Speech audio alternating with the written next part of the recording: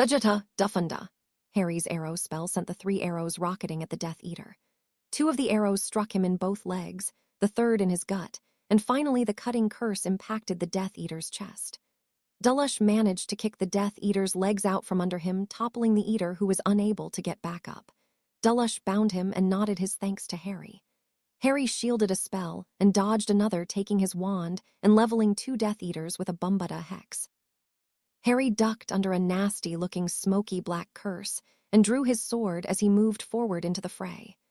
Harry stabbed his wand forward and shot out an ice spike curse impaling a Death Eater. At the same time, he brought his sword down on a Death Eater's wand arm, severing the limb and injecting the basilisk venom into the Death Eater's bloodstream. Harry twirled as he brought the sword up, dodging spells. He slashed another Death Eater across the back and shot off a Suctum Sumpra, hitting a Death Eater in the gut. Then it happened. Into Harry's view came Sirius and the widely untamed Bellatrix Lestrange. Both were locked in their duel, though they seemed to be enjoying toying with each other.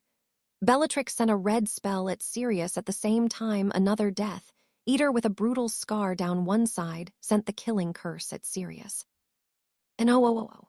Harry's shout was punctuated by his magic flaring around him, knocking Death Eaters over in their places. Harry's only thought was moving Sirius, and his magic reacted and cast an Akka on Sirius, pulling him through the crowd. Harry, acting on instinct, threw the sword in his head like a baseball, sending flying hilt over blade as it flew with speed enhanced by his magic still flaring around him. The crowd of fighters seemed to part as the sword rocketed towards the Death Eater with the jagged scar. After seconds, the sword impaled itself in the Death Eater's right shoulder, only stopping as the hilt hit his collarbone. The fighters stopped to stare in horror at the sight, and Harry's still flaring. Daphne and Bluz, though used to seeing his aura, reacted the fastest and sent their most powerful stunners at Bellatrix, both connected, and the witch was sent flying as she was knocked unconscious. Suddenly, all the Death Eaters looked towards their arm before one shouted, "Retreat!"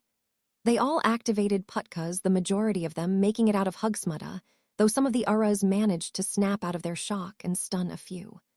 As people still stared at Harry, Sirius next to him on the ground, and the Death Eaters his aura knocked out, Severus quietly slipped a Putka on Bellatrix and activated it.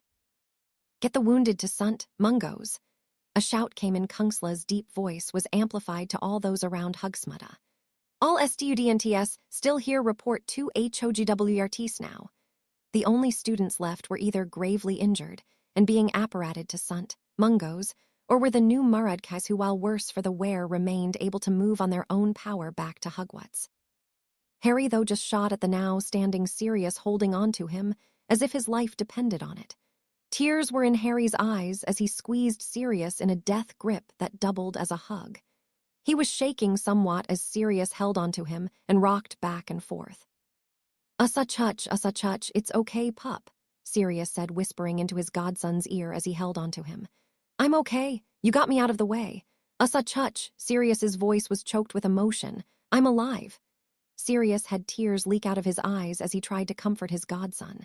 Harry's emotions were all over the place, thinking he was losing his surrogate father. "Come on," Sirius whispered quietly. "Let's go back to Hogwarts."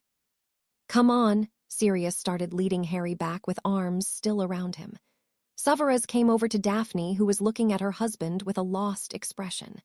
When she felt Severus next to her, she reached out her hand and took his in a death grip. "It's all right, Daphne," Severus said, and started leading Daphne behind Sirius and Harry. Bluz moved past the people staring at Harry or bustling around arresting Death Eaters or putting people in body bags. He walked up to where the Death Eater Harry impaled with the sword of Gruffunda. He looked at the body effectively stuck to an outer wall of scruvunshafts. Bluz used both hands and pulled the sword out of the man's body. The Death Eater dropped with a thunk. Bluz just shook his head as he pointed the blade down. "Well, they've done it now," he muttered as he started the walk back to Hogwarts. A Death Eater being arrested snorted. "Done what?" The whelps shattered. Bluz smirked. "Oh, he may be shocked, but after that he'll be pissed." The man sneered, and an Ura pushed him from behind. Bluz smirked and accidentally hit the Death Eater with the blade on his ankle. "Oops," Bluz said as he walked away smirking. The Death Eater would die 2 minutes later from basilisk venom. As Bluz passed the 3 broomsticks, Draco, Hannah, and Neville fell in line with him as they walked with their professors back up to Hogwarts to assess the damage done to the students. Chapter 42. Death and Then Life. They got to the gates of the castle and were met with Hagrid holding his crossbow along with Professors Sprout, Vector, and Crumb, all with their wands at the ready. Upon seeing Harry and Sirius walking up the path followed immediately by Severus and Daphne, they lowered their wands or crossbow in Hagrid's case. "Report, Professor Crumb," Sirius's order came out while he was still holding on to Harry. He nodded towards the school, indicating it was over. There were at least 20 students that came back injured. 4 with Crushiotta's exposure, though only 1 case is severe. 7 are in critical condition with Madame Pomfrey and 4 sunt. Mungo's healers and 4 apprentice healers working on them, 1 suffering from an organ-dissolving curse. 9 others with minor injuries, the most severe being treated easily with essence of dittany. The students in the Defense Association stepped up when it came to getting their fellow students out of the village. All civilians injured that came in were immediately sent to Sunt. Mungo's, unless they were in critical condition. 2 have been most likely driven mad by overexposure to the Crushiotta's curse. Futta snapped out the lists in military precision that spoke of his dumbstrung days. They had reached the entryway of the school, and the others had now caught up to them. "How many students are unaccounted for?" Headmaster Flutwick asked. "I will need to send the names and ages to Ura Shucklabolt as soon as possible." "Well, with these 5 being accounted for now," Professor Vector started. 5 Hufflepuffs. 3rd year Anthony Zulk, 4th year Owen Coldwold, 5th years Muggan Jones and Wayne Hupkins, and 6th year Robin Carter. "Jones is fine," Neville cut in tiredly. He was currently sporting a broken nose that caused blood to run down his face, some of it dried already. He also had a large 3rd-degree burn to his left arm. "We stunned her, Gibbon, Blutchla, and Udgecombe at the 3 broomsticks." Professors Sprout, Vector, Sunustra, and McGonagall looked shocked at his explanation, while Headmaster Flutwick, Severus, Sirius, and Professor Crumb nodded their agreement. Professor Vector shook off her shock and continued. "Ravenclaw made it out all right with only 6th year Marietta Udgecombe and 1 3rd year's Ullaquacka and a 5th year Stephen Kunft unaccounted for. Gryffindor has 9 unaccounted for, 3rd years Jack Sloper and Richard Cutta, 2 4th years, Colin Crova and Doris Sunkla, 2 5th years, Lavender Brown and Shummus Funnigan, 6th year Cuddy Bell, and 7th years Angelina Johnson, Ulasha Spunnett, and Putrusha Stumpson. Kunft is at Sunt. Mungo's, he took a spear to his thigh," Neville cut in. "I sent him at the same time I sent Ura Guggs using Guggs Putka. Slytherin has 5 missing besides them and Gibbon and Blutchla," she said with a nod to the 3 Slytherins. 4th years, Ginny Wuzla, Uffa Vuzza, Astoria Grungras. At her sister and cousin's names, Daphne gasped, and her hand flew to her mouth in anguish. Harry, who had detached himself from Sirius as the professors talked and collected himself, immediately took Daphne in his arms. "And 6th year Mucka's Colt." Professor Vector finished, quietly well aware of the tension now in the group at the mention of their friends. Harry cleared his throat as a silence descended on the group, turning their attention to him. "Ginny should be okay. I doubt the Uras allowed her back out of her house." "I will deliver the list and check on the students we know are all right," Headmaster Flutwick spoke. "I'll send them back if they are all right. Professors Crumb and Hagrid, please await them. All students who were not injured, I want to go to their common rooms for the night. Professor Sinistra, please take care of the Slytherins. Severus, I want you to help in the hospital wing. Minerva, please notify the parents of those students who are unharmed that they are okay. I'll send word on the others as soon as I know," he spoke to his deputy. "As for you 5 hospital wing now." They went to their duties, with the 5 students in stages of grief and shock as they were led to the hospital wing. Sirius led the group with Harry carrying Daphne, who was unable to walk at the moment in her grief. Neville had Hannah pulled close to him as she cried softly. Blaze had a death grip on sword he still held, while Draco looked even more pale than usual and lost as he concentrated on moving towards the hospital wing. They arrived to see the hospital wing in motion as never before, as healers rushed around working on the critically injured students. Severus jumped in to help the healers, relieving another apprentice healer to work on those with minor injuries, and get them out of the hospital wing. They were also sending calming draft after calming draft away with the house elves who were giving it to the students. Susan was assisting an apprentice, and Tracy was currently sleeping due to a calming draft. Severus summoned anti-Cruciatus potions while he worked and called out, "Hadrian, give these to those 4. He gave a jerk of his head to 4 students in their beds who were shaking. Harry grabbed the potions out of the air and moved over to the beds. He knew 2 of the students, Luna Lovegood and Graham Pritchard of Slytherin. The other 2 he recognized but couldn't claim to know, with Romuald Vane, a Gryffindor, and Kevin Whitby, a Hufflepuff. "Hey guys," Harry started softly but with a hint of command in his voice. "This is an anti-Cruciatus potion. It'll help with the shaking and after pains." They quickly reached out to take it, and Down then quickly grimaced. Harry smirked a little. "Yeah, apparently it tastes horrible. Try and rest," Harry finished and pulled the curtains on each of their beds. He moved over to the potions cupboard and looked for a calming potion but found it empty of the wanted potion. Harry swore softly before inspiration struck. "Mips." "Pop, what can Mips be doing for? What happened to SIRS?" Mips said as she came up from her bow and took in Harry's state. Harry had a large gash across the left side of his face that ran down to his neck. He had placed a spell to stop the bleeding, but it seemed to have started again as he brought his hand up to it. His clothes were singed in areas while his skin was smudged with ashes and dirt. Though Mips couldn't see it, Harry had 3 broken ribs, 1 on his left side and 2 on his right, and a fractured rib on the right side, plus a sprained ankle. The ankle he almost didn't notice, the same with his ribs, as it was fairly normal occurrence in his early years. "Mips, I'll be fine, but can you get the extra draft of peace potions that we brewed earlier in the year? I have some. Daphne, Susan, Hermione, Draco, and Theo have some. Just ask them for theirs and bring them back here." "Mips, be back quick," the little elf replied and popped out. Harry quickly went back to his wife and friends, who were all gathered around Tracy's bed. He sat next to Daphne and pulled his sniffling wife onto his lap, and she buried her face in his unbloodied side. "SHH, she'll be okay," Harry murmured to her as he rubbed her back in comfort. Mips popped back in with the potions on the tray. There were 15 in total, and Harry grabbed one immediately as he smiled at Mips in thanks, and then directed her to Severus. "Daph, SHH, come on, drink." He slowly got Daphne to drink the draught of peace. As she finished, an apprentice healer was finally able to get to them. "Why am I not surprised to see you all again?" the apprentice said. They looked up to see Apprentice Clearwater. They all managed a rueful smile for the apprentice and former Hogwarts head girl. "Who's first?" Harry nodded to Daphne, who, now that the potion had taken affect, was starting to fall asleep from the events of the day. "Miss Greengrass, I'm going to cast a diagnostic spell on you." Apprentice Clearwater spoke softly as Harry moved Daphne to sit on an empty bed next to Tracy's. Daphne just nodded, taking Harry's hand, not letting him move far.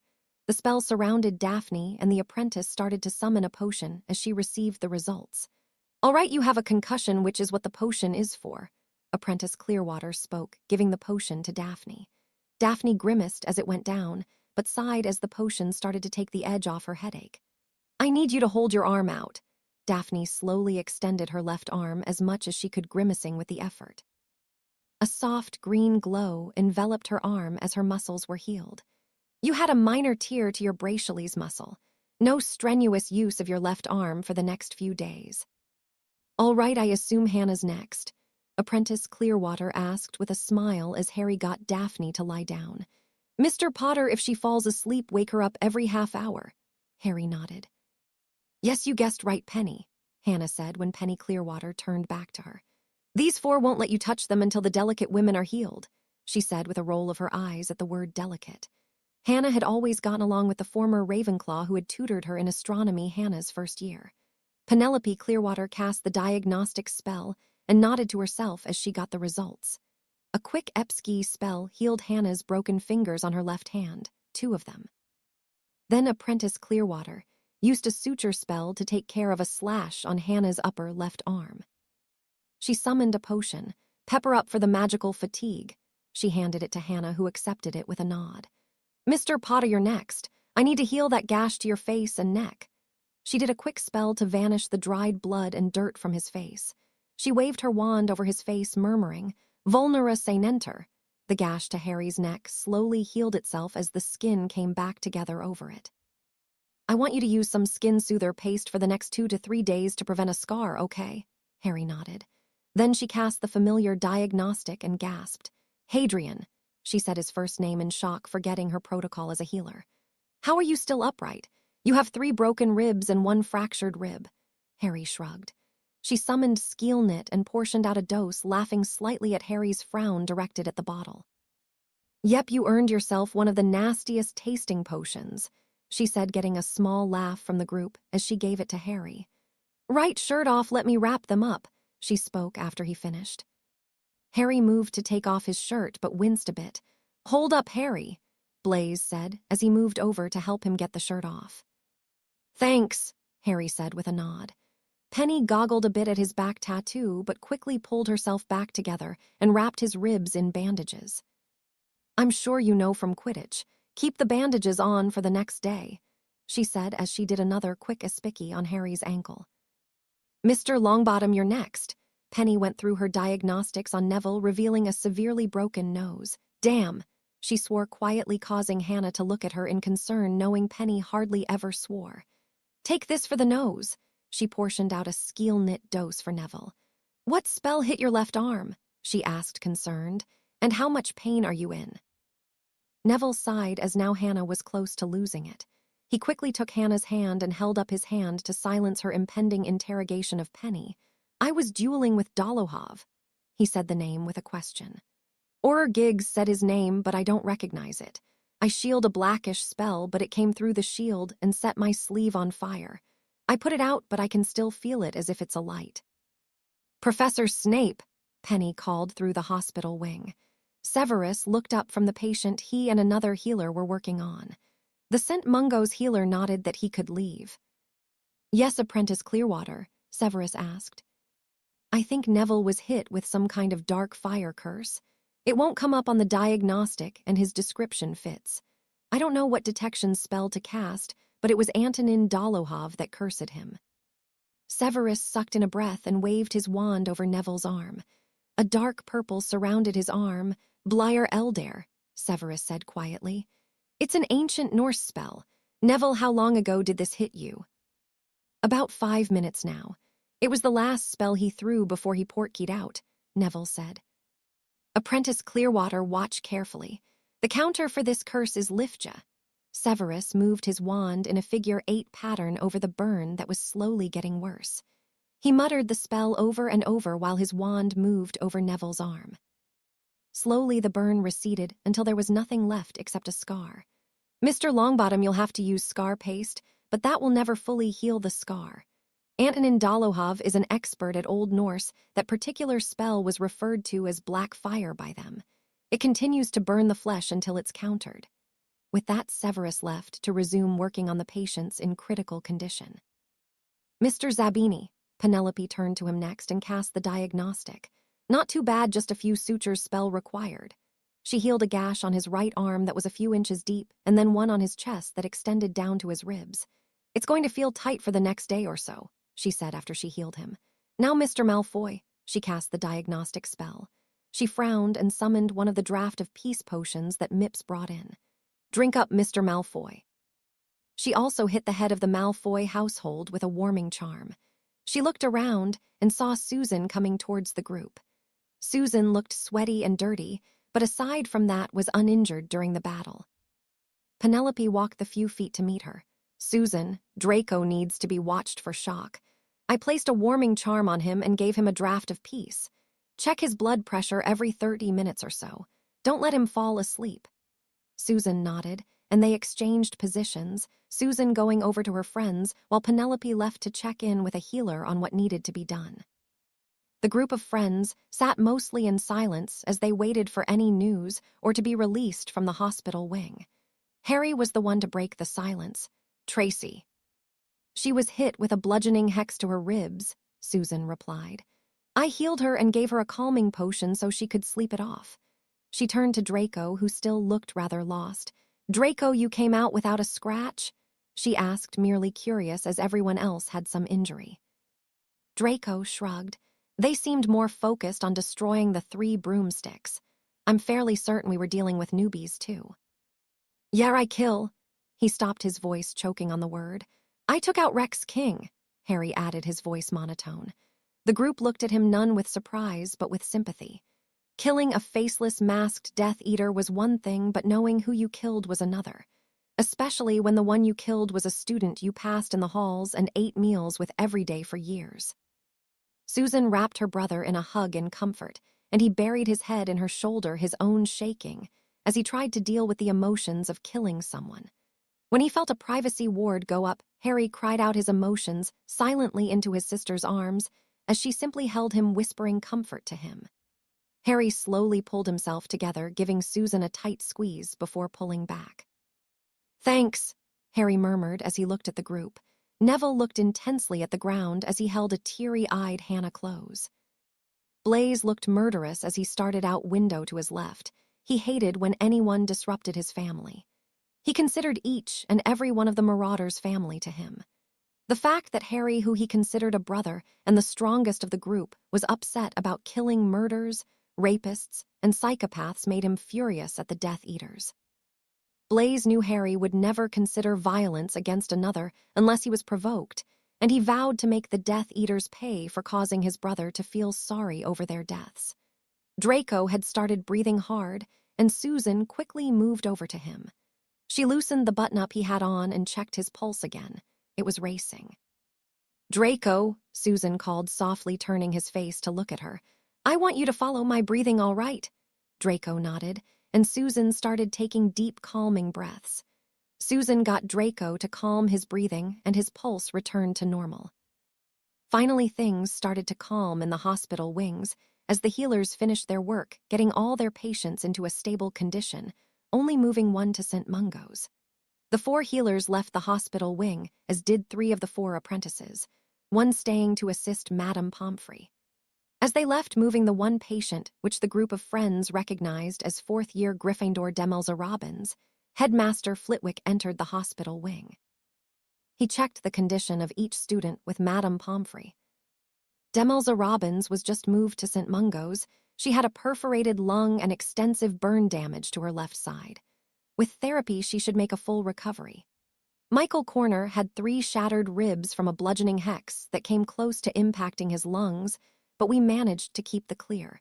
It looks like the curse hit him unshielded, as his skin is blown apart at the impact area.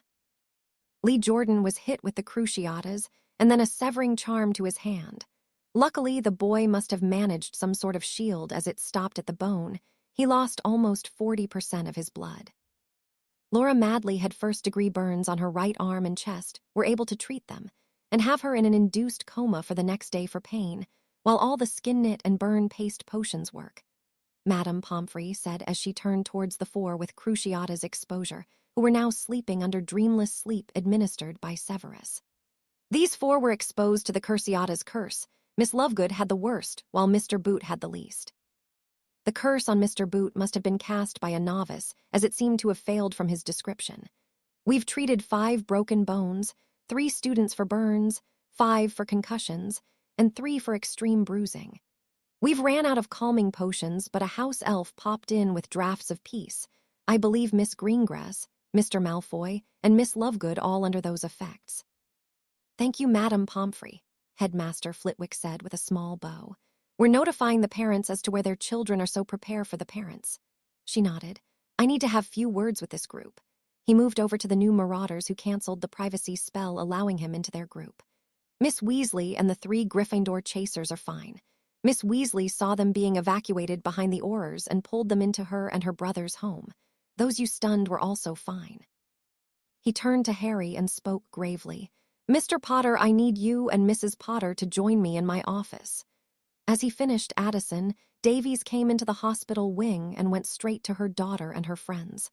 Professor Davies will explain to the rest of you. Daphne, Harry gently woke his wife up.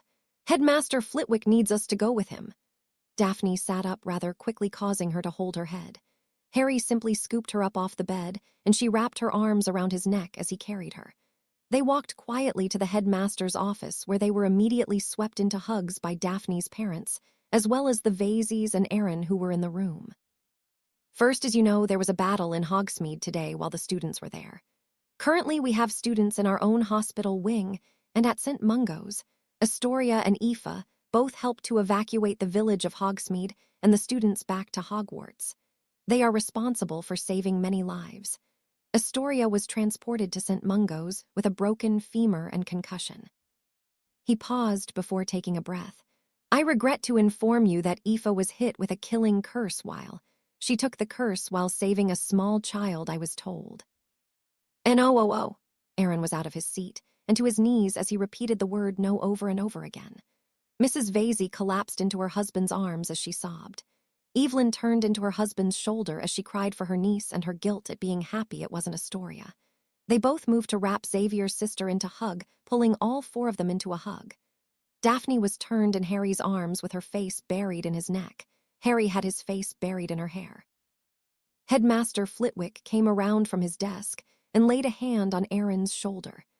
Aaron latched onto his headmaster like a lifeline as he sobbed. After sobbing for a time, Braden Vasey asked, "Where are my daughter and niece?" he asked through a choked voice. "They were both moved to St. Mungo's," Headmaster Flitwick spoke quietly. "My flue is open to you."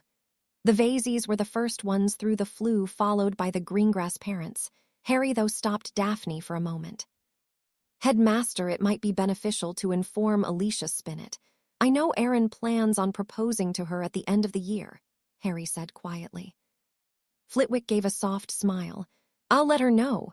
With that, Harry and Daphne stepped through the flue to St. Mungo's.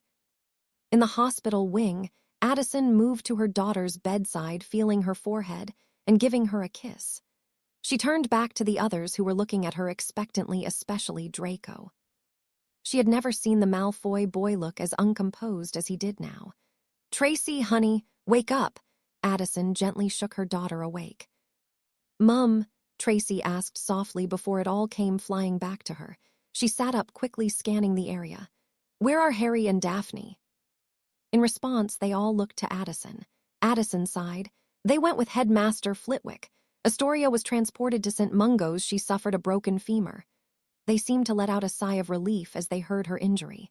Draco seemed to instantly gain color back in his face. "Aoife Vasey, though," Addison's voice dropped, "was struck by the killing curse while helping a young girl." She was met with gasps from Tracy and Susan. Neville flew up from his chair that clattered back to the floor, and he stormed over to the window. He pulled his fist back and let it fly at the wall with a shout. His magic gathering around him as he breathed hard and kept his fist clenched with his head leaned against the wall. Madame Pomfrey looked to be almost ready to kill with shock at the outburst in her hospital wing, but Severus quickly held a hand up to her. She paused what was about to be a tirade on disturbing sleeping patients and nodded to Severus. Severus extended a hand to the group, stilling them from acting. Severus came up from behind Neville, slowly placing a hand on Neville's shoulder. "Mr. Longbottom," Severus spoke in soothing tone to his student. Neville jerked a bit at the question in Severus's voice. Neville choked back tears as he answered, "I told them to evacuate the town so we could fight at the Three Broomsticks. I shouldn't have let them. They don't have the training we do. Harry wanted us to clear the village. I got her," he started to say, but was cut off fiercely by Severus. "Do not finish that thought," Severus bit out. "Aoife's death was the fault of the Death Eater that cast the curse. You did what you had to in order to get those in the Three Broomsticks out. Aoife could have chosen not to fight, but she didn't. She chose to stand by what she thought was right. And she wasn't as untrained as you may think. She was member of the DA, and the Vasey parents were forces to be reckoned with and still are. This was not your fault," Severus said, turning Neville to face him. When Neville finally seemed to relent some of his guilt, Severus released him. "Now for being a dunderhead and punching a wall, you don't get a pain potion, just ice." With a flick of his wand, an ice pack arrived, and he handed it to Neville and allowed Hannah to take his place. Harry and Daphne arrived back from St. Mungo's early into the next morning, having spent time with the Vasey family late into the night. Astoria verged on inconsolable as she sobbed into her mother and sister's arm over the loss of her lifelong friend and cousin. Harry tried his best to comfort his wife, but was at a loss for words, and simply managed to hold his wife as she cried. Little did he know that was all she needed from him. They had found out from passing families and students that 3 other Hogwarts students had been killed in the attack: Anthony Zeller, Rose's little brother, Doris Sinclair, and Patricia Stimpson. "Daph," Harry called, getting his wife's attention as she changed into pajamas. "I want you to take some," he said, handing her a vial of dreamless sleep potion.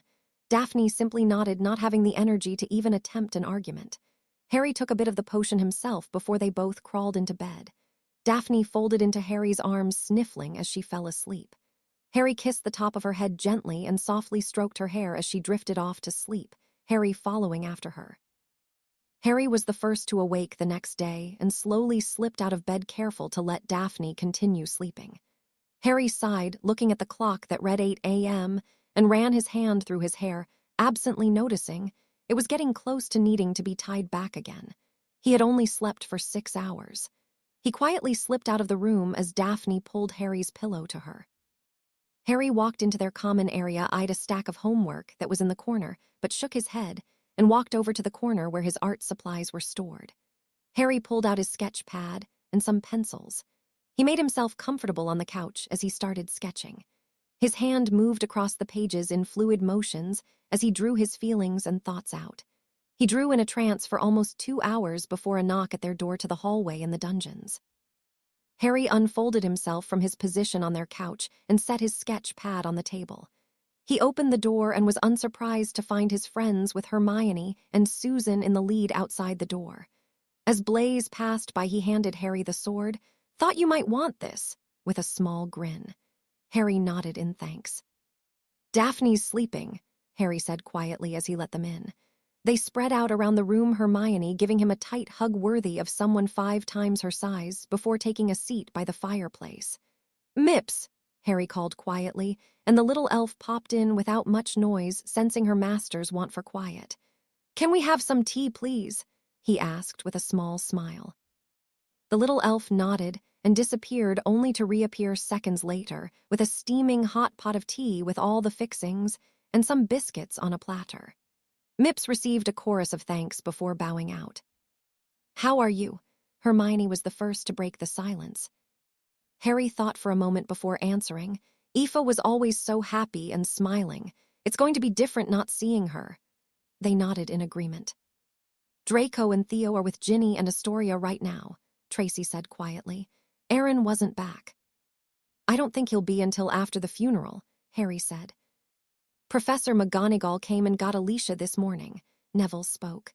"Harry cut him off. "Unless you cast the spell at Aoife, you have nothing to apologize for, Nev." "He's right," Daphne said as she stepped out of their bedroom dressed for the day. She moved to Harry's lap and he enfolded her in his arms. She picked up his tea and took a few sips before resting her head on his shoulder. "How are you guys doing?" Daphne asked.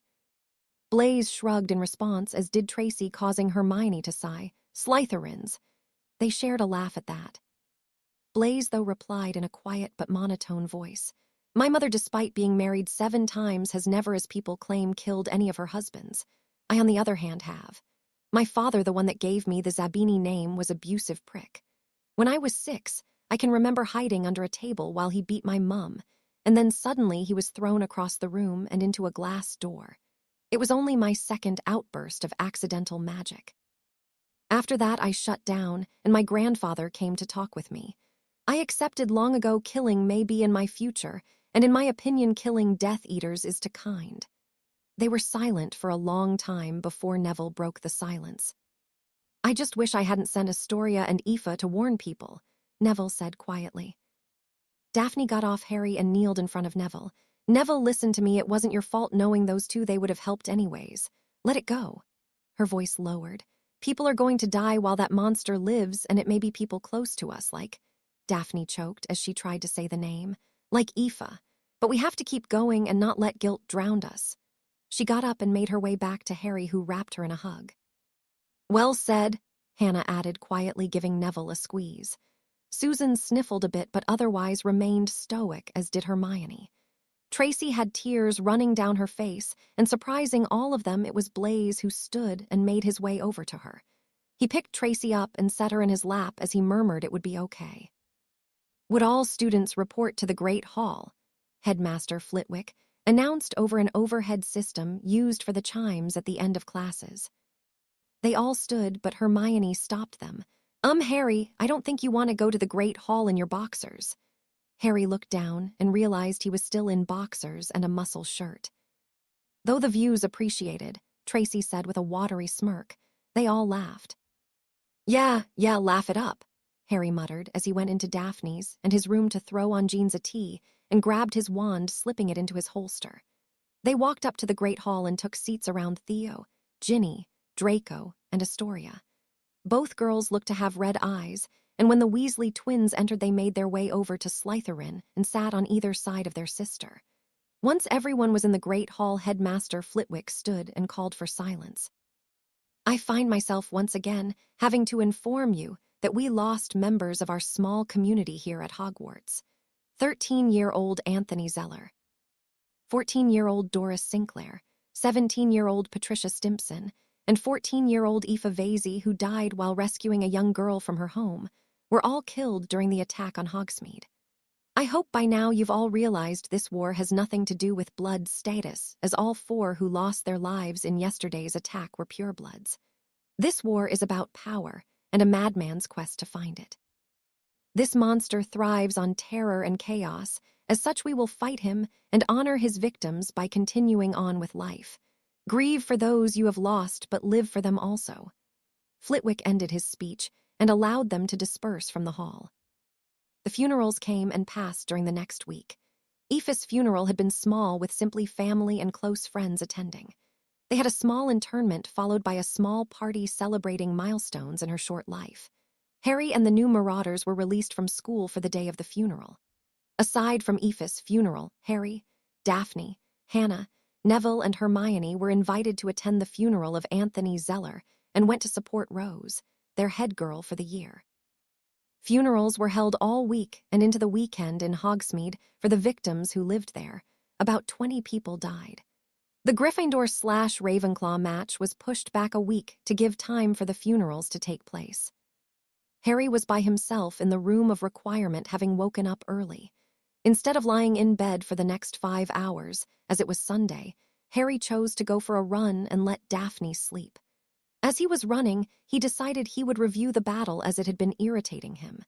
He spelled a note for Daphne after getting back and showering and changing. Harry looked around in shock at the room. He really didn't expect it to work. He had asked the room for a way to view his memory of the battle in 3D. The room provided him with a pensieve that he added his memory to buy, then the pensieve sunk into the floor. A few minutes later, Harry was standing in the middle Hogsmeade while the battle raged around him. Harry took out a notebook and never out quill and started taking notes on what he was watching. The interesting part was he could see what was going on all around him and pause or speed up the memory. Harry was able to identify the 3 Inner Circle members, 2 of which were unmasked, Antonin Dolohov and Bellatrix Lestrange. The third he identified by the intricate designs on the mask. The lower Death Eaters he noticed had very plain masks. The one that was cut from Rex King's face was simply black. It even lacked a skull design. He was noting things as he came to the part of the memory showing Sirius. A knock came on the door to the room of requirement. "Pause," Harry said aloud, and the memory stopped. "Come in." The new Marauders, along with Ginny, Astoria, Draco, and Theo, entered, and almost all of them pulled their wands. "Hold it," Harry said quickly. "It's just a memory. I'm going over the battle." "Anything interesting?" Hermione asked as they all looked at the seemingly real images surrounding them. Blaise passed his hand through one of the Death Eaters. "A few," Harry spoke. "There are 3 levels of Death Eaters, it seems. The lowest wear only black masks, intermediates wear black skull masks, upper-level Death Eaters have the more intricate masks. The ones with the intricate masks, or like Bellatrix," Harry pointed to the women about to engage Sirius, "that wear no masks are the ones that we need to be careful of. They are the ones that don't stop to crucio someone until they know no one is attacking, and they throw less killing curses than the other 2 levels of Death Eaters. They're also the ones we're doing the most damage to the buildings. Also, I don't think this was a typical Death Eater attack. Everything we know of them is quick hits that kill lots of people and then run." This battle went on too long. "You're correct, Mr. Potter," Connie Hammer said as she walked in the door with Severus and Sirius. It was a diversion. Riddle himself, along with 5 others, broke into the Department of Mysteries while we focused on Hogsmeade. Barty Crouch Jr., Rabastane Lestrange, not SR, and Electo and Amicus Caro were with him. My husband dueled him personally and managed to wound Riddle, but he escaped with the prophecy. Cadmus is currently in St. Mungo's, recovering from the attack, as well as 1 other unspeakable. Blaze snorted. All that for a prophecy that tells him shite. Yes, Connie replied simply. We've kept it out of the papers so far. We don't want the people to know he managed to break into the ministry, as it's not exactly inspiring. Considering it has stayed out of the paper, Riddle doesn't want it known that he was injured. Or he just doesn't want people think he was obsessing over something as useless as a prophecy. Astoria muttered murderously, thinking of her friend dying for a bloody prophecy. I would have informed you sooner, but I was at the hospital or Hogsmeade, Connie said, looking at Sirius and Severus as well as the new marauders. Now what is this? Connie said, gesturing to the room that was still paused in Harry's memory. This is my memory of the battle. We're coming to the worst part, Harry said softly. Play. The memory shot into action. They watched Memory Harry dodge spells and attack with not just his wand but his sword. But Harry's focus and the memory's focus was on Sirius, who was dueling Bellatrix. The attacks on both Bellatrix and Sirius seemed to cease as they stood across from each other on the battlefield. Sirius grinned lazily at Bellatrix, who smirked as sane, but amused glint entered her eye. Sirius threw the first curse, which Bellatrix sighed, stepped like it was nothing, and indeed it was nothing as it hit a Death Eater behind her. Said Death Eater only started to laugh uncontrollably. The traded spells back and forth, but Sirius' lazy grin never left his face, and Bellatrix, far from being the unpredictable, insane Death Eater, was calmly responding to each of his curses and hexes. Then it happened as Sirius goaded Bellatrix, a Death turned, and saw his opening, casting the killing curse at Sirius. The anguish was plain for all of those in the room to see on Harry's face as he screamed and threw the sword while summoning Sirius out of the way of the curse. The curse ended up hitting another Death Eater. The memory cut out shortly after, with the Death Eater's portkeying away. Instantly, all the new marauders plus Connie and Severus turned to Sirius with livid expressions, except Harry's, which was more confused than anything. It was Daphne that spoke first, and in a voice barely over a whisper, but as deadly as any killing curse, asked, "What in the hell we're doing? It sure as hell wasn't dueling." Sirius looked like he was going to try and defend himself, but at Harry's devastated face, he closed his mouth and flopped into one of the chairs the room just provided for them all. "Sit down, this is going to be complicated," Sirius said, voice filled with grief. They all sat in various positions around a table where tea appeared. All children in the Black family are taught 3 basic tenets: always pure, always first, and always black. What it means is we were taught that purebloods are the best, blacks are the best of the purebloods, and loyalty to the family above any other. While I was undoubtedly the rebel of the family, apparently loyalty to the family stuck. That better not be it. I almost lost you because you weren't taking it seriously. Harry was shouting by the time he said seriously. The emotions were written on his face as he thought about losing first his parents and potentially his godfather. "No, that's not it," Sirius said, now thoroughly disgusted with himself. "Bellatrix was my eldest cousin and the one I was closest with." They looked shocked listening to him. He had made his opinion of his deranged cousin known. "My own mother, as you can tell from the portrait, didn't approve of me. Bellatrix, being the eldest, often treated me like a younger brother, if not son. I may have been willful and defiant at times, but Bellatrix was fiercely independent and valued that I had my own opinions and would act on them though they differed from hers. It wasn't until started Hogwarts that we started drifting farther apart. She married Rodolphus, a pureblood maniac and nutcase in his own right, and I was sorted into Gryffindor, making friends with your father and spending my time at the Potters. It was around that time Bellatrix truly started losing it. Of course, my parents and aunt and uncle maintained nothing was wrong, she was simply expressing her views more exuberantly. Sirius said, his voice dripping in sarcasm. She was also the first black to join Riddle, and they weren't exactly thrilled until she started moving up the ranks. When I saw her, I just went back into our old dueling for fun mindset. Sirius trailed off as he finished. The room didn't look particularly thrilled by his explanation, but they accepted it. What do you mean they weren't thrilled? Neville asked, his voice quiet. Black's first bowing down to a lord doesn't exactly fit that, but when she started moving up and became a leader, and as it looked like Riddle would win, they became happy with it, Sirius said. Don't do it again, Harry said with a sense of finality. Sirius got up from his seat and pulled Harry up into a hug. I won't, pup, I swear it, Sirius spoke with conviction. They were interrupted from saying anything else by a slivery badger floating into the room. Amelia's in labor. The voice of Andromeda Tonks was heard from the badger's mouth. Sirius, get your arse over here. The badger dissipated. Harry pulled back from his godfather with a huge smile on his face, but upon seeing his godfather's now pale, stunned face, he started laughing uncontrollably. You're not going to faint again, right? Harry said through his laughter. Somehow I don't think Amelia will be happy with you if you do. Professor McGonagall's flood is the closest, Ginny said. Let's see, Harry said, and a fireplace with flood powder next to it appeared in the room. Or that works, Ginny laughed.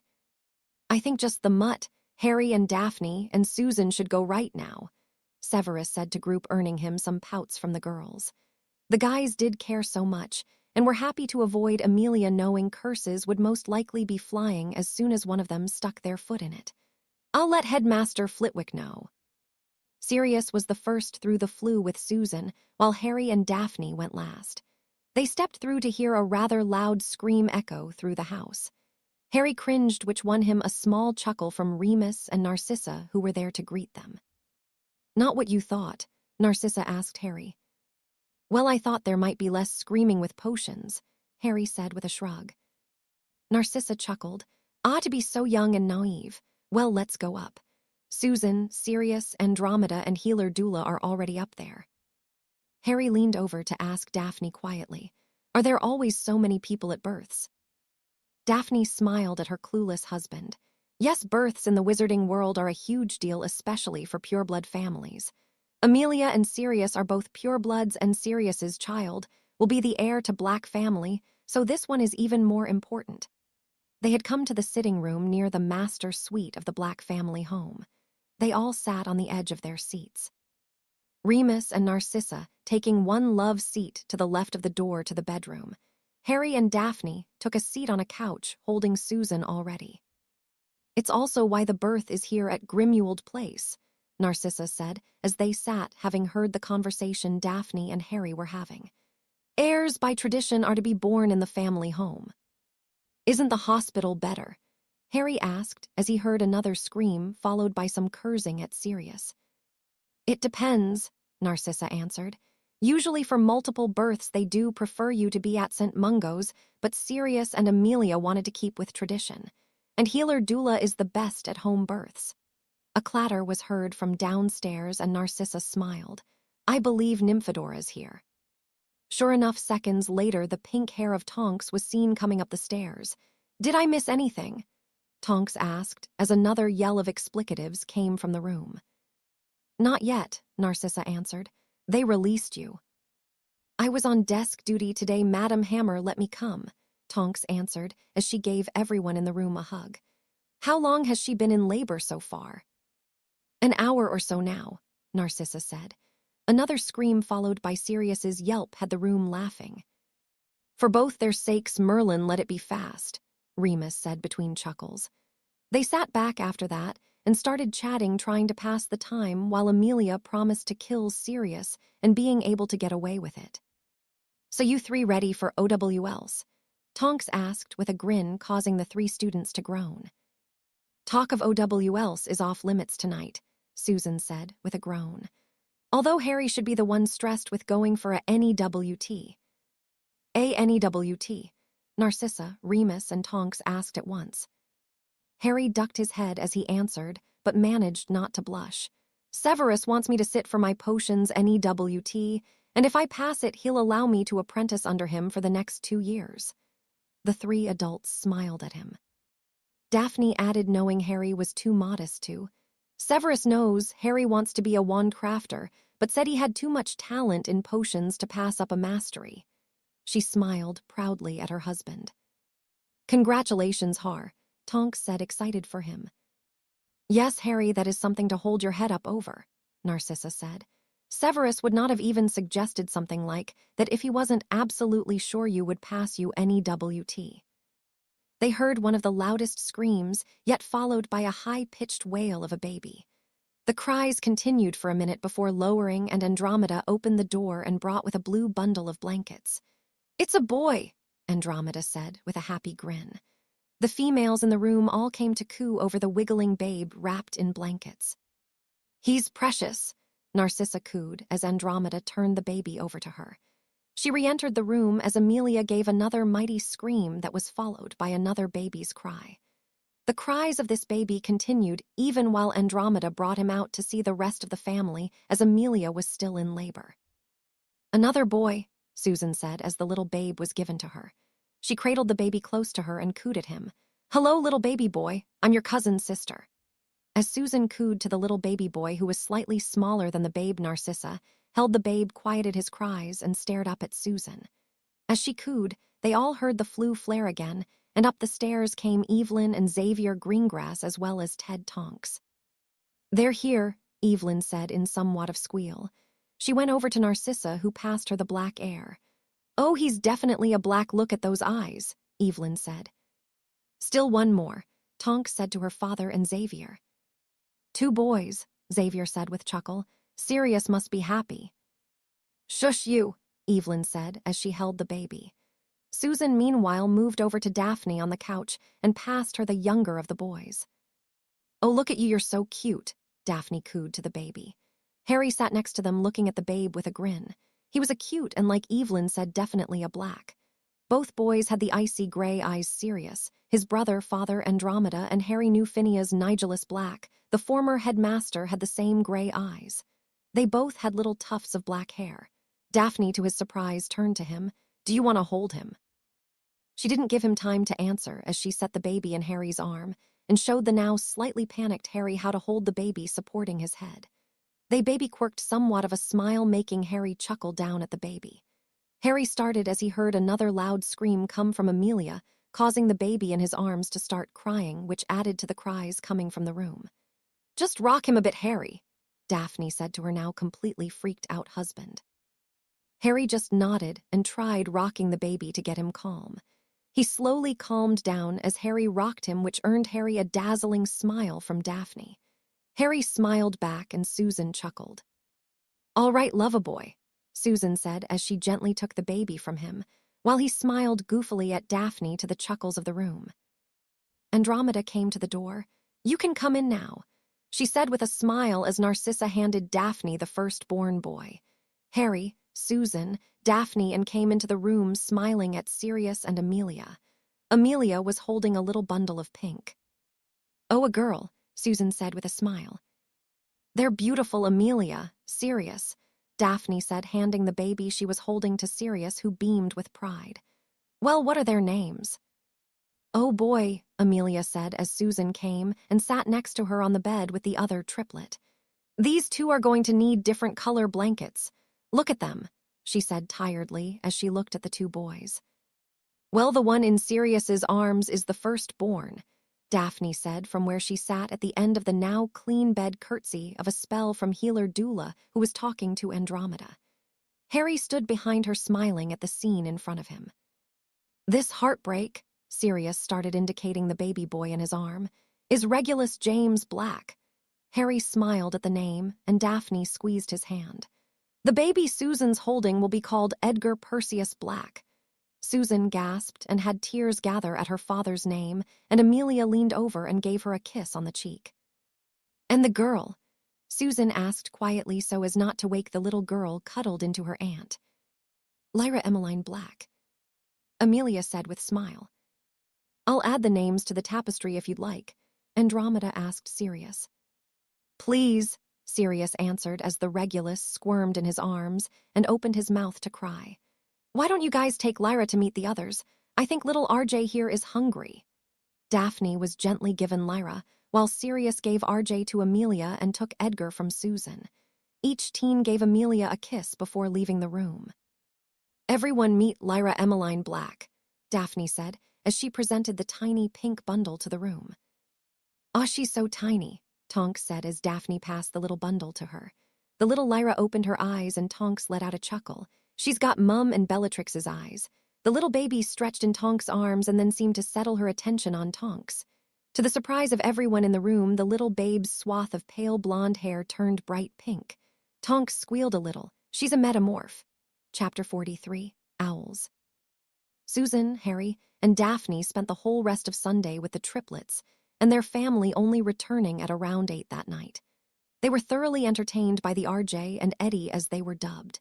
When neither one was being held, RJ would start crying until he was picked up, but as soon as he stopped, Eddie would start crying. They traded off back and forth, seeming to have fun running Sirius back and forth across the room. Amelia had been given some nutrient potions that wouldn't affect the bobbies to take care of any nausea or potential after-birth problems. Little Lyra was the most well-behaved of the bobbies. She slept, cried only when she was hungry, and unconsciously changed her hair color to fit whoever's arms she was in, though her favorite seemed to be the bright colors Tonks favored. She would gurgle and make noises like laughter when her hair changed to a bright pink. They took pictures with each of the bobbies to take to Hogwarts. They flew back to Hogwarts through the headmaster's flue and were met with Headmaster Flitwick and Professor McGonagall. "So how are the bobbies?" Flitwick asked with excitement that mirrored on Professor McGonagall's face. "The boys are a handful, but so cute, and little Lyra is a dream," Susan said with an excited gush. They showed the two professors the pictures they had taken of the triplets. Sirius was looking like a proud papa as he looked over the three in one of the pictures. "Hey, over here," the portrait of Finno's Nicholas Black shouted. "Let me see my heirs." Harry looked over with a smirk. "What's the magic word?" Harry asked the perpetually snarky old headmaster. The former headmaster and Lord Black glared at Harry before gritting out, "Please."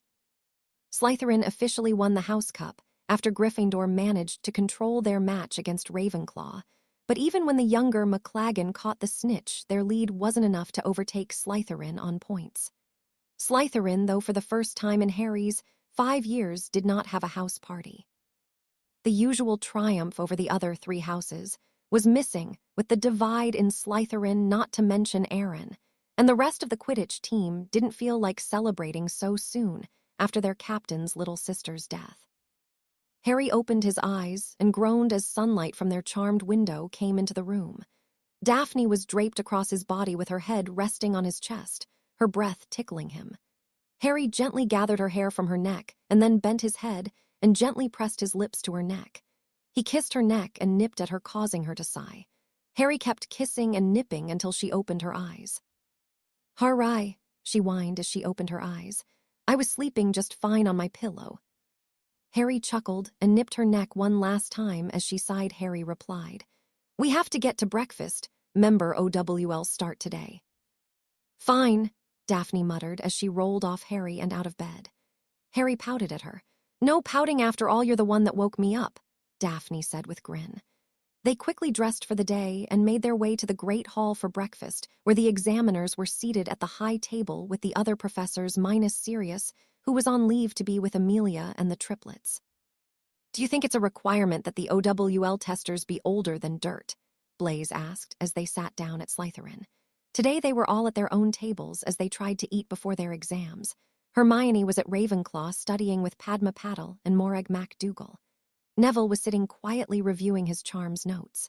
Hannah and Susan, along with the other Hufflepuffs, were quizzing each other in a small group. The 4th years at the 3 tables were looking fearfully at the 5th years. "Why are we the only ones not studying?" Draco asked. As he looked over the tables, sure enough, the Slytherins, both 5th and 7th years, looked rather calm. "Easy," Theo replied. "We know we either know it by now or we don't." There was some nodding from the other 5th years and the 7th years. As they finished eating, Headmaster Flitwick stood. "5th years, you'll have about 10 minutes before you're due back in the Great Hall for OWLs. You'll have 2 hours to complete the written. 7th years will need to report to the Great Hall at 10 o'clock sharp. Have a nice day." Flitwick ended in a cheerful tone that had most of the 5th and 7th years look at him like he was mad.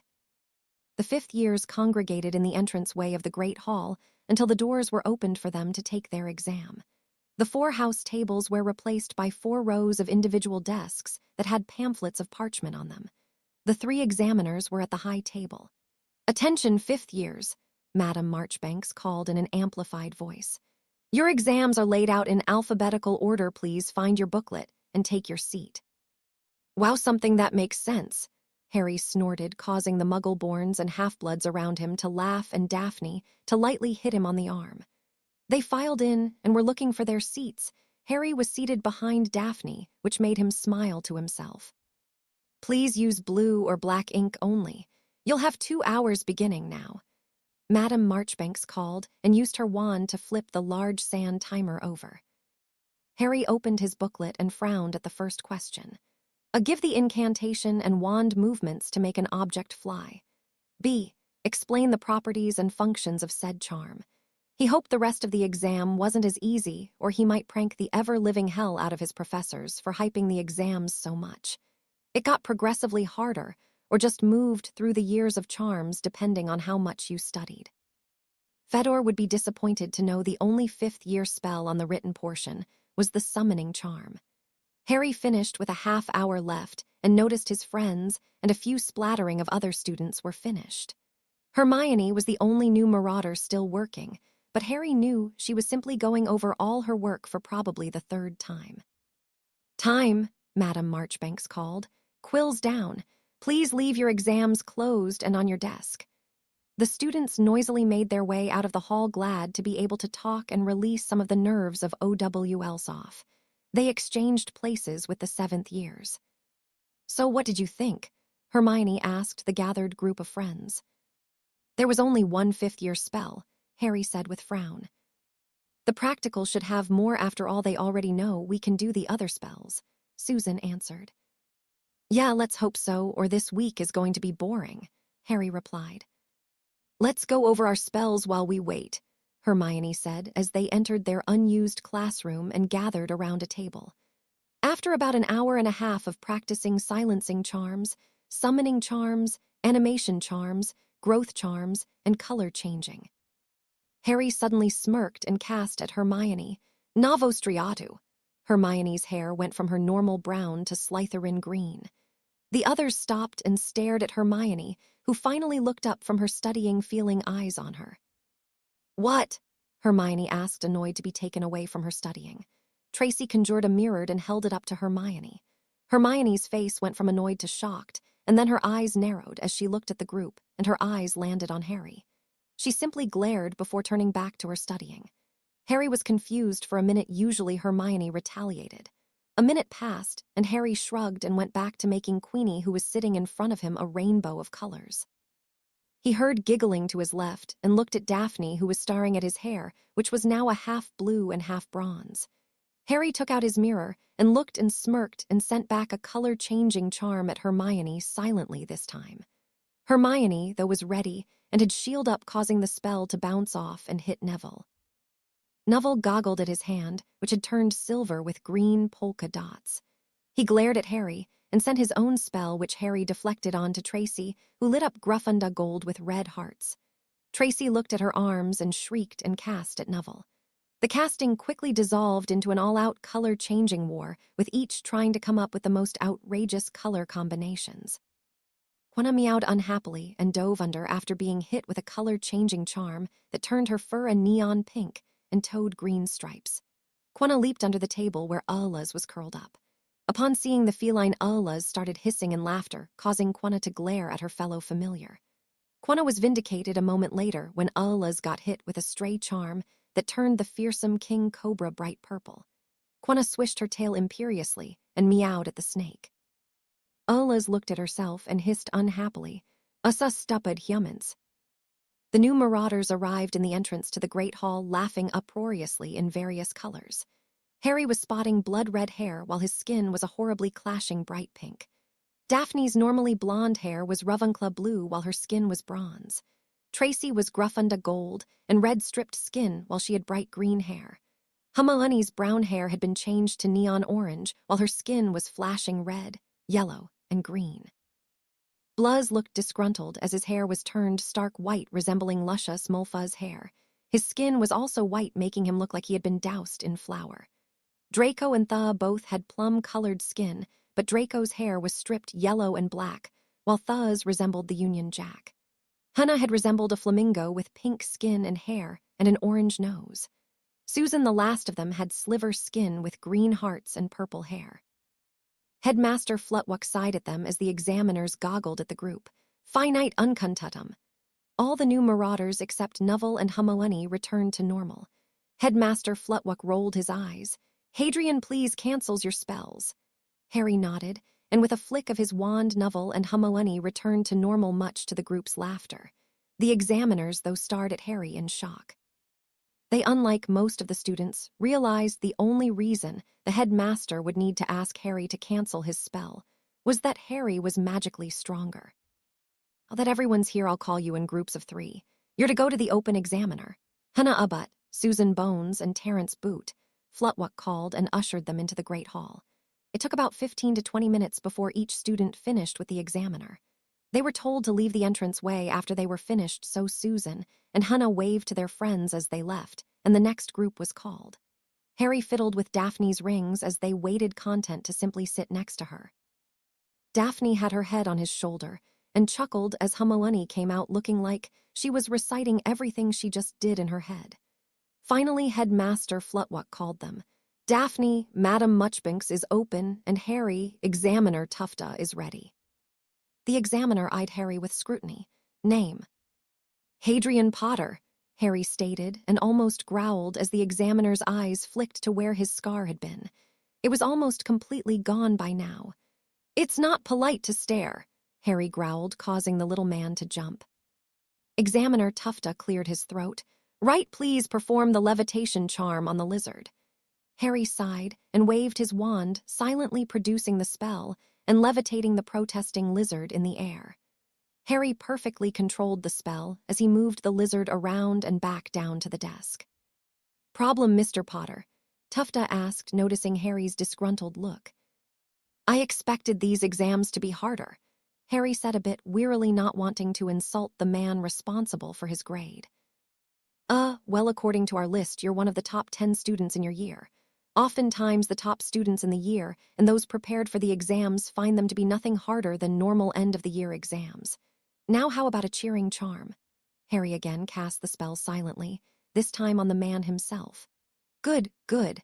I'd like you to summon one of your textbooks for me. Please say the spell aloud so that I know what textbook you're summoning. A monster book of monsters, Harry said, as if he were having a conversation. They waited a moment, and sure enough, the book appeared in Harry's hands. Harry quickly stroked the spine for the book to calm itself and presented it to Tufta. Tufta made a note on his chart before turning back to Harry. Now change the lizard to blue, red, and then return it to normal. Harry performed the spells easily as he waved his wand in the correct motions. Thank you, you're dismissed.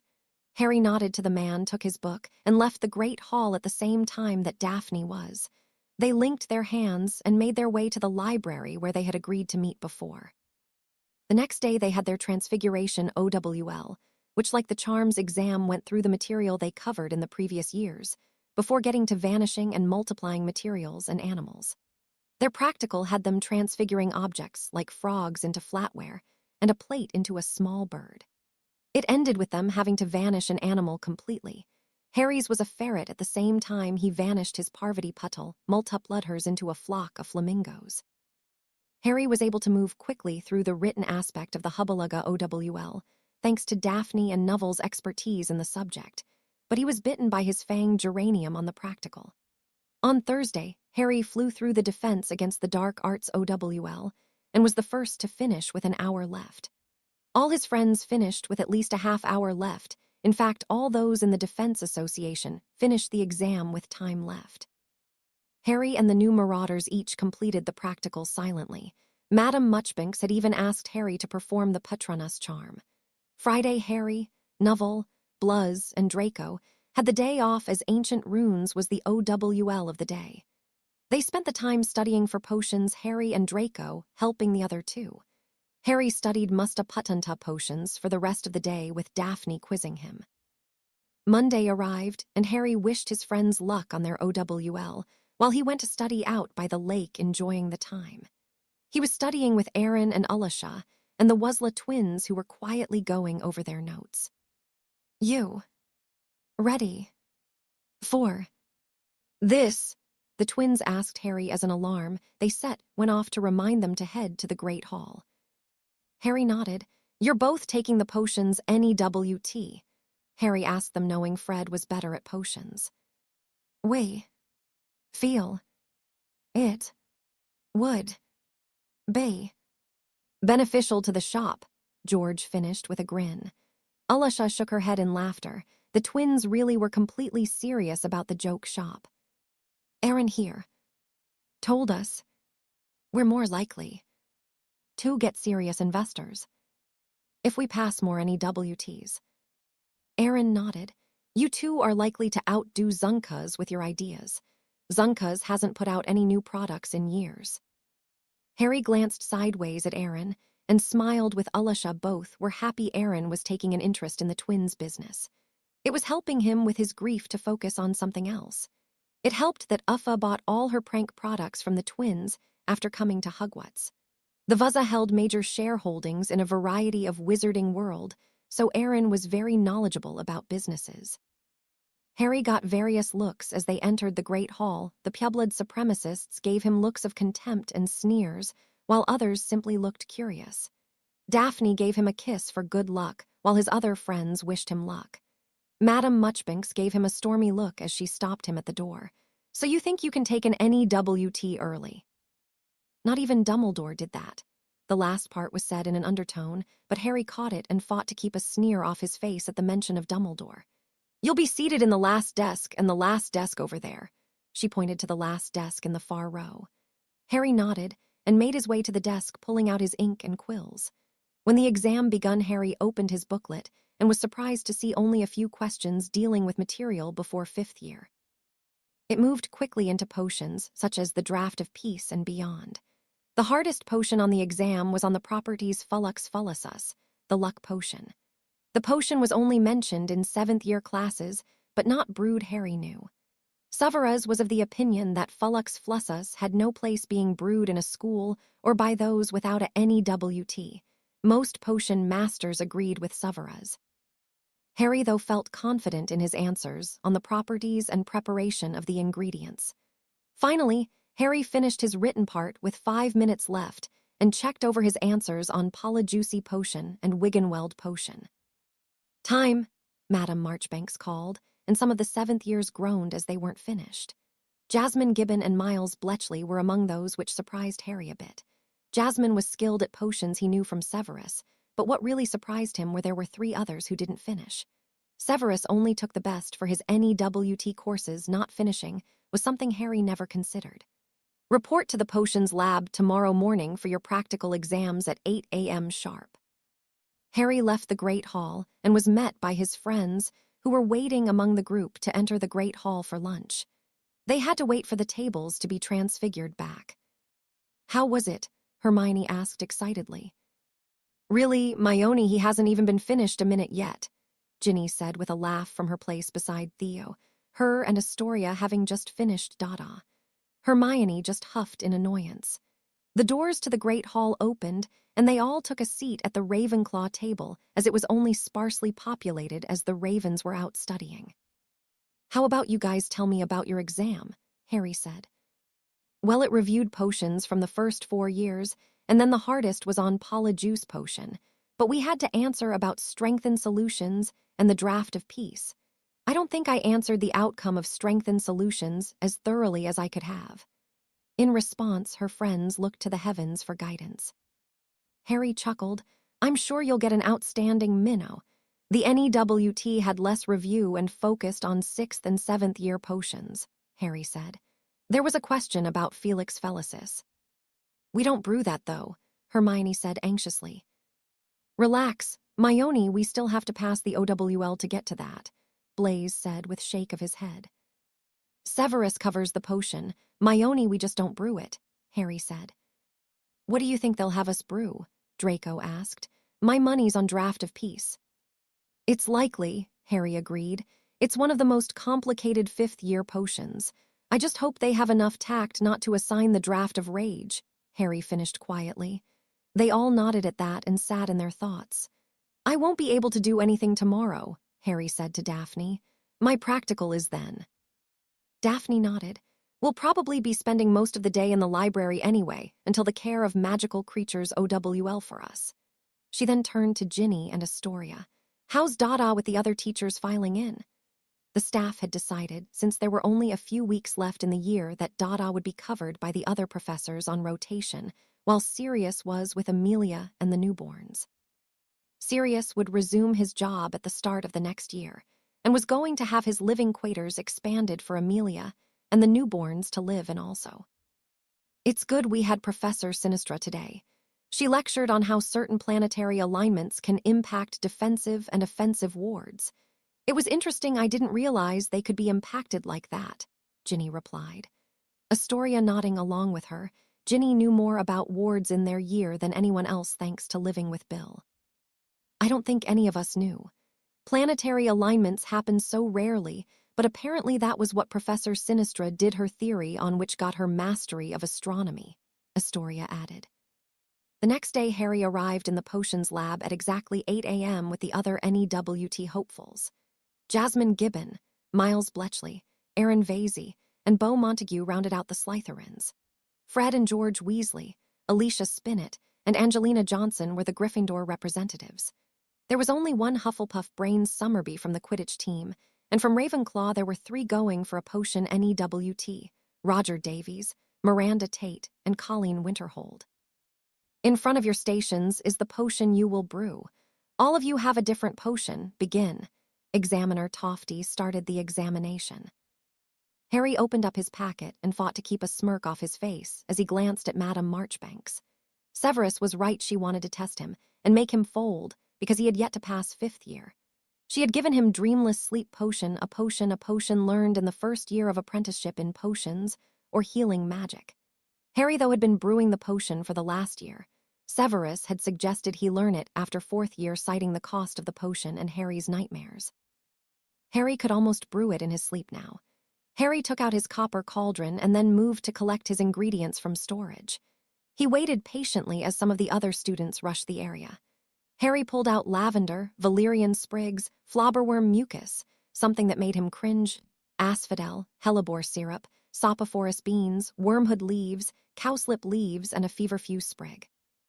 Harry was careful to handle the feverfew sprig with his dragon hide gloves on. It could cause contact dermatitis, and Harry wasn't eager to find out if it would react with his skin. Harry made a few trips to get his ingredients. He shredded the valerian sprigs and combined with the lavender leaves using the mortar and pestle to grind it into a paste.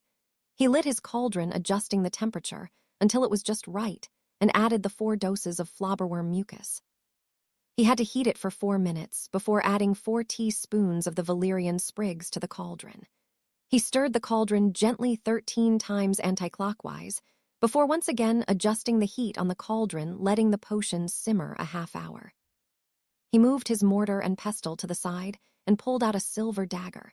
He moved the sophophorus beans over a beaker that he placed a sliver strainer over it. He placed one of the beans on it and crushed the bean between the flat of his dagger blade and the strainer. He used 3 beans to collect the 10 milliliters of a dark red juice from the bean. He measured out 4 ounces of hellebore syrup and mixed it into the beaker, holding the bean juice. He stirred the mixture until it turned a dark blue and let it sit for 5 minutes while he waited for the potion to finish simmering. At 5 minutes, Harry added the liquid to his cauldron and adjusted the heat higher on his cauldron. He stirred the cauldron 7 times anti-clockwise, then 3 times clockwise. He repeated the process for 20 minutes, and then took the potion off the heat. He placed the cauldron on a stand as he prepared the next step of the potion. He had to let the potion cool completely before he would be able to add anything. Harry cleaned the mortar and pestle completely of the previous plant residue. Harry stripped the wormhood leaves from the stems and then meticulously chopped the leaves every way possible before adding them to the mortar. He took the cowslip plants and used a small pair of silver tweezers to separate the flowing part from the leaves. He added the flower petals to the mortar. He crushed the two into a fine powder that had a yellow tint to it and checked the temperature of his potion. He still needed the potion to cool more. It took another 5 minutes for the temperature to arrive at the point he needed. He added the powder to the cauldron and stirred it clockwise every minute on the minute for 10 minutes.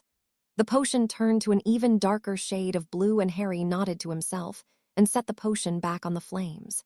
He was to gently heat the potion for a half hour. He took out the silver dagger and moved the sprig of feverfew in front of him. This was the component when combined with cowslip that prevented nightmares, but it was also addictive in large quantities. Harry cut the feverfew into thin strips an inch long. 10 strips were needed for 1 cauldron of the potion. Harry took his time making the strips perfect in length and width. He then adjusted the heat on the cauldron to a near boiling temperature and added the strips one at a time, 1 strip for every minute. The strips dissolved when they impacted the potion, and with each one the potion gradually turned the necessary purple color. As the 10th one dissolved, Harry immediately extinguished the flames on cauldron. Harry smiled to himself as he observed his potion. It was perfect. He waited for it to cool once more before bottling the potion into 8 crystal vials, casting unbreakable charms on them. He turned one into Madame Marchbanks, and this time didn't fight the smirk that spread across his face as he handed it to her. He went back to his station and disposed of his leftover ingredients properly before cleaning his cauldron. Harry was one of the last still in the room and nodded to a couple of those still brewing before leaving. He checked his watch and cursed he had just missed lunch, which meant his next OWL was starting in 10 minutes. Harry sprinted down the dungeons to the kitchen, where he tickled the pair to enter and was spotted quickly by Dobby. "Sirs Harry," Dobby greeted. "How's can Dobby help you?" the little elf asked at almost warp speed. "Hey Dobby, I missed lunch and have to get to my next OWL. Do you think you could whip up a sandwich for me?" Harry asked with a grin. "Of course," the little elf said, as if suggesting that he wouldn't be able to was an insult. The little elf disappeared into the kitchen before coming back about a minute later with a large roast beef sandwich and a goblet of pumpkin juice. "Thanks, Dobby," Harry said as he sat down at a small table in the kitchens and scarfed down the sandwich and pumpkin juice before taking off again to get to Hagrid's. He made it there just as the examiner was calling the first student. The examiner, one that Harry hadn't seen before, glared at Harry, who merely shrugged in response. "Hey, babe," Daphne said quietly as Harry came to stand next to her. He gave her a quick kiss before turning to the others. "How's this exam going to go?" Harry asked. "He's got it set up behind Hagrid's," Blaise answered. "He's going to call us back and go through the exam before sending us back to the castle." "That's it." "Yep," Neville answered. "How was your potions practical?" Harry grinned in response. She gave dreamless sleep. Daphne snorted. "So much for trying to fail you." The others laughed, knowing Harry knew the potion backwards and forwards. "I just a little miffed I couldn't change it at all. I've been working on a replacement to feverfew to take the addiction aspect out of the potion. I wanted to try it the next time I brewed the potion, but I couldn't very well try it on an exam." The exam passed quickly. All they had to do was identify a gnarl, care for bowtruckles and fire crabs, and correctly identify what to feed a sick unicorn. All in all, it was a walk in the park compared to some of Hagrid's past classes. Draco, Megan Jones, and Ron Weasley got burned by their fire crabs while Justin Finch-Fetchley and Goyle Over fed their bowtruckles. Astronomy was next on their list. Harry was pretty sure he missed a few of the 63 moons of Jupiter. Their practical was just filling out a star chart, which was easy enough if you knew how to use a telescope. The worst part was the astronomy practical started at 11 at night, even though they had arithmancy the next day first thing in the morning.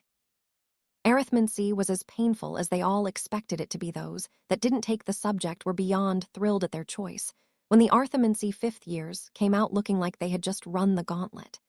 Harry's hair was sticking up in disarray, as he had run his hand through it so many times as did Blaise's usually perfectly styled hair. Hermione's was as bushy as first year and Susan, Hannah, and Tracy's looked just as frizzed out. After that, they had the unfortunate luck to have their final exam history of magic. Luckily, years of self-study due to Tracy's obsession with history left the new marauders in a relatively good position for their exam despite Bin's focus on goblins. Professor Davis tried to catch the fifth years up, but unfortunately, there was only so much she could cram in less than half a school year. In honor of the end of NEWTs and OWLs, each house threw a massive party to let loose after 2 weeks of horror. The Slytherins' house party was a bit awkward. There was strong divide down the bloodlines of the house. However, the pureblood supremacist didn't seem to have any problem with Harry's stereo blaring Muggle music. A new CD he picked up over the summer, Foo Fighters, was playing throughout the common room. Harry was once again holding court at a poker table and was currently enjoying winning a pot of 100 galleons against Beau, Draco, Jess, and surprisingly Miles Bletchley. Bletchley was eager to prove as a pureblood he was better than Harry at the game, and combined with the fire whiskey he was drinking, he eagerly kept upping the pot. All 4 of the Quidditch boys were on edge as they were playing before Bletchley sat down.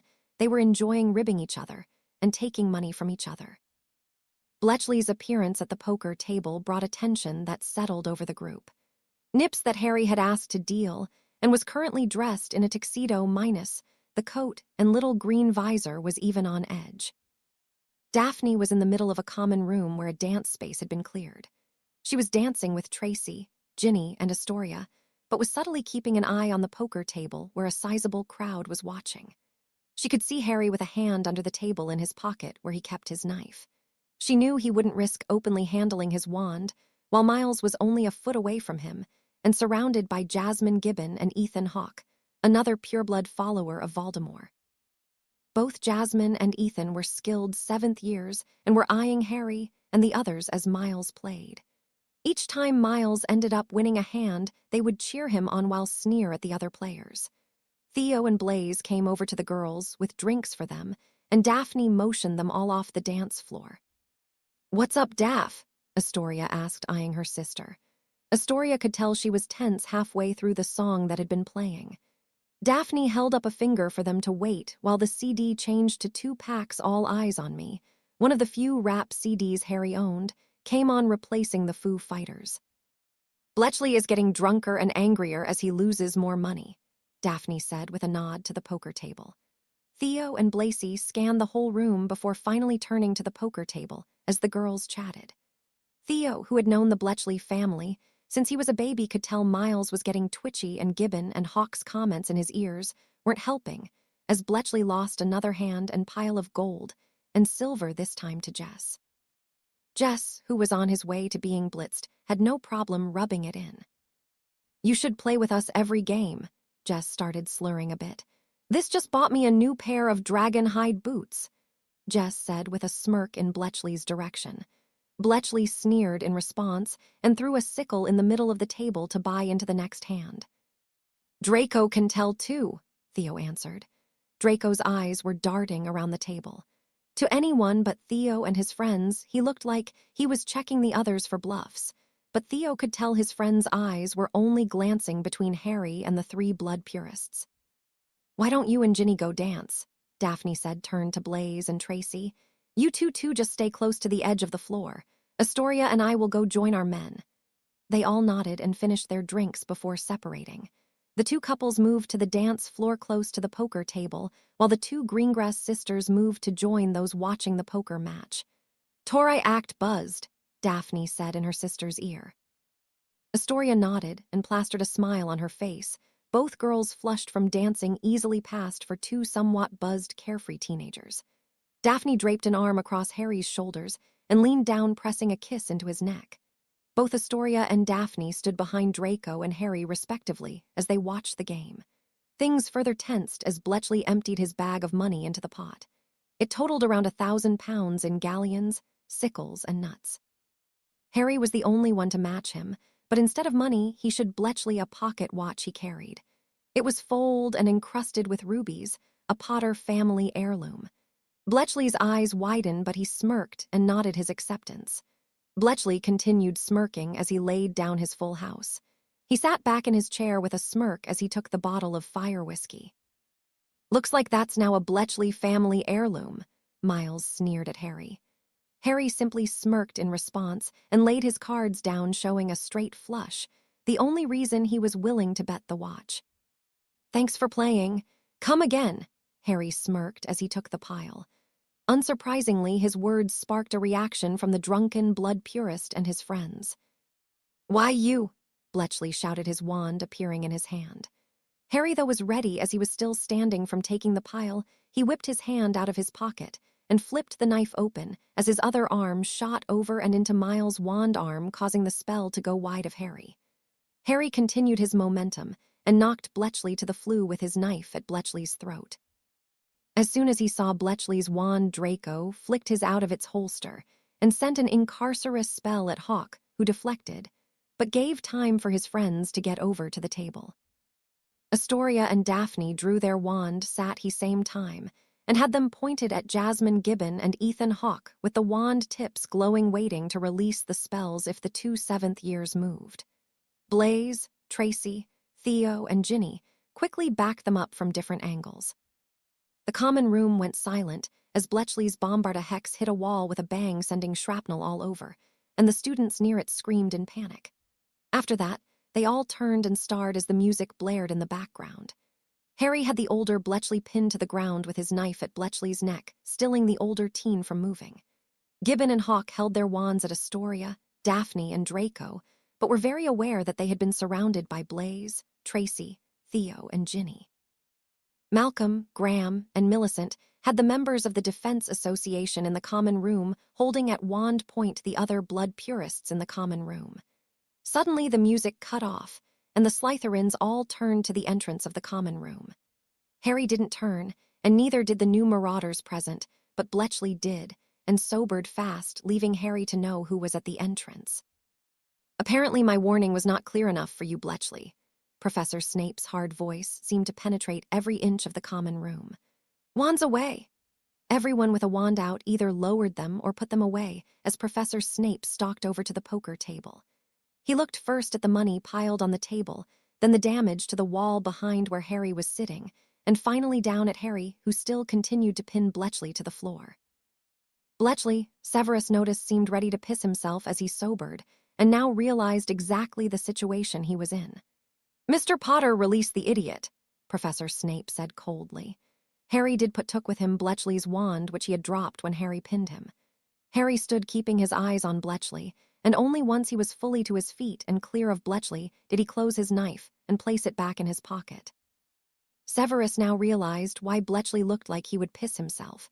Harry's expression clearly stated he wanted to harm Bletchley, not to mention his magic making his eyes glow eerily similar to the killing curse. "Bed now," Professor Snape said to the common room, "except those involved." The common room emptied faster than anyone thought possible. "Memories now," Severus said, giving them all vials to store them. They did so and handed them back to him, who placed them in his pocket. "You two are coming with me. The rest of you are to go to bed. If there is one spell thrown, I will know," Professor Snape said to the group. Harry and Miles followed Severus out of the common room while the others left to their rooms, glaring at each other. Aeolus rose out of Harry's skin and slithered over to Daphne and wrapped around the girl. "Thanks, Aeolus," Daphne said as she made her way to Harry and her rooms. Harry came back within 10 minutes. He found Daphne sitting on the couch with Aeolus draped along the back. "What are you smirking at?" Daphne asked as he came in with a grin. "Severus actually threw Bletchley out the front gates. Unfortunately for Bletchley, Kingsley Shacklebolt was there to take him into custody," Harry snickered as he said it. Daphne laughed. "You're showing that to me in the pensive when we get home." Harry sat next to her on the couch and pulled her to him so that she was laying on him. "Home sounds nice about now," he said as he ran a hand through her hair. "Yeah, so does no school work over the summer," Daphne said quietly, starting to drift to sleep with Harry playing with her hair. "SS she's a celeb," Aeolus hissed quietly. "SSG was worried when SS Severus had me go with him," Harry replied back softly. "SSG's your wife. SSG will always worry," Aeolus replied. "It's kind of nice. It's a good thing you only want to be a wand crafter, or her hair may turn gray before SSG's 30. Harry snorted. "Nice, Aeolus." "It's true. When do we return home?" A week, are you?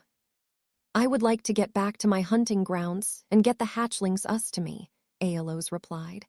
I do not wish them to be frightened of me. With my Parseltownge, I doubt they will be, Harry said. But then SS Sirius is their father SSSO, who knows? He finished with a laugh. I'm going to put Daphne to bed. Good night, Aeolus. Good night, hatchling, Aeolus replied before moving in front of the fire. Harry, look at this, Hermione exclaimed as she thrust the Daily Prophet in front of him. Did you know about this? Harry took the paper, and there on the headlines was lycanthrope cured. Harry scanned the article and was pleased to see that both Severus and Salazar were mentioned having created the cure. Harry looked around the Great Hall and snickered at all the odd looks being sent at Severus. He openly gaffed at the uncomfortable look and sneer Severus sent the students. Yes, I knew Daphne and I were there when Remus took the potion, Harry said, and then added quickly. Severus wanted it kept quiet until they knew it worked. Harry, this is probably the biggest potion's invention this century, Hermione said, adding her own odd look in Severus's direction. Myoni, if you keep looking at him like that, he'll having you cleaning first-year cauldrons for a month, Tracy said, snickering, when Hermione quickly looked away. It lists the first werewolves to be cured, Daphne said, looking at the article. It gives a bit of a bio on them as well. Elizabeth really found her calling, Daphne said, as she got to the end of the article and noticed the author. She's moving up the ranks faster than even Skeeter did, and she's doing it without spilling state secrets or gossip crap, Tracy added. What does it say about Remus? He's considered a half-blood, as one set of grandparents were Muggles. His father was part of the Department of Regulation of Magical Creatures and spoke out against Fenrir Greyback, leading to Remus being bitten at age 4. Daphne finished with surprise. I didn't know he was bitten at 4 years old. That must have been horrible, she said quietly before continuing. It says he is a very skilled wizard in Dada, charms, transfiguration, and was a championship dueler when Hogwarts had a dueling club. It mentions him being the Dada professor and has some quotes from students, saying he was the best they had during their years. And Liz finishes his bio by saying it was a travesty that such a capable wizard was held back simply for being a werewolf. Well, she has a point, Draco said in response.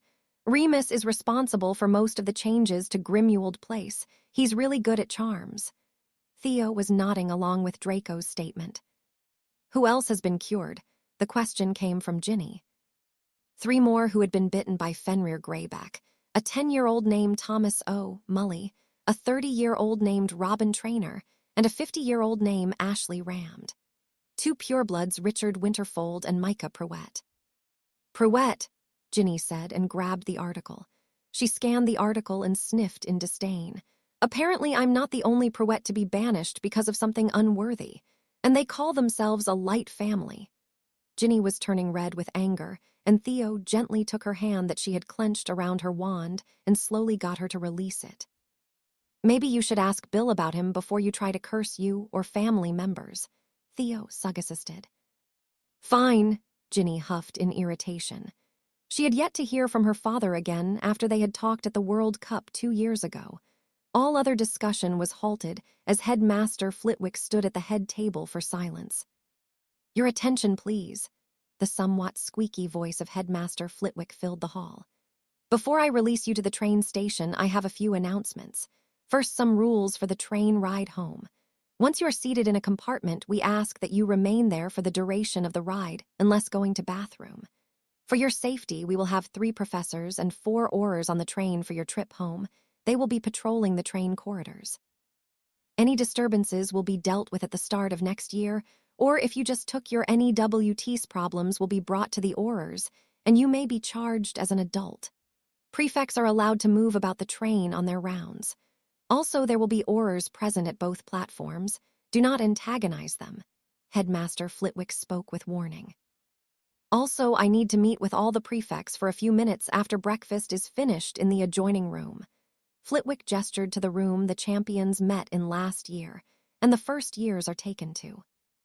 We'll meet up with you at the satiation, Harry said, as he and Daphne rose with Hannah, Neville, and Hermione to meet with the other prefects.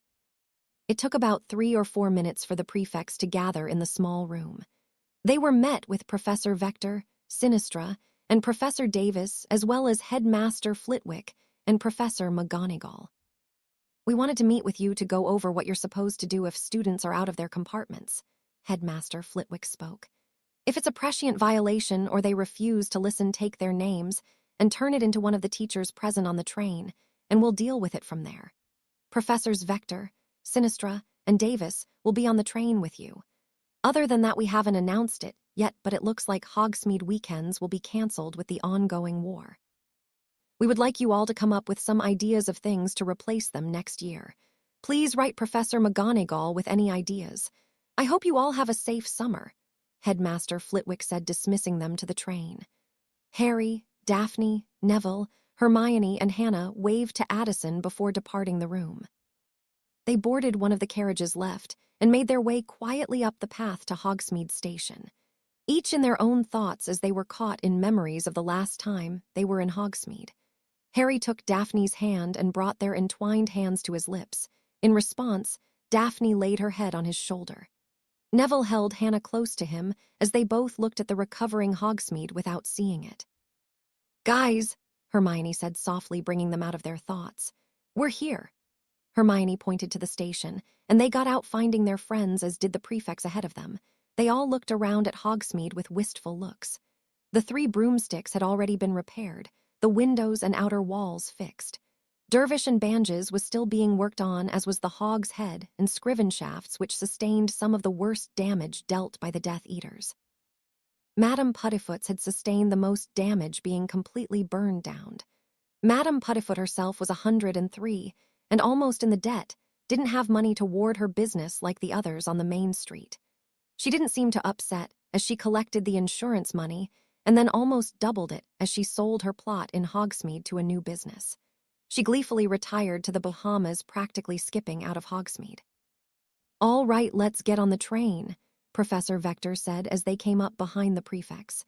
"Who has the first shift?" "Hermione and Anthony," Rose Zeller answered, and then handed Professor Vector a list of who had what rounds.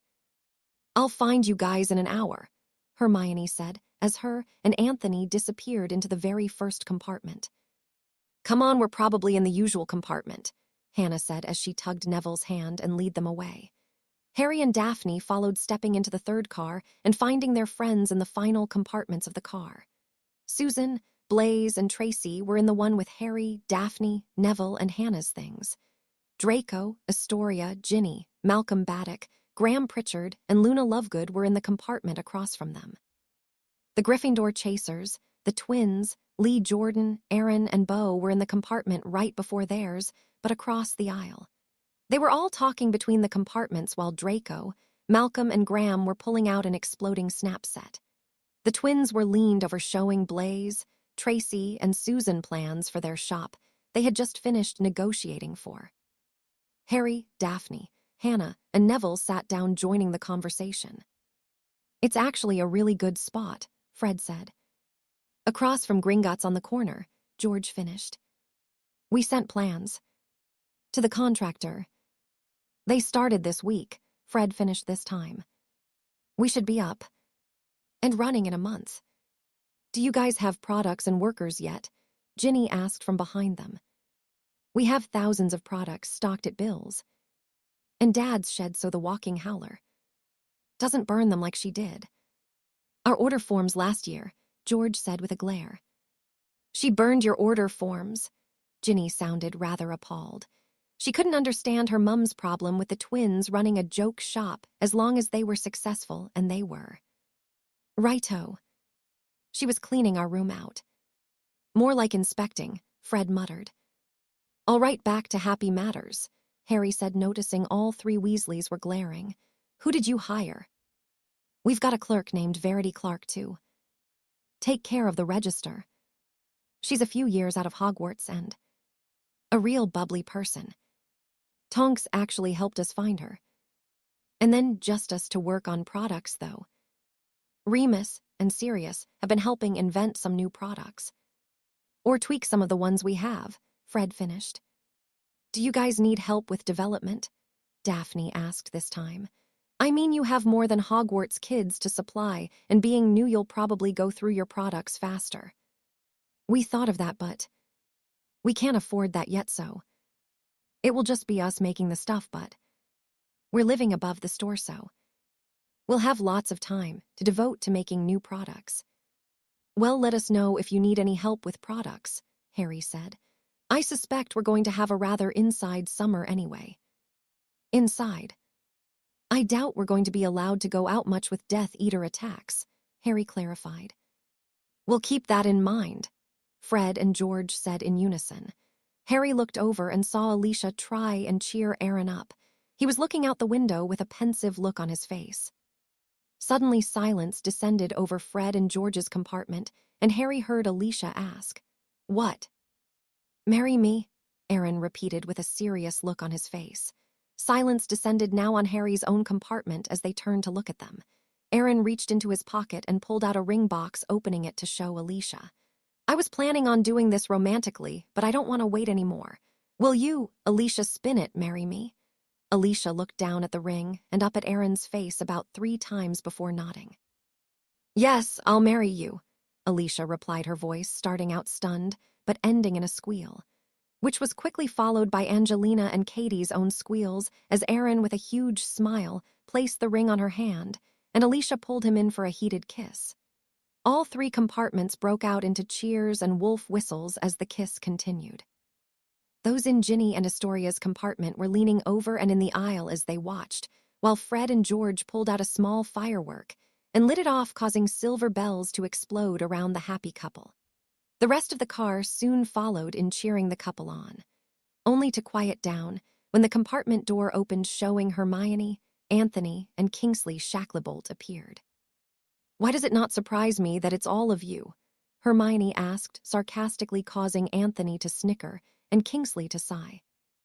"Anyone want to fill us in?" Kingsley's deep voice silenced the car. "An engagement," Angelina shouted from their compartment. Fred, George, and Beau pushed the newly engaged couple into the hallway. Hermione smiled happily at her friends as Alicia held up her hand, showing her new ring to the prefects and Auror. "All right, just keep it calmer and no fireworks," Kingsley said with a look to the twins, who had an innocent look on their face. "See you, Anthony," Hermione said as her fellow Ravenclaw made his way out of the car. "Harry, Daphne, you guys are up," Hermione said, sitting down next to Neville and Hannah as the 2 Slytherin prefects got up. "Congrats, man," Harry said to Aaron, clapping him on the shoulder, and he gave Alicia a hug when Daphne was done hugging her. Both Aaron and Alicia had smiles on their faces, the first for Aaron since Aoife's death. The Hogwarts train came to a halt at Platform 9 and 3/4 without any problems, much to the relief of the professors, Aurors, and students on board. The new marauders made their way off the train to find their parents. They found the group off to one side near the platform's entrance to the Muggle world. Addison greeted her husband with a kiss, followed by Tracy giving her father a hug. The Greengrass parents greeted their daughters and Harry and Susan, since both Sirius and Amelia were at Potter Manor with the triplets. Hermione squealed quietly when she noticed Victor standing with her mother holding a bouquet of iris, her favorite flower. Draco was surprised to see Remus standing with his hand locked in his mother's. He noticed a ring glinting on his mother's hand and gave an unslytherin whoop before quickly smothering it and strutting over to them, much to his mother's amusement. Draco looked around subtly, and noticing everyone was busy greeting parents, pulled both Remus and Narcissa into a hug before pulling back and glaring at Remus. "You had better treat my mother right, or I'll use the whole Malfoy fortune to make your life miserable," Draco said, with a dangerous warning in his voice. Remus inwardly grinned at Draco's protectiveness, but kept his face serious. "You have my word," Remus said. Narcissa didn't know whether to be overjoyed at her son's show of protectiveness or hit both men upside the back of their heads for treating her like she wasn't there. Astoria smiled warmly at Draco, noticing his concealed happiness. Narcissa settled with simply stating, "Bill dropped Wile E off about an hour ago." Draco nodded, pleased that his friend once again avoided the Aurors, who were still supposed to arrest him for being a runaway. Blaise greeted his mother warmly, but noted two of his grandfather's men hanging back by the entranceway to the platform, scanning the surroundings.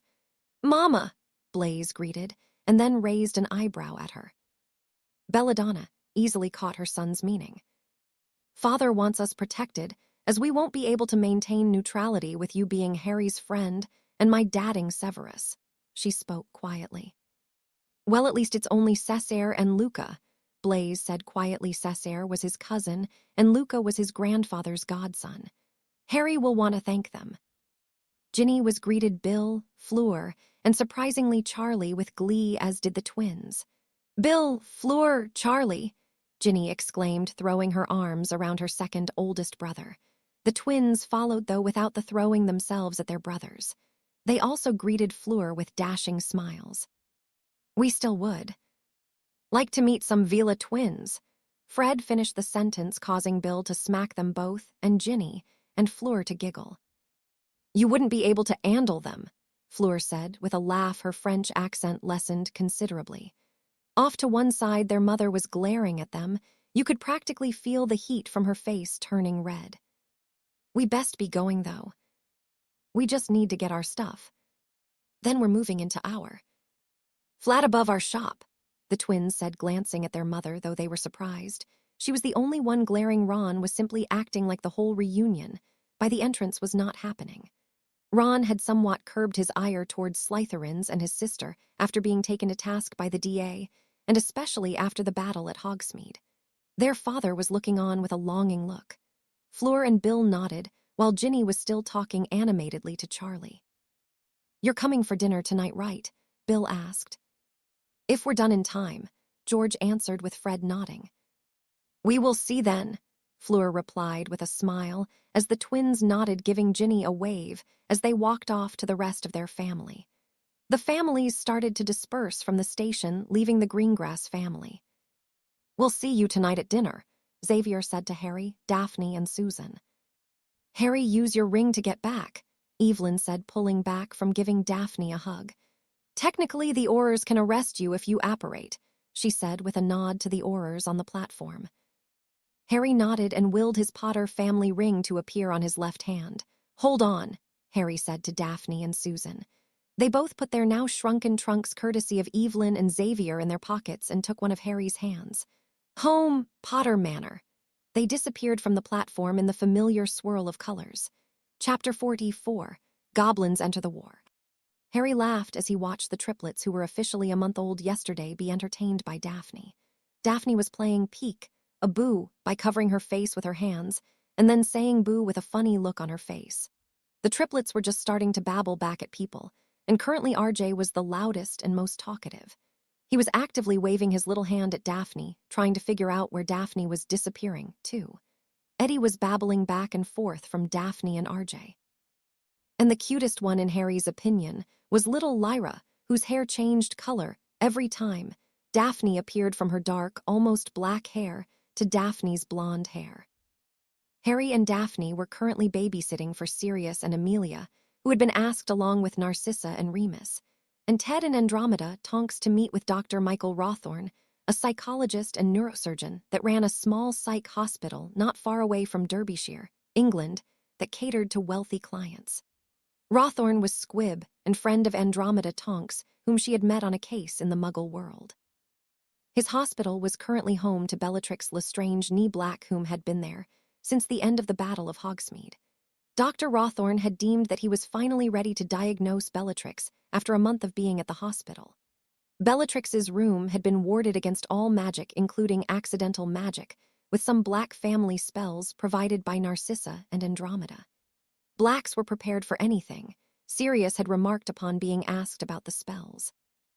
The first 2 weeks were difficult, as Bellatrix was combative, furious, and refusing to talk to him and his staff. It only increased after Bellatrix was told she was not allowed to use magic of any kind and was being treated by Muggles. Her nurse, Raven, also a Squib, told them the scream of frustration cracked a window, but the family thought she was exaggerating. After sedating Bellatrix for a week and out of the influence of magic, Narcissa had been allowed to visit Bellatrix. Narcissa had been surprised to find her sister calmly looking out the window of her room, but then Nurse Raven told her of the sedation, and she simply nodded and smiled apologetically at the nurse. Raven, a 40-year-old calm, caring woman, simply shrugged and told her it was part of the job. "Bella," Narcissa called tentatively as she stepped into the room and took a seat in the sitting room area of Bella's room. Bellatrix turned towards her sister sedately and turned to face her younger sister. Narcissa held back some surprise at her sister's appearance. The normally dark and wild appearance was tame. Bellatrix's black hair was streaked with gray from her time in Azkaban and was wispy instead of full. Her lidded eyes were haunted, and the strange violet coloring Bellatrix had was dulled. She was also fairly skinny, not the malnutrition of Harry she had seen in Evelyn's memories, but not healthy either. She was in scrubs, or at least that was what Narcissa had heard Remus call them. "Sissy," Bellatrix stated flatly as she took a seat across from Narcissa. "I believe I have you to thank for putting me in this mudblood torture." Her eyes flashed dangerously. Narcissa, though having grown up with Bellatrix, was not cowed by the look. She simply thanked Merlin that the wards were up. She could take Bellatrix in Muggle fight. Well, she assumed she would be given Bellatrix's current state. "Yes, you do," Narcissa said primly. "And before you yell, you're going to stay here for the foreseeable future until you're diagnosed." "Diagnosed?" Bellatrix yelled. "Yes, you either are simply a sociopath, in which case you'll be sent back to Azkaban, or you have a mental illness," Narcissa said, as if discussing the weather. "Muggles have made great strides in mental health, while we have remained stagnant, refusing to believe anything is wrong." "Nothing is wrong," Bellatrix shouted, standing and packing the room, muttering to herself. Narcissa also stood and raised her voice slightly. "Nothing's wrong. So you always wanted to kill and torture people. Not just adults, but innocent children. You've always wanted to reveal in people begging you for their lives. Or how about bowing down to a sociopath who enjoys torturing? Narcissa shouted at her sister, who was now furiously packing back and forth, holding her head and answering someone who wasn't there. Suddenly the door burst open and Nurse Raven, along with 3 other nurses, and Dr. Rawthorne came into the room. They were surprised when it only took Nurse Raven to calm her and put her into bed. Dr. Rawthorne pulled out a needle and injected some medicine into Bellatrix's arm. Narcissa watched with tears in her eyes as her sister closed her eyes and fell into a deep sleep. Narcissa fled the room and found herself in the solarium of the hospital, where she was found by Nurse Raven. "I'm sorry to have yelled at her and upset her," Narcissa said, her face clear of tears and emotion once she noticed the other woman. The nurse patted Narcissa's arm. "Honey, it isn't the first time a family member has lost their cool with a patient, and I don't suppose it will be the last. Mental illness is not only tough on the patient, but the family who cares for them. And besides, that was the first time all of us weren't needed to get her to calm down. Don't feel too bad, and hopefully once we can diagnose her and get her on the medication, she will figure it out," Nurse Raven told her. Now they were going back to find out if Dr. Rawthorne thought Bellatrix had a mental illness. All 3 Blacks were on edge. If not only would they be potentially getting their sister and cousin back, but there was Horcrux on the line. Harry was worried about Sirius, and the others. Even if Bellatrix was found to have a serious mental illness, she would have to be in the hospital for the rest of her life as part of her sentence. A foul smell broke Harry out of his thoughts, and he laughed at Daphne's scrunched-up nose. Harry wandlessly cast the bubblehead charm on them and moved to the triplets. "I'm now convinced this spell was thought of by a parent," Harry said, his voice a bit distorted, which made the Bobbies look at him oddly. Harry and Daphne both laughed at the sight of their faces. They picked up each of the Bobbies and determined the smell was from RJ, who, in Harry's opinion, looked proud of himself. And unfortunately for Harry, he was holding baby RJ, which meant he got to change him. Harry moved RJ over to the changing table and quickly moved through the motions of changing the baby. Harry and Hermione had turned the family onto disposable diapers. Needless to say, the house elves were extremely happy not to have to wash the cloth diapers anymore. Daphne looked at Harry with an odd expression on her face as she held little Lyra, while Eddie was watching a floating mobile of stars. "What?" Harry asked Daphne, who smiled at him. "You're really good with them," Daphne said in a quiet voice with a goofy smile on her face.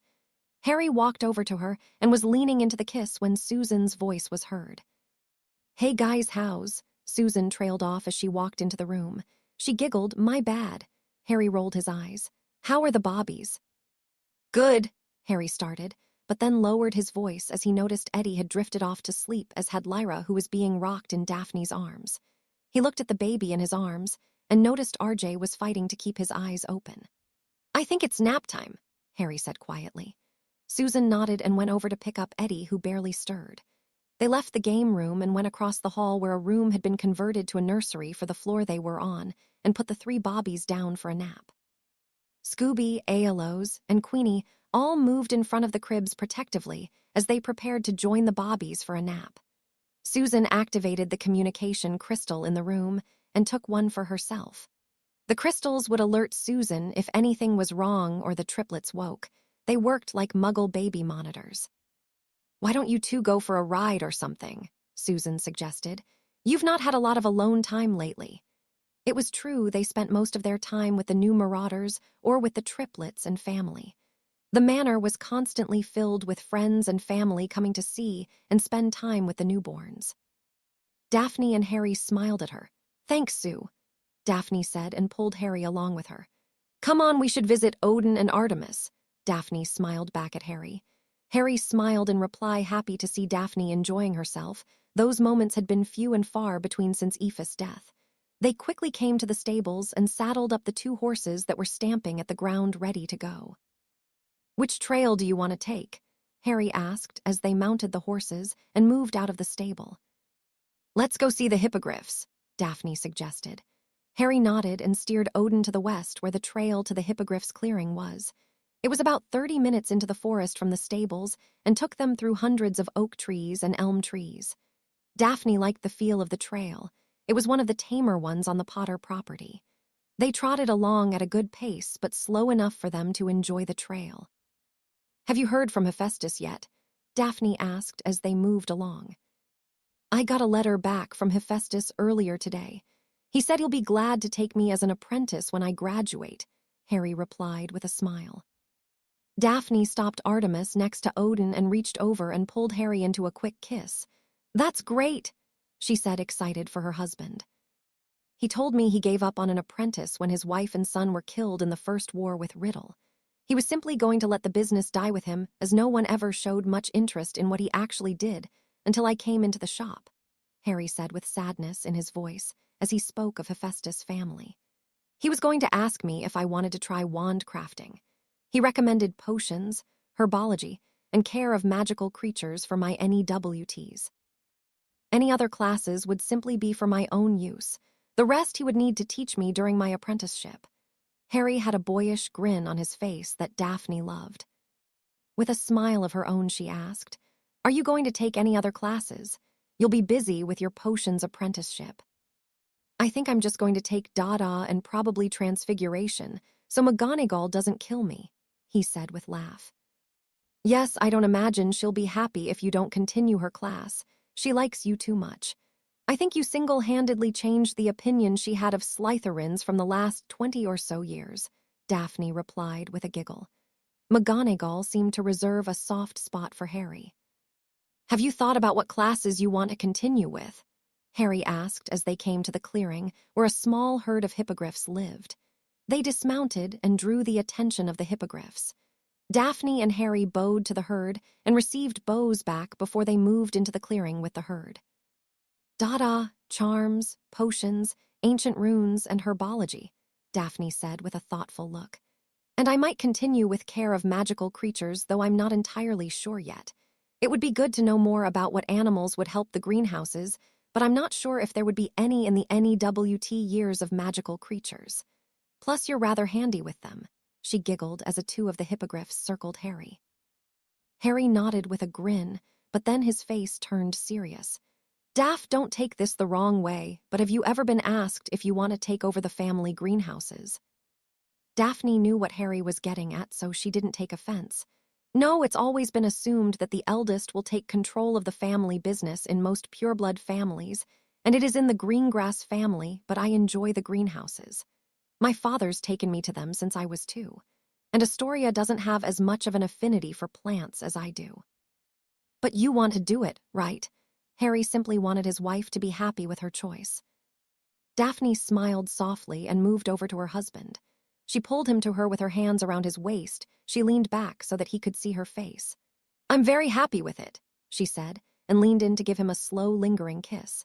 "Thank you for asking," Daphne said with a smile, and Harry let out a sigh of relief.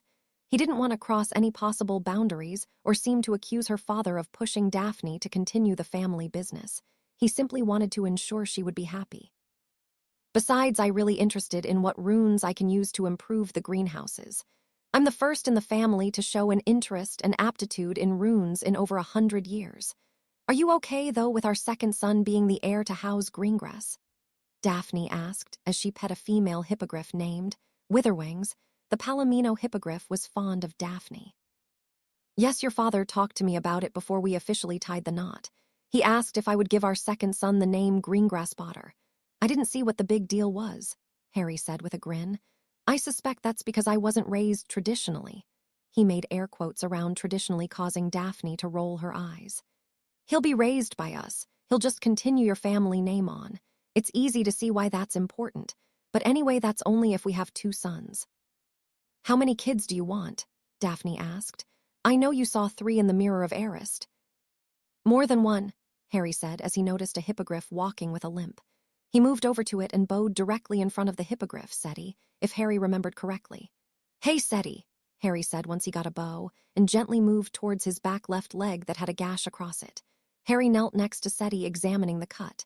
Daphne nodded at Harry's more than one comment and watched as he moved by Seti. "You're the one who has to give birth, though, so how many kids were you thinking?" "Dips," Harry called, and the house elf popped into view and bowed to Harry. "Can you bring me a cleansing salve for animals, degrading bandages, and knitting potion for animals?" Dips nodded and popped out. "I never really thought about it until you told me about the Mirror of Arist," Daphne said as she came and knelt next to Harry.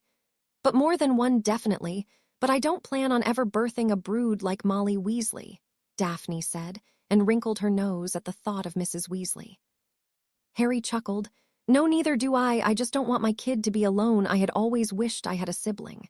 "Thanks, Dips," Harry said as the house elf popped in with the supplies Harry asked for. Daphne took the bandages so they would remain sterile. "All right, Seti, I'm gonna clean the wound," Harry said, and the white hippogriff blinked at him. "Daph, try to just keep him calm." Daphne nodded and moved so she could be by the hippogriff's head and stroked the feathers, whispering to it like she did her horse. Harry took the jar of cleansing salve he always had on hand for the animals on the property, gathered some on his hand, and gently rubbed it into the wound.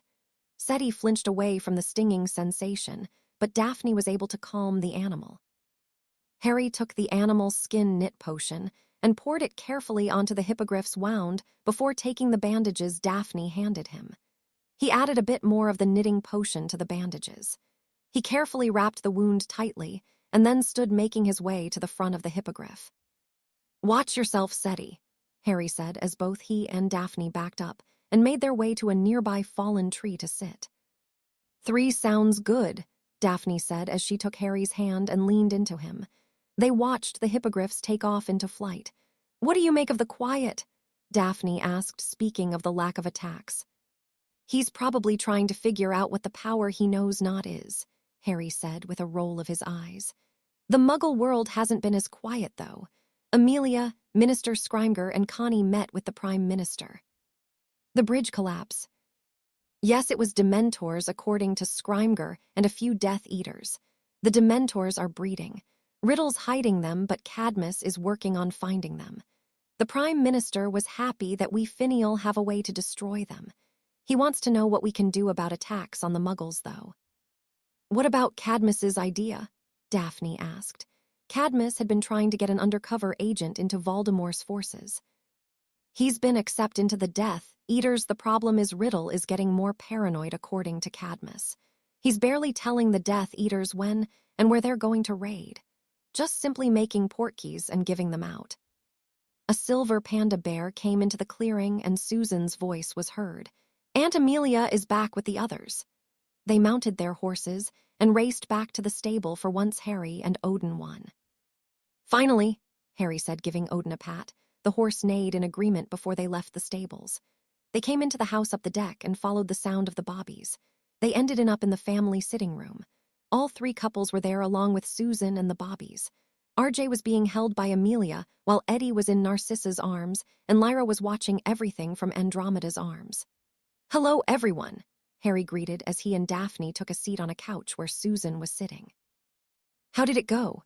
Daphne asked, eyeing the three black adults. They all looked rather pensive. "Bellatrix was sane for the first time in years." Andromeda was the one to answer. The other two nodded.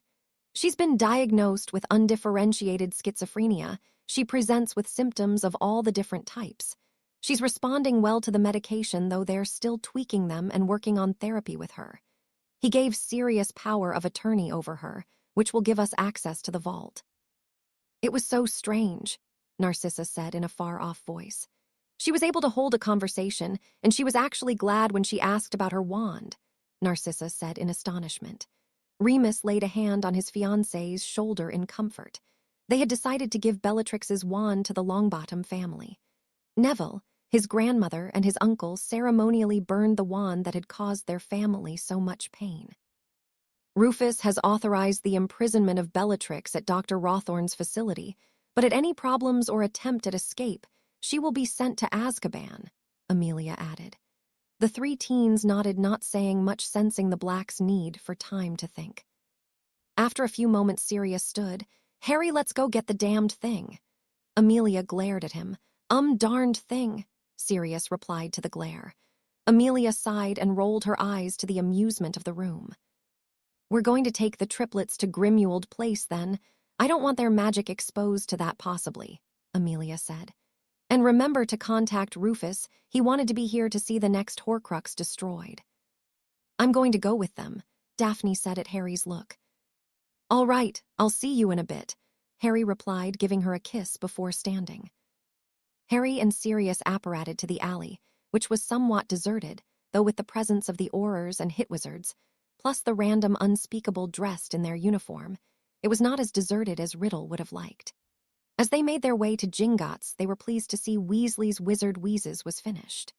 The building was a rather horrifying display of orange, with a giant jack-in-the-box on top that appeared to be either Fred or George with a purple top hat on. Fred and George were currently outside hanging a grand opening banner that was done in neon colors and had fireworks exploding in the background, complete with sound effects. "Hey, Gred Forge," Harry called out to them, causing them to turn with wide grins. "Harry, the glorious Mr. Padfoot," Fred shouted. "Welcome to our humble abode," George finished. "You guys ready for tomorrow?"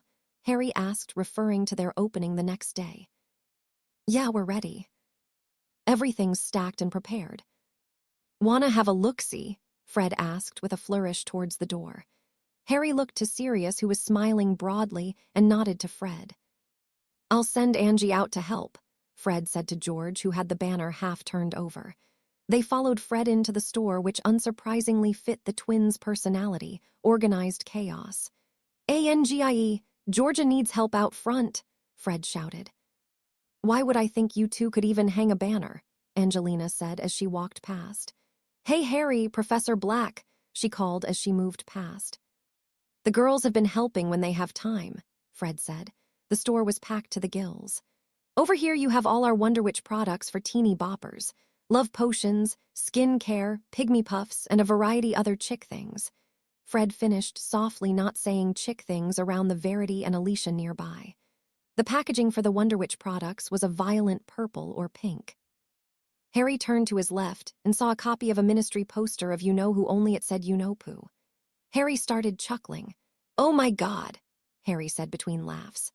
Around the constipation product were edible dark marks, snakes that looked remarkably like Nagini and turned into multicolor gummy worms, a miniature Fenrir greyback on a leash and studded pink collar, and Death Eater masks that turn into clown masks once put on. "Well, the way we see it, we're Weasleys, so he already wants us dead. Might as well give him an actual reason," Fred said, to which Harry and Sirius just shook their heads. They moved through the store, which had another whole section for their fireworks, one for their skiving snack boxes with various other prank items that had to do with sudden unpleasantness. They also had a section of Muggle magic tricks and some of their big-ticket items. "This looks awesome and fits you well," Sirius said. We'll stop by tomorrow for your opening, but we need to get to Gringotts." "See you then," Fred replied, and on the way out they waved to George and Angelina, who had managed to hang the banner straight. "See you tomorrow," Harry called to them as they passed and entered the bank. They nodded to the guards of the bank, who respectfully nodded back, but otherwise remain at attention. They entered the bank and looked around at the tellers and witches and wizards. As they were observing the room, a goblin came up to them that Harry recognized and nodded to. "Griffook, it's good to see you again," Harry spoke in Gobbledegook. "Lord Potter, Lord Black," Griffook replied back in Gobbledegook. They noticed a few interested parties shifting closer to listen as they were greeted personally by a goblin.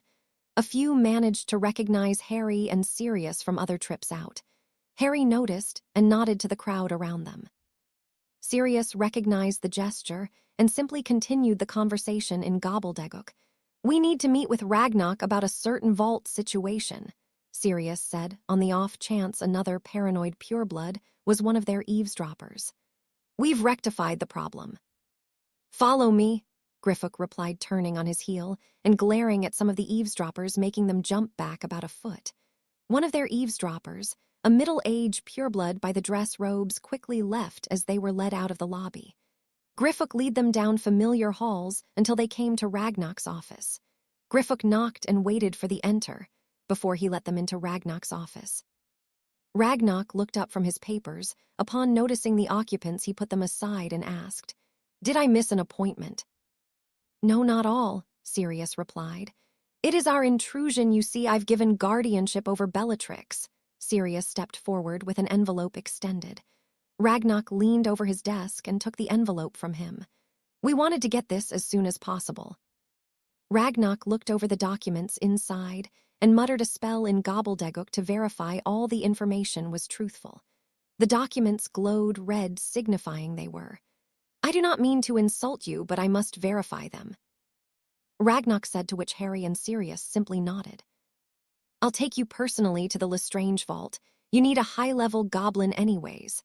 Ragnarok came around the desk and motioned for them to follow him. "Griffook, inform Master Balrog of my whereabouts." Griffook bowed low before leaving to presumably follow Ragnarok's orders. Ragnarok led them to a doorway near his office, which opened up to its very own cart and rail system. "I am sorry to have hindered you in this process, but the limited rights my race have in the wizarding world are based on our confidentiality and protection of our clients. As leader of the Goblin Nation, I must do what is my people's best interest," Ragnarok said as he took a seat in the cart, followed by Sirius and Harry. Both Harry and Sirius waved off his words, but it was Harry that spoke. "We understand, Ragnarok. Your people have a very precarious truce with the wizarding world, mostly based on the wizard's prejudice. We wouldn't want you to put your people's standing in jeopardy. Hopefully after this war is done and over, progress can be made between us," Sirius followed Harry's statements. "Most of those that are actively against better relations with creature races are being arrested or killed in battle, and those that support them will lessen as the war continues." "I would very much like your hopes to come true," Ragnarok replied. "Unfortunately, we, the Council of Goblins, have voted and will only enter this war if Riddle attacks us directly." Sirius and Harry nodded in understanding. The goblins couldn't afford to take a side unless one or the other moved against them openly. The cart moved along in silence for a few minutes before Ragnarok spoke again. "I understand congratulations are in order, Lord Black, on your 3 heirs." Ragnarok had a rare smile on his face. "Yes, thank you," Sirius said, beaming like the proud papa he was. "Regulus James, Edgar Pursues, and Lyra Emmeline." "Strong names," Ragnarok replied as another father would. "What about you, Lord Potter? You've been wed a year." Harry paled and nearly swallowed his tongue at Ragnarok's implication. That is, we're still in school," Harry stuttered as he tried to formulate a response. Sirius and Ragnarok burst out laughing as one at the stunned and slightly queasy look on Harry's face. Ragnarok's laughter was bit disconcerting, as being a goblin it was slightly maniacal. Harry just huffed and crossed arm, muttering about old codgers in any race. By the time they stopped in front of the Lestrange vault, Ragnarok and Sirius had gotten themselves under control again. They stepped out of the cart and jumped slightly as a roar echoed off the cave walls. That would be Scarsnout, the Ukrainian ironbelly who guards this particular section of vaults. Being the head goblin's cart, we pass behind him, Ragnak said, as he stepped up to the massive stone vault door that had Lestrange carved into it in Old English script. I can feel it from here, Harry muttered. Sirius placed a hand on his godson's shoulder in reply. Ragnak traced his finger down the middle of the vault door. A seam appeared between the R and the O of Lestrange, and the doors opened inwards from there. The vault was teeming with gold, silver, and bronze coins, as well as antiques, armor, and jewelry from the heyday of the Lestrange family. Harry entered the vault and followed the oppressive feel of magic that was Riddle's soul. He found himself standing in front of simple golden cup with a badger on it. "Don't touch it," Sirius called out as Harry moved to take it. "The Gemino curse is on everything in the vault. Paranoid buggers," Sirius finished under his breath. "Yes, they are," Ragnak said and snapped his fingers. Harry felt a rush of magic go over the vault. "You may touch it now. If I may, I would like to see it destroyed," Ragnak asked. Harry nodded. "Let's go outside the vault," Sirius suggested. "We wouldn't any backlash inside the vault." Harry picked up the cup with a grimace at the feel of the magic. They moved outside the vault to the corridor, and Harry closed his eyes in concentration. The sword of Gryffindor appeared in the corridor. Harry snagged it out of the air and strapped the scabbard to his waist. "That is a very important sword to us goblins," Ragnak mentioned, eyeing the ruby-encrusted hilt of the sword of Gryffindor. "When this war is over, maybe we can make a deal for it," Harry said with smirk. Ragnak simply nodded in reply, still eyeing the goblin-made sword. Harry set the golden cup on the floor in front of them. He drew the sword from its scabbard while Sirius tapped Ragnak on the shoulder and motioned him to back up from the cup and Harry. Harry wrapped both hands around the hilt as he lifted the sword high. He brought it down and struck the cup with force, resulting in a familiar but horrifying shriek.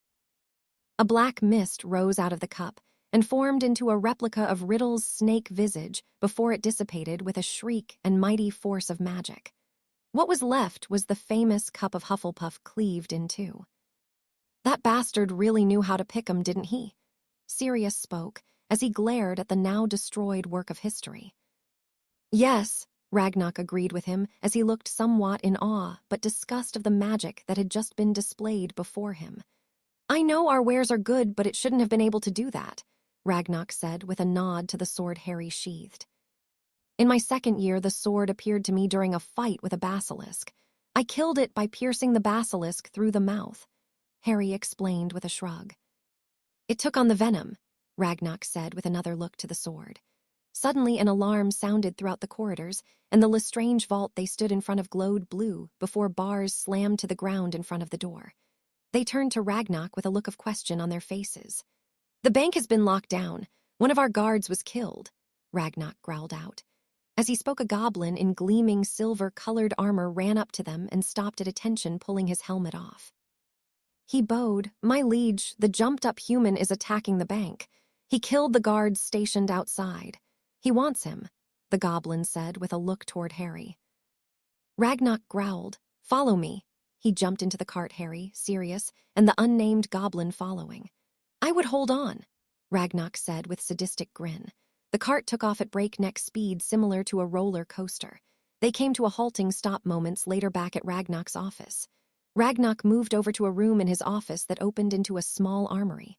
The unnamed goblin quickly helped Ragnak dress in similar silvery armor. Harry gave Sirius a look. "Mithril," Sirius whispered, leaning towards Harry.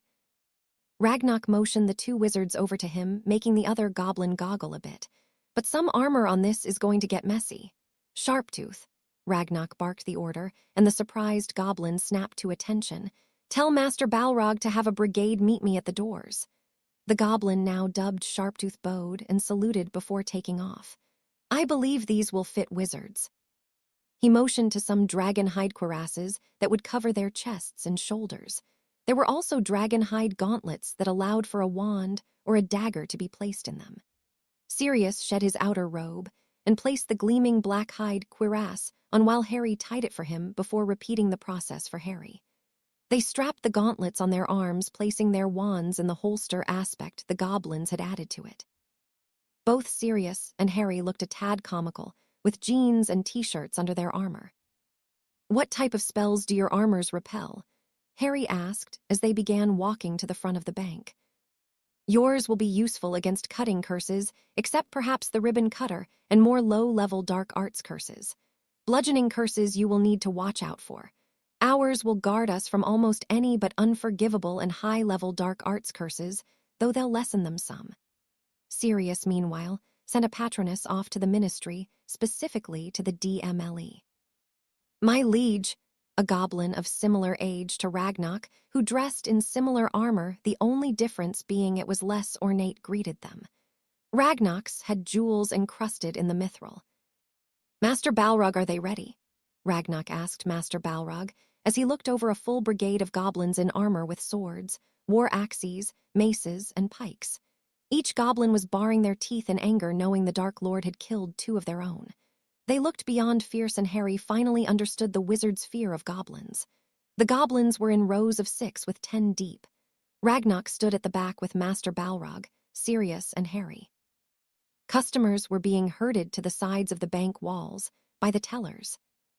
"Warriors," Ragnarok's voice rang out in gobbledygook, the only notice taken by the slight turn of the head. "Today the wizards outside have taken 2 of own." A shout was heard from the goblins. "Today we will take revenge." Another shout was heard from the goblins. Ragnarok snapped his fingers and the bank doors were taken off of lockdown, and Harry drew his sword and wand. The goblin brigade marched forward out the doors and down the steps before stopping, leaving about 20 feet between the first line and the 50 or so Death Eaters with Voldemort at their back. "I simply want the boy," Voldemort said in a voice that beguiled his viciousness. The goblins had stopped with 4 deep still in the bank, with Ragnarok flanked on his right by Master Balrog and on his left by Harry and Sirius. "You've killed 2 of our own, Mr. Riddle," Ragnarok said. Voldemort's eyes flashed dangerously at the address of Ragnarok. "Avada Kedavra." Voldemort snapped off the killing curse towards Ragnarok. "Granum." Harry conjured a 2-by-2-foot slab of granite in the path of the curse. The granite slab exploded in a green light, and Harry banished the shrapnel back at Voldemort as soon as it exploded. The pieces flew at Voldemort, but he vanished them quickly, while Ragnarok gave the order for the goblins to attack. The goblins rushed the Death Eaters, who were still waiting for a command, and quickly cut down 6 Death Eaters before the Death Eaters reacted. The fired spells out at the goblins, quickly figuring out their darker spells were the only effective ones. Voldemort was laughing hysterically as he cast killing curses, cutting down goblins. "Harai," Sirius warned, but it was too late. Harry had taken off for the battle, specifically Voldemort. "Damn it!" Sirius swore and followed into the fray. "War Master Balrog, that boy is the reason that monster will be defeated," Ragnarok said, surveying the battle. Balrog nodded and signaled the back line of the goblins, and they rushed into the fray following Sirius and Harry. Harry ran into the battle and brought his sword down on the closest Death Eater. He ended up talking off the Death Eater's wand arm. Harry finished him with a paralyzing curse before he had to shield an incoming sickly brown curse. Harry spun out of the way of another curse and brought his sword up, slashing open a deep wound across the chest of another Death Eater. He fought side by side with the goblins while cutting a path to Voldemort. Sirius followed Harry, doing what he could to not only defend himself, but to take out Death Eaters aiming for Harry. He felt more than once a cutting curse slip past his shields and hit the cuirass, but all stopped before hitting his skin. He could sense the goblin warriors around him as he ducked and shielded spells. Then time seemed to slow as he saw Harry stepping off to square off against Voldemort. All the combatants seemed to slow, only half concentrating on the duel before them, while their main focus was on Harry and Voldemort. "Riddle," Harry called, interrupting the Dark Lord in the middle of casting a killing curse. The Dark Lord turned towards him with fury in his eyes. Harry sheathed the sword of Gryffindor as Voldemort turned to him. He snapped his wand up quickly to conjure another granite slab, but stopped when he noticed the curse was wide of him. Harry slightly turned to see a Death Eater in the process of casting at him get hit by the killing curse. Harry heard Voldemort begin to speak to all those present, but Harry silently sent 4 curses in quick succession at the Dark Lord, cutting him off. Voldemort was taken by surprise, having taken his sight off Harry, and the first curse, Sectum Sempra, landed hitting Voldemort in his left arm, neck, and side of his face. He deflected the last three with a cold fury building his eyes as blood dripped down onto his wand. "Ah, fuck," Harry muttered before dodging to his right, then back, and left again, as spells impacted the ground or people or goblins behind him. Harry spun to his right, then jumped a low-aimed curse before having to hit the ground and roll to prevent a stream of fire. Harry was panting as he quickly leapt to his feet when the jet of fire stopped. He fired off a bludgeoning hex Voldemort had to shield, but Harry had enough power behind it to break Voldemort's shield and hit him in his injured left arm. The still bleeding wound was opened further, leaving the bones showing. Voldemort roared in fury and unleashed a torrent of pure black magic at Harry. Harry's eyes widened as the black cloud of magic came at him. Harry sent the first curse to come to mind at the black magic, his patroness.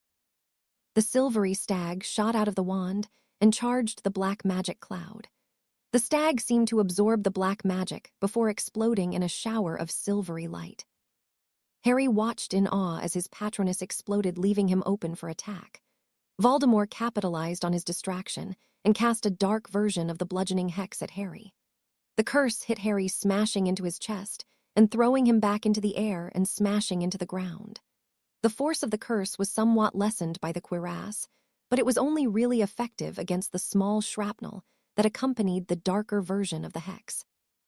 5 of Harry's ribs instantly broke, and one shattered on the impact, sending fragments into his lungs.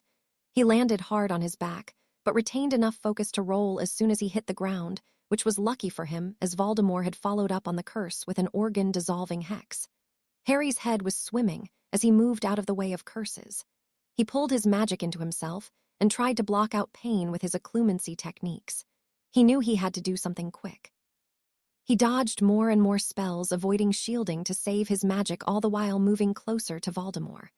Before Voldemort could notice, Harry dived and tucked into a roll as he avoided another curse and came up directly in front of the Dark Lord. Harry, who stood level with the Dark Lord, slammed his head forward into the Dark Lord's and ahead, but stunning the Dark Lord. Harry then used all the magic he had pulled and sent the most powerful banishing hex he could in his state and sent it point-blank at Voldemort. Voldemort was sent flying back into through the wall of the store behind him. Harry collapsed just as Aurors appeared. Sirius cheered internally as Harry's first curse hit Voldemort and opened wounds in the snake-faced bastard. Sirius quickly ducked a curse that sent a ribbon-cutting curse back at the Death Eater, who cast before turning back to the duel. He cursed as Harry was forced on the defensive and ducked another curse, this time from a Death Eater within an arm's reach. Sirius quickly pulled back and sent a left hook at the Death Eater, connecting at the Death Eater's temple, knocking the Death Eater out. He focused on Harry, mostly shielding or ducking spells, so he could keep track of his godson. He belatedly noticed a ring of goblins surrounding the duel between Harry and the Dark Lord, keeping others away from it. He then watched in horror as Harry was thrown from his feet and hit the ground hard. He started moving towards Harry once again and watched proudly as Harry caught the Dark Lord off guard, fighting like a muggle, before sending the robbed bastard flying into a building. "Harry!" Sirius shouted and took off in a sprint towards his now collapsed godson, pushing goblins and Death Eaters alike out of the way. He rushed to Harry's position and quickly checked for a pulse before taking a guarding stance over his godson as a bloody and stunned Voldemort made his way out of a pile of rubble. Sirius barely moved his eyes as to see the Aurors on scene, Connie Hammer leading the way. Voldemort looked to Sirius and the goblins surrounding Harry and to the Aurors and amplified his voice. "Retreat!" He disappeared in the swirling blue of a portkey, as did all the Death Eaters present that could. Sirius quickly turned to his unconscious godson to see him being treated by a goblin. "He needs a wizard healer ASAP, the goblin said, looking up at Sirius. "I've done what I can to slow bleeding, but our magic is different." "Akio Connie's emergency portkey," Sirius said the spell in a blur. A length of rope rushed to him from where the Aurors were, and Sirius snagged it out of the air. He touched Harry and called out, "Activate!" They disappeared into a swirl of blue, leaving Ragnarok to explain the events of the day. Chapter 45. Advantages to summer Sirius was left in the waiting room with an apprentice healer looking at his cuts and bruises, none of which ran very deep thanks to the cuirass. The apprentice had attempted to move Sirius, but found the man rooted to the floor, staring after his godson. "Lord Black," Healer Sorensen said, startling Sirius out of his trance. "Huh," Sirius replied oh so eloquently. "I believe Apprentice Clearwater is done with you. If you'll follow me, I'll take you to Lord Potter." Healer Sorensen spoke calmly and slowly. Sirius shook his head and blinked. "How's Harry?" rapidly shot out of his mouth. "He'll be fine," Healer Sorensen assured him as he gestured for them to start walking. They moved through the hallways on their way to Harry's room. "He broke his ribs, shattered one, and it perforated his lung. That boy is strong," Healer Sorensen commented as they came to a stop at the door to Harry's room, looking in on him. "Yes, he is," Sirius said. "He'll be fine, and at this point is simply sleeping it off," Healer Sorensen. "We healed his lung and ribs and gave him Skeel Grow for the shattered rib. May I ask what happened? We've had a few more people come in from the alley." "We," Sirius said with a nod to Harry, "went to the bank and someone tipped off Riddle, who came with almost 60 Death Eaters. He made the mistake of killing the 2 goblin guards out front before asking them to turn us over to him. The goblins refused, and together with a brigade of goblins, we fought the Death Eaters and Riddle. The battle only took about 5 minutes or so, more of a skirmish. Harry wounded the bastard. If you'll excuse me, I need to let the family know," Sirius finished. "Of course," Healer Sorensen said with a wide smile on his face at the news of Harry wounding the Dark Lord. As he left, Sirius sent off a patroness and then entered Harry's room. Sirius was only alone for about 5 minutes before a host of blacks and greengrasses, plus Susan and Remus, descended upon the room. Daphne was the first one in and bypassed Sirius, moving straight to the edge of her husband's bed. She gently sat on one side and took Harry's hand in hers and laced their fingers together. Amelia came rushing into the room with Lyra in her arms, followed directly by Susan, who pulled up a chair on the opposite side of Sirius and Daphne. Following them was Andromeda, Ted, Evelyn, Xavier, Narcissa, Remus, Draco, who had RJ, and Astoria, who was carrying Ede. As one, they turned towards Sirius for an explanation. He looked somewhat startled by the massive amount of people in the small hospital room, but quickly smiled to reassure everyone. "He's fine, simply sleeping right now." Daphne visibly relaxed at Sirius's words and turned back to Harry and smoothed his hair out. "A Death Eater must have been in the bank at the same time as we entered. After we finished destroying it, the bank locked down according to Ragnarok. That only happens when a goblin is killed on the premises. Anyway, a goblin in full armor ran up to us and said Riddle was outside the bank and had killed the 2 guards stationed at the doors." Ted sucked in a breath at that. He was CPA and did a lot of work with the goblins, so he knew their ways. Sirius looked at him and grinned a bit. "Yep," he answered Ted before turning to the others. "Ragnarok declared war on Riddle and the Death Eaters. He, War Master Balrog, and a whole goblin brigade fought with Harry and me against Riddle this afternoon." Daphne jerked back to look at Sirius at that. "He was there." "Yes," Sirius nodded. "Harry fought him and managed to do pretty well until his focus slipped and Riddle sneaked in the flail bludgeoning hex. Harry took the hex, but Ragnarok provided us with those dragon hide cuirasses." Sirius pointed to where he hung the 2 cuirasses. "The flail part of the curse was stopped, but he still broke 5 ribs and shattered one, perforating his lung. Somehow Harry managed to fight on by dodging spells, slowly making his way to Riddle. Riddle didn't notice Harry moving closer, and Harry had buted him, and then sent an extremely overcharged banishing hex at Riddle." Sirius looked thoughtful. "That's probably why he's still out," he nodded to Harry. "Riddle flew into and through the building across the street and didn't come out to Pretty, and that's when the Aurors arrived and they all left." All the occupants of the room looked at Harry with a bit of awe before Amelia stood up and handed Lyra to Andromeda. "Right, well, can I have your memory of it? I'll need to go in most likely." And sure enough, as she finished, Auror Tonks appeared at the door. Draco and Astoria moved aside so she could enter. "Ma'am, Minister Surmiger requests your presence. He's in the briefing room with Madam Hammer, Unspeakable Hammer, Director Mockridge, and Manager Ragnarok," she said in her Auror tone, ignoring for the moment the others in the room. Her voice softened a bit as spoke next. He also wants to know about Harry's condition. Tell him if he could get the license of the Mack truck that hit me, that'd be great. Harry spoke up from the bed, surprising everyone. Daphne immediately turned back to him and planted a rough kiss on his lips. You've got to quit doing this to me, she joked quietly as she pulled back. Harry gave her his lopsided grin in response. How are you feeling, Harry? Amelia asked, coming forward to give him a light hug and giving him a look that asked if it was okay if she left. I feel pretty good, actually, Harry said. I'll see you later at home. Amelia nodded and turned back to Sirius. Sirius handed her a glass vial with the memory. I started it with destroying the Horcrux. I know Rufus said he wanted to be there, but we kinda forgot, Sirius said a bit sheepishly. Since not only are the goblins joining us, but Harry wounded Riddle in battle, he'll probably be too busy dancing a jig to notice, Amelia said, earning a laugh from everyone. Or Tonks, she called, turning to the doorway where Tonks stood. You're to stay here on guard until they leave. Tonks saluted and moved aside so Amelia could leave. We'll go get the healer, Remus said with a smile towards Harry, who nodded in appreciation. Remus and Narcissa vacated the room in search of healer Sorensen. So not that I don't appreciate it, but why are you all here if I'm getting out of here soon? Harry asked quietly. Andromeda answered with a soft smile. We were all gathered around the triplets when Daphne and Amelia received Sirius's patronus. And with you, we never know how long you'll be out, she said with a smirk, gaining a chuckle from everyone and some gurgles from the triplets. Harry smiled in return, but quickly frowned as he thought about the battle. But before anyone else could say anything, Daphne spoke. We'll talk about it tomorrow after you've slept and the rest are gathered. She leant towards him and gently took his lips in a kiss, silencing any thought of protest.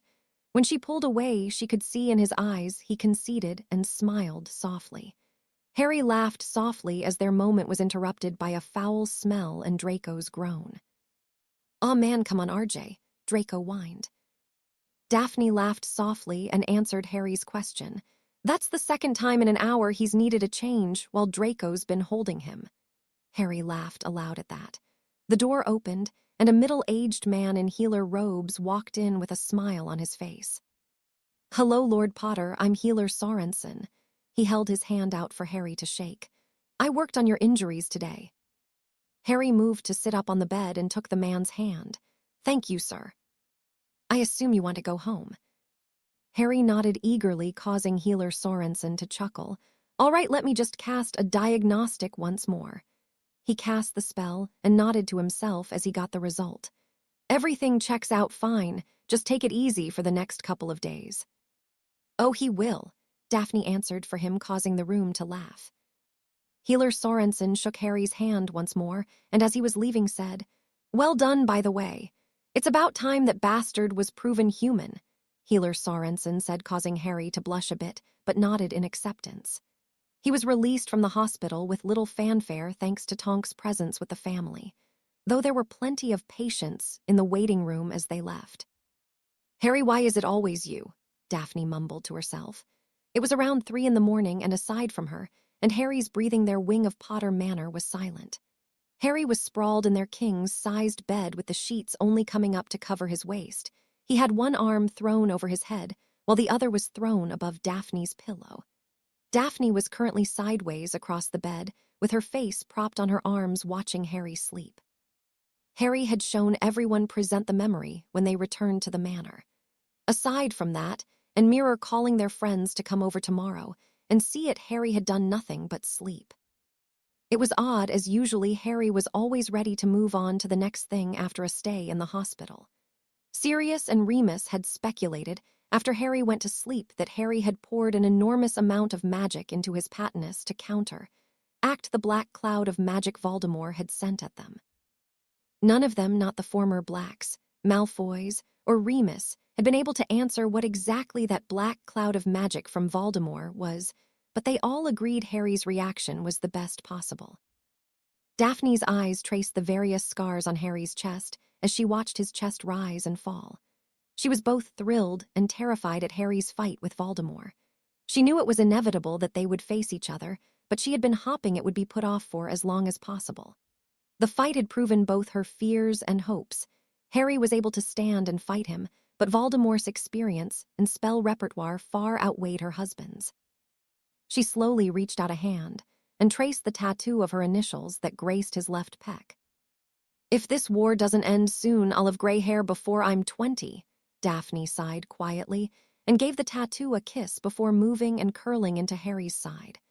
Both Harry's arms came down to further press Daphne to his side. Daphne smiled before drifting back to sleep.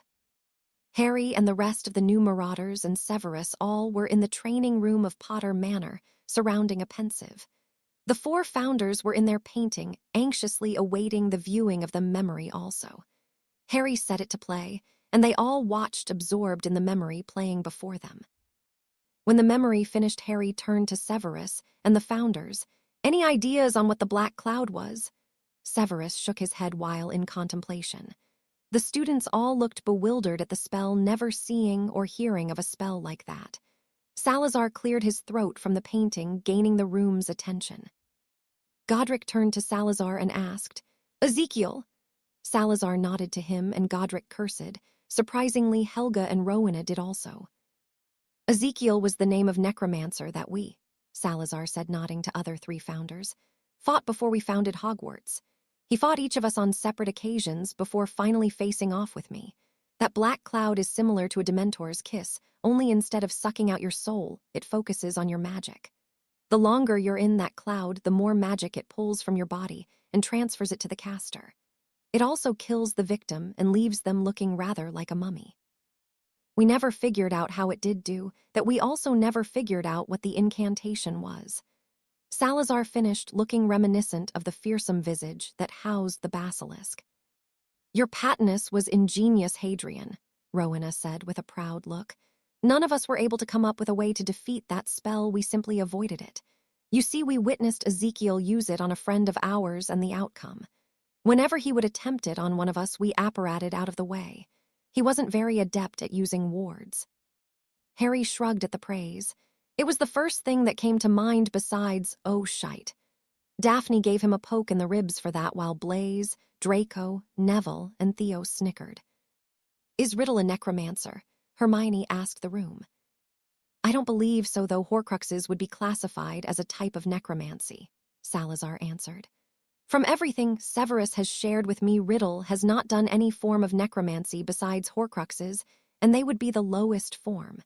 If he were a necromancer, this war would have either ended long ago, or it would take decades longer to finish." "What about Inferi?" Neville spoke up. "Inferi, while vile and an insult to the dead, are not a true form of necromancy," Salazar said.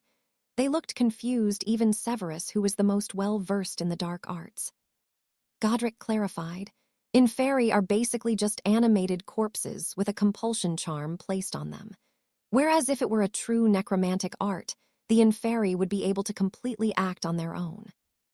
"Why did you say if he were a necromancer, this war would have ended sooner or go on way longer?" Tracy asked. "Necromancers are very few and far between," Salazar said. "Most who try their hand at necromancy die during rituals or spells that go wrong. A true necromancer is very, very dangerous. It took all 4 of us to defeat Ezekiel. Messing with death is never a good thing. He always wins," Salazar finished rather philosophically. "All right, back to the present," Helga called, taking everyone off the subject of necromancy. "Harry did some very good things in that fight, and we learned some key points about the Death Eaters. Anyone care to guess?" Hannah was the one who answered. All the wizards, except maybe 5 or so in the battle, stopped to watch Harry face off against Riddle. The goblins, however, didn't, and were able to take out a significant number of Death Eaters. Helga smiled warmly at Hannah, her fellow Hufflepuff, being the one to point it out. "Exactly, it will most likely happen again when they next fight. Riddle has been built up to the point where people think he is invincible and will want to watch the fight. Don't let them. A fight isn't over until your opponents can no longer fight back." "Anything else?" "Riddle gets blindly angry," Ginny said. "My Ron and Charlie can get like that," she explained further. "They just start attacking, leaving themselves open." "Good, there's nothing that says you can't take a pot shot at Riddle if he's solely focused on someone else." Just because a prophecy says Harry has to be the one to kill him doesn't mean we can't help him along. All right, all of you but Harry, Severus called their attention. Start sparring. It seems as if hand-to-hand combat is going to be your advantage over the seasoned Death Eaters. They groaned but complied. They all paired up Susan against Hannah, Tracy against Astoria, and Daphne paired up against Ginny. Neville paired against Theo and Draco paired against Blaze. They sparred for about 5 minutes before Severus called them to stop. He glared at Harry and Hermione, who were chuckling. Obviously, you all know each other too well. Tracy pair with Draco, Theo with Ginny, Blaze with Hannah, and Daphne with Neville. Severus said with a smirk towards Harry, who growled in protest, but Astoria came over and pushed him back down onto his chair. Daphne can handle herself, Astoria said, and took a seat next to him. Neville had by far the most brute strength out of all of them. He was the stockiest, and Harry was not amused at the prospect of his wife sparring with him. Daphne will be against Death Eaters bigger than Neville Harry, Hermione said in a matter-of-fact voice. Harry simply growled in return, causing Astoria and Susan to giggle and Hermione to huff. The opponents each took up their positions, and Severus whistled for them to start. Harry focused on Daphne and Neville. Daphne stood ready and watching Neville, who charged her about a second after Severus whistled. Daphne twisted out to the side and stuck her foot out, tripping Neville as she grabbed onto one of his arms and used his momentum to throw him forward in a heap. "Did you try to screw that one up, Longbottom?" Severus asked, to the amusement of the room, as Daphne gave little curtsy. Neville pushed himself up with a groan. "Never underestimate your opponent." "Again?" Neville asked in Daphne's direction. Daphne nodded and they both reset. Severus whistled again, and this time Neville waited. Neville slowly moved towards Daphne, who was bouncing on her toes. Daphne waited patiently as she bounced, and finally Neville broke and swung at Daphne with a right hook. Daphne swiftly moved and sent Neville to the side using his momentum. Neville was able to stop himself with a jerk, but Daphne struck out with a kick to the back of Neville's knee. She went to finish him with another kick, but Neville blocked it and flipped Daphne onto her back. Neville got to his feet, but Daphne swiped his feet out from underneath, him sending him down to the mat again, his head striking the floor with thud. Daphne quickly sprung to her feet, and Severus ended the fight as Neville cradled his head. Severus looked around and rolled his eyes. Draco had a broken wrist, Blaze was favoring his left ankle, and Theo had a dislocated shoulder. "If you had been fighting Bellatrix, you'd all be insane or dead," Severus bit out. "Just because your opponent is a woman does not mean you take it easy on them." Neville didn't even bother trying to defend himself or become angry at the mention of Bellatrix. He was still seeing 2 Daphnes helping him stand. Draco looked peeved that Tracy had beaten him, as did Blaze, but Theo looked affronted by Severus's words. "Hey, I'm a Slytherin, of course I tried," Theo replied and then grinned. "Jin just kicked my arse. I think I'll hide behind her in the fight." He wrapped his good arm around Ginny, who smirked proudly.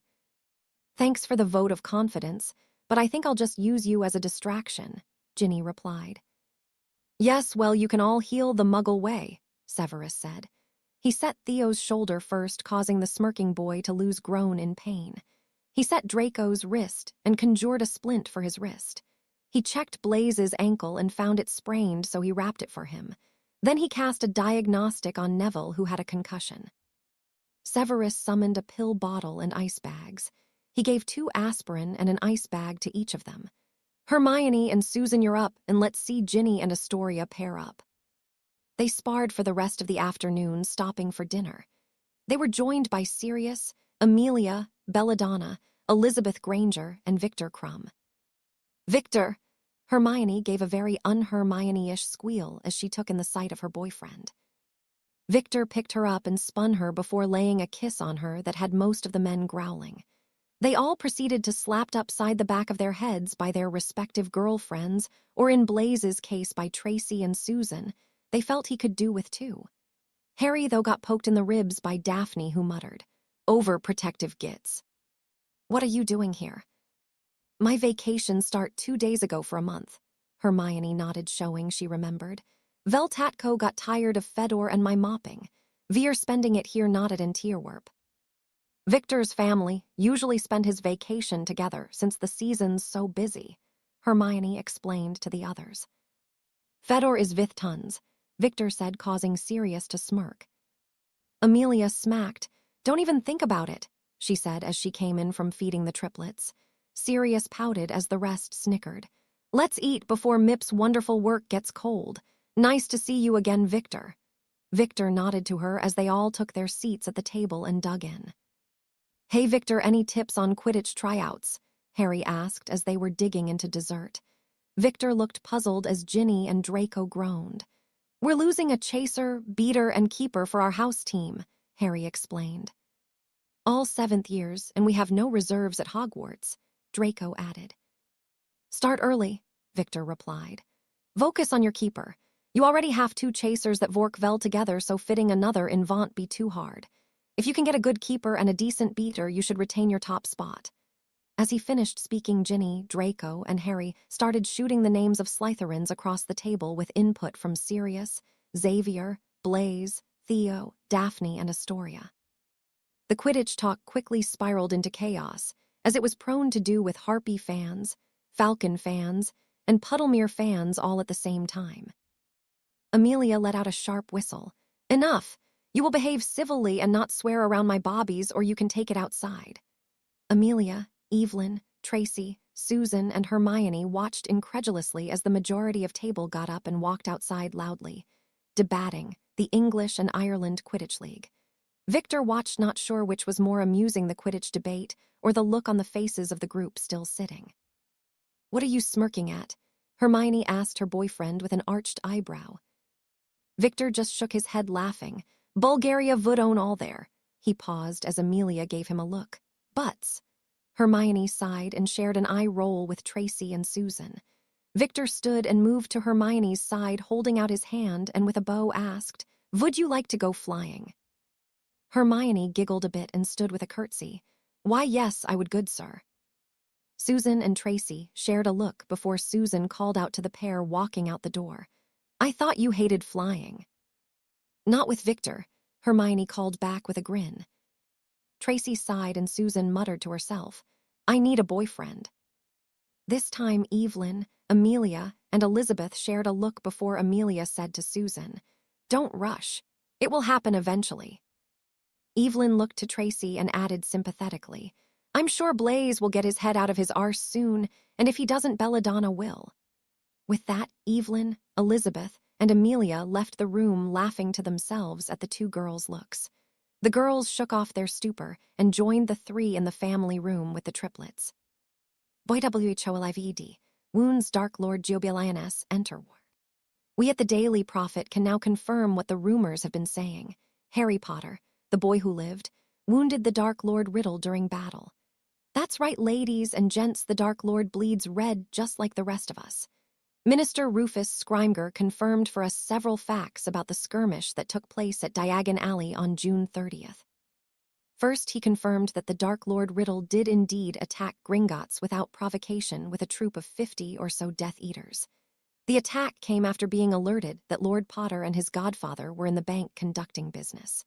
The Dark Lord then provoked the goblins by immediately killing the 2 goblin guards outside of the bank upon his arrival. The bank immediately went into lockdown, protecting not only the bank, but the customers also. Second, he confirmed that a goblin brigade led by War Master Balrog, and none other than goblin leader and bank manager Ragnarok, confronted the Dark Lord. By Ragnarok and Balrog's side were Lord Sirius Black and Lord Hadrian Potter. Third, Minister Scrimger confirmed the reports that Lord Potter entered the fray after Dark Lord Riddle threw a killing curse at Ragnarok. Lord Potter shielded the goblin leader before running into the fight, followed by Lord Black. The goblins and the 2 lords were able to cut down 34 Death Eaters and incapacitate 5. Needless to say, the goblins fight to kill and win. Lord Potter entered a duel with Dark Lord Riddle. Duel lasted only minutes, but ended with Lord Potter landing a vicious headbutt to Riddle, and then banishing him through a wall, leaving Riddle to stumble back up slowly, only to portkey out as Aurors swarmed the scene. His remaining staggering Death Eaters fleeing along with their master as not to be caught. Minister Scrimger had this to say, Tom Riddle is nothing more than a common terrorist who can and will bleed just like the rest of us. If you need any further proof, go look at the blood pooled in Twilfit and Tattings." The minister was rather gleeful, as the 5 captured Death Eaters are eager to talk if it means they will not be kissed or return to their master. The willingness of Death Eaters to break their silence suggests Riddle is losing his power over them, and that this war could very well winding down. Harry put down his copy of the Daily Prophet with a resigned sigh. They didn't mention I needed a trip to St. Mungo's, or that 10 goblins died and 15 were injured. He was sitting on the balcony to their master's suite, enjoying a slow start to a lazy summer day. Daphne moved over to him and sat on his lap, pulling him to her. "You give the mass of sheep hope." Her voice dipped sarcastically at sheep, causing Harry to chuckle. "And be happy that's the first article I've ever read that mentions the goblins in a good light." Harry blew out a long breath and pulled Daphne tighter into his chest. She nuzzled into Harry's bare chest as Harry ran his hand over her arm lightly. "Do you want to go on a date tonight?" Harry asked as one of the triplets let loose a wail. Daphne smiled up at him and wrapped her arms around his neck, pulling him down to meet her lips. Daphne's lips came in contact with his own as she kissed him slowly before tracing his lips with her tongue. He parted his mouth, allowing her entrance as their tongues dueled. She slowly pulled back before smiling as Harry tried to follow her lips. She laid another gentle kiss on his lips before pulling back farther. "I would love to." "Great, we'll take Sirius's bike and go into town. Dinner and a movie," Harry said with a lopsided grin. "Sounds good," Daphne said as an alarm sounded in their room. "Duty calls," Harry said with a chuckle at Daphne's pout. He stood carrying Daphne in his arms and into their room. He lightly placed kisses on her face and neck as he walked them to their bed. He pulled back with a smirk and then let go, causing Daphne to squeal as she dropped down onto their bed. "Pratt," Daphne laughed as Harry continued to smirk while pulling on a t-shirt. "What does Severus have you brewing anyway?" "A Mortentia," Harry said with grin. "Really?" Daphne said, surprised at Severus's use of a love potion. "It's been very tricky to brew. Lots of steps and quirks to the ingredients," Harry said with a nod of understanding at Daphne's surprise. "What are we going to do with it?" Daphne asked, more to herself, but still out loud. "Use Scooby's hair and then dose Sirius." Harry smirked as he walked out of the room, leaving Daphne collapsing in giggles on the bed. Harry started Sirius's Indian and grinned as the motor came to life beneath him. He loved riding Sirius's bike. It reminded him of the freedom of his broom. He was dressed in a pair of faded black jeans, his dragon hide boots, a muscle shirt underneath a red button-up, and his leather jacket gifted to him by Sirius. "You ready to go?" Harry called above the motor's roar before he looked up and his jaw dropped. Daphne stood in front of him in a pair of that looked poured on her. High-heeled dragon hide boots, a scoop neck-tight navy blue shirt with her own leather jacket. Around her neck was one of the various pieces of jewelry Harry had given her. This necklace was a sapphire heart pendant on a white gold chain. Daphne smirked and made her way over to the bike, taking her place behind him. She placed a kiss on the back of Harry's neck, causing him to shiver as he pulled the bike out of the garage and started the 10-mile drive to the nearest town with a theater. Harry pulled the bike into a parking spot outside a small mom-and-pop-style restaurant in Wiltshire. Harry and Daphne drew the eye of more than a few townspeople between the bike and their general attractiveness. More than one older couple smiled as they looked at the young couple, easily spotting the love between the two as Harry held open the door to the restaurant. "Ello, dearies, seat yourself. I'll be with you in few," an older woman called out to them as they walked in. They smiled in return and moved to a secluded booth for two. "What can I get you to drink?" "I'll take a Coke," Harry answered and then looked to Daphne. "Lemonade, please," Daphne replied with a smile. "Be back in jiffy." Their server left with their orders. "Have you thought any about Headmaster Flitwick's request about what to do instead of Hogsmeade weekends?" Daphne asked as she looked over the menu. "Well, I know in Muggle schools they usually hold dances for each season," Harry said with a shrug. "Really?" "Yeah, some of the older students would talk about them. Usually I think at least one was formal, like the Yule Ball was, and then the others were semi-formal and more laid back." That could be interesting. She returned with their drinks and took their order. Shepherd's pie for Harry and fish and chips for Daphne. We should try and do something to get the younger years involved in.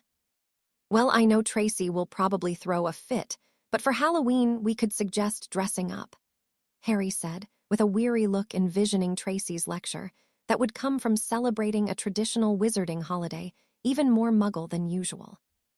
Actually, I think that would work especially with Aunt Addie teaching. She'd be more than willing to lecture on Samhain, which would placate all the purebloods and any pureblood parental complaints, Daphne said with a nod.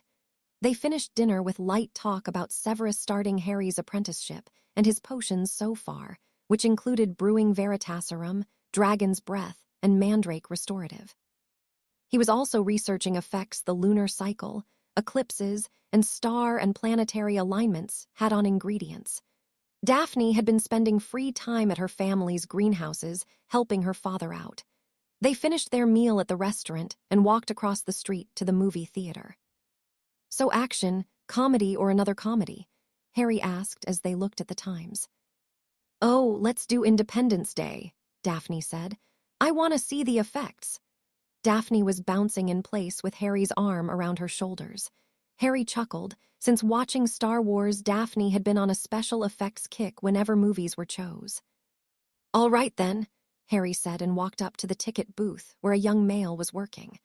Said male was currently eyeing Daphne like a Ron Weasley eyes food. Harry stood up to his full height and growled out, 2 for Independence Day.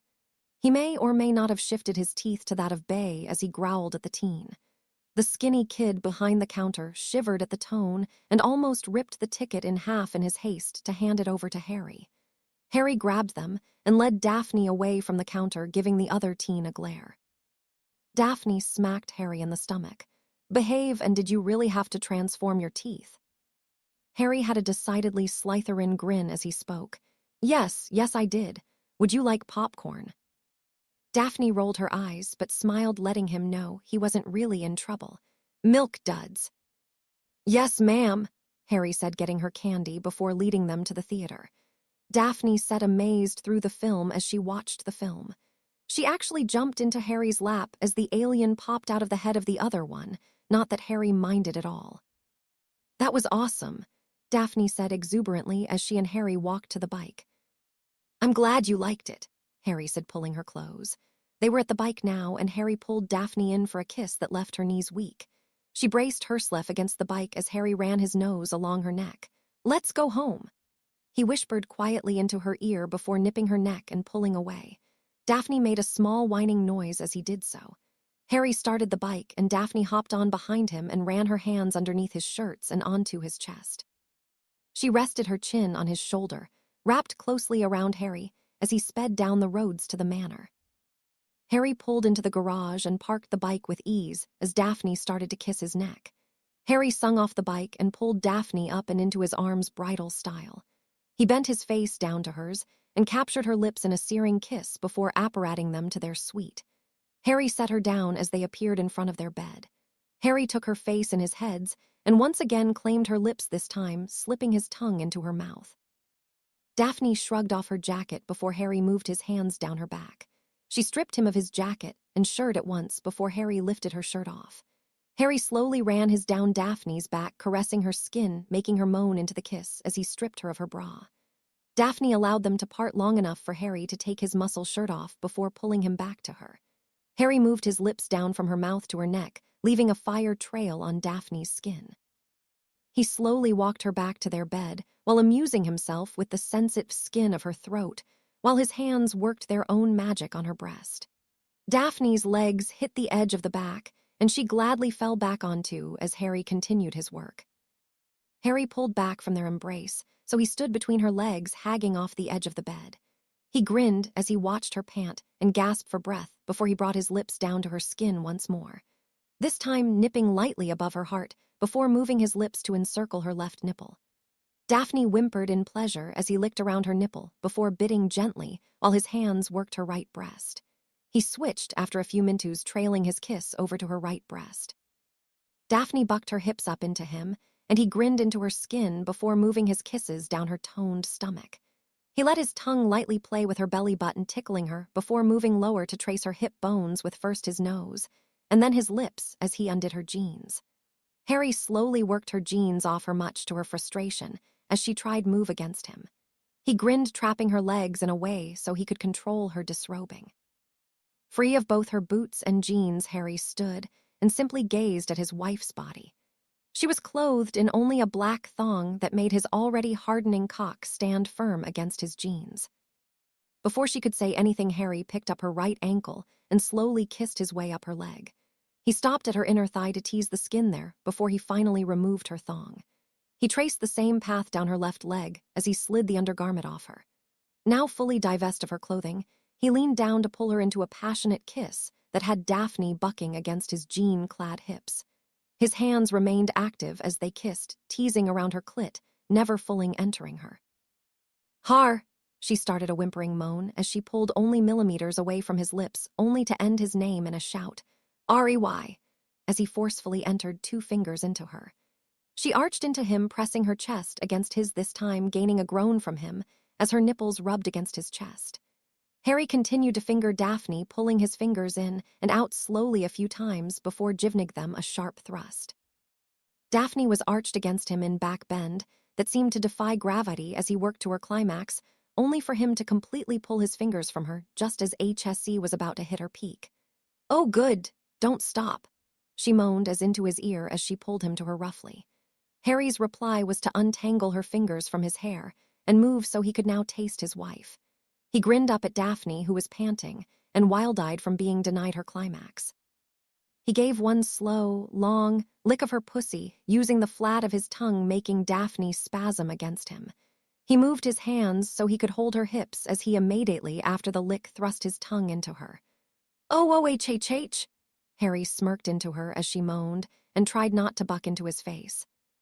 He could tell she was quickly calming close again as her hands threaded into his hair once more. She gave sharp little tugs every time he nipped at her clit.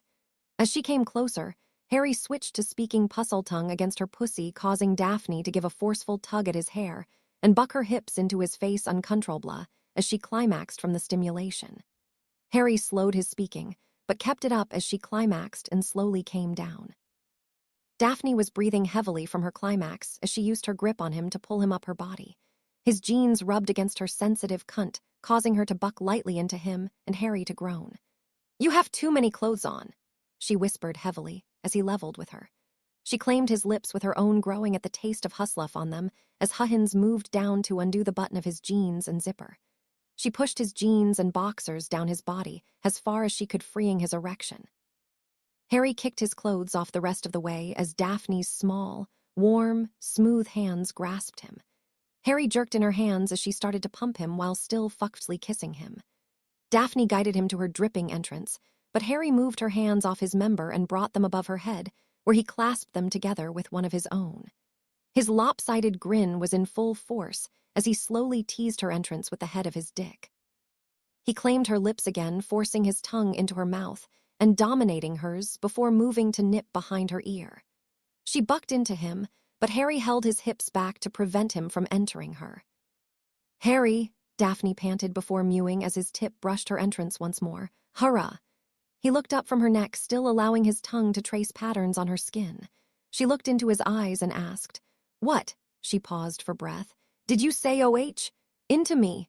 She managed to get her question out through gasps as he continued teasing her, entering her little before pulling out quickly. Harry smirked and moved so his mouth was strut next to her ear while his cock just dipped into her folds. "I said I'm going to fuck you so hard you won't be able to walk." With that, he entered her, completely bottoming out into her pussy. "H-H-H-A-R-R-R-Y-Y-Y?" Daphne let out wild scream as Harry thrust into her roughly and deeply, triggering another orgasm as she arched into him. He remained in her pussy as she clenched around him after his entrance, while whispering all his previous words in pusla-tongue to her, prolonging her orgasm. As she showed signs of cuthing her breath, Harry started moving inside her. He pistoned his hips in and out of her dripping sunsatva cunt, causing Daphne to mew unchakuntla as he used her for his own pleasure this time. She was chanting his name over and over as she met his thrust with her own, arching into him. She moved to claim his lips once more as he fucked her before moving them to where his neck met his collarbone. He thrust were becoming jerky as he neared his climax, and her own built up once more. He started rutting against her harder, the sound of skin, slapping together, filling the room, and she bit down on the junction his neck and collar bone. "Daphne!" Harry shouted into her neck as the bite hit him, triggering his own puffed orgasm. She felt his cock jerking her and spurting his seed into her, and she arched into him with her own final orgasm. Harry slowed his hips and stayed sheathed in her as his cock emptied, and their jusses mingled together. He languidly kissed her as their orgasms finished. They were both breathing heavily, sharing small, tired kisses as they came down from their high. Harry rolled off Daphne and onto his back, wrapping Daphne into his chest. Daphne kissed his chest once before quickly slipping into an exhausted sleep, Harry following right after. Chapter 46, Sweet 16.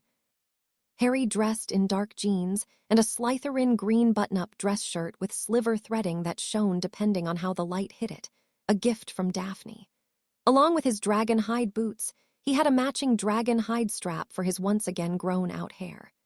Daphne came in the room dressed in a silver and blue sundress. "Harry, can you?" Daphne asked, holding up a heart-shaped necklace. Harry smiled and came over, taking the necklace while she swept her hair up. Harry fastened the necklace and pressed a kiss to her neck. Daphne shivered in delight at the kiss and let her hair fall back down. Today, Madame Longbottom was hosting another joint party for Harry and Neville's birthdays. It was functioning not only as their party, but a safe gathering for all of Madame Longbottom's associates and friends. Everyone from the new Marauders, the Slytherin Quidditch team, to the Hogwarts professors, the Hammers, and other ministry officials, hence the reason for the dressier clothes. "You ready?" Harry asked as Daphne strapped her heels on. "Yep," she took his outstretched hand, and they walked down the halls of Potter Manor. "Why do you think we haven't gotten our OWLs yet?"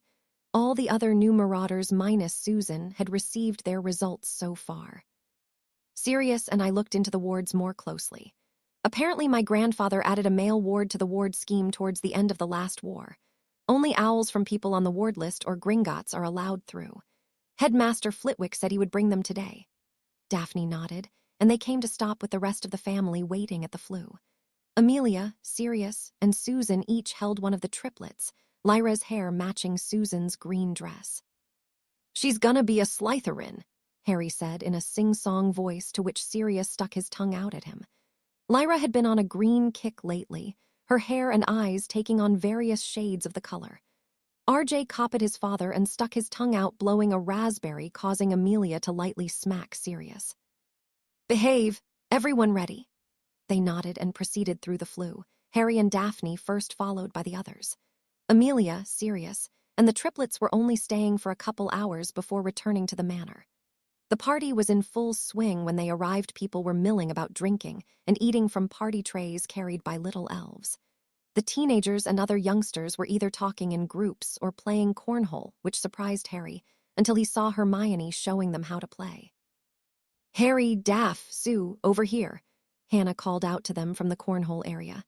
Hermione had set up 4 sets of the cornhole boards, set up each set in house colors.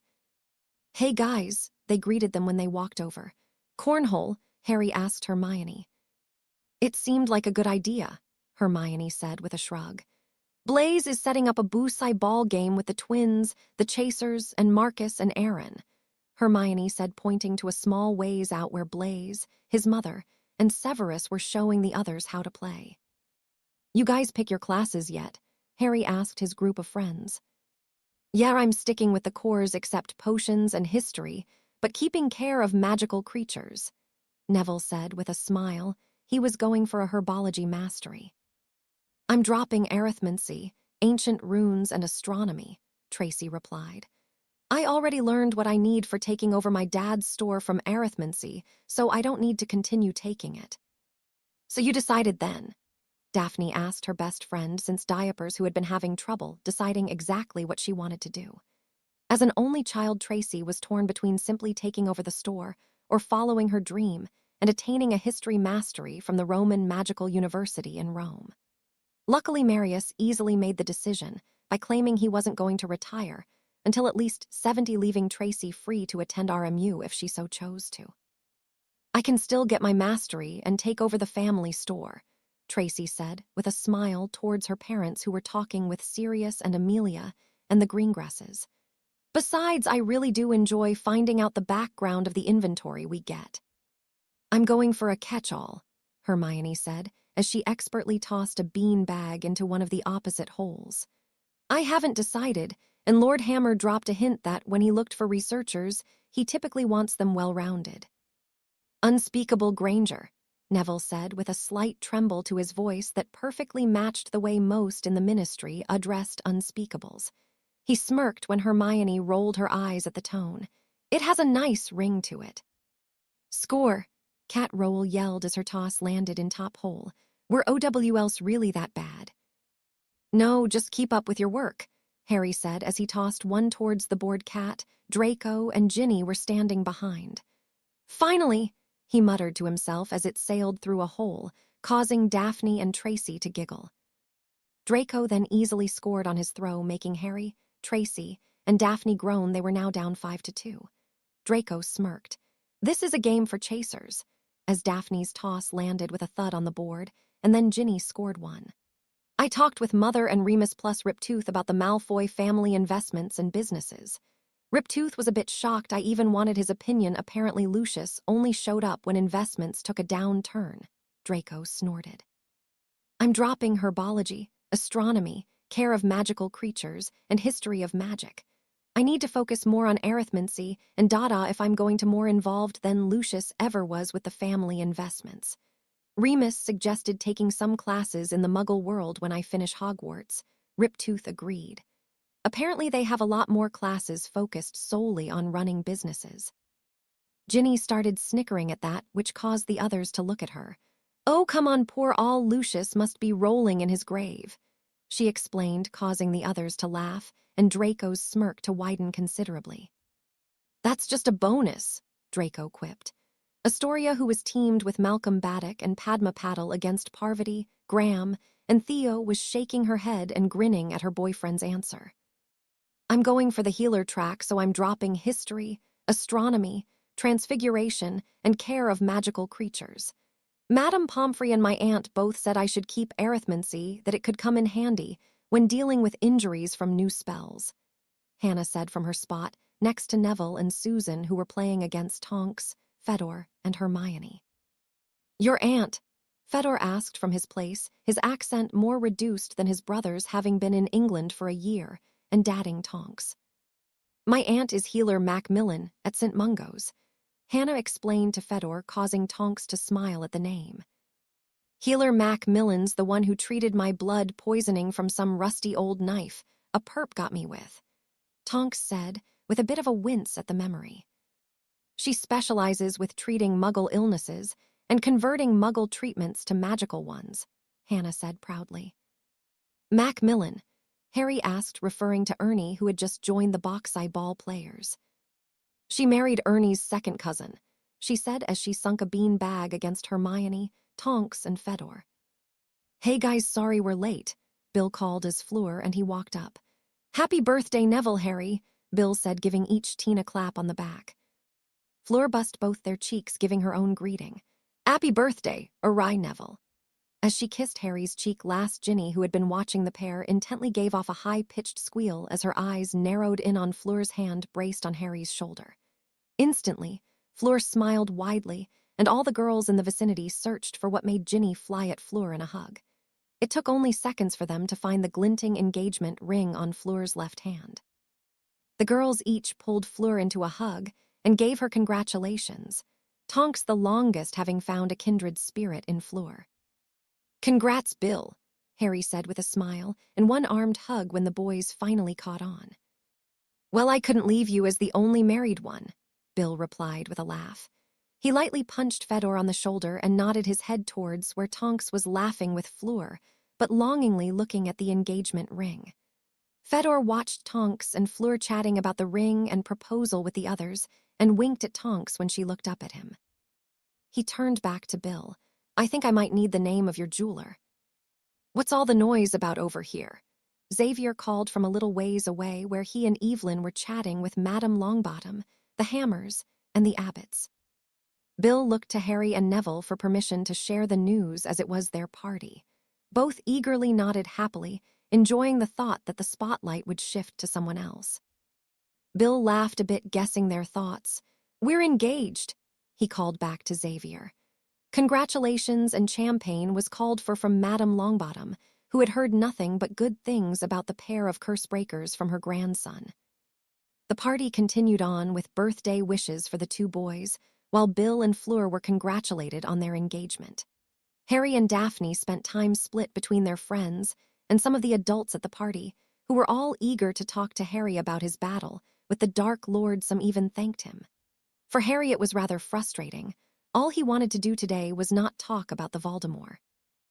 Daphne was able to spot his mounting frustration and pulled him into the relatively empty solarium of Longbottom Manor. She pulled him into a hug, running her hands up his back soothingly. "Relax, babe," she whispered into his ear as he buried his head in her neck. Harry kept his head in her neck, breathing in her scent to calm himself. "They're happy you can fight him and want to show it," Daphne said softly. Harry pulled back but kept Daphne in his arms. "I don't want to think about him today." "How about if you continue to graciously accept their thanks, I promise that tomorrow your actual birthday will be Dark Lord free. We'll do whatever you want aside from the family dinner Amelia and Mum have planned," Daphne said, giving him a quick kiss as there were people taking quietly in the solarium. Harry smiled down at his wife and nodded. "Thanks," he spoke quietly as he pressed his lips against hers once more before pulling away and simply walking hand in hand as Daphne explained some of the plants in the room. "Ah, there you are," they were interrupted by Headmaster Flitwick. "I'm getting ready to leave and wanted to give you your results and present. I already gave Susan hers," Flitwick said in his usual jovial tone. Both Daphne and Harry smiled at the small headmaster and took the proffered envelopes from him. Flitwick pulled out a book from his robes and enlarged it. "This is for you," he said, handing it to Harry. Harry took the book, reading over the title, Charms for the Dueling Masters by Eli Hezra. "Thank you, sir," Harry said, looking at the book with interest bright in his eyes. "You're very welcome. I used charms from this book in many of my championship duels over the years," Flitwick said with a smile which then turned rather wan. "I know this probably isn't the most appropriate venue to bring up Riddle, but I wanted to thank you as the goblins have agreed to station a goblin brigade at Hogwarts and one at Hogsmeade. While we still will not be having Hogsmeade weekends, this will greatly improve security and make Riddle think twice about attacking either place." Harry simply nodded in response and gave a slight smile. "I will see you back at school." "Well, that should make teaching goblin rebellions interesting," Daphne whispered, making Harry chuckle. "Hey, guys," Hermione said from the entrance of the solarium, getting everyone's attention. "It's time for cake." Harry woke up the next day, gasping for breath. Daphne was currently under the covers, treating Harry the best wake-up call he had ever gotten. Harry tossed the covers off to reveal Daphne deep-throating him. Daphne hummed around him as he hit the back of her throat, causing Harry to groan and thread his hand in Daphne's hair. Daphne slowly pulled back, running her tongue along his length before bobbing up and down again. Harry was trying not to thrust into Daphne's mouth at the feelings she was evoking from him. Hey, Daph!" He lost it and came in her mouth as she deep-throated him again, while bring her hand up to give his balls a squeeze. Daphne swallowed all it as she slowly brought him down from his high. She released him and smiled up at him with a wicked gleam in her eyes. "Happy birthday, Harry." Harry pulled her to him and devoured her lips in a searing kiss. They cuddled in bed for an hour, exchanging kisses before a knock at their door sounded. Guys, I know it's Harry's birthday, and all but Auntie just got called in and wants to give you her and Sirius's gift before she leaves," Susan called. "All right, Sue, we'll be down in a few," Harry called back. "Well, I guess we should get dressed," Harry pouted. "Come on," Daphne said, getting out the bed still naked, causing Harry's eyes to wander as she walked to their closet. She turned when she didn't hear him moving behind her. His eyes were zeroed in on her arse until she turned around, then moved to her breast. Daphne rolled her eyes and walked back to the bed. She placed her hand under her husband's chin and tilted his head up so his eyes were now on hers. "Focus. We can finish this tonight after dinner," Now get dressed." She turned around and started walking back to the closet, only to hear Harry growl lightly and jump from the bed. He pulled her from behind into his arms and nipped at her neck. "You're a shameless tease," he whispered and nipped her neck again before walking ahead of her. Daphne blew out a breath she had been holding while wrapped in Harry's arm. "And I'm the tease," she muttered with a sigh, and joined Harry getting dressed, which was much slower process than usual. They finally got downstairs about 5 minutes later and were met with tight smiles from Amelia and Sirius. Susan, though, still wasn't told why Amelia had been called in. "What happened?" Harry asked, seeing their tight smiles. "I'll inform you tomorrow. We're still gathering information anyways," Amelia said, in a way that left no room for argument. "You are going to enjoy your birthday, and I'll be back for your dinner tonight." "Now come on, we have your gift waiting," Sirius said with a grin. They were led out to the garage where next to Sirius's bike was something covered with a tarp. Susan, Amelia, and Sirius were grinning along with Daphne. "It's not much of a wrapping, but it's more fitting than a bow," he said, and with a flourish pulled the tarp off a gleaming motorcycle. A Kawasaki Ninja ZX-6R sport bike was unveiled in a dark green, almost black paint with silver trim. Harry's jaw dropped at the sight of the bike that was released just last year. "It'll go 0 to 97 km in about 3 seconds, on par with your Firebolt," Amelia added, and Harry's smile grew. "Thank you." Harry smiled happily and grabbed Amelia and Sirius in a hug. "You're welcome, pup," Sirius said with a smile. Amelia gave him a kiss on the cheek. "You're welcome. Now I need to go. Have fun and wear a helmet." She laughed to go back into the house, with Sirius following, giving Harry a wink. "I want a ride after you take Daphne out," Susan said, giving Harry a hug. "Sure thing, Sue," Harry said, returning the hug. "Ready?" He turned to Daphne, who already put her helmet on. "You know it," Daphne said with a grin. Harry strapped on his own helmet and started the bike up, loving the purr of the engine already. "Hang on," he said over the motor to Daphne before gunning the engine and taking off down the driveway. They came back about an hour later, and Harry took Susan out on the country roads around the manor. For the rest of the day, Harry and Daphne, and sometimes Susan, just lazed around watching movies. A rather odd selection of movies: Hackers, The Lion King, and Frankenstein, but it was Harry's birthday, so he chose. "Is it just me, or did that actress look like Bellatrix?" Susan asked after Frankenstein ended. "She looked like Bellatrix," Harry and Daphne said at the same time. They all shared a look. "Let's not show that to Neville," Susan said as the video ejected and she placed it back on the shelf. "Works for me," Harry agreed as he leaned down to pet to Scooby, who was sprawled across the front of the love seat he and Daphne sat on. "Hey guys," Astoria said, poking her head into the game room. "Time to eat." Scooby was the first up and bounded out the door, knocking the smaller Astoria down. She landed on her, but with an oof. "Scooby," she yelled after the Great Dane that was bounding towards the kitchen. The 3 older teens laughed quietly until Astoria fixed them with a glare. "Anyone plan on helping me up?" Harry extended a hand to Astoria, who took it, getting hoisted off the ground. "Arcees," Astoria muttered when she noticed they were still smirking. They arrived at the family dining room to see Sirius helping Amelia into her seat. She looked exhausted, but kept a smile on her face as Harry entered. Evelyn and Xavier were there, also taking their seats. On the table were his favorites, and he helped Daphne into her seat, and then Astoria. They sat down to eat with little conversation as they dug into the scrumptious meal provided by Mips. Finally, about halfway through the meal, Evelyn broke the silence. "So you 3 didn't tell us how your OWLs went. Headmaster Flitwick gave them to you last night, right?" "Yes, we just didn't have time with the party going on," Daphne answered. Evelyn, Xavier, Amelia, Sirius, Astoria, and Susan all looked to Harry as she said that. Harry faked innocence at their look and with a raised eyebrow asked, "What?" Daphne rolled her eyes and lightly poked him in the ribs. "Oh, right, my potions, NEWT, I got an O," Harry said nonchalantly before grinning as shouts of congratulations were heard around the table. Xavier held up his goblet. "A toast to our potions prodigy and future youngest ever potions master." His toast was met by the others with a cheer. Harry blushed, but nodded his thanks at the praise. "So how did the rest of your test go?"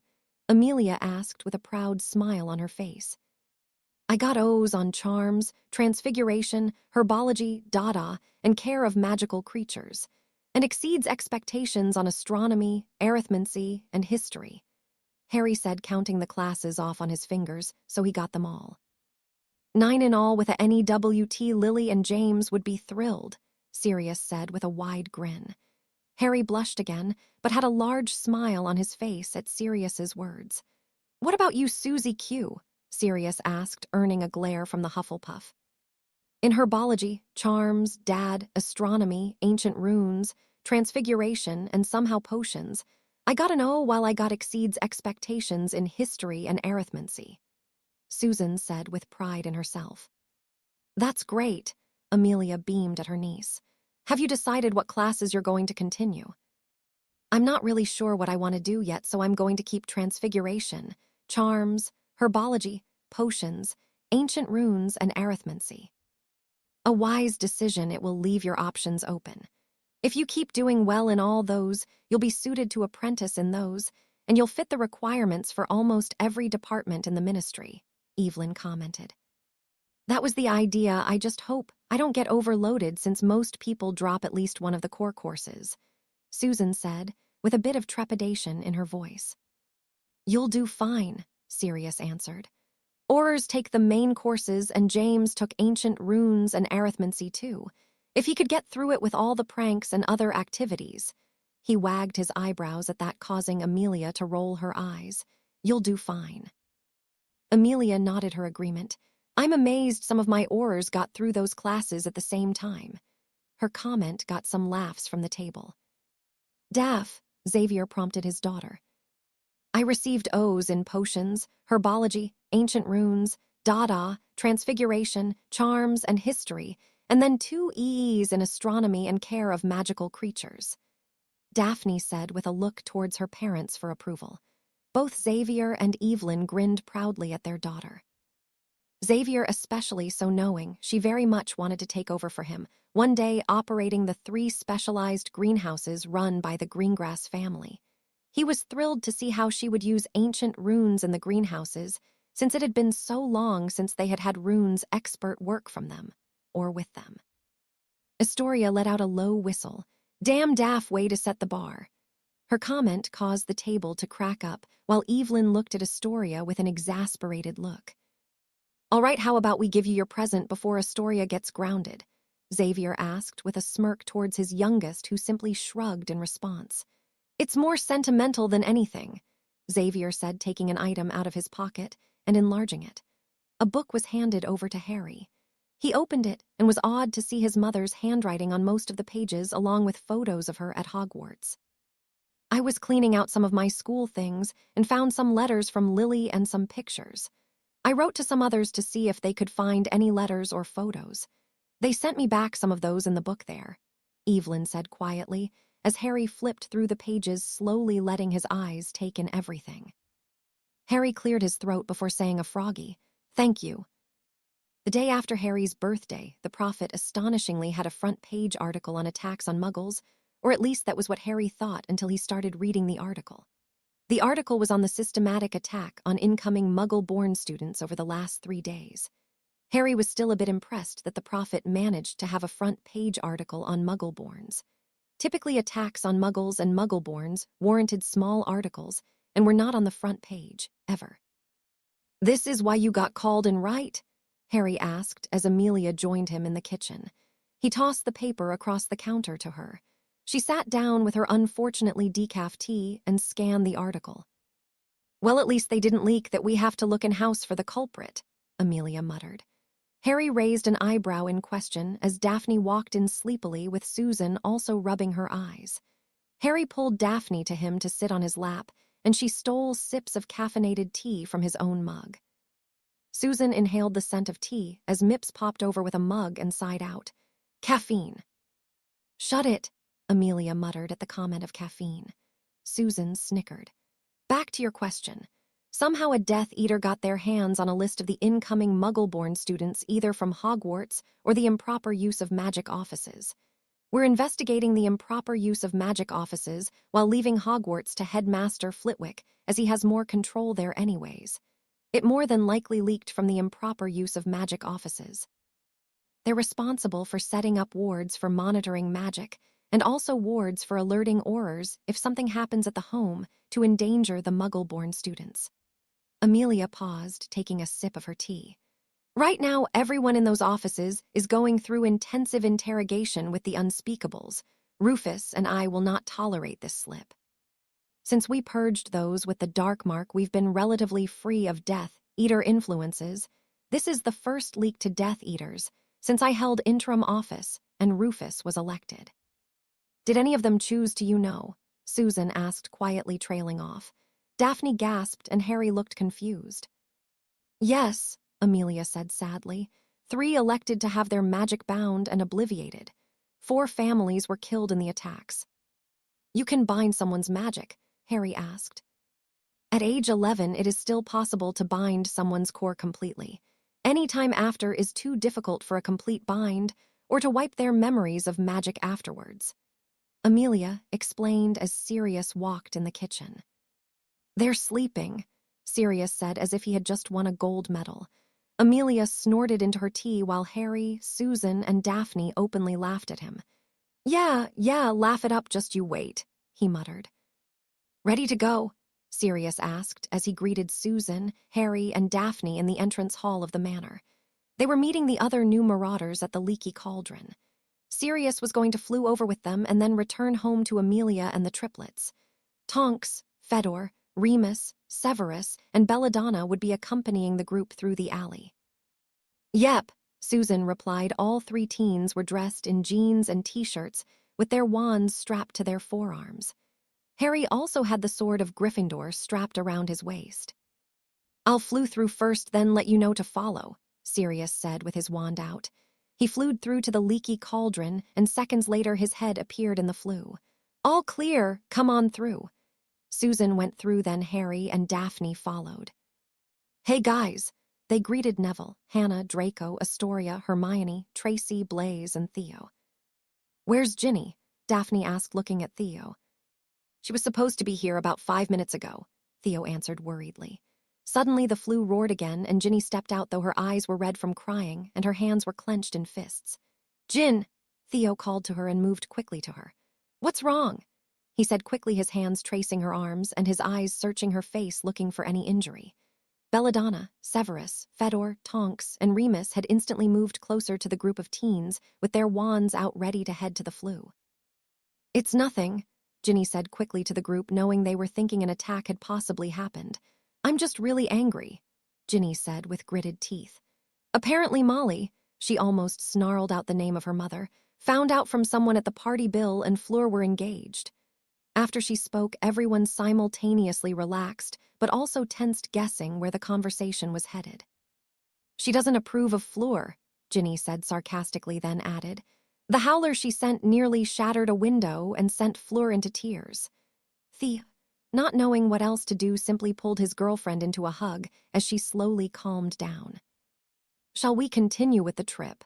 Severus said, once he saw Ginny's fists unclench. Hadrian and I need to be back by 3 o'clock. They all nodded and made their way to the entrance to Dagon Alley. We need to go to the apothecary first, Severus announced, and lead the group into the store. Neville made a face at some of the more interesting ingredients on display, pickled pixie eyes. I'm so happy I'm done with this. Blaise grinned. Oh yeah, no more nasty fumes. They high-fived each other, laughing and dreaming of all the things they wouldn't have to do in potions. I assure you my cauldrons and ingredients are just as thankful, Severus quipped without turning from the man behind the counter, who laughed along with the rest of the group, while Blaise and Neville pouted. The clerk gathered the more dangerous ingredients from behind the desk, while the others picked up what they would need for their upcoming classes. And then I'll need these delivered to school per usual. He handed over a list to the apothecary. Upping the ante this year, the clerk asked, looking over some of the ingredients on the list. Severus snickered to himself before pulling Harry forward. Mr. Potter here passed his potion NEWT and will be apprenticing under me for the next 2 years to gain his mastery. He'll be the youngest potion master, beating even myself, Severus said silkily, as Harry blushed under the praise and shifted uncomfortably. The clerk behind the desk stood gobsmacked as he took in the information. A master at 17, he managed to stutter out in awe. His gaze of wonder made Harry even more uncomfortable as he quickly exited the shop with Daphne and the others. Severus came out smirking a minute later after having paid for the school supplies. Harry glared at his potions professor as he came out. What was that for? Don't think I forgot about your little quip about an order of Merlin. Amelia put me up for one, Severus said in a snarky tone. Belladonna cleared her throat and glared at the two. Behave, or I'll set the twins on you. Yes, ma'am, Harry said at the same time Severus replied. Of course, darling, Severus said with a grimace at the thought of dealing with Weasley pranks after they just graduated. The group tried not to snicker at the expression, but failed. Does anyone need anything for Quidditch? Belladonna asked. The 3 Quidditch players responded in the negative. Then Flourish and Bots is next. Everyone have their book lists. They nodded in the positive this time. The large group was greeted with much fanfare from Mr. Flourish, who didn't even realize Harry was among the group. He was just happy to have so many customers at once. Hermione, who spent the most time in the shop, was guided around by Flourish to the books she needed and simply wanted. He recognized the girl as one of his best customers and easily identified that she hadn't decided on a career path yet by the books she chose. If you still haven't made up your mind, by the time your 7th year ends you'll have a position here, Mr. Flourish said as Hermione paid for her purchases. Hermione beamed at the words, and the group groaned, knowing Hermione would likely never leave the store if she had access to all the books. Who needs robes? Belladonna asked the group once they pulled Hermione out of Flourish and Bots. Astoria, Ginny, Tracy, Theo, and Blaze raised their hands. Belladonna rolled her eyes at her son's hand. He simply wanted new robes. I need to go to the stationery shop, Hannah added. I need to visit Hephaestus, Harry said. All right, Severus and I will take them to Twilfit and Tadding's, Belladonna spoke, nodding to those who needed robes. Remus, why don't you take them to the stationery shop and Tonks? Fedor go with Harry and whoever wants to join him. His shop's in Nocturne, right? Tonks asked. Harry nodded. Why don't you have Aeolus come out? Aeolus responded, rising out of Harry's skin and slithering down out of his shirt. The large king cobra then wrapped herself around Harry's stomach and up over his shoulders. The few other people out walking out in the alley gave them a wide berth at the sight of the snake. Aeolus hissed out a laugh, leaving Harry to roll his eyes. I'm going to go with Harry and Daph, Draco said, giving Astoria a kiss on the cheek. Astoria nodded. They separated, with Remus taking Hannah, Neville, Susan, and Hermione to the stationery shop, and Tonks and Fedor left with Harry, Daphne, and Draco. Harry led the way to Hephaestus' shop down Nocturne Alley. Despite the lack of people in the Diagon Alley, Nocturne Alley was still thriving as always. Can't keep an only semi-legal market down, Draco muttered as they walked. Tonks snorted while the others chuckled as they entered the Wandcrafter's shop. A Hadrian, thank you for coming, Hephaestus said, coming out into the main area of the shop where the others were. I spoke with your potions master, and he told me you would be going into the Forbidden Forest with him for ingredients. I would like you to retrieve these if possible. It will of course count towards your apprenticeship, Hephaestus spoke, handing over a list to Harry. Sure, it shouldn't be too hard, Harry said, reviewing the list. I already know where to look for a few of these. Acromantula venom, Daphne said with a raised eyebrow. I used the last of my stock on a recent customer, Hephaestus answered. Your gamekeeper kept one as a pet and is aware that I need venom from time to time. Hagrid kept one as a pet, Draco and Tonks exclaimed at the same time, while Harry and Daphne just shook their heads unsurprised. They were part of the tournament, Daphne said with a shrug.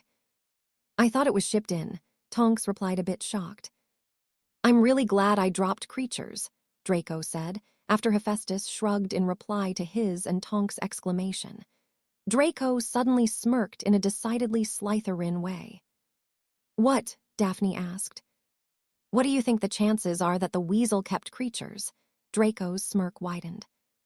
That could possibly make a class on acromantulas worth it, Harry said with a laugh. A class on them, Tonks said, still a bit shocked. She was one of the more adventurous students who went into the forest during Hogwarts. They eat people, Fedor added, wondering about his fellow professor's sanity. Yes, Hephaestus replied, rather unaffected. Harry, you need to find out how many acromantulas there are in the forest, Tonks said after a moment. Why, I mean, I know they're dangerous, but Hagrid keeps them under control, Harry answered. Hephaestus' look changed to concern at Harry's statement. Giants are the only ones who can effectively control of acromantulas, Hephaestus said with a groan. The giants sided with Riddle in the last war and with Grindelwald before, Tonks explained before the others asked.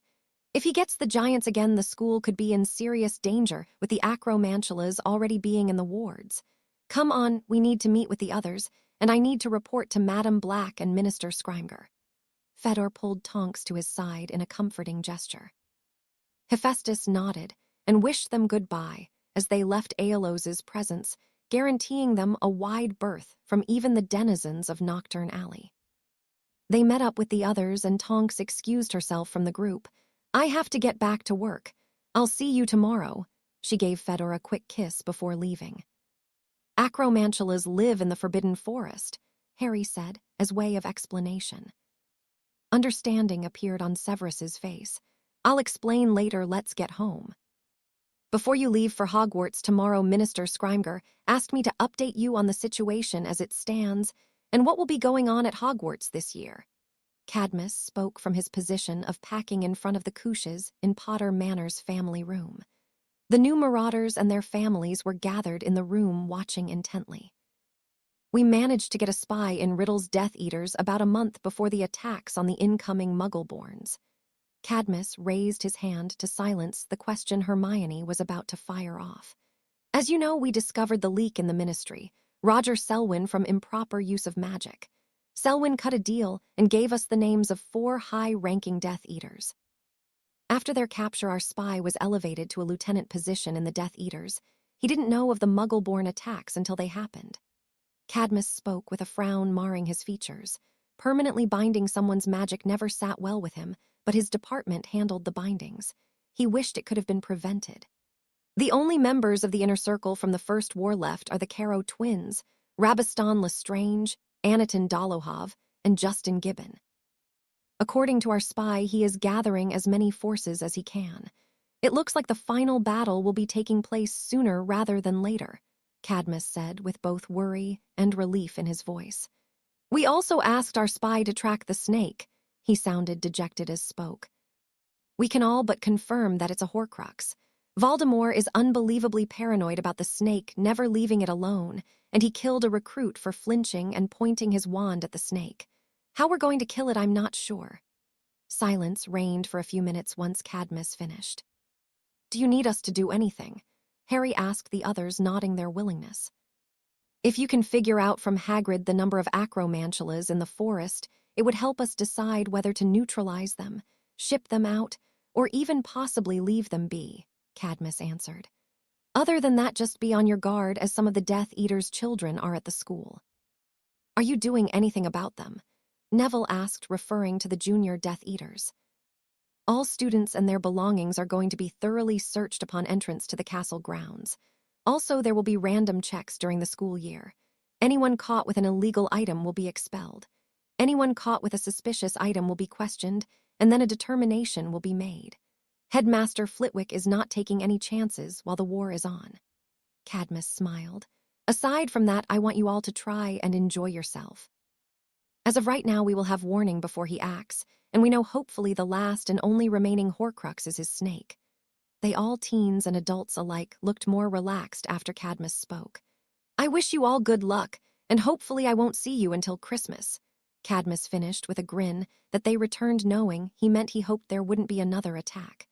They went to sleep that night with a feeling of hope running through their veins. Harry, Daphne, Neville, Hannah, Hermione, and Astoria were gathered in the prefect's compartment. Astoria was joined by Malcolm Baddock as the newly appointed fifth-year Slytherin prefects. They were surprised to see Raymond Convington and Jocelyn Stone as the seventh-year Slytherin prefects.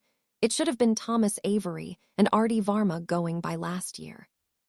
Raymond and Jocelyn joined them towards one side of the compartment. "Hello," Jocelyn said with a nod to the others. Raymond quietly added with a smirk, "Avery and Varma have been stripped of their duties, as have Marietta Edgecombe, Nathan Jones, and Robert Turner." "Anyone with Death Eater ties, then?" Malcolm asked. "You're here, aren't you?" Jocelyn sarcastically asked, but smiled as she added, "It's anyone with Death Eater ties and who have shown to be pureblood bias at school." Malcolm nodded. "All right, gather round, guys, we have a lot to cover." Katie Bell's voice rose above the din in the compartment. She was standing next to Joshua Kearns of Hufflepuff. Kearns was a quiet Hufflepuff known for being studious and kind, otherwise known as the stereotypical Hufflepuff and perfect candidate for head boy. He was genuine good guy and a muggle-born. "First up, we have rounds. As always, 5th years will take the first rounds of the night, then 7th years, and finally the 6th years will take the last round," Joshua said in a clear voice. "While we're here, we need to come up with a list of activities for Katie and I to bring to the staff meeting tomorrow. The ones to replace Hogsmeade weekends, because as you know, Riddle and his minions ruined that for us," Joshua sneered. "Any ideas?" "Well, we thought about it over break with the others." Daphne started nodding to her close friends. "And the ball was pretty popular during the Triwizard tournament. So we were thinking one for Halloween that could be a costume affair to include the younger years, but we could ask Professor Davis to teach about Samhain to all the years for the magical side. And then a Yule ball and a spring one. That would work, and the governors would be happy with the teachings for Samhain, and if we include traditional Yule events," Malcolm answered. His uncle was one of the governors. "It's a good idea, but what are we gonna do for music?" Tanya Peaks, a 5th-year Ravenclaw, asked. "We can't exactly hire the Weird Sisters again. They were paid for by funds for the tournament." As she spoke, all the Slytherins present and Harry's friends turned to him with a raised eyebrow. "I can charm a sound system, but we'll have to ask Tonks about what kind we'll need," Harry said with a shrug. "Wait, hold it," Justin Finch Fetchley said loudly. "You know how to charm electronics to work and you didn't tell anyone. I've been listening to that bloody wizarding music for 6 years. It sucks. All it is either classical, Winnie women, or bollocks about hairy trolls," he said, quoting a popular Weird Sisters song. Harry and the others tried not laugh at the irate Hufflepuff muttering about Smith and his obsession with Celestina Warbeck, but they lost it at the mention of Warbeck. "Harry, you can charm electronics?" Katie asked, surprised. Harry looked down and cleared his throat. "I found it in my mum's journal, and Daphne tweaked a rune for it," he said with a proud smile at the last part. Katie nodded. "Well, we'll keep it quiet for now as long as you charm our CD players," Katie said with a grin. "Sure." "Any other ideas?" Joshua asked the group. "Yes," Anthony Goldstein said from his spot with the other Ravenclaw prefects. "A few of us discussed possibly doing a fair based on the Tailteam Games. Traditionally, it would be in August, but we were thinking we could organize it and plan it for the last week of school since we traditionally have it off anyways." "That could work. We'll pitch it to the professors," Joshua said. "If there's nothing else, 5th years, you got patrol while we're on the train." The 5th-year prefects groaned but nodded, and with that the meeting dispersed. Harry and Daphne sat next to each other at the Slytherin table waiting for Severus to hand them their schedules for the first day. Harry already knew that he would be working through the lunch hour this particular day, as his Baneberry potion would be ready for its next step at 12:36 exactly. He wasn't sure yet if he would look forward to his coming workload or dread it, but was prepared for both. "Hadrian, Professor Black has excused you from the last 20 minutes of Dada," Severus spoke quietly as he came to the section where Harry and Daphne were sitting amongst friends. "Grab some lunch before coming down to the lab." "Yes, sir," Harry said, accepting his schedule. He looked it over, finding double Dada and independent potion study. "Do you guys have potions too?"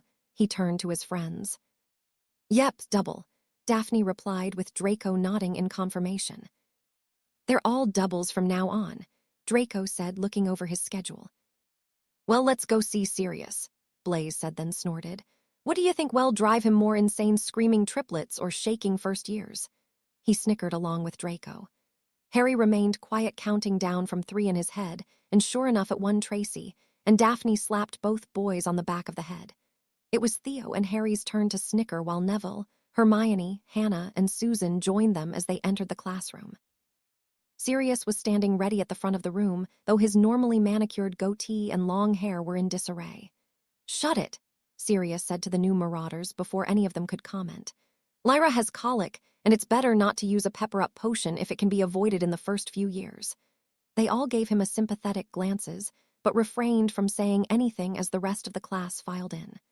"Find a seat quickly," Sirius said with a surprising amount of seriousness. Harry watched the class as they sat and was somewhat surprised at the amount of students that made it into the class. "Due to the ongoing war, the headmaster decided to allow those with an acceptable into my class, something I was against."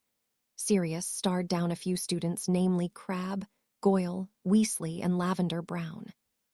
Aside from them and the new morators, it was the Paddle twins, Ernie Macmillan, Justin Finch-Fetchley, Wayne Hopkins, Terry Boot, Mandy Brocklehurst, Anthony Goldstein, and Michael Corner in the class.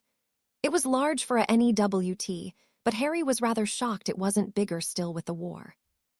"We're starting right away with silent casting," Sirius moved the class along.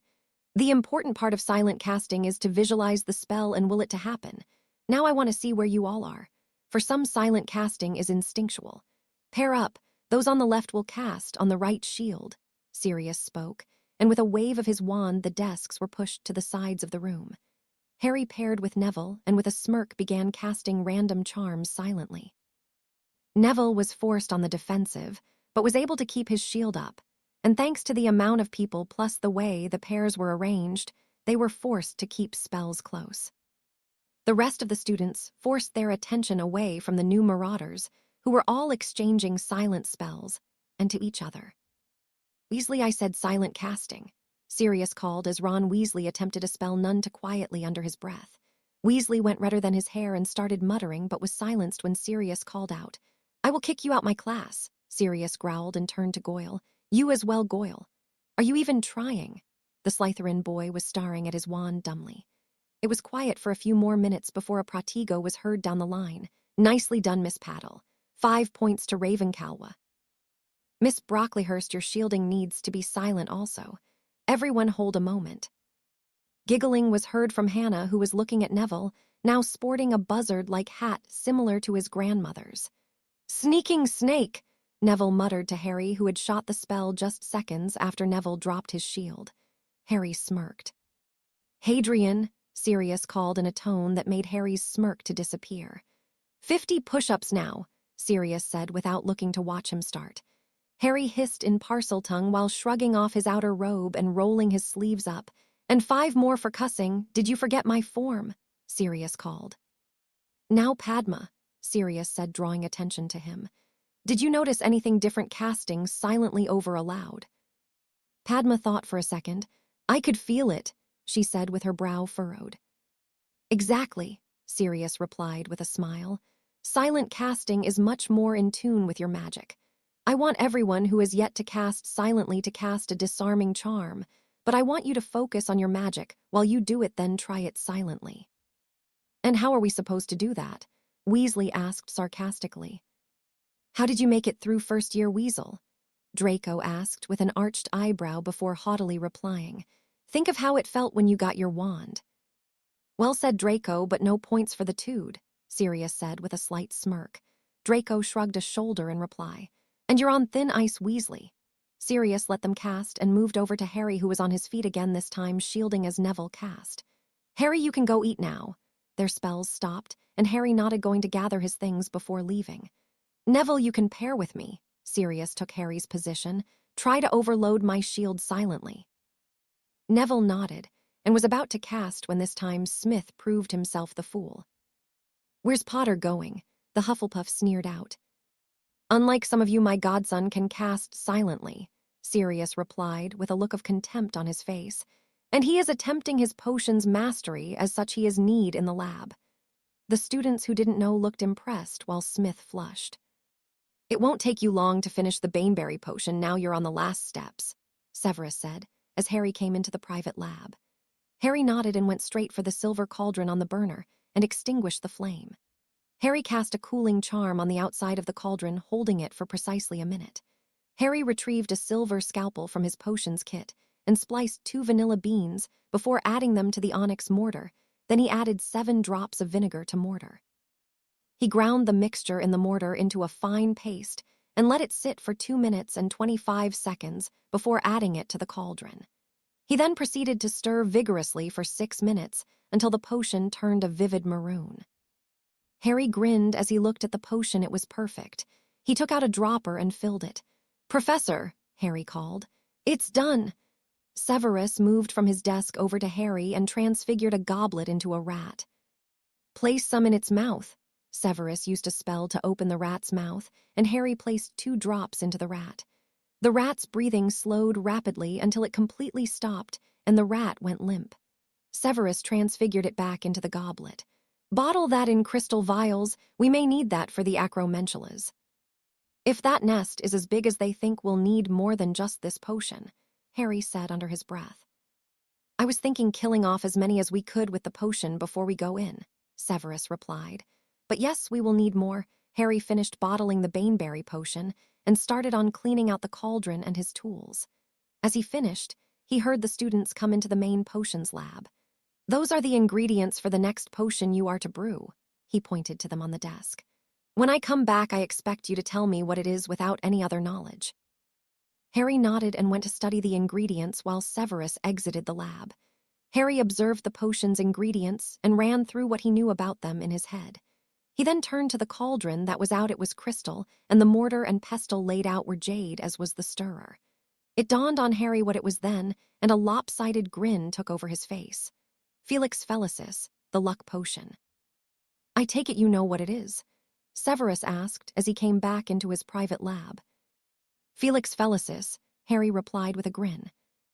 "Yes, something we'll need for the acromentula nest," Severus said with a smirk. "Now I want you to list every possible outcome of every ingredient that needs to go into the potion before you start. This potion can go wrong very quickly.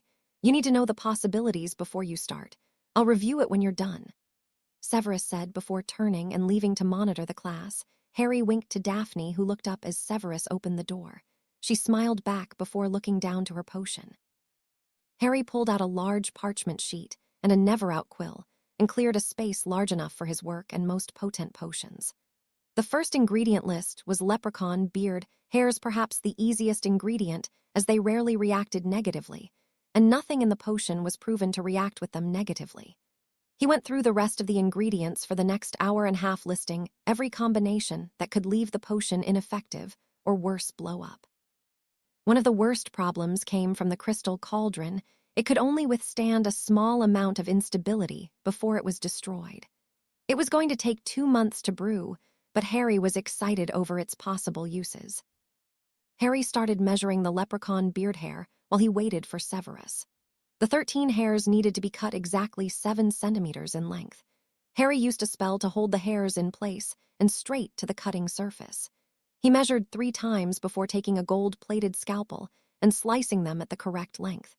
He moved them off to the side before gathering 3 acorns and placed them into the jade, mortar, and pestle. It took 10 minutes, but the acorns were finally crushed into a very fine powder. As he finished, Severus entered the room. "Finished?" "I place it on your desk. I'm just setting up some of the ingredients now," Harry replied. "Good, I would tend to the bamboo shuts next. Those take a while to get right," Severus said, looking over his ingredients. Harry took out a cleaver-like knife and pulled the foot-long bamboo shoot to him. He went to work cleaving it in 2 before then chopping the rest of the bamboo into small, fine pieces. It took about 20 minutes to actually chop it to the right size. Harry then turned to the cauldron and pulled the tiger's blood out from the other ingredients. He measured out 3 cups and poured it into the cauldron and lit the flame. As he waited for it to boil, he took 2 pomegranates and seeded them, then crushed the seeds for their juice. He measured out 3 cups of the pomegranate juice and added it to the now boiling tiger's blood. The mixture turned a light red as he added in the juice. He stirred the mixture 8 times counterclockwise and then lowered it off the heat. He added the leprechaun beard hair to cauldron and grinned when it sparked green as it hit the mixture before dissolving. He stirred 8 more times counterclockwise, making sure the leprechaun hair was fully dissolved before turning the flame back on low. He added the bamboo to his mortar and pestle with the acorn powder, lightly grounding the mixture together before adding it to the cauldron. He increased the flame on the cauldron to a medium heat. He stirred 18 times, adding a counterclockwise stir to every 2 clockwise stirs. He let the mixture sit on the medium heat for 15 minutes, being careful to keep the temperature precisely at the right temperature. He quickly took the cauldron off the heat. He waited for the temperature to settle and then placed it in stasis. "Good, it's the right color and consistency," Severus said as he looked it over. "Your list was complete. How long will this sit?" 7 days and 7 hours, Harry answered. Severus nodded. "Let's go to dinner. I'm sure Daphne's waiting to see you." "What did they brew today?" Harry questioned. "Draft of the living death," he said as they started down the hallways. "Daphne was bored, wasn't she?" Harry said. "Yes, I take it you've brewed it with her." "A few times," Harry said with a grin. "I slipped some to Sirius once and he fainted in his soup." Severus cracked a smile as they entered the great hall, causing some of the other students to stare in shock. Severus automatically sneered at them, causing them to sigh in relief that hell hadn't froze over. Chapter 47, Halloween Preparations. "All right, listen up," Harry called out to those gathered in front of him on the Quidditch pitch. The Slytherin Quidditch hopefuls, quieted as Ginny, Draco, and Cat, came up behind him, flanking their captain. A few of the hopefuls glared at the four, and Harry shook his head, immediately marking them off the list. It was unfortunate the house team could suffer thanks to the pureblood maniacs in it. "As you know, we need a chaser, beater, and keeper," Harry started. "I want those going for chaser over to the left with Ginny and Draco. Those going for beater to the right by Cat, and keepers you can take a seat for now on the bench or warm up with each other." Only a few of them took Harry's suggestion. He made a mental note which ones. "Chasers, Draco and Ginny are going to take you through the paces at far end of the pitch." With that, a group of about 7 hopefuls went off following Draco and Ginny. "Mount your brooms," Harry barked to the beater hopefuls. The 4 shot into the air with ease, which boded well for Harry and Cat. Cat shot up with them and threw 4 beater bats to them. Cat's money was on Millicent Bulstrode, who was trying out for the second time, having sat out Cat's tryout year because of her father's view of Harry. "All right, Cat, and I set up a containment field for the bludgers I'm about to release. You have the area in between the flares that Cat just shot off to maneuver." Cat had marked out a square area with flares giving them about 20 feet to move in. "Cat's hovering at the top height the bludgers will be allowed to go. I'm going to release 1 bludger, then 2, 3, and finally 4. Your goal is hit the bludgers between each other and unseat each other if you can." Harry and Cat both had rather maniacal grins on their face, causing the beater hopefuls to shift uncomfortably. They had done this over Victor's visit, and it had proven to be rather carnage-filled but productive practice exercise. Harry opened a large case on the ground, holding 2 sets of bludgers. He stepped back and used his wand to release 1 bludger into the air. It shot up, and Millicent wasted no time rocketing towards it in the small space and sending it at Christian Wallace, a 4th-year Slytherin. Surprised, he barely managed to divert the bludger away from him, setting up a rather easy power shot for Alfred Timmins, another 5th-year, who sent it at Kyle Rockwell, a 3rd-year. Unfortunately for Rockwell, he didn't notice that Harry had released another bludger and only managed to block the one from Timmins. Millicent had sent the other one from below him and flipped him from his broom. Rockwell was helped up by Harry, who motioned for the 3rd-year to stand to one side. The 3 remaining beaters were able to keep up with the 2 bludgers, so after 2 minutes, Harry released a 3rd. Timmins took advantage of the new bludger and sent one at Wallace at the same time as Millicent did. Millicent took a hit from the random bludger, but stayed seated while Wallace lost his grip on his broom thanks to the 2 hits. Harry released the 4th bludger, and the others watched as Millicent and Timmins dodged and sent bludgers around the containment field. Millicent and Timmins both took a few good hits from bludgers, but in the end, Millicent unseated Timmins. Harry and Cat corralled the bludgers back into the case while discussing the drill. "So what you think?" Harry asked, while the 4 waited to one side. "I think a teamwork and aiming drill with me between Timmins and Millicent will settle it," Cat answered. Harry nodded and straightened out to look at the 4 beater hopefuls. Christian, Kyle, better luck next time. Thanks for coming out. Harry dismissed the 2 boys who looked resigned and left the pitch. Harry conjured some 5 hoops and sent them into the sky, settling them randomly. All right, Harry spoke to Millicent and Alfred, going to work with Cat to send bludgers through the hoops. You'll start with trying to put a bludger through the red, then send one through the blue, green, yellow, and end with one through the black hoop, Harry told them. Alfred, you're up first. Alfred and Cat took places on either side of the hoops, and Harry released 2 bludgers into the sky.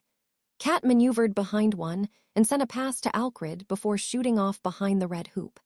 Alfred had to dodge 1 bludger, but returned Cat's pass through the red hoop, nicking one of the edges. Alfred was hit 3 times by a bludger and only managed to return Cat's set up through 3 of the hoops. Millicent went next and avoided taking any hits by a bludger, but only managed 3 of 5 hoops too. Harry looked to Cat, who nodded towards Millicent. All right, Millicent, you got the spot. Nice try out, Alfred, Harry called out when they landed. He shook Alfred's hand before sending him off the pitch.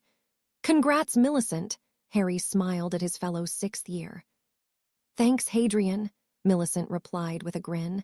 I kept up practicing after that first tryout hopping to come out again last year, but with my dad and all, I couldn't exactly be friendly with you all. She finished a bit sheepishly, but Harry just shrugged her off.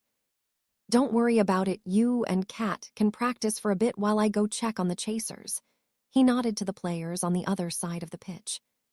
Yeah, come on, we can knock a bludger around while we wait for them to finish, Cat said, and they moved off to the side. Harry flew down to the end of the pitch with the chasers and came to a stop next to Draco and Ginny. So did you decide? Draco answered, Clayton Mayers. He pointed out a 3rd-year Slytherin flying patterns around the others. The 13-year-old was on the larger size, already standing at 5 feet 5 inches and had a lanky but athletic build.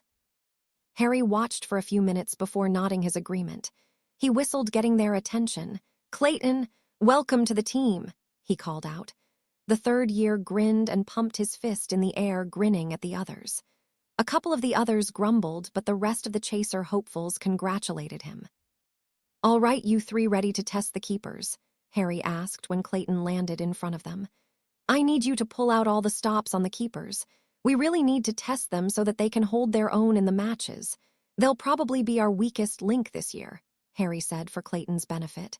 The 3rd year nodded. Harry gathered the team in front of the keeper hopefuls. All right, so far Clayton and Millicent have made the team.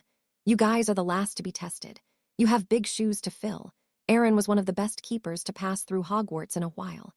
He even had offers from 3 pro teams in the English Ireland League. First, we're going to run some 3-on-3 drills. He pointed to the Slytherin chasers, be trying to score on you and we'll be defending. You each get 5 shots. Bowers, you're up first. They took to the air, and for the next half hour faced off in mini 3-on-3 games. Harry sent off 2 of the 6 hopefuls after the 3-on-3 games. Cat and Millicent are going to send some bludgers at you. Do not leave the keeper area. This is going to test your ability to dodge. The chasers are going to take shots. Harry spoke to the remaining 4. Cat and Millicent flew up and took ideal positions to take shots at the goals. Harry turned to Draco, Ginny, and Clayton. No tricks or anything, just straight shots for no. They nodded, though Ginny pouted a bit, causing Harry to grin. You'll get your chance, assuming more than one survives this. The chasers took to the air. They ran a basic hawk's head formation towards the Bowers, the first keeper up. Draco shot a pass up to Ginny, who led the formation. She hurled the quaffle at the right goal while Millicent set Cat up to thrash Bowers with a bludger.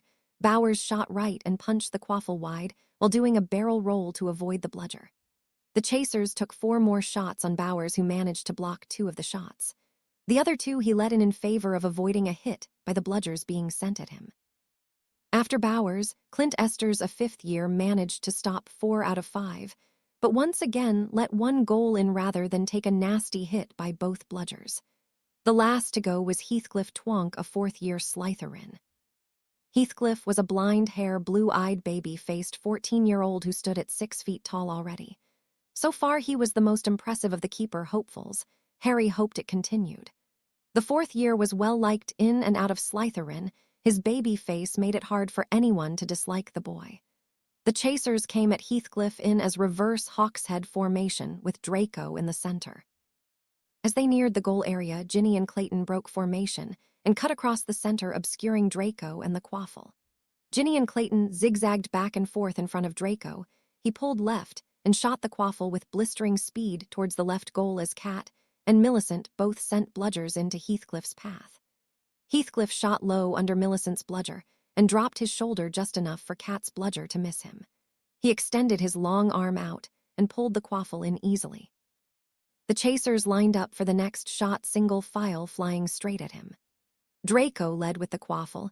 He dropped it down to Ginny, who swapped under him just in time to catch it and put on a burst of speed towards the goal before shooting straight up and dropping the quaffle to Clayton, who caught it and fired it towards the right goal. Heathcliff shot low, avoiding Cat's bludger, and rolled out of the path of Millicent's and straight into the quaffle that he wrapped up into his arms while gripping the broomstick with his legs before righting himself. The next shot came with Ginny firing on the center hoop after faking left. Cat, who read Ginny's tell, sent the bludger to the center as Heathcliff recovered, shooting back to the center. Heathcliff saw the bludger but couldn't do anything if he would stop the goal.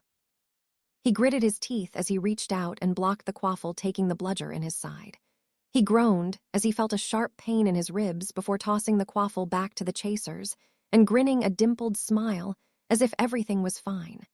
They finished out the next 3 shots with Heathcliff taking another shot to the ribs but stopping all the goals.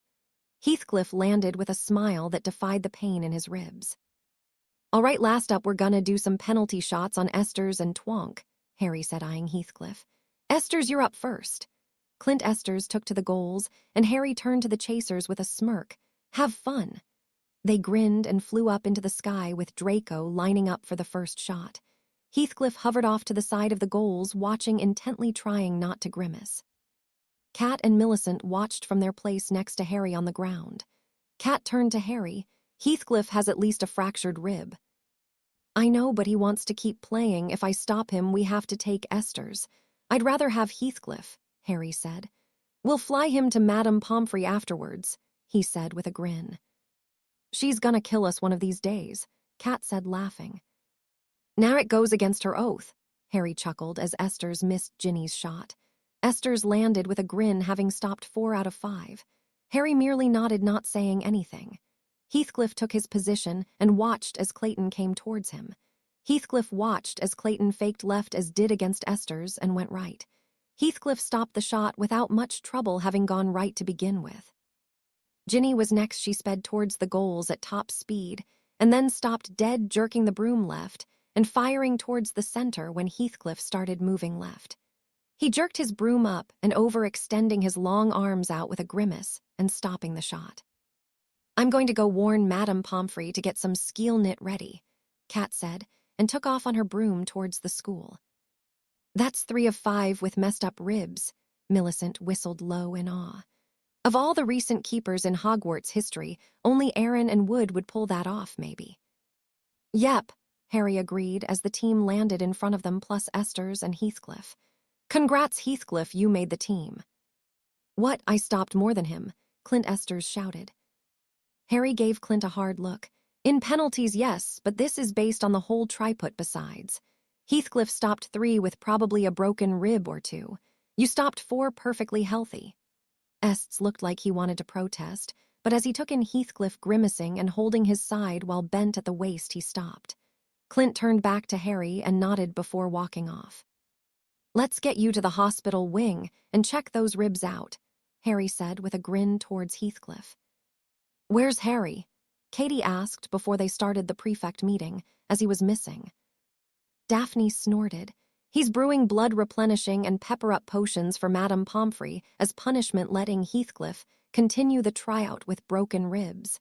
She's right pissed, but Harry's her favorite, so instead of losing points, he's been brewing for about 5 hours now." She was chuckling, and Katie simply shook her head. "We better start practicing," Katie said with groan to Demelza Robbins, one of the new Gryffindor players and a perfect. "Slytherin already has the pitch booked 3 times a week for 2.5 hours, Demelza replied with a nod. "How'd you find that out?" Katie asked. "Vicky is dadding Heathcliff," Demelza replied, referring to one of their Gryffindor housemates who had tried out for Gryffindor's team. Katie nodded and then turned to the rest of the group as Joshua turned up just a bit late. "Ready?" Katie asked him. "Yep, just finalized some things with Professor Davis," Joshua replied. "All right, listen up," Joshua called, silencing the chatting prefects. "We got the okay for all ideas we came up for, including the games at the end of the year," he said with an excited smile. He had done some research into the games and felt that they would be an interesting event for not just this year but future years. The Ravenclaws who came up with the idea gave whoop. "The first thing we're going to be organizing is the Halloween dance. We got permission to wear costumes during the day and to have a costume contest. We have to come up with a small prize for it. Any ideas?" "We can go to Honeyjuke's and set up a plastic pumpkin with some of the better candy they offer," Demelza suggested. "That sounds good, but who's going to pay for the candy?" Anthony Goldstein asked. "Leave that to me and Harry," Daphne answered. "We'll get the candy and the pumpkin candy holder. Professor Black wants to take the triplets the Muggle way, too." Neville snorted. "He just wants the candy." "Yep," Daphne replied, simply making the prefects laugh. "Now we need flyers for the common rooms for the costume contest and the masquerade ball," Katie said. "Any volunteers?" "I can help out with that," Tanya Peake said. "I draw in my spare time." "I'll help," Jocelyn volunteered too. "All right, and then we need judges for the costumes too from each house," Joshua brought up. "You won't be eligible for the contest, though." "I'll do it," Raymond Convington stepped up for Slytherin. "I'll be the other judge for Slytherin," Malcolm added. "I'll do it for Gryffindor," Katie volunteered and looked to her house's other prefects. "Me too. I don't really like candy," Colin Creevy volunteered for Gryffindor. "We'll do it," Hermione and Anthony volunteered for Ravenclaw. They were followed by Joshua and Justin Finch-Fetchley for Hufflepuff. "Professor Davis is going to be teaching about Samhain for the week leading up to Halloween," Joshua said. "Can you and Harry organize music?" he asked Daphne. "I know he's busy with his apprenticeship plus classes." "Yeah, I'll talk to Tonks, and I know how to do the charms and runes need for the music," Daphne replied. "Good, so we have 3 weeks to get everything organized. Flyers need to be up by next week to give everyone time to get costumes and semi-formal wear for the masquerade. We'll be meeting with Professors McGonagall, Hagrid, and Headmaster Flitwick at 11 a.m. on Halloween to set up for the ball. Any questions or concerns?" Katie asked the group. No one had any, so they broke up for the night to do their duties, Tanya and Jocelyn getting together to chat about the flyers.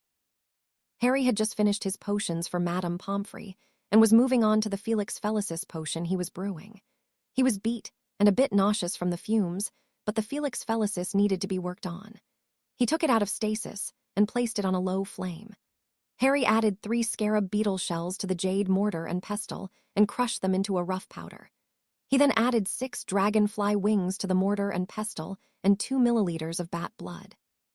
He then crushed it into a paste before checking the temperature of the potion. It was slowly turning a scarlet red, signaling its readiness to add the next ingredients. He added the paste slowly as he stirred the potion clockwise. He finished adding the paste on the 13th stir, and the potion slowly started to turn yellow. Harry then pulled 2 small koi fish to him and took out the gold-plated scalpel once again. He carefully removed the scales from the koi, talking about 20 minutes as he worked meticulously.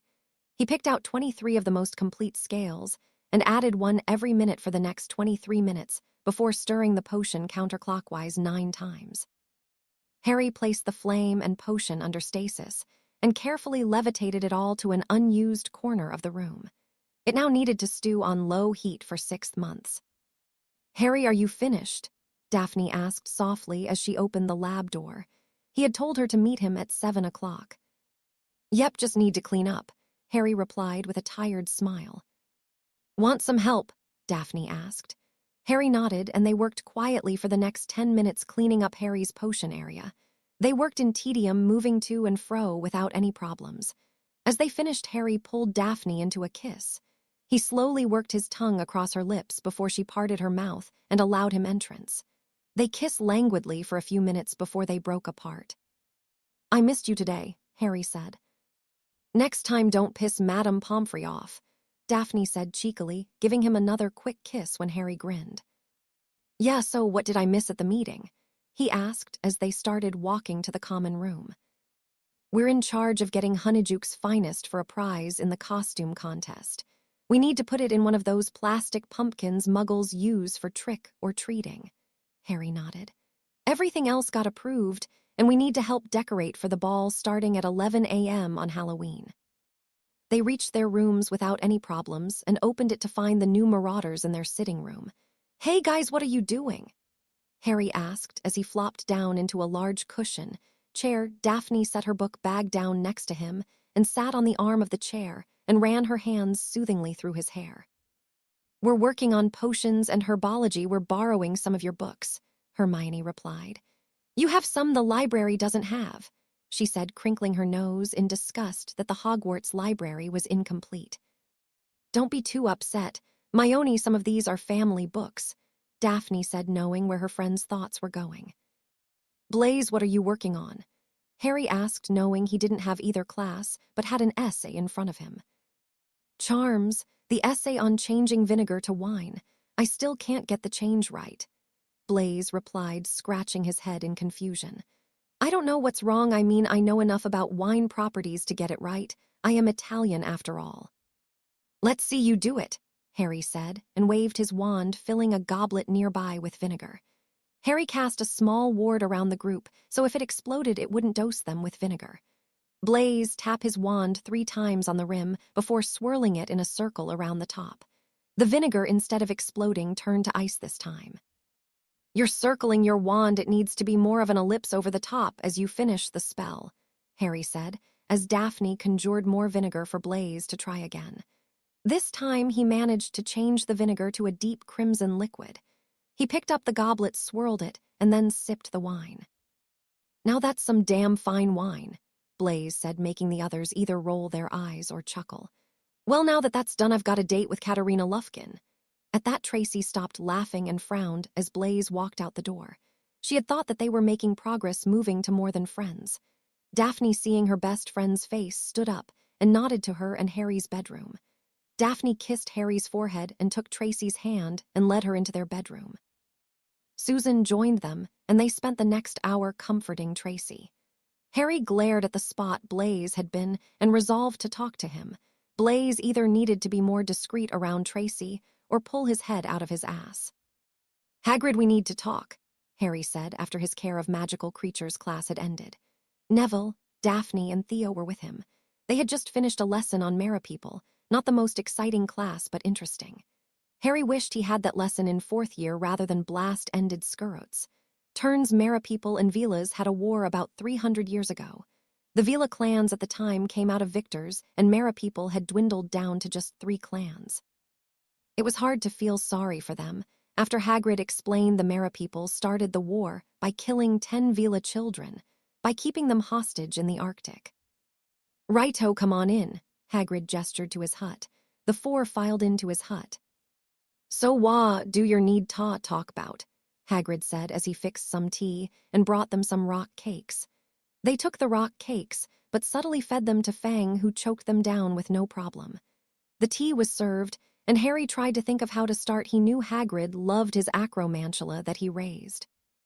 Hagrid, you know the riddle wants me dead, Harry started. Hagrid looked fiercely at Harry, but at the same time the gentle half-giant had tears well in his eyes. Yea, I know thaw bastard be common, Hagrid replied. Do you also know the giants have sided with him? Harry asked. I knew it would come to thaw, Hagrid said, shaking his head sadly. Why you're asking me about them? Harry looked Hagrid in the eye. I know there are acromantulas in the forest. Only giants can control them. Hagrid put it together after a few minutes of silence. You're wanna kill 'em. Harry dropped his head, knowing Hagrid cared about all his animals. Depending on how many there are, we would try to relocate them first. I know you care about them, but they're a danger to the students. Hagrid once again had tears in his eyes. I only talk ta Aragog, he leads 'em. I raised him from a babe. But he's dyin', Hagrid let out a sob. Ma sag his mate will side with the Death Eaters if they promise feedin' grounds. Hagrid was sobbing, and Harry got up and put an arm around one of the massive shoulders Hagrid had trying to comfort him. Fang laid his large head in Hagrid's lap while Daphne patted his hand. "How many are there, Hagrid, and how long has he had a mate?" Theo asked, going what he knew about spider breeding habits from class. "Since 1952, Hagrid replied with a sob. Theo mentally averaged it and simply said, "Oh shit, we can't relocate that many acromantulas. Hell, we might not even be able to go into their nest. That's a hell of a lot of human-munching spiders." Hagrid let out a small chuckle and Theo inwardly smiled. "No, you can't. Can you at least give me till Aragog passes?" "That'll work, Hagrid. We're brewing Felix Felicis for help. It will take 6 months," Harry said softly. "Aragog will pass. Round then," Hagrid replied with a nod while still crying some. "I really am sorry, Hagrid," Harry stated softly with his hand on Hagrid's shoulder. "I know you care about them." "You're a good man, Uri. I know you wouldn't do this less you had to," Hagrid answered.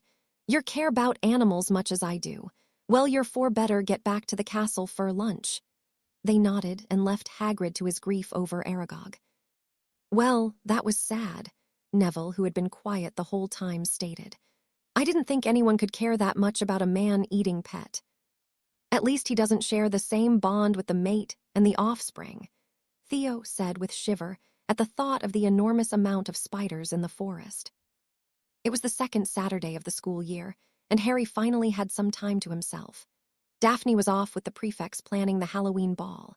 He was currently in Sirius's office entertaining the triplets, while Sirius and Amelia spent some time together in Hogsmeade. The boys were dressed in little onesies. RJ's a red one with a lion on it, and Eddie had a gold onesie with a roaring dragon on it.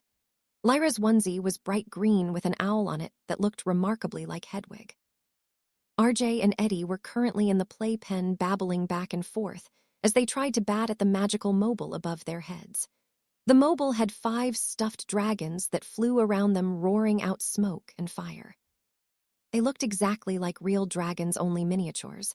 There was an Antipodean opali, the iridescent dragon kept the attention of the twins like no other, while the other 4 were a crimson Chinese firebolt that Eddie kept trying to grab the beard of, a Peruvian vipertooth, a Romanian longhorn whose golden horn grabbed their attention whenever it glinted in the light, and a Swedish short snout that little Lyra seemed to watch the most. Lyra was currently sitting in Harry's lap outside the playpen. She had her back to his chest, resting on him as he attempted to feed her some baby peaches. He had managed to feed RJ and Eddie their lunches, but Lyra was being fussy and trying to bat and kick at the spoon and jar in Harry's hands. "All right, Lyra," Harry muttered to himself, trying to think of an entertaining way to feed her. RJ and Eddie gobbled their food down like they were starving. He remembered in a Muggle movie somebody trying to get a baby to eat by imitating an airplane. Lyra was fascinated by different colors. Harry quickly charmed the spoon to be neon green and Lyra babbled at it. Harry put some peaches on it and then animated the spoon to zip around Lyra. Her babbling increased and her eyes widened. Harry watched carefully, saw her mouth open, and maneuvered the spoon into her waiting mouth. She took the peaches and Harry sighed. "Finally!" I took another 20 minutes to feed her. He had to change the spoon to pink, purple, and blue, and to add some colorful sparks to the flying spoon to finish feeding her. Harry picked up Lyra and held her so she was eye level with him and fixed her with a mock stern glance. "Well, it's about time." He finished, breaking into a grin, and Lyra babbled at him with bright eyes. He moved a towel to his shoulder and burped her. Harry laughed as she gave a final big burp that sounded like something that would come out of a drunken Sirius. He looked over to the playpen and saw RJ and Eddie snoozing with the dragons floating around their heads. "Well, Lyra, it's just you and me," Harry said with a smile. He moved so he was on his back and held Lyra high up above him. "You want to fly, little one," Harry said with a goofy smile. Lyra changed her eyes to a bright emerald green of Harry's, and he took that as a yes. He started making zooming noises and her up in the air, moving around. She was kicking her legs and cooing as Harry moved her around. "You're gonna be a little flyer, aren't you?" Harry said in an excited tone, making Lyra babble more. He slowly brought her down to lie on his chest as she started to close her eyes. Harry lay on his back and gently rubbed Lyra's back as her hair changed to her natural platinum blonde, and she snuggled into his chest. They both slowly fell asleep with Lyra snoozing on his chest. Amelia and Sirius walked in a half-hour later to find them like that. RJ and Eddie napping in the playpen while Lyra and Harry slept on the floor. "Ah!" Amelia cooed as she took in the sight of her kids and pseudo-nephew. "Siri, we need a picture," she said quietly. Sirius nodded and went to a closet in his office and pulled out a camera. He snapped a photo of the kids managing to get all 4 of them in the picture. "He get them to eat," Sirius said when he put the camera down and pointed to the can of peaches and the neon blue spoon. "We have neon spoons," Amelia asked softly. "No," Sirius chuckled. "Lyra must not have wanted to eat from a normal spoon." Amelia snorted and shook her head. She gently picked up Lyra off Harry's chest. Lyra wiggled into Amelia's chest and yawned before falling back asleep. Sirius gently woke his godson up. "Harry, wake up, pup. We're back." Sirius shook his shoulder. Harry's eyes slowly opened, and he took in the amused smiles of his godfather and Amelia. "Hey," Harry said quietly. "How'd they do?" Amelia asked as Sirius helped Harry off the ground. "Good, good. RJ and Eddie ate their peaches really well. Lyra was a bit more difficult, but I changed the color of the spoon, levitated it around her to get her to eat," Harry replied.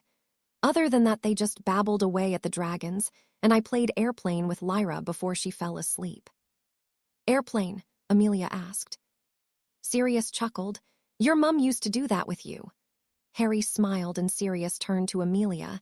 "It would probably be called broom in the wizarding world. You lie on your back and hold the babe up and fly him around," Sirius said with a grin. Amelia just nodded and stroked Lyra's hair. The clock in Sirius's office struck 2 o'clock. "Daphne and the others are probably down now," Amelia said to Harry. "Thank you for watching them." "Anytime they're fun to be with," Harry said, and gave them both a hug before leaving the office to meet up with Daphne. Harry found Daphne in the Great Hall just as the meeting about the ball was breaking up. Daphne, Susan, Hannah, Jocelyn, Katie, Demelza, Joshua, Justin Finch-Fetchley, Tanya, Astoria, Malcolm, Fiona Belmont, Declan Howarth, and Cordelia Gifford were on the planning committee and were saying their goodbyes to Professor McGonagall, Davis, and Headmaster Flitwick. "Hey, Daph," Harry said as she got up from the table to come over to him with a wave to the others. He leaned in and gave her a quick kiss. "You wanna go for a walk?" Harry asked.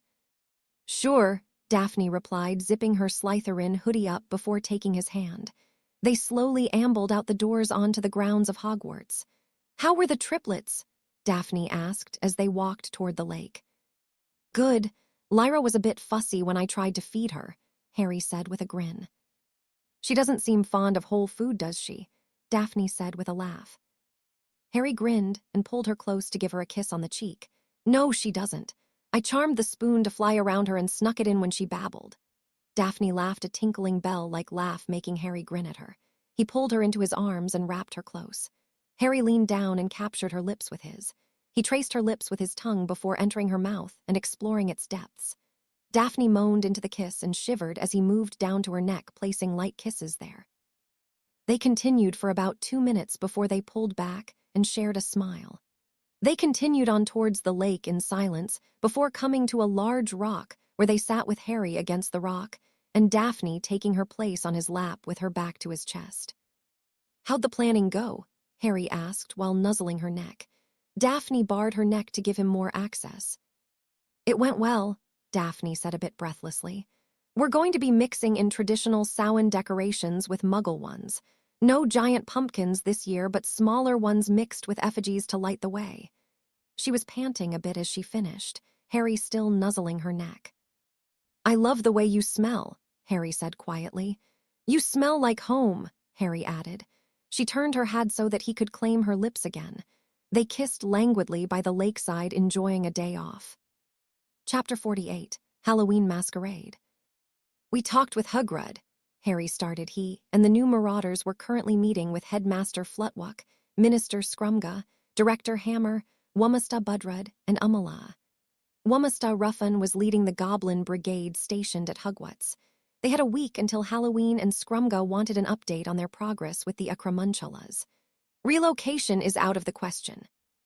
"Ugh, Hugred's Acromantula has been with a mate since the 50s, Harry stated, causing Ruffin to groan, and the others to look at him questioningly. Acromantulas mate about 3 times a year, and the female lie around 50 eggs at time, Ruffin answered. Even if only half survive each time, we're dealing with a massive amount of spiders. It's too bad you killed that basilisk, Ruffin said, turning to Harry. Yeah, I know, Harry said with a wry grin to the goblin. How would a homicidal 1,000-year-old basilisk help us? Tracy asked with disbelief. Spiders, even non-magical spiders, fear basilisk, and acromantulas would make a tasty meal for a 1,000-year-old one, Harry replied. Snakes eat spiders. Just another reason why I love Urlas, Daphne said, giving said snake a pat underneath its jaw. Urlas was currently draped across her and Harry's lap. Urlas hissed a laugh. So, Minister Scrumga said with a whistle, anyone have any ideas on how to take out a massive den of man-eating spiders besides a basilisk? Well, Severus had me brew Fullux Fullusus. It will be ready if 5 months, Harry said. So, if we decide to send men in, we'll wait until it's ready. Right, Scrumga said. Cadmus work on some plans in your department. We need a way to take the Acromantulas out without doing damage to the forest or its other denizens. We don't need the centaurs in an uproar right now. Any news on possible plans Riddle has for Halloween? Tha asked. No, Cadmus answered. He's been more erratic than usual and focusing on Muggle targets, gathering his Death Eaters without notice to attack and then dismissing them right after. However, he always does something on Halloween, but all possible wizarding targets will be guarded with the heaviest security available. What about a high-profile Muggle target? Bluz asked. We didn't think about it, but now that you mention it, Amala answered, it seems likely. It would build the confidence of his Death Eaters before attacking Hogwarts. Amalaya stated with Wamasta Ruffin nodding his agreement. I'll inform the Prime Minister, Scrumga said with nod. With that, the meeting broke up and the new marauders went back to their classes while the adults continued to speculate potential targets. So we have the feast at 6 and then the ball right after? Harry asked in the direction of Professor Davis. The prefects, along with Headmaster Flutwick and Professors McGonagall, Davis, and Hugred, were decorating the Great Hall for the night's festivities. Currently he, Professor Davis, and Daphne were setting up the stereo equipment that Tunks had found for him. Harry was charming the equipment with his mum's spell, while Daphne was applying a rune to them that would take the place of electrical outlets, which Hogwarts, of course, didn't have. Yes, Addison answered, maneuvering a speaker into place with her wand. Is here good? Yep, Harry said, checking where she put it in a corner of the room. The feast satisfies the governors especially, since the headmaster is only allowing the candy to be served at the very end, along with regular desserts. And of course, the masquerade helped the governors accept the costumes today. Why is that? No one really explained it, Harry said while charming the DJ table. If you were still in my history class, it would have been, Addison teased Harry, who looked sheepish for a moment before catching her grin. Masquerades have a long history, longer than Halloween in the Muggle world. The wizarding community in Venice began using them in the late 1300s for royalty in the various states. They used them for parties to introduce new royals or marriages. It was an easy way to make meat without prejudices, since ideally there is some ambiguity with the masks. It spread to Muggle community and became a tradition for carnival in the 15th century. The royals in Italy were magical, Harry asked. Some, but I don't just mean kings or queens, but the wealthiest in the cities too, Addison said. There have been a few magical in England's royals. Harry nodded, finishing up the charm on the rest of the speakers before moving them into place with his wand. He looked around the great hall and was rather amazed at what he saw. Forgoing pumpkins, they used the traditional turnips carved with faces placed where torches normally lit the hall. Behind the head table, Hugred and Headmaster Flutwick were laying the groundwork for a massive bonfire. The bonfire and the turnips would be the only light for the night's ball. Professor McGonagall had transfigured the normal long tables into small round tables that would seat about 10 people each, plus one place setting to be left open for the dead. At each table was an intricately carved turnip by Hugred.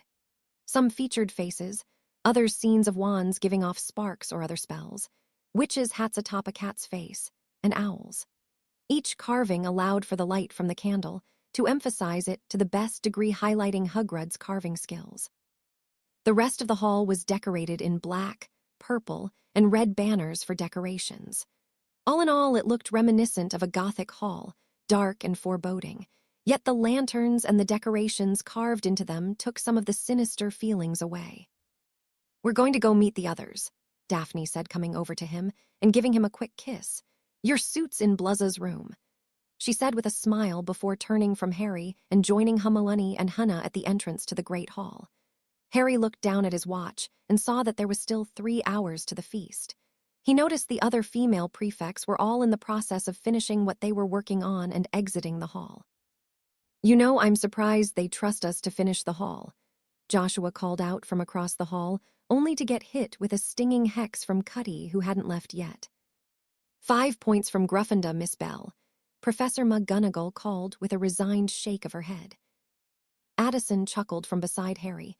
He should have known better. "So why does it take hours for women to get ready?" Harry asked with grin. "If I told you that, my dear, I'd have to kill you," Addison laughed as they finished up the speakers. "Well, that's it for us," Harry finished, laying the spells on the speakers. "Anything else, Joshua?" "No, you're good to go, Harry," he called back. "See you tonight, Professor," Harry said with a wave to Addison. "Hey, Ulus," Harry hissed out as he sat down on a couch in front of one of the many fireplaces in the Slytherin common room. Ulus was curled in front of the fireplace as she watched Bluz play Tha in a chess match, and Draco worked on animating multiple objects at once. "Hatchling," Ulus hissed back and moved to Harry's side, flicking her tongue at him. "I've been hearing thunks in the fust. The Spudks are moving," Ulus hissed to him. "We're trying to work on a plan for the Spudks," Harry hissed back. "We're waiting on a potion to bolster our chances against them." "Peps the Sunters would be willing to help you," Ulus hissed. "That something we hadn't thought of," Harry said quietly, almost to himself. "I'm not sure they would be willing to help the Monastra." "What if you work to rove us their trutus?" Ulus asked. "The Sunters resent the Monastra deeply," Harry replied. "Do you blame them?" "No, I've read some of the Hustoa between the Monastra and the Sunters. We kept Rustrasadung territory until eventually we moved them to the Forbidden Fust. On one hand, we can't let Sunters roam and chance mugs sung them, but the Forbidden Fust was stupid place to put them. To many dangerous bungs like the Spudas are drawn to the magic, and Sunters have only passive magical abilities," Harry told attentive Snake. "Yes, not to mention the Stupidata often splow by tonnages," Ulus quipped. Harry laughed. "That too. Read any good books lately, or have you been keeping to Trussie's smut novels?" "They're not smut, they're romance novels," Ulus hissed. "But yes, actually I'm enjoying Daphne's copy of the Alud." "Widening your horizons?" Harry asked with raised eyebrows. Ulus bit him in reply, making Harry laugh and mutter a quick healing spell. "What are you going to do tonight?" Harry asked once Ulus stopped grumbling about snarky wizards. "Fust, yes," Ulus easily replied. Harry snorted out a laugh before Aeolus continued. "Then I think I'll watch the triplets for a while. There have been some whispers among the SS school about them." Harry looked sharply at Aeolus. "What?" he hissed lowly with obvious anger. "Do not worry, Hatchling," Aeolus soothed. "The goblins know and stationed 2 guards at Surus quarters. I know, though, that Death Eaters like to do things on this day. SSSO, I figured I would spend time with them. I will not hesitate to protect the triplets." Harry nodded, but a fire burned in his eyes. "Let's go talk to the goblins," Harry said, and allowed Aeolus to wrap around his neck and shoulders. "I'll be back in a bit," Harry said in English to his friends. Draco, the only one who looked up to reply, stared hard at Harry once he noticed the set jaw and burning eyes. "Harry!" Harry nodded to him, and Draco stood to go with him. They waited until they reached the hallway to talk again. "Aeolus said there have been whispers about attacking the triplets," Harry said quietly. "The goblins know, and I want to speak to them." Draco's jaw clenched as they continued to a previously unused part of the dungeons that the goblins refitted for their brigade. "Who is it?" Draco asked quietly. Harry hissed to Aeolus and waited for a reply before answering Draco. She was in the Hufflepuff common room. A group of older students talking quietly. She was hunting a mouse in the walls. "Loyalty of Puffs," Draco said venomously. "Susan will be pissed if anything happens to them, especially by Hufflepuffs," Draco said with a sharpness and calculating look that reminded Harry of Draco's Animgaus form. This was his family. If anyone attacked them, he would kill for them. He hadn't had family he could be proud of until he met Harry. Sirius and Amelia accepted him and his mother back into the family despite Lucius and past behavior. They arrived at the entrance to the goblin quarters and were met with 2 goblin warriors in full regalia complete with spears. "I would like to talk to War Master Riffhorn," Harry said in gobbledygook. The 2 guards eyed Harry, Draco, and Aeolus before nodding and opening the door. "Straight through to the back," one of the guards grunted in gobbledygook. Harry and Draco nodded and walked through the door to find themselves in a typical military bunk hall. Goblins were sharpening weapons or talking amongst themselves. Through an open door they saw a sparring ring had been set up. They walked to the back and waited to be announced by the goblin guard in front of the last door. The goblin guard disappeared into the room and came back out moments later. They entered the office to see various weapons and armors on the walls. War Master Riffhorn sat behind a gilded desk looking over various parchments. "Lord Potter, Lord Malfoy," he greeted, setting the papers aside after a minute. He motioned for them to sit. Harry spoke first. "Aeolus told me there have been plots against Sirius's triplets, most likely tonight." "Yes, we've stationed guards at the quarters of Lord Black," War Master Riffhorn replied. "Aeolus will be there tonight with them," Harry replied. "If anyone tries anything, I would request time with the attackers before you inform the headmaster of them." Draco nodded along with Harry's statement. War Master Riffhorn gave a fierce smirk. "That can be arranged, Lord Potter, Lord Malfoy." Harry straightened his bow tie before picking up the half-face mask lying on the dresser next to him. He studied the black metallic-like mask before putting it on. It was black with emerald green Celtic designs lining the sides of it. He was instructed by Daphne, according to the note next to the mask, to slick his hair back and fit the mask to the right side of his face. He grinned, now recognizing the costume. Except for the black and green design of the mask, he was dressed as the Phantom. Daphne loved the musical, and unbeknownst to her, Harry had tickets for them to see it over Christmas break. "I make this look good," Blaise whistled to himself, causing Harry to laugh to himself before looking over at his friend. Blaise was dressed in an all-black suit with a Medico della Peste mask that was black with silver accents. Harry raised an eyebrow at his friend. "A plague doctor, really?" "Well, the goal is to play doctor with Maria Weston," Blaise said with smirk, nomming his 7th-year Hufflepuff date. Harry rolled his eyes and silently said a prayer that Tracy wouldn't kill him tonight. The two had been flirting more often, but Harry wasn't sure Blaise understood Tracy was serious.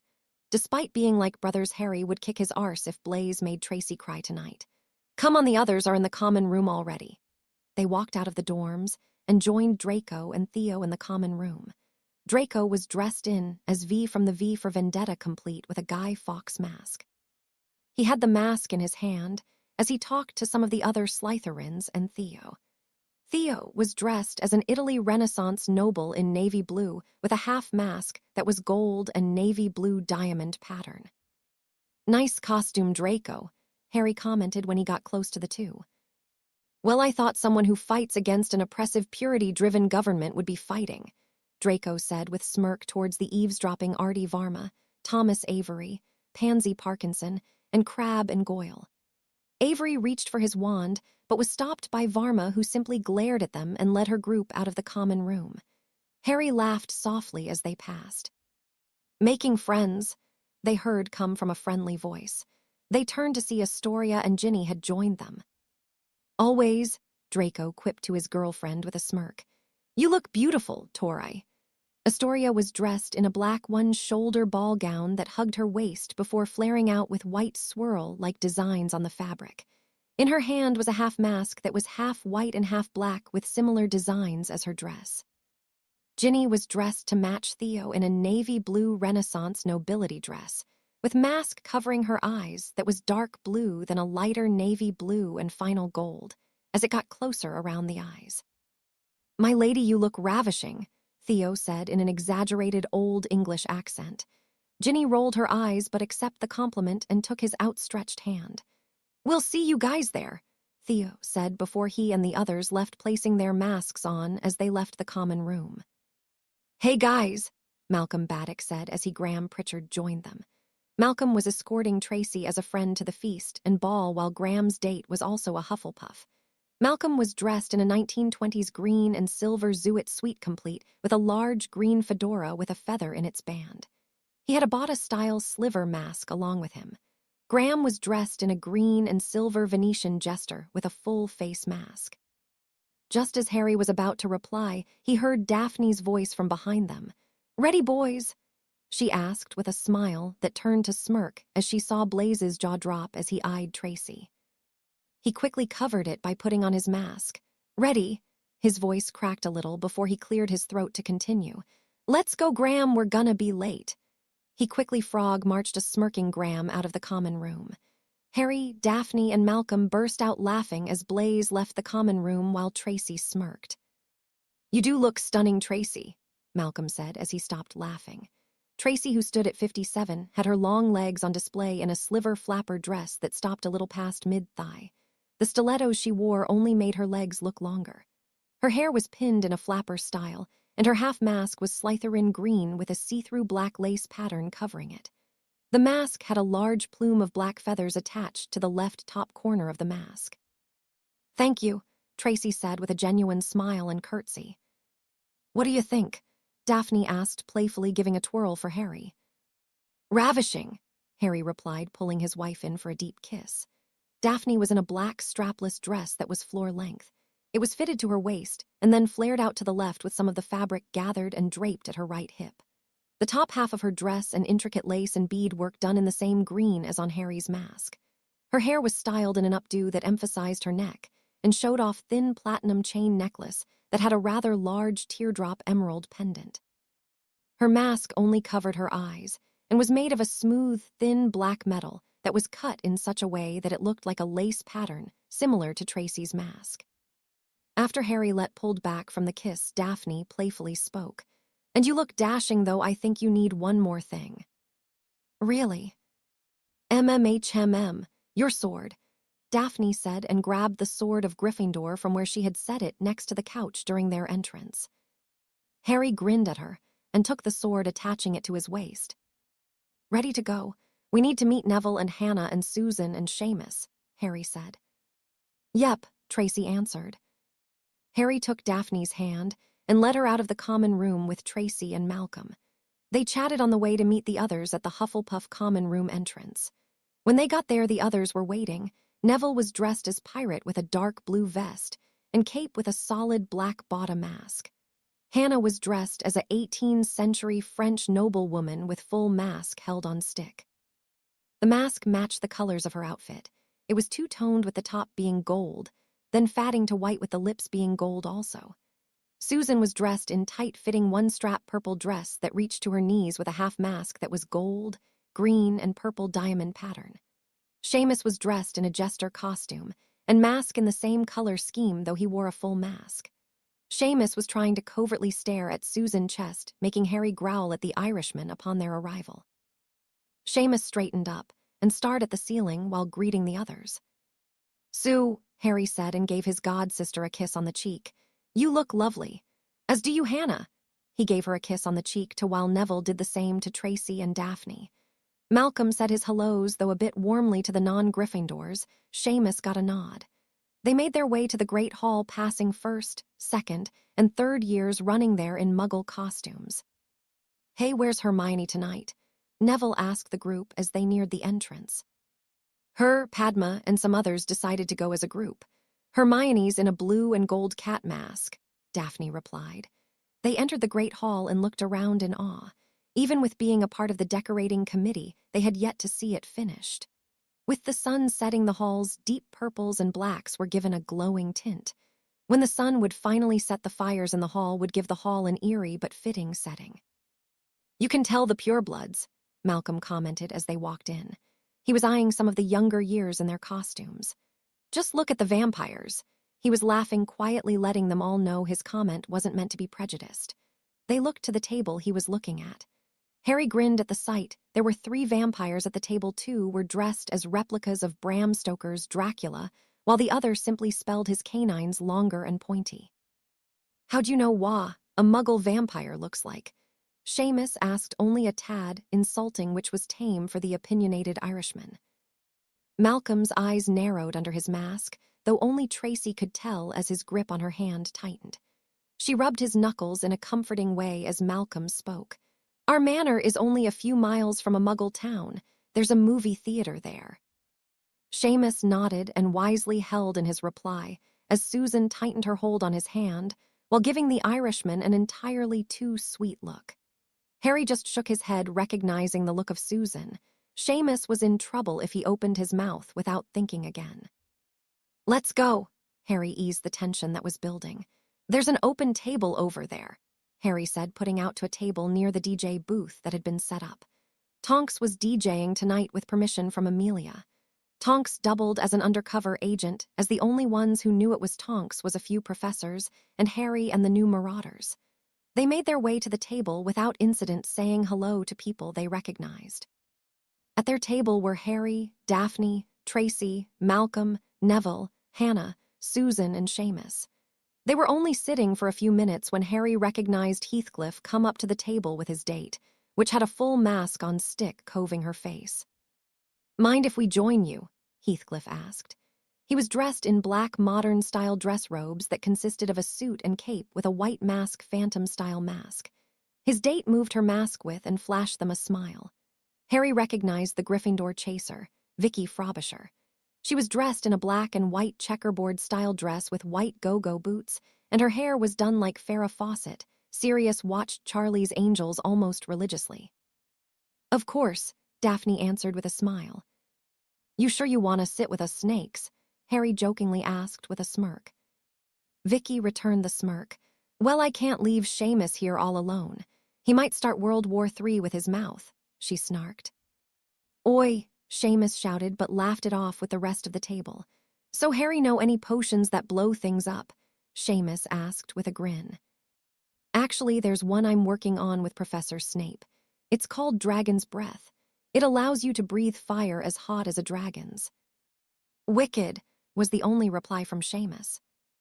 "Hey, look at Professor McGonagall," Tracy said, laughing at the disgruntled look on the face of the teacher. The stern professor was looking at table of 3rd years with a disgusted look, as if someone had laid a rotten fish in front of her. At the table was a kid dressed as Freddy Krueger, knife hand and all. Harry started laughing while the other costumes weren't as, let's say, interesting. As Freddy, the others were dressed as slasher film characters. There was someone dressed as Michael Myers, Jason, and Hannibal Lecter. "Do you think she knows who the characters are?" Harry asked with a laugh. "I doubt they'd still be sitting there if she did," Tracy said with a shiver. She hated Halloween. She jumped every time she heard the Michael Myers theme. She was going to comment on it when Headmaster Flitwick stood at the head table. "I'll not make this long," the headmaster stated. "Welcome to the Halloween feast. We hope you enjoy the new take on this year's feast. So without further ado, our feast." With that, food appeared on the tables along with candy, both smuggle and wizarding variety. The meal was going well, with students chatting while eating and stocking candy in pockets for later. Everything was going well until some late comers showed up. The doors to the Great Hall opened and revealed 2 Death Eaters. Harry shot up out of his seat with his wand drawn and spell lit on his wand, though he held from firing as he saw no wand. Across the hall others followed, but weren't as generous as Harry shot off spells. 10 incarcerous spells, 5 stunners, 7 impedimenta curses struck the 2. "Hold!" Headmaster Flitwick shouted in an amplified voice, stopping all movement. The only ones moving were Aurors and goblins who had cancelled their disillusion spells. The Aurors quickly moved to the suspects and ripped the masks off the unconscious Death Eaters. It revealed Cormac McLagan and Marcus Belby. Headmaster Flitwick looked livid as he moved to the front of the hall. The Aurors woke the boys up, who looked dazed at the hall around them. "Was happen," Marcus Belby managed to slur out. The Aurors picked them up onto their feet, and Cormac pitched forward, being caught by an Auror. A goblin stepped forward with his axe in front of him. He sniffed Cormac. "He's drunk," the goblin growled out and spit at Cormac's feet. The headmaster's face turned an angry red color. "Take them to my office now," Headmaster Flitwick shouted, then turned to one of the Aurors. "Tell Director Black to meet me in my office. She's with Professor Black." The Auror nodded and walked out. Cormac paled dramatically while Belby swayed on his feet.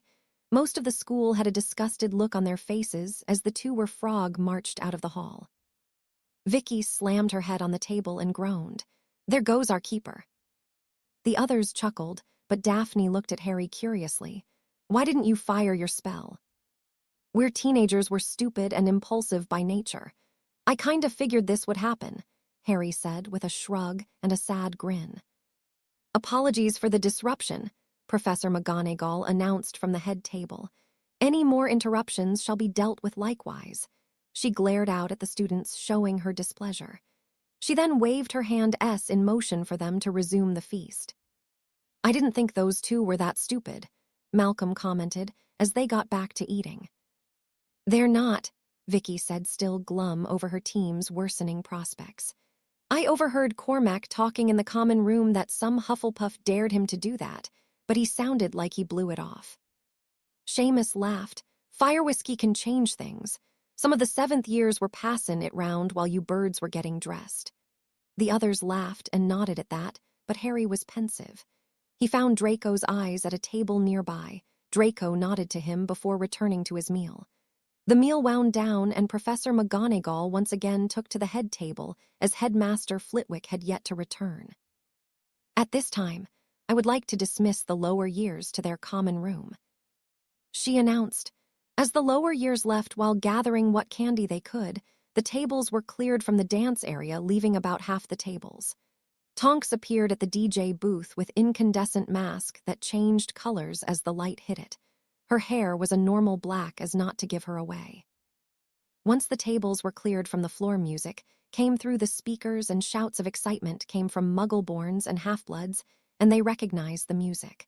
"Doin' It" by LL Cool J came on to start the party off. Most of the purebloods went with the music without thought, though a select few looked put out by the music. Daphne pulled Harry out to the dance floor without preamble, eager to enjoy the night. They danced for the next 4 songs, before taking a break when Vanilla Ice's Ice, Ice, Baby came on. Daphne pulled Harry off the floor and far away from the DJ booth as he glared at it, trying to make it go up in flames. Daphne was laughing at the disgruntled look on Harry's face. "Oh, come on, she has to play pop songs at a dance." "Yeah, but Ice, Ice, Baby," Harry whined playfully. "She should just play under pressure," he grumbled under his breath as they were met by Hermione and Padma at the punch table. "Harry, stop whining," Hermione said before they even started talking, causing Harry to pout and Daphne and Padma to laugh. "Not a fan of Vanilla Ice, Harry?" Padma asked. Harry glared, causing a new round of giggles from the girls. "Enjoying the dance?" Daphne asked after a minute, taking pity on her husband. "Yes, being with a group seems to make the wannabe playboys away," Padma said with laugh. "Padma's in the same boat as I am," Hermione filled in for Daphne and Harry. "She's dating a boy from India." "You look surprised, Harry," Padma commented as Harry handed Daphne her punch. "Parvati told me about your dad's attempt at contracts." He trailed off with a shrug and a smile. Padma shared her father was quiet literally in the doghouse for that. "And you thought I'd stay away from Indian boys like Parvati," Padma finished his statement. "Guilty," Harry grinned. Padma laughed. "I did for a while, but I met Amber over the summer when we visited Goa." "How is Goa?" Daphne asked. "It's on my list of places to visit," she said, sharing a smile with Harry. "It's beautiful, especially the beaches. It's one of the richest parts of India, so it's very modern, though the culture is still there." "It was colonized by the Portuguese, though not British, right?" Hermione asked curiously. Padma nodded, the feathers on her mask bouncing. Yes, you can tell by the architecture. Padma was going to continue, but squealed instead. I love this song, come on. She pulled Hermione onto the dance floor as No Doubt's Just a Girl came on. Harry and Daphne shared a laugh as their bookish friend was pulled into dancing. They weren't alone long before Neville and Hannah joined them at the table. They moved too to rest. Neville tolerated dancing for Hannah's sake, which she was fully aware of. Having fun? Harry asked with a smirk towards Neville. In response, Neville shot him the bird. Hogwarts should have done these types of events earlier, Hannah responded in a much nicer way. It encourages us beyond houses. Daphne's simple response to that was, tradition. I know, but still it's not like houses matter when we leave school, Hannah said before smiling. Ooh, good song.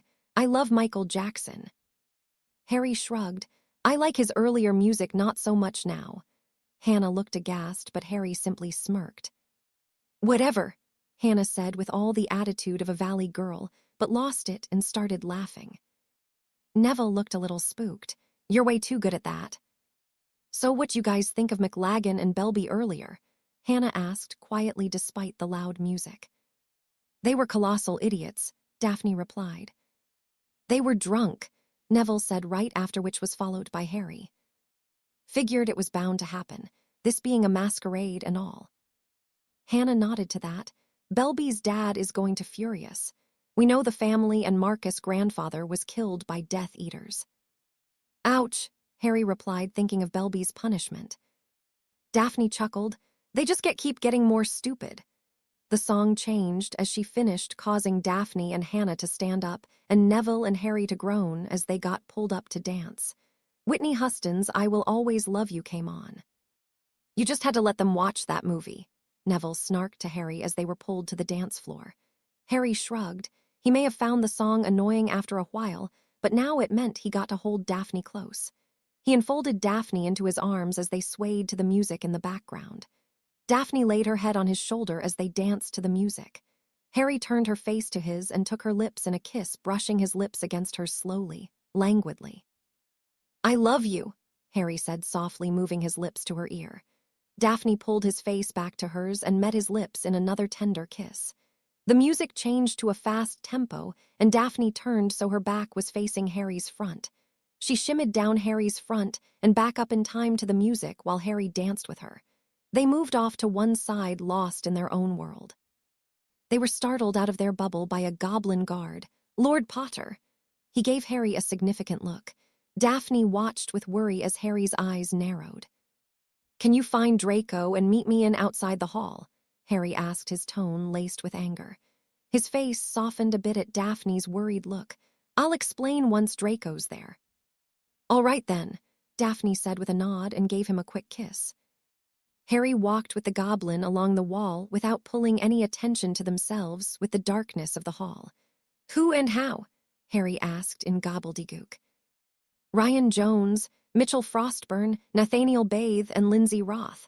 All Hufflepuff's 3 7th years and 1 6th year, the goblin replied in gobbledygook.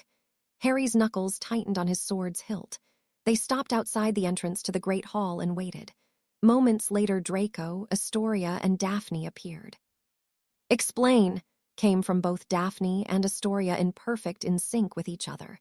Despite the situation, both Draco and Harry cracked a smile.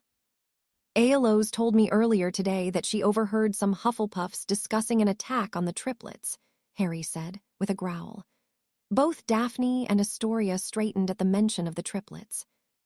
And Cormac was set up to get Amelia and Sirius out of their quarters, Daphne finished with a growl similar to Harry's. He wasn't in on it, Draco asked Harry as the goblin started leading them to Sirius' quarters. No, Vicky, the Gryffindor chaser, sat with us for the feast.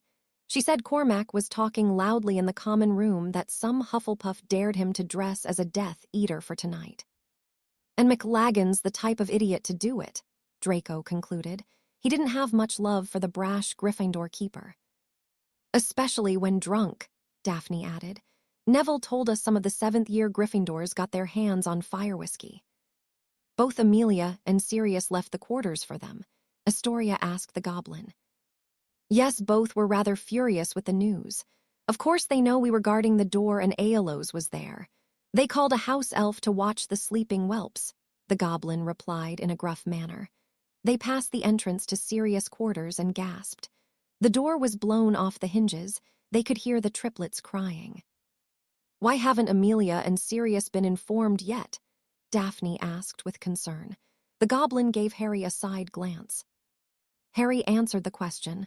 Once Amelia is informed, she has to take jurisdiction over the case, and we can't spend any time with the culprits, he said with a glance to Draco. Astoria and Daphne didn't look happy with that, but nodded their consent. We'll sit with the triplets. Could you please inform Amelia and Sirius now? Daphne asked the goblin. The goblin warrior nodded his consent. They are being held in that room. He pointed down the hall where 2 goblin warriors were guarding a door to an empty classroom. He then set off at a leisurely pace to the headmaster's office. Don't do anything you'll regret, Daphne said, giving Harry a kiss, before taking Astoria's hand and walking into Sirius's quarters to relieve the house elf struggling to get the triplets calm. Harry and Draco nodded to each other before walking the short way to the door where the goblins were standing guard. One moved aside while the other ran his finger down the door, unlocking it for them. Draco replaced his mask, while Harry conjured a fedora to hide the rest of his face. They entered the dimly lit classroom, giving off a sinister air that made the goblin warriors in the room smirk, while the 4 students shivered. They were already bound in chains and huddled in the corner. They were all dressed in standard dress robes sans masks. Lunzi looked pale and her eyes darted about the room. When her eyes landed on the masked Draco and Harry, her eyes widened in fear. Of the 3 boys, only Nathunpal Bathe looked scared. He was the lone 6th year of the group. The other 2 looked defiant and sneered at the goblins in disgust. They looked at Harry and Draco with fearful curiosity. Harry and Draco waited for them to make the first move. Finally, the leader of the group, Run Jones, broke the silence. What do you want? He sneered at them. Harry and Draco removed their disguises and looked at the 4 with hatred burning in their eyes. Harry's a glowing green, while Draco's was a cool gray.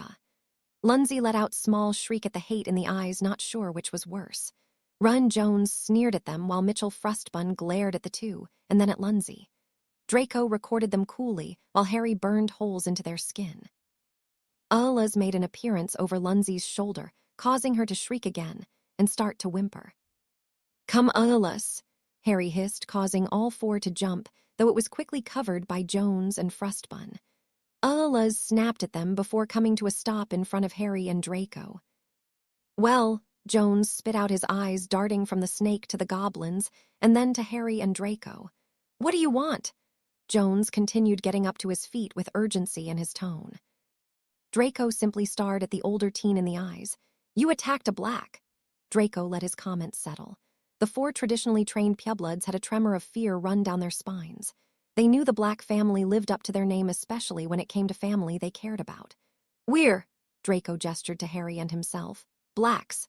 With that, Draco slammed his fist into Run Jones' face. His nose shattered with an audible snap and blood gushed from it as the older boy fell back into his friends.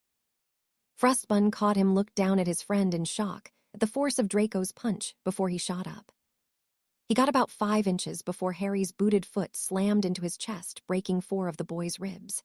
He slammed into the ground as Harry put his foot down as if nothing happened. Ulla's hissed menacingly at the other 2, causing Lunzi to shriek again. Ulla's zeroed in on the girl and slithered over to her. The girl tried to fling Ulla's off, but Harry froze her already chained arms in place to prevent any harm to his familiar. Ulla's slithered up to the now sobbing girl's neck. Ulla's tightened around her neck, making it harder for her to breathe, while Ulla's raised her hood and hissed at the girl, causing her to shrink back. You attacked not only a black but 3 innocent bobbies, Harry growled. And for what? We will be rewarded, Frostbun wheezed. Draco shot out with his fist, nailing Frostbun in the jaw, dislocating it. He took Frostbun by his robes and slammed him into the wall, making his head bounce off the wall. Bullshit, the only reward you'll get is the veil. The Dark Lord will mark us now, Jones added, holding his nose. His voice was nasally as he spoke. These disgusting creatures can't hold us. Harry shot forward and lifted Jones with up off his feet. Those disgusting creatures, as you call them, are what keeps your economy thriving. They have fought your lord and won, and they will continue to do so." Harry sneered at him. "Those creatures are more human than you'll ever be. They defend children while you try to harm them." With that, for the second time that evening, a fist met Rowan Jones's face. Harry landed a solid punch to the side of Jones's face as he was trying to twist away. The force of the punch knocked him unconscious, and Harry dropped the older boy unceremoniously onto the ground in a heap. He looked over and noticed Draco had smashed his foot down onto the hands of Nathunpal Bathe, who was trying to reach for broken chair leg to use as a weapon. Draco ground his boot on the teen's hand, breaking his fingers. Harry and Draco suddenly made a face, as did the goblins in the room. They looked to Lunzi Ruth, who was a sobbing mess of tears, had wet herself from fear of Ullahs. Ullahs slithered off the girl. "Damned scustung humans." "You'll pay for this," she sobbed out in an attempt to save face. Draco let out a dark chuckle. "Did you forget you're in goblin custody? This is perfectly allowed by their laws. You should study more about what goes on your life. Not that you'll have to deal with goblins much longer, considering what fate awaits you." Harry laughed at her look of confusion. "Not only did you attack the sons and daughter of two ancient families, but the children of the director of the DMLE. You will not be given leniency for anything." Nathunpal whimpered at that, and in response, Harry's foot connected with his mouth, knocking out 3 teeth and breaking the boy's jaw. They were interrupted by any further violence when the goblin that brought them from the hall walked in. "My lords, the Uras are here to take custody of the 4, he spoke in gobbledygook. Harry and Draco nodded. "Let's come," Harry called to his familiar, who came and sank into Harry's skin as a tattoo. They left the room much to the relief of Lunzi and Mitchell, the only 2 awake. They came face to face with Sirius and a group of Uras. "You didn't kill them, did you?" Sirius asked with a grim look. "We simply reminded them they're dealing with blacks," Draco said, smirk. "So once again, did you kill them?" Sirius asked again, with a grin similar to Draco. Some of the older Uras grimaced at the reminder of the black family. "No," Harry stated simply. "We'll be with Umala and the triplets." He nodded to the Uras as he and Draco made their way past them. As they were walking down the hall, Sirius and the Uras whistled at the damage they caused in only 5 minutes. Harry and Draco made their way into Sirius's quarters, where the girls and Umala were with the triplets. Draco turned to the left over pieces of the door and transfigured them back into their original state. A house elf popped in and reattached the new door to the hinges. "Thank you, Draco," came quietly from Umala, who was holding Lyra, while RJ and Ede had gone back to sleep. Draco nodded to the woman he considered family while he put his arm over Astoria's shoulders and pulled her to him. Harry moved over to where Daphne was sitting near the triplets' bassinets. He sat down and placed a kiss on her head while looking over the 2 boys for any scratch. "Why did the goblins allow the door to be blown up?" Astoria asked while looking over the door. "The 4 had to act for the goblins to arrest them," Umala answered, still quiet. There were tear tracks on her face. Astoria accepted the answer but didn't look happy about as she gazed at the triplets. They sat quietly watching the triplets sleep peacefully despite the night's events. Sirius came back after a few minutes looking irritated. "Those 2 idiots you knocked out still have no idea what they've done." He paused before he asked, "What the hell did you do to the girl?" The others looked a bit alarmed at the question. Harry and Draco shrugged. "Nothing Ullahs wrapped around her and scared her." Ullahs rose out of Harry's skin and slithered out of his robes, giving them all an imperious look, making them laugh. "Well, anyways, they've been taken into custody and will be arraigned in the morning," Sirius said, sitting down by his wife and pulling her into hug with Lyra. "We're going to head back to the dance," Draco said, standing with Astoria. Harry and Daphne stood, also wanting to give Sirius and Umala time together with their kids, though Ullahs stayed. Daphne pulled Harry aside once they got into the hallway. "I don't want to go back to the dance," she said, quietly pulling him into a kiss. When she pulled back, Harry smiled at her and took her hand, leading her down to their quarters in the dungeons, using some of the secret passages in the school.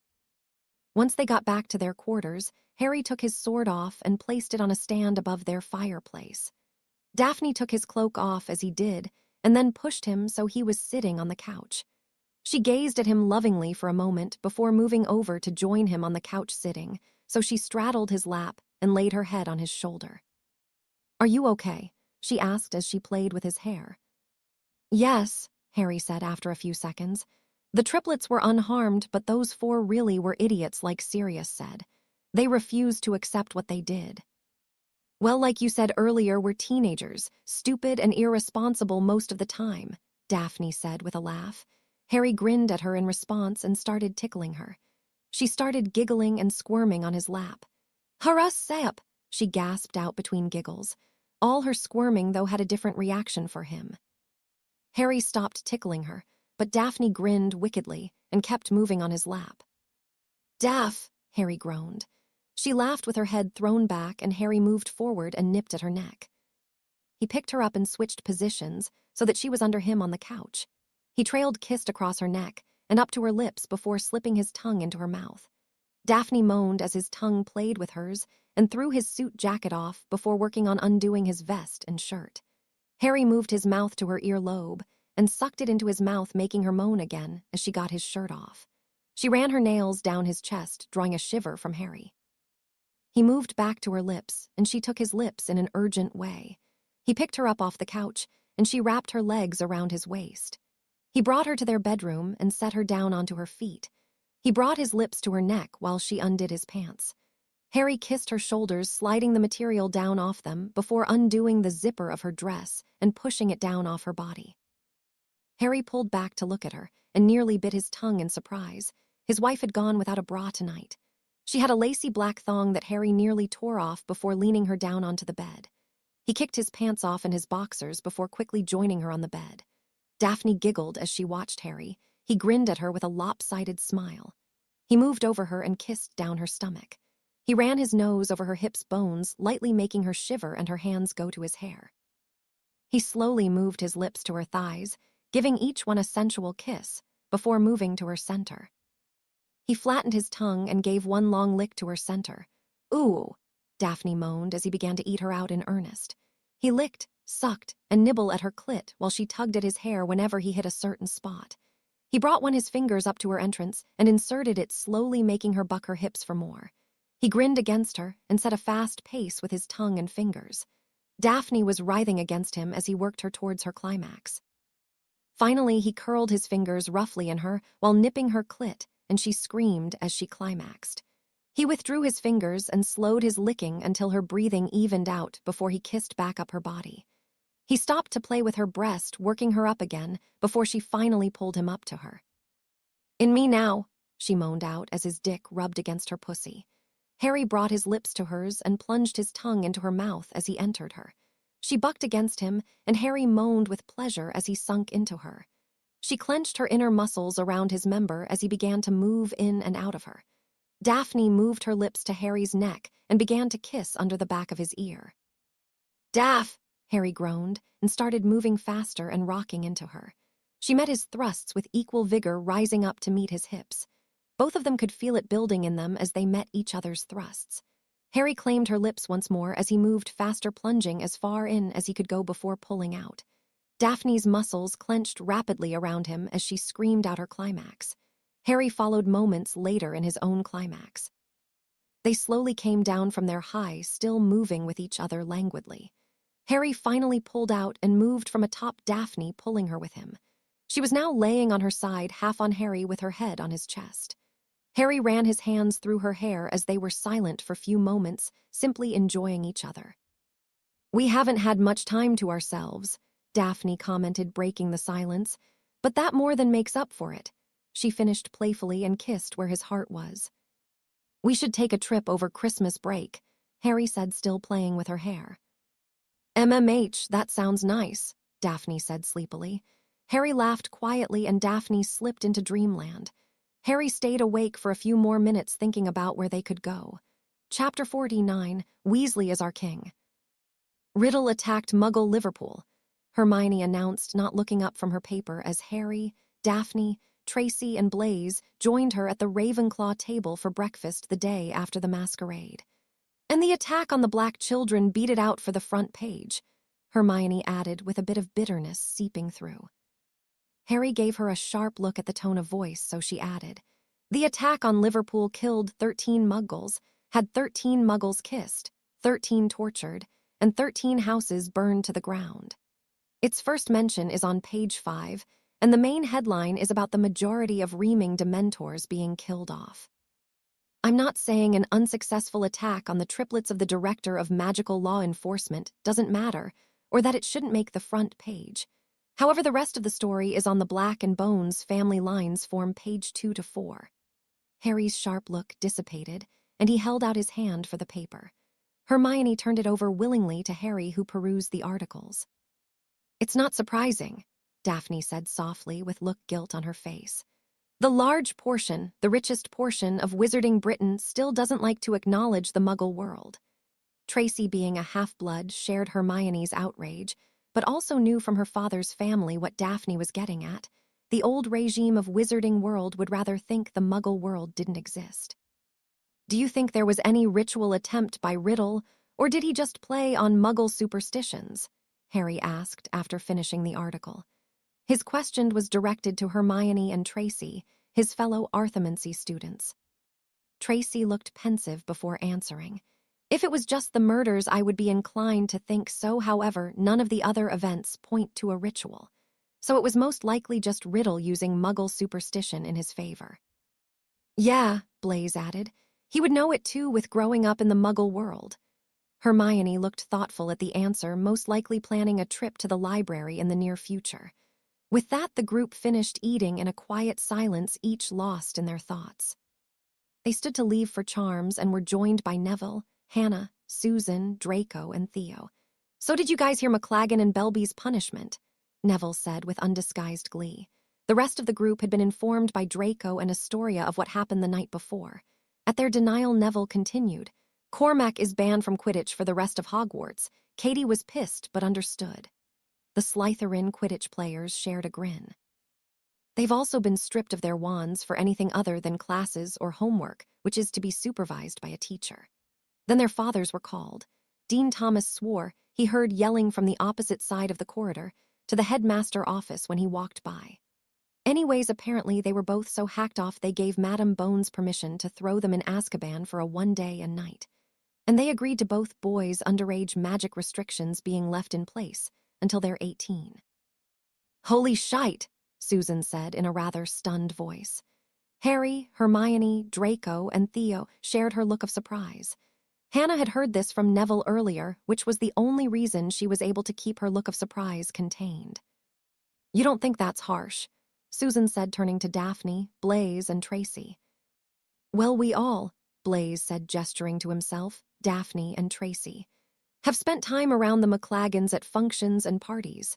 Cormac McLaggen SR, maybe a braggart like his son, but he's a hard arse and deeply involved in the Weisenmaggot. He's on the finance committee." Daphne added, "And Vicky the Gryffindor chaser told us last night that Belby lost a family member to Death Eaters in the First War. So it's not surprising that their families were hacked off." "Still holding someone under the restriction for another year is huge," Theo spoke up.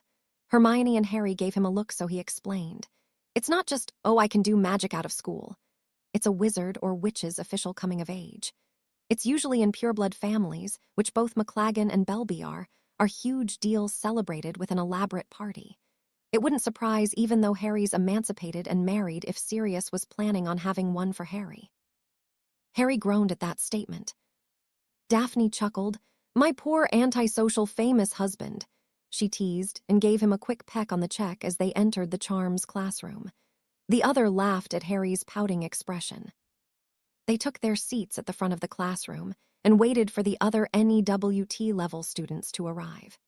It was fairly large since NEWT classes were held with all 4 houses, and close to the all of their year had chosen to continue the class.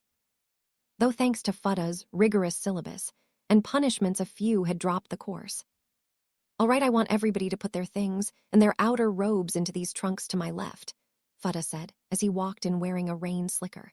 He drew odd looks from the class, but they were all quick to comply with his words. Once everyone had done as he asked, the Bulgarian started speaking again. Today you'll be learning the Agilamunti charm, and no, none of you will cast an impervious charm on yourselves. Perhaps getting wet will teach you to control the spell better. Now who can tell me about the charm? Mr. Funchfuchla. It's a form of conjuration, and is used to create a fountain of water, the Hufflepuff answered. Good. Now the trick with this spell is learning to control the amount of power you put into it. You can either get a trickle, Fudda demonstrated with drops of water coming out of his wand, or a violent jet. Fudda said with a smirk sent the spell at Harry, who ducked out of the way, leaving the spell to hit Hermione, who was sitting behind him. Hermione's expression would have looked well suited on a drowned cat, causing Fudda to curse under his breath. Well, looks like I'll be avoiding Vukta for a while, he muttered, causing those who could hear it to laugh. Hermione glared and conjured her own stream of water and sent it at Harry, who was still laughing. Harry was hit in the face with the jet stream, leaving him snorting water. Harry glared at Hermione, who raised an eyebrow.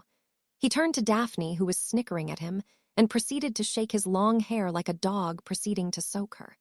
Daphne glared and was about to wave her wand when Fudda spoke again. All right, hold it, and 5 points to Ravenclaw. There are no wand movements with this spell. You'll only move your wand to direct the stream, as Hermione demonstrated. Your goal for today's class is to be able to produce a gentle stream of water. Fudda let them loose to perform the spell, and it quickly became evident why he was wearing a rain slicker. Within minutes, a majority of the class was soaked when they attempted the spell, putting too much power behind it. Harry and the new marauders, though, had simply descended into a water fight. You all show me the spell. Fudda came up to them with a wine glass in hand. Fill it up and then leave. They're already wrecking havoc on my classroom enough. He gestured to the rest of the class. Each one of them performed the spell without splashing any water out of the wine glass. They left the classroom just as Padma sent an overpowered jet of water accidentally at Lavender Brown, who returned fired. Padma ducked, and Lavender's jet of water hit Pansy, who retaliated. Fudda quickly froze the class with an impedimenta curse, before yelling as Harry shut the door to the classroom. Welcome to the first Quidditch match of the season, Luna Lovegood's dreamy voice proclaimed out over the Quidditch pitch. She was an interesting choice to replace Lee Jordan as announcer, but would at least be rid of the bias Jordan was known for. Between the undefeated champions, Slytherin and Gryffindor. As she spoke, the Slytherins and Gryffindors flew out onto the pitch. Starting for Slytherin, we have Seeker and first-year captain Harry Potter. A large cheer was heard from not just the Slytherin section, but the rest of the school. Harry spied Sirius and Umala in the visitors' box with the triplets bundled up. They were bundled in Slytherin cloaks, but each had red hats on, making Harry chuckle, especially when Lyra tried to pull hers off. Returning at Chaser for Slytherin, we have Draco Malfoy and Ginnywsley. Joining them at Chaser this year is third-year Clayton Meys. At Beater for Slytherin, the unstoppable Cat Rowl is back. Cat brushed her knuckles across her jersey at Luna's words, making her team laugh. Joining her is sixth-year Millicent Bulstrode, and steeping into former captain Aaron Vuzza's shoes is fourth-year HEHCLFF Huthcliffe paled a bit at the mention of filing in for Vuzza, but was bolstered by his team and the Slytherin cheers. Starting for Gryffindor, and in her first year at captain, is Chaser Katie Bell. Cutty didn't look particularly thrilled as her team warmed up. Joining her on the Gryffindor Chaser line is DEMLZA ROBBINS and VICKY FROBSHER. Gryffindor has 2 new beaters this year, replacing the dynamic duo that was Fred and George Wesley. Both fourth years ADREWKIRKE and Jack SLOPER. Back at Seeker and hopping to outdo Potter is Tina MCLAGGEN, and filling in for the now displaced Cormac McLuggan at Keeper is Ron WSLEY. Ron blushed a furious red at being called a fill-in. The Slytherins snickered while Ginny laughed loudly at her bigoted brother's response. Cutty looked frustrated as Ron missed a practice shot by a mile. Madam Hooch called them in to the center of the pitch. Shake hands, she called to Harry and Cutty. Harry smirked competitively as she took his hand, saying, Good luck. Cutty narrowed her eyes. Break a leg, Potter. Harry's smirk widened. Somehow he knew she didn't mean it as good luck. Madam Hooch rolled her eyes and allowed Harry and Cutty to take their places in the air. The QAFFLES UP. Luna shouted as Ginny streaked forward and grabbed it out from Vucca. Ginny with the quaft leads the Slytherin chasers down the pitch as Clayton loops to her left and Mulfa loops under her to the right. WSLEY passes wide to Clayton, who loops overhead of Ginny and Mulfa. He drops it down to Mulfa. And a nasty hit by Rulla to Bell stops the block on MALFOY. MALFOY, SHOOTS, and SCORES. Slytherin 10, Gryffindor 0. Harry watched the game from above as Cuddy brought the quaft out using the Hucka-Shud formation with Vucca to her left and Dumbledore on her right. Millicent took Vucca out of the formation with a well-placed bludger to her shoulder, while Clayton blocked her from rejoining.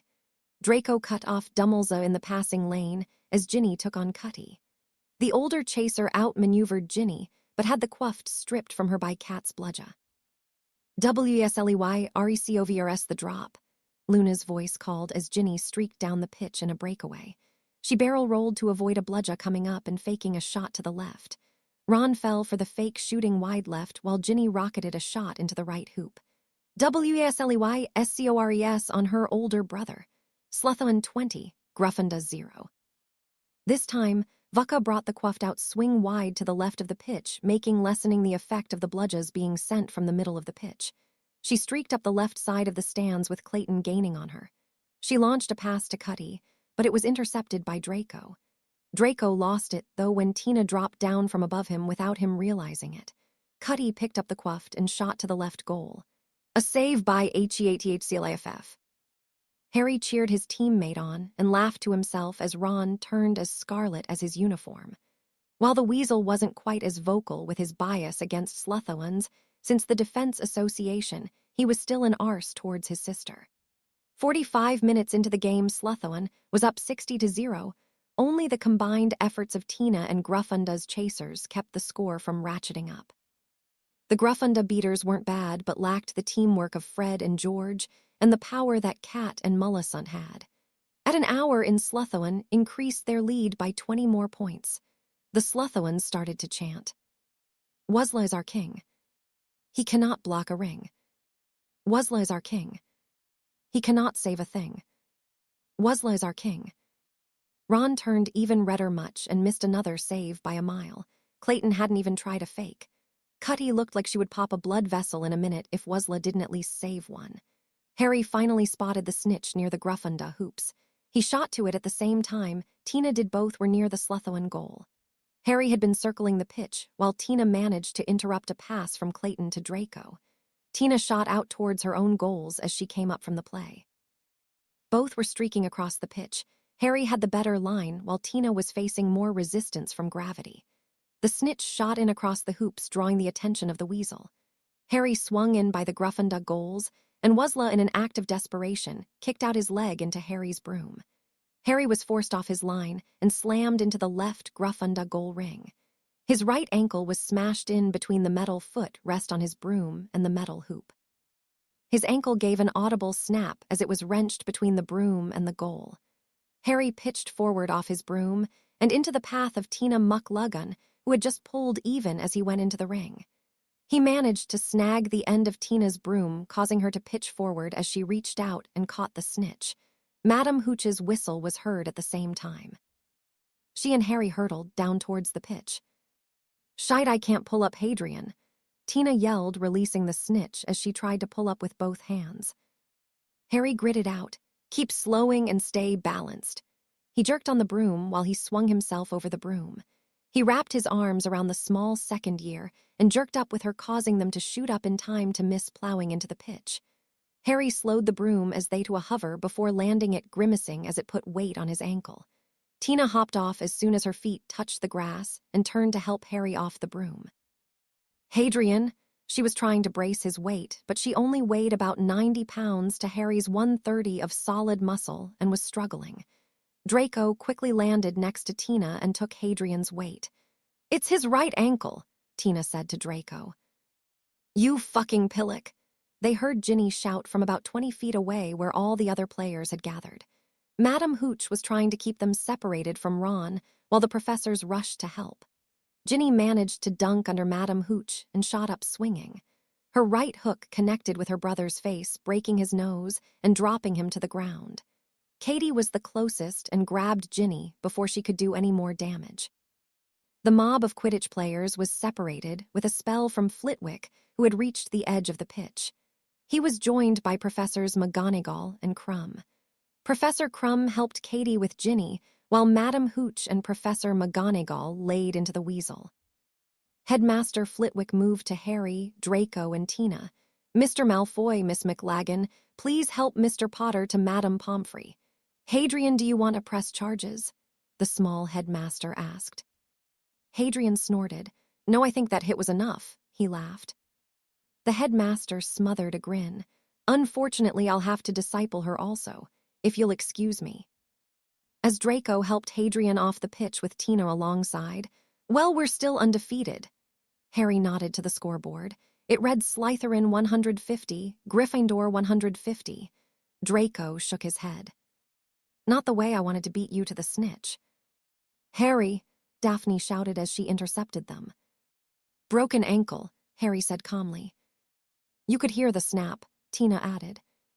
Harry and Draco glared at her while Daphne paled. "Sorry," Tina sheepishly replied. "I'm gonna kill the weasel. Gryffindor will beat you to it. Remember, it's Slytherins that play dirty," Tina said, with smirk lightening the mood. "I'm fine," Harry repeated to Daphne as they walked. "I've had worse." Daphne rolled her eyes. "That's beside the point." "Daff, it was an act of desperation in a defeat.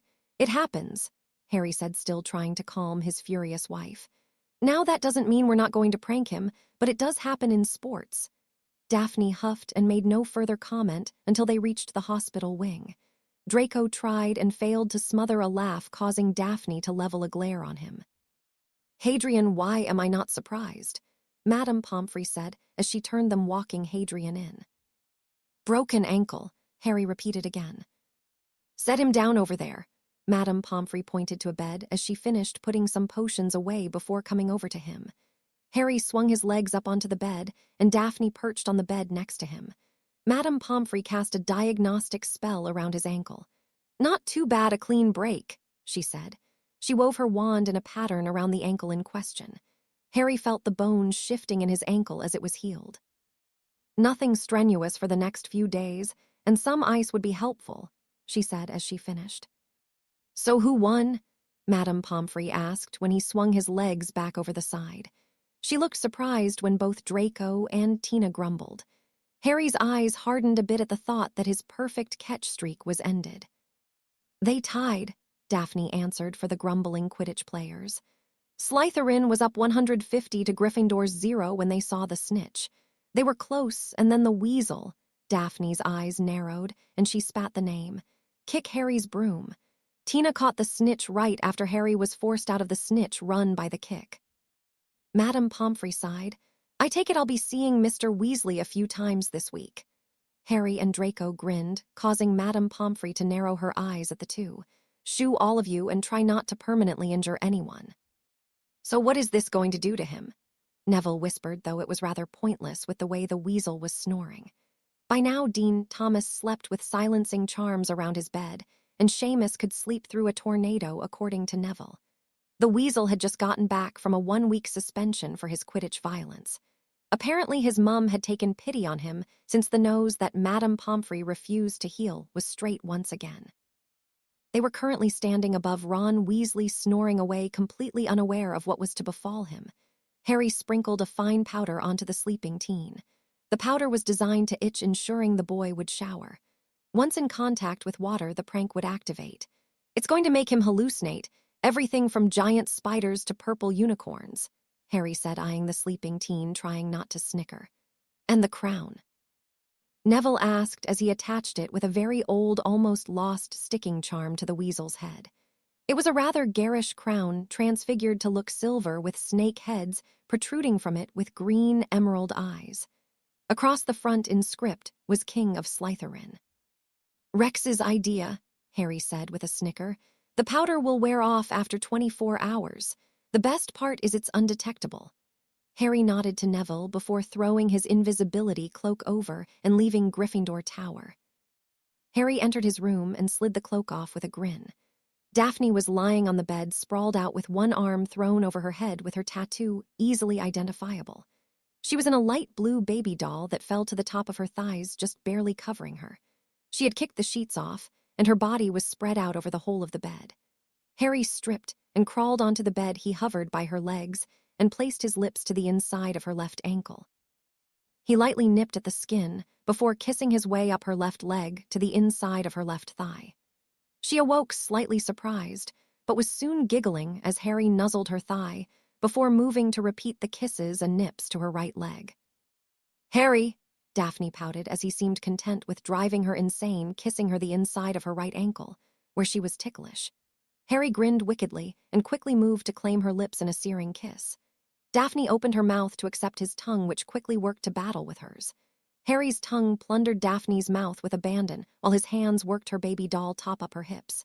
His hands traced patterns into her skin, making goosebumps appear on her skin as moaned into his mouth. She raised her arms above her head, and Harry stripped her of the baby doll and tossed it somewhere behind him. He kissed down her neck and paused on the crook of her neck and her shoulder. He lavished attention on the spot, causing Daphne to moan and squirm beneath him. He nipped gently at it before moving to her breasts. He took her left nipple into his mouth and suckled on it as his hand played with her other breast. Her nails dug into his shoulders as he nipped her breast before switching his attention to the other. He moved his attention to the flat planes of her stomach before finally settling between her thighs. He grinned wickedly up at her before flattening his tongue and giving her one long lick that had her squeeze her thighs around him. He immediately started to reciting parcel tongue against her most intimate areas. Daphne screamed and bucked against him as his tongue flicked against her clitoris as he entered a finger into her. He quickly brought her to her peak. "Harry." She screamed out as her hips bucked against him as he continued to lap at her as she climaxed. She threaded her hands into his hair and used it to tug him up her body to her. "If you don't fuck me already, I'm going to tie you to the bed and have my way with you," she groaned out as he teasingly rubbed his dick against her as she laid kisses on his neck. He smirked at her words, contemplating whether he should let her before deciding against it. He quickly thrust inside her, burying himself to the hilt. "Oh, Daphne moaned as Harry groaned into her shoulder at the feeling of filling her. Harry lingered for a moment before pulling almost all the way out before slamming back into her. Daphne's hips met his hips each time, causing him to go deeper into her. Harry brought his hands to her breast and tweaked and massaged her breasts. Daphne was rapidly approaching another climax as Harry thrust into her over and over without pause. Harry could feel her tightening around him. He groaned around her breast as his own climax approached.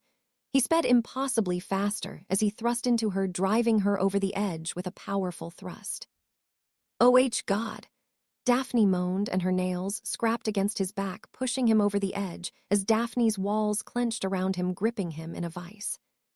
"Daph," Harry yelled out as he spilled himself into her. The slowly rode out their climaxes together. Daphne tiredly brought Harry's lips to hers in slow, passionate kiss. Once Daphne's climax ended, Harry slowly pulled out as Daphne whimpered at the loss. He smiled against her lips, slowly bringing her down from her high. He moved from atop her to his side, rolling Daphne to hers as they continued their slow, languid kisses. Daphne ended the kiss and curled into Harry's arms as they both drifted off to sleep. Daphne's last conscious thought was that she loved it when he pulled pranks. The next day saw the weasel glaring at every Slytherin in sight, while simultaneously trying to pull the crown off his head, while shoveling food into his mouth at breakfast. Harry sat down to breakfast with Daphne still smiling widely from the night before. Tracy glanced at her friend in a bit of concern at the dreamy smile that usually was not displayed by the Slytherin queen. "Daph, you all right there?" Tracy asked as she poured herself a glass of orange juice. Oh, I'm more than fine," Daphne said, ending with her dreamy look changing to a smirk. A look of understanding dawned on Tracy's face before she laughed to herself. "I bet you are." Blaze looked confused still. What do you mean she looks high? Harry, I think she got into some of your potion ingredients." Harry smirked at his friend in reply. "You're an idiot sometimes," Tracy snarked with a shake of her head. Suddenly, a yell from the Gryffindor table drew their attention. A girlish shriek rang out. "Spiders! They're everywhere. The weasel continued to shriek when everyone else in the hall looked at him like he was nuts. He fell over backwards off the bench before running out of the hall as if Voldemort himself appeared and asked him out on a date. The whole hall paused for a minute, unsure of what to do before someone started laughing, which sparked a chain reaction. Harry and his friends shared a smirk before joining the laughter. Professor McGonagall sighed heavily as she got up from the head table and slowly followed her wayward lion out of the hall. "Come on, we have herbology," Daphne said once her laughter stopped. Harry, Daphne, and Theo nodded to Blaise, Tracy, and Draco before leaving the Slytherin table and joining Hermione, Hannah, Susan, and Neville at the doors to the Great Hall for herbology. They made their way out of the school down to the greenhouses. They filed into Greenhouse 6 with the other NEWT-level herbology students. "So what are these plants? I've never seen them before," Harry said, turning to Neville and Daphne. The plants on Professor Sprout's desk were about 3 feet tall with wicked-looking thorns on the stems. The leaves were a deep crimson color and separated into 5 points. "By the heat in here, it's tropical," Neville said with a shrug. Daphne moved closer to examine one of the plants, examining it. She looked closely at the leaves for a moment. "Blood stars," Daphne concluded. "We had them for a year when I was young," Daphne continued, still looking closely at the plants. "I don't remember much about them except they're found in the Amazon." "Correct, Mrs. Potter," Professor Sprout said, coming in behind them. 5 points to Slytherin.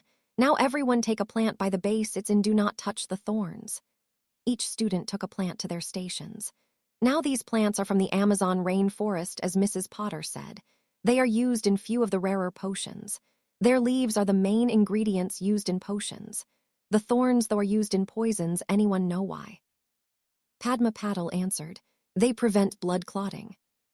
5 points to Ravenclaw, Professor Sprout answered. "Which is why you need to wear your dragon hide gloves when handling these plants. Now who knows what the leaves are used for in potions?" "They're used in the dragonpox vaccine potion," Harry answered. "Correct, 5 more to Slytherin.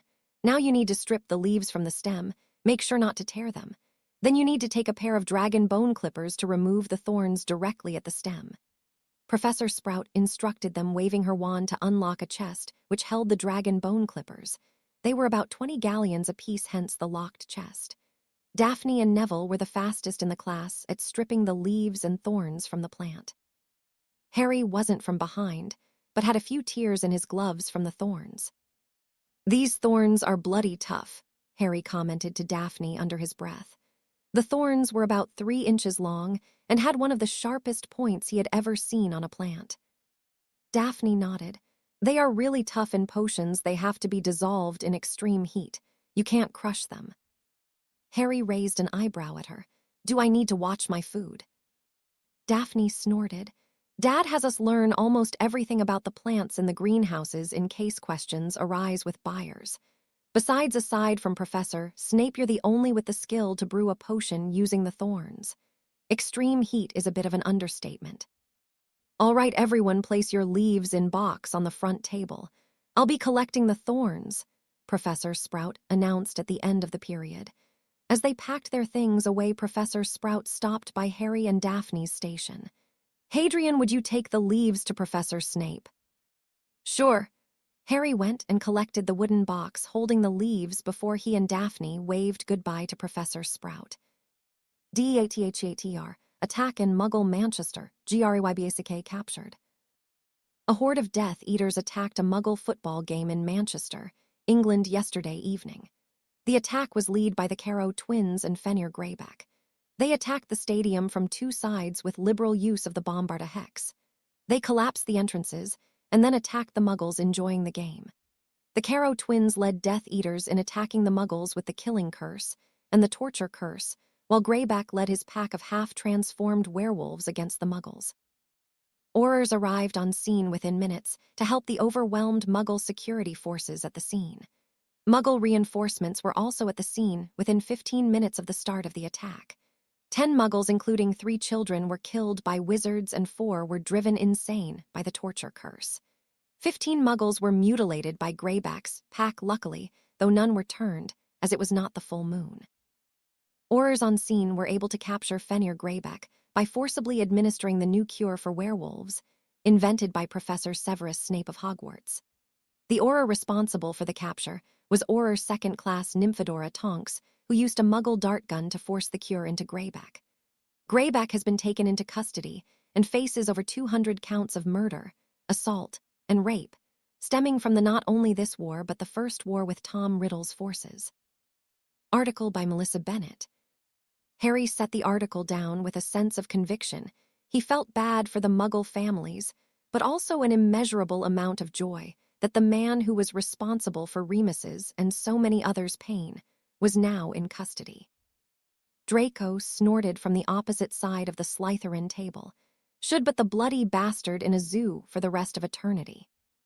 Chapter 50, Holiday in Goa. It was week after the attack in Manchester at the football game. Tonks was on her first rotation at Hogwarts since the attack and was swarmed with well-wishers from students. Currently, she was with Daphne and Harry taking the triplets on a walk by the lake. "So, Tonks, how does it feel to be the new hero?" Harry said with a smirk. "Gotta say, takes the pressure off of me." Tonks' hair turned an angry red. Lyra's followed. "If I wasn't holding my baby cousin, I'd hit you." Plenty of ministry workers and even people on the streets, when she wore her Auror robes, had been thanking her nonstop for taking down Greyback. "I had to make my hair normal just to get people to stop recognizing me." "Oh, the horror," Daphne sighed, dramatically causing RJ to giggle and Tonks to grumble. "Though the look on the mongrel's face when he realized what we had done to him made it worth it," Tonks chuckled. "What about the Muggles? I mean, those games are huge," Harry asked as he adjusted Eddie in his arms. "The Obliviators worked overtime," Tonks said ruefully. "Plus, the Muggle News published it as a terrorist attack, if anywhere missed their app to accept that. Has anyone come up with any new ideas on the acromantulas? The Goblin Scouts are trying to map out the nest and area surrounding it for possible ways in and out. Mind you, all while trying not to get eaten by the damn things," Harry replied, only for Daphne to hit him upside the back of his head. "Language," Daphne said just as Eddie tried to copy Harry's words, but instead some baby gurgles came out. Harry smirked while Daphne rolled her eyes and Tonks laughed. "Well, we need to get them back. Sirius is on break now." Tonks, Daphne, and Harry waited for Sirius to come to the door of his and Amelia's apartments. Harry had Eddie by his hands, while he stood on the ground shifting from one leg to the other giggling. RJ squirmed seeing his brother and Daphne cop at Harry, letting RJ wobble on his feet. Lyra just looked on with a bored look from Tonks' arms. Sirius opened the door and looked on with laughter before scooping his boys up into his arms. He leaned over and gave Lyra a kiss on her forehead before nodding for them to follow him in. He placed the triplets in a large crib. "Thanks for watching them," Sirius said when he turned back to them. "No problem," Tonks replied. "Now Amelia wanted me to let you three know you're needed in the staff room, ASAP.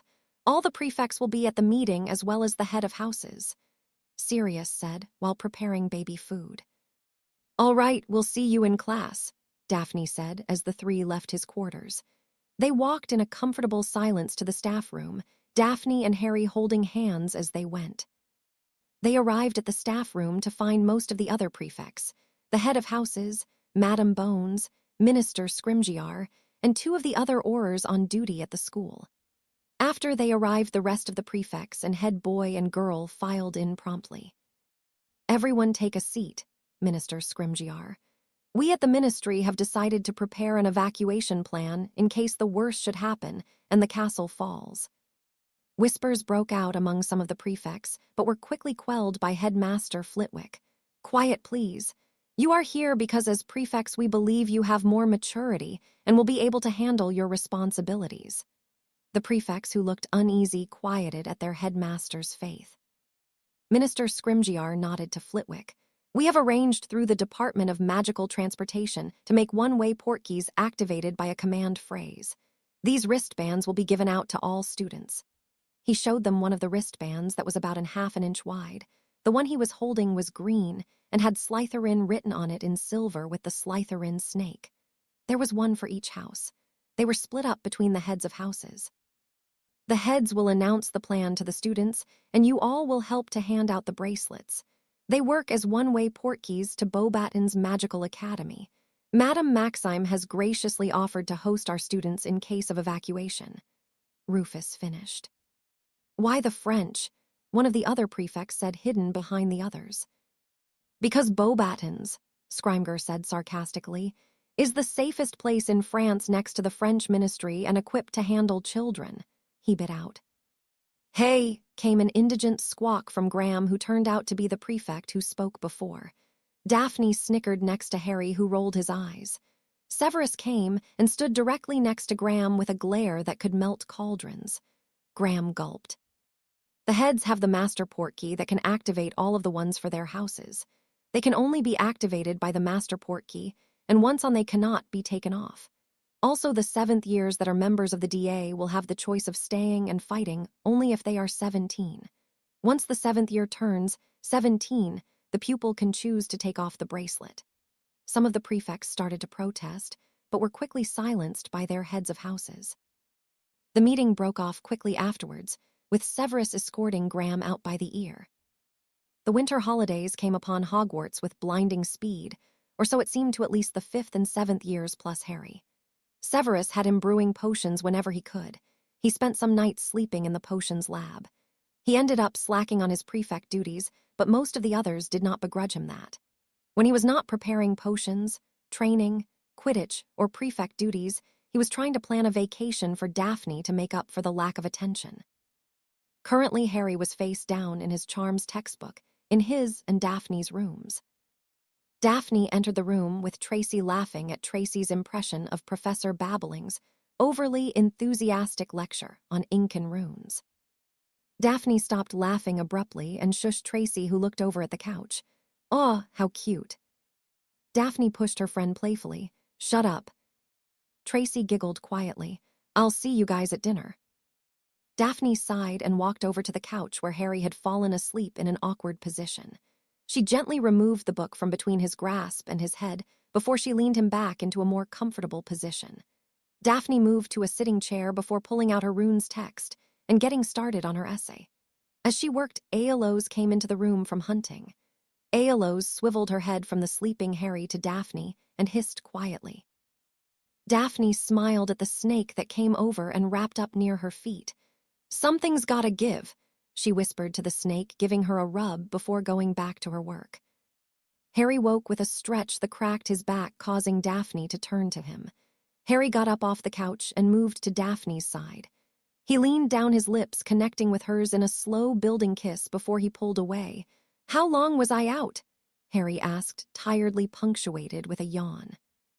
"You were asleep when I got back about 2 hours ago," Daphne answered, looking up at the clock in the room. "We should go dinners in just a few minutes." "All right," Harry stretched again and held his hand out for her to take. She closed her text and set her essay away so it could dry. Daphne took his hand and allowed him to lead her from the room. "See you later, Aeolus," Harry hissed a goodbye to his familiar. They were met by Tracy, Draco, Theo, and Astoria as they were leaving their rooms. "You know you have a bookmark right there," Theo said, pointing to the right side of Harry's face. Harry turned to look at Daphne with a raised eyebrow. She giggled along with Astoria and Tracy in reply. Harry just shook his head. "Come on, I'm hungry," Harry said, and started leading the group towards the Great Hall. They were seated in the Great Hall, surrounded by the rest of the new Marauders. Hermione discussing with Harry the potion he just finished for Severus, Dementor's breath. It mimicked the effects a Dementor created minus the kiss.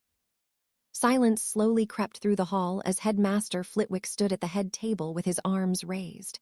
"Before I release you for the night, some final words," Flitwick spoke with a smile on his face. "The train time has been changed to depart tomorrow promptly at 8 o'clock tomorrow morning."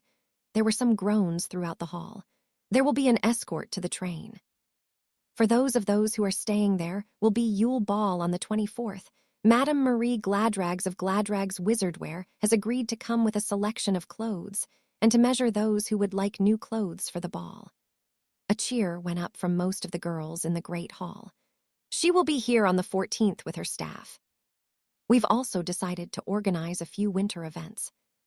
The first is a snowball fight tournament open over the holidays organized by Madam Hooch for teams of 7. See her for details.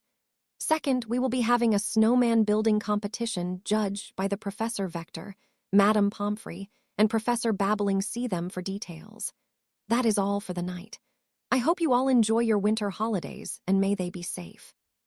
Harry, Daphne, Tracy, and Hermione were the only new marauders on the train the next morning. The rest were staying behind for the winter holiday. Hermione and her mother were going to vacation in Mexico for the holiday to spend some time just the two of them.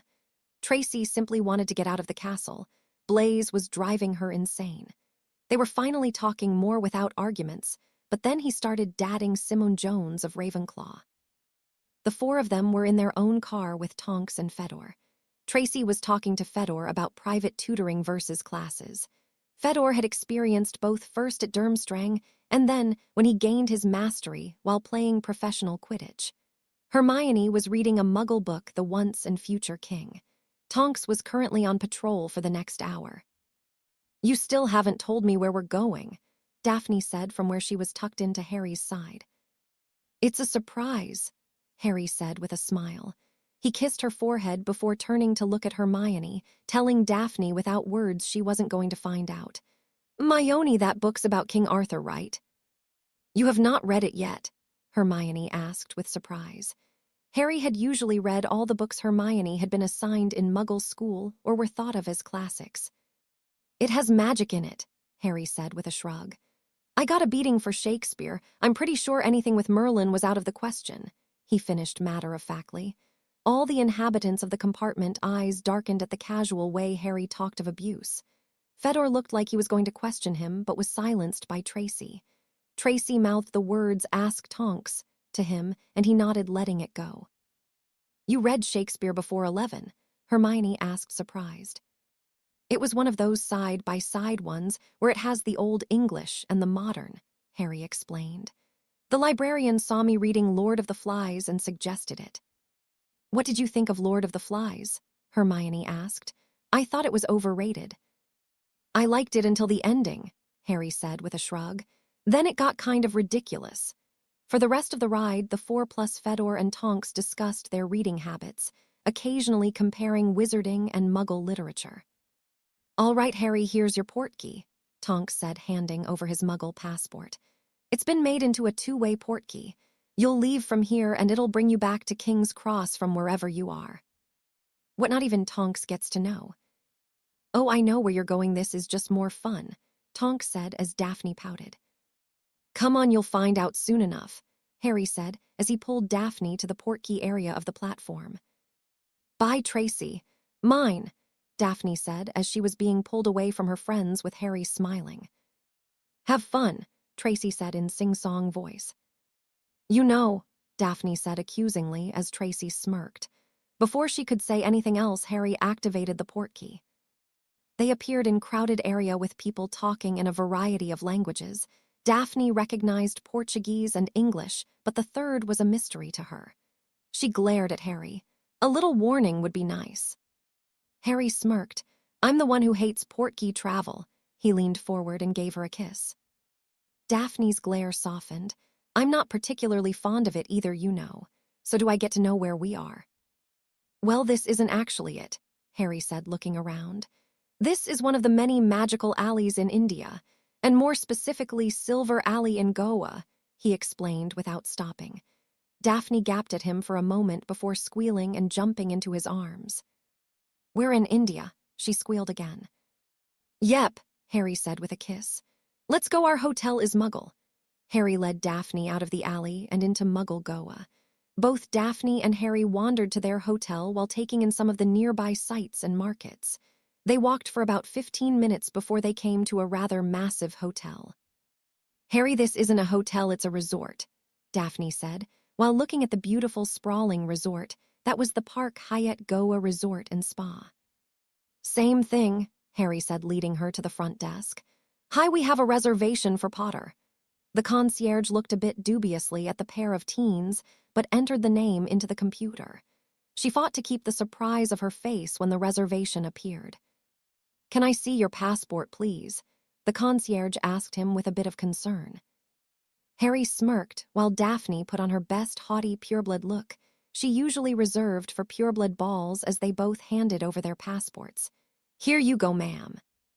She paled a little as their names confirmed they were indeed the Potters. She signaled a bag boy over.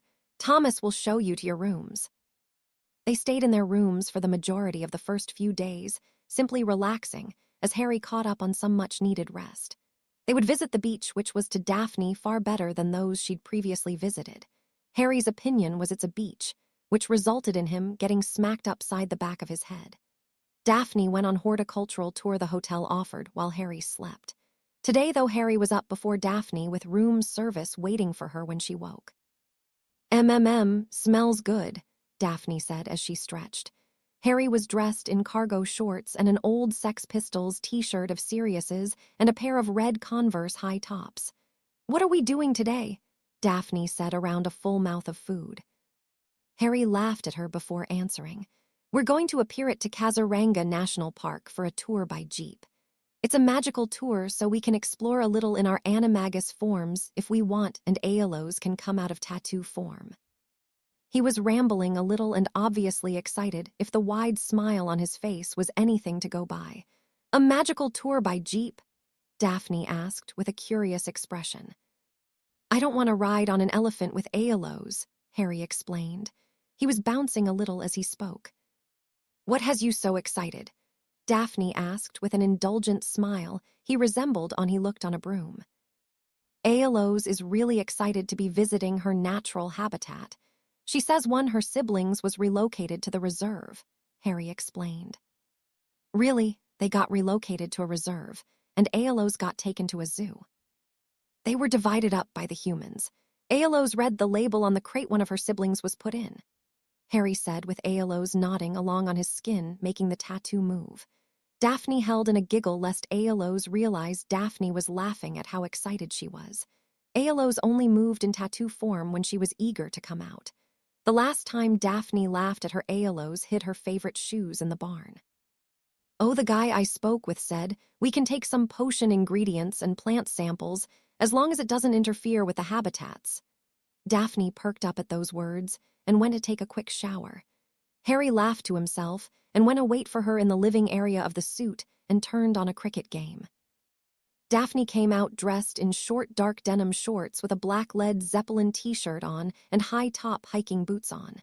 She had a drawstring bag on her back. "Let's go!" She took Harry's hand and let him apparate them to the park.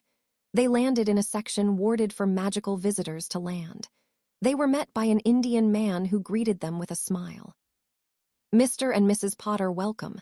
I'm your guide today, Bashir Barma," he greeted them in surprisingly smooth English. "Nice to meet you," Harry greeted him. "Please just call me Harry." "And Daphne," Daphne added. Bashir nodded. "I heard you were interested in possibly gathering some ingredients and especially seeing the any cobras. You do know that will be hard to come by, the cobras I mean." He spoke while leading them to a nearby jeep. Harry smirked as he was greeting in the jeep. He helped Daphne in and then took his own seat. He waited for Bashir to turn to him and extended his arm out. Aeolus rose out of his skin and expanded to her full length as she came down his arm and curled into a circle at his feet. "Aeolus here is my familiar.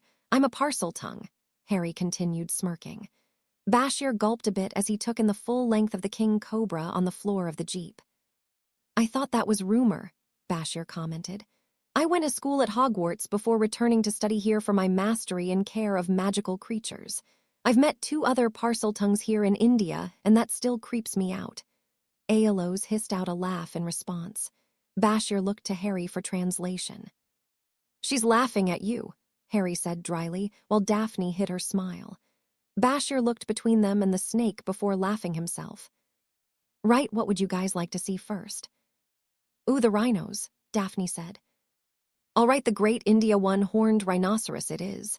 He started the jeep and started towards the part of the reserve where the rhinos congregated. Daphne snapped pictures of the rhinos and other animals they came across. They came to a stop near one of the rivers and Bashir got out of the jeep along with Daphne and Harry. You're one of the green grasses, right? Bashir asked Daphne with a smile. At her nod, he gestured to some plants growing in the water. These are invasive to the environment, so feel free to take some samples if you want. They're water. Hyacinth, Daphne finished. We don't have any at our greenhouses. Do you want any for potions on hand, babe? Yeah, sure, I can think of a few potions we could use them for, Harry answered. Daphne clipped a few of the plants and placed them in jars with water in her bag.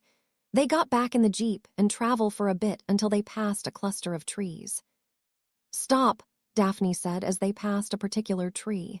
Is there any way I can take seeds from this? Daphne asked, pointing to the tree. What is it? Harry asked. It was Bashir that answered.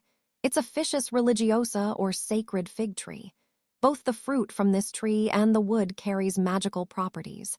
It's native to India and some other Asian countries. Do you think you can grow them? I'm working on creating a scheme of runes that will make a greenhouse mimic the natural environment the species is from, Daphne explained, while Harry looked at the wood. Hephaestus has a block of this wood, Harry added. Let me check if they'll allow it, Bashir said, and sent his patroness off with the message. A returning patroness came a few moments later. 2 galleons, and they'll let you have some seeds and a branch of the wood for master care.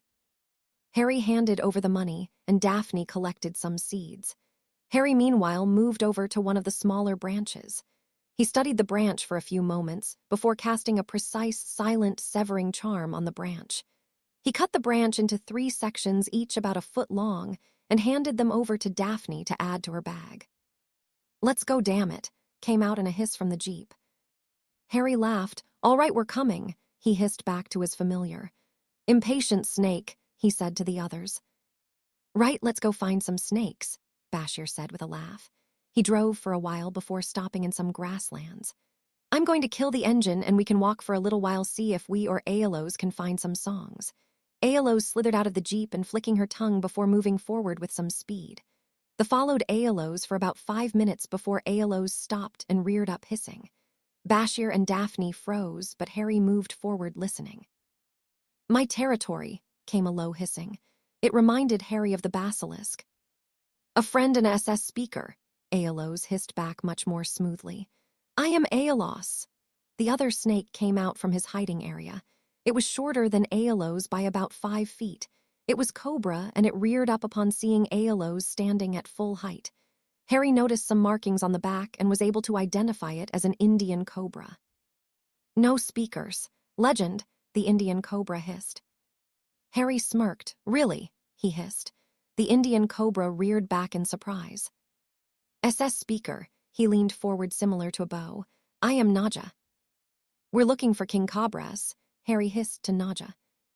I'm looking for one of my broodmates, Aeolus hissed.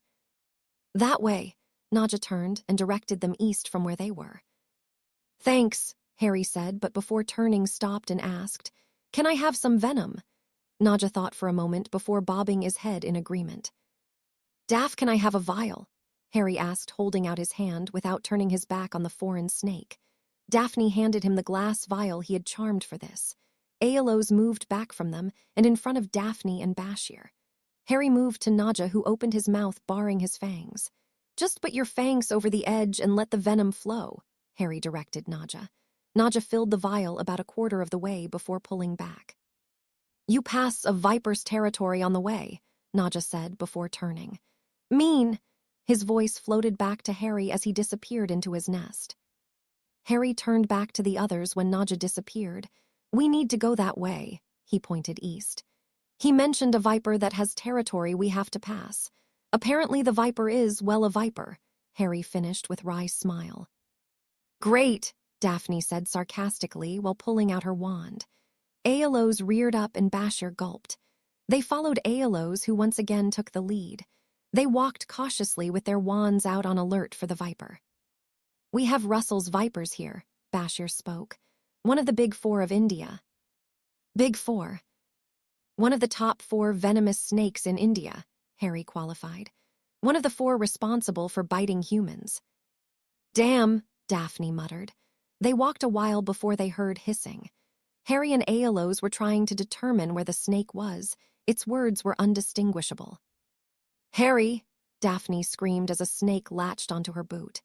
Aeolus moved faster than Harry had ever seen her, even when hunting, move and latched onto the snake right under the head. Harry moved next to them and hissed out, "Release her!" Bashir flinched at Harry's icy tone combined with the hissing.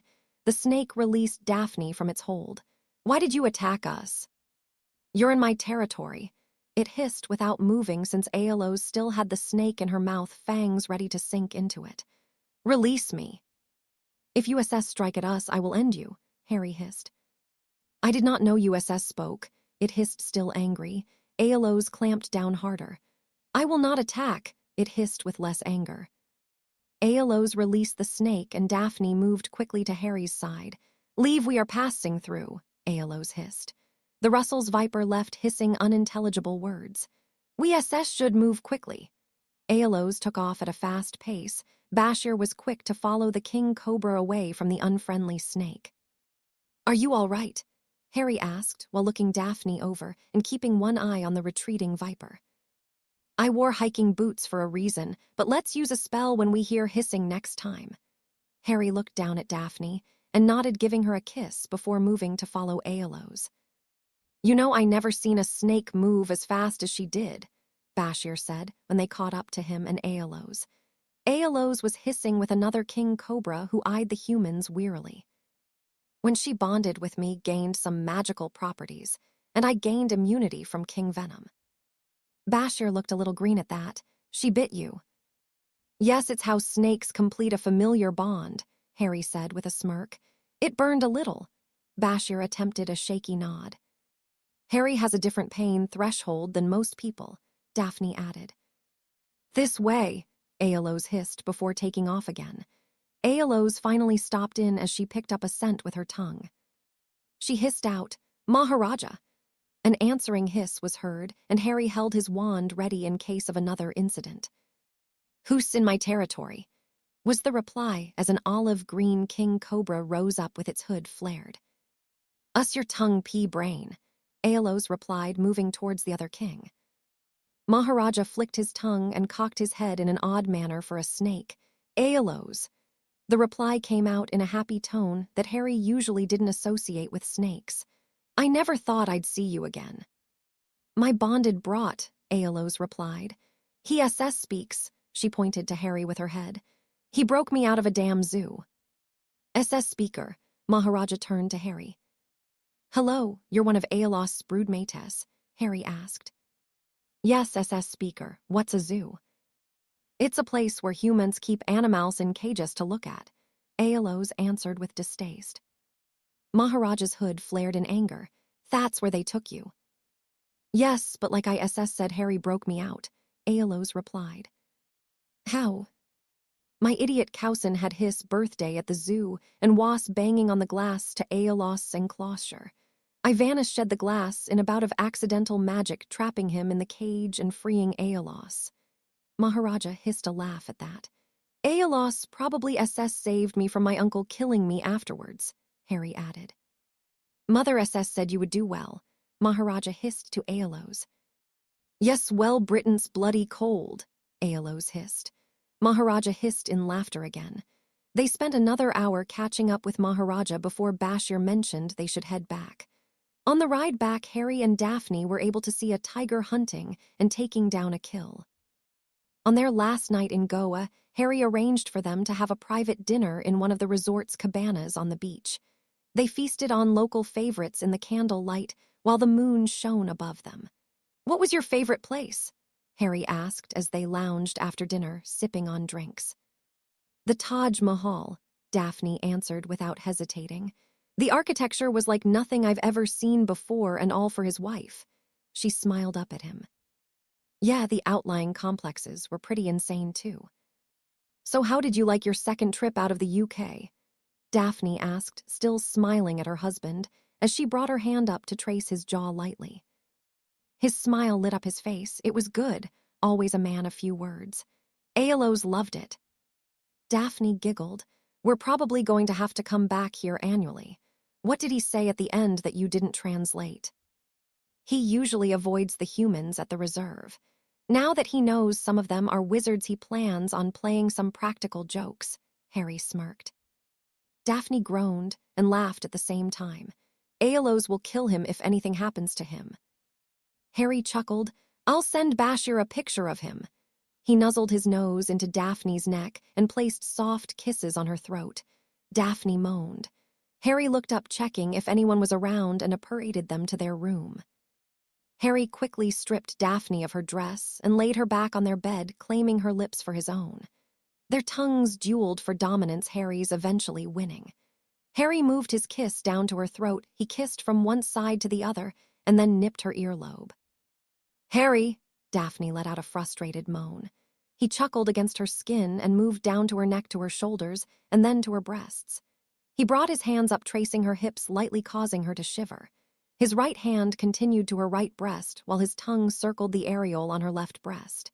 He teased the nipple until it hardened to a peak and then switched his attention to the other, giving it the same treatment.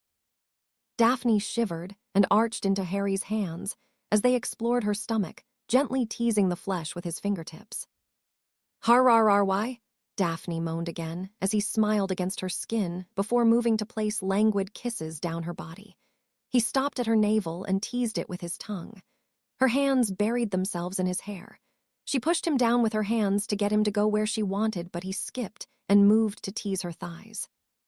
Harry, damn it, Daphne yelled. Harry plunged his tongue into her sopping center with no preamble. OHH, she clamped her legs around him. He started in earnest, eating her out. Harry, oh gods, Harry. He started twisting and spinning his tongue in what Daphne knew to be parcel tongue.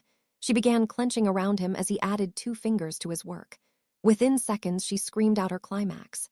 As she came down, Harry stared at her with a Cheshire cat grin before kissing back up her body. Daphne jerked him up by the hair and claimed him in a ferocious kiss that left Harry's head spinning. Fuck me already, she breathed out. Harry lined up with her and entered home. She clenched around her inner muscles around him, and he moaned out. Payback for teasing. Harry grinned out at her and pulled out before thrusting back in with force. Oh God, Daph, he groaned out as Daphne clenched around him again. He thrust in and out of Daphne, alternating speeds, some slow, and then fast thrusts. He started bottoming out in Daphne as her clenching became more sporadic as she got closer to her climax. Harry thrusts got more uncontrolled as he was getting closer. He lowered her lips to breast and started tweaking her nipples with his tongue and light nips. OHH, Daphne arched into him as she climaxed, clenching around Harry so tight he stopped thrusting as he climaxed in tedium with her. He held Daphne to him as they both came down from their highs. He reached down and pulled the covers over them as their breathing slowed. I love you, Harry whispered as Daphne started drifting to sleep. MMMH, love, she yawned. You too. Harry laughed as he held her as she drifted off. Chapter 51, the beginning of the end. So how was the ball? Daphne asked as she Tracy, Hermione, and Susan while in the library.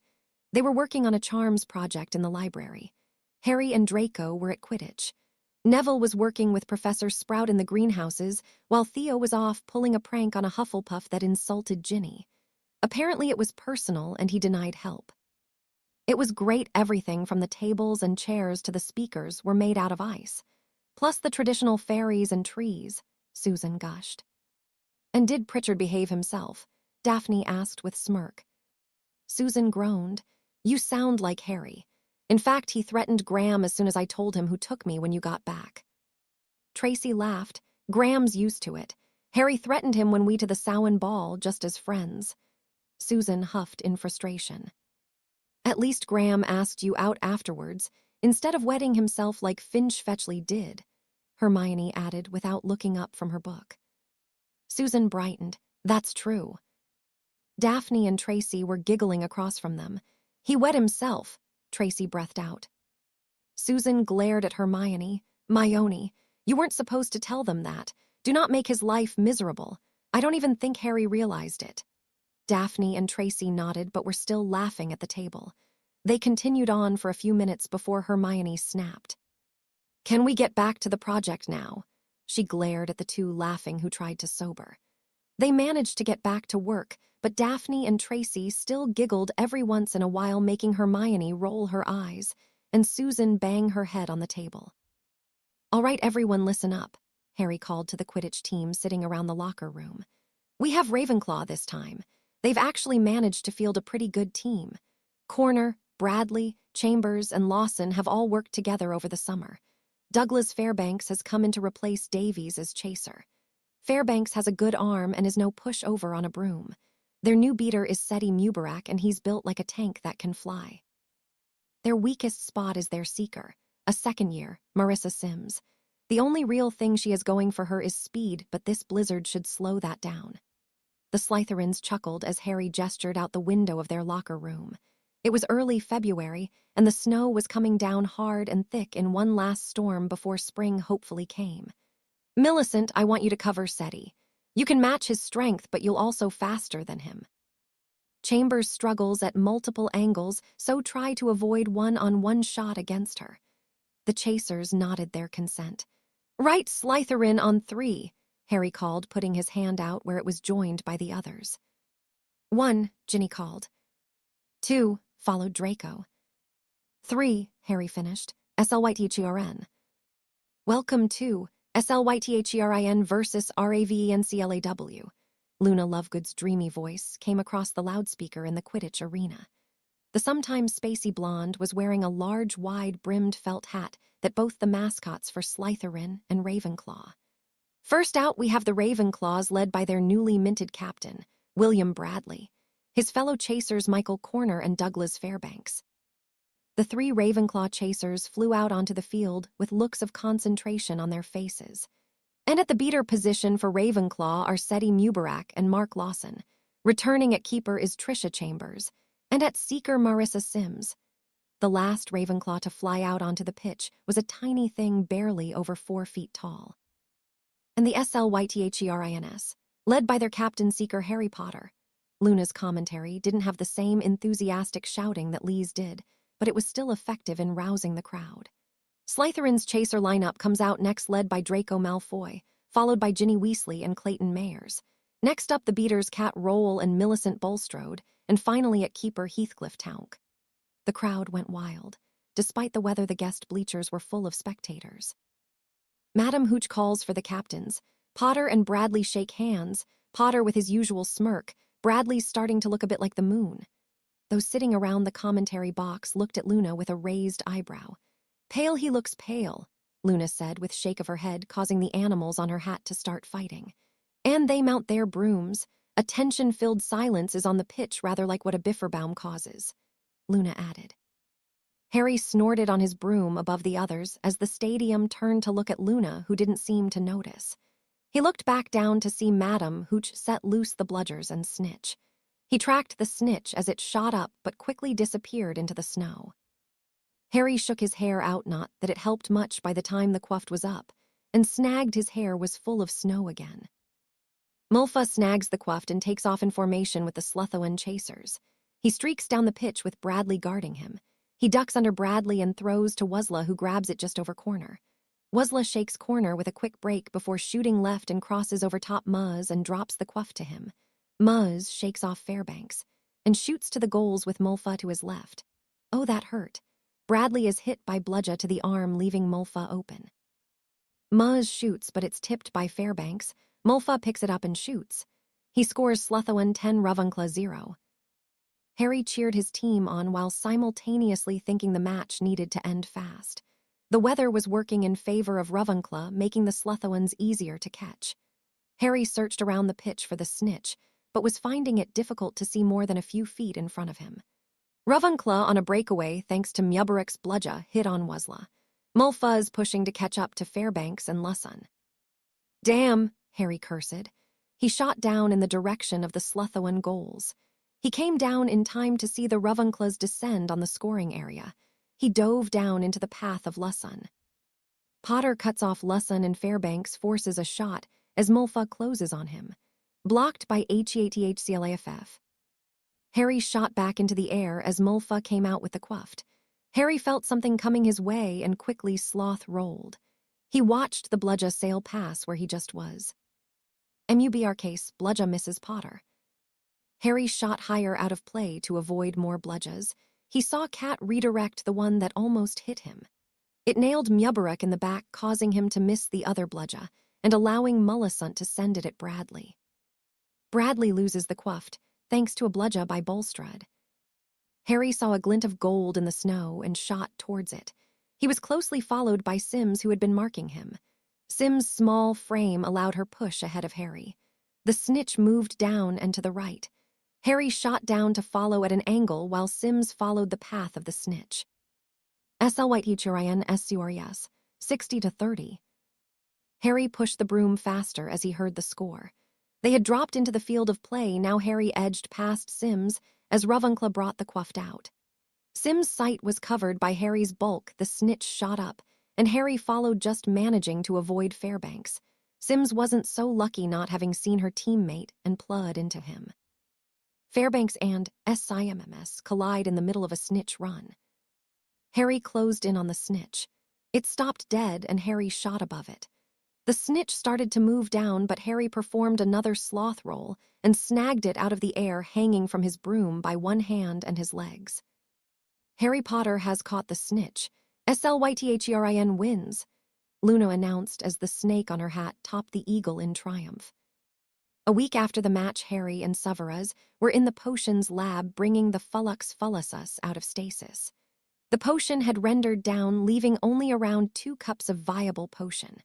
Severus ladled it out into a small clear vial using a gold-plated ladle. "So far it is correct," Severus commented on the color and consistency of the potion as Harry watched. Severus poured a drop of the potion on the ladle before bringing it to his lips. "Wait, why do you get to try?" Harry asked with a grin. Severus narrowed his eyes before smirking. "Because I'm the master and you're the apprentice," Harry groaned, "and you're being graded on it." He brought it to his lips and swallowed the amount on the ladle. He immediately tasted the sweetness of the correct potion before he was overcome with a sense of exhilaration. "Congratulations, you've brewed Fullux Fullusus," Severus said with a large smile, much to Harry's hidden amusement. "Now let's deal with the acromunculas," Harry said, grabbing the vial. Severus followed him out of the potions lab, grabbing vials of antidote to acromuncula venom and to the Ura's command in Hogwarts. "We have Fullux Fullusus, let's kill some spiders," Harry said as he walked in, finding Tunks on duty with 3 other Uras. Wumasta Ruffin was also there. "I'll gather my warriors. Who else is going in?" Ruffin asked. "Fudda, professors, Snape, Vector, and Black are the faculty coming with us," Tunks replied to Ruffin. "And Bluz, Neville, Draco, and Daphne are coming with me," Harry said as he sent a Patronus off to his friends. Tunks sent one off to the faculty coming. Ruffin left to gather his warriors. A few minutes later, they were all gathered in the small room. Fudda momentarily expanded the room with a charm. Those gathered were dressed in dragon hide cuirasses as well as dragon hide pants. The Uras had shrugged off their typical cloaks and replaced them with a cloak similar to what Harry was given in the Trowazad tourney. "Right, these are Uras, Summons, Trent, and Gubbs for those of you who don't know," Tunks said to the gathered room. "Everyone will work in groups of 2 + 2 goblins for extra protection. One will cast Funfa on the spiders, while the opposite of the pair will shield and ensure the acromuncula doesn't attack the caster. The goblins have tunneled into the nest from the bottom and have it secured for our entry. Most of the goblin warriors will be outside the entrance and the nest to ensure none of the spiders escape. Every human will be taking Fullux Fullusus to try to minimize damage." Tunks gave the orders, and the Fullux Fullusus was passed around. "You know Tunks is pretty hot when she's all commanding," Bluz said in a not-so-quiet whisper. Draco punched the Italian boy in the jaw while Harry got him in the shoulder with a solid punch. Daphne reached over and whacked him on the head, while Fudda sent a stinging hex at Idiot. Bluz doubled over in pain, groaning, "You guys suck."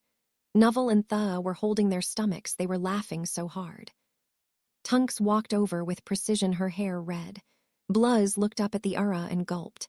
"The last suspect who said that to me got his head put through a wall."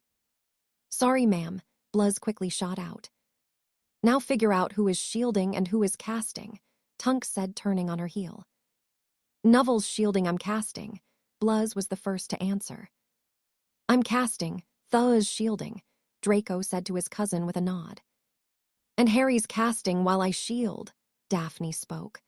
Master Ruffin nodded and gestured to his goblins. A pair of warriors came to stand next to each pair of students. I'm shielding for Severus, Fudda said.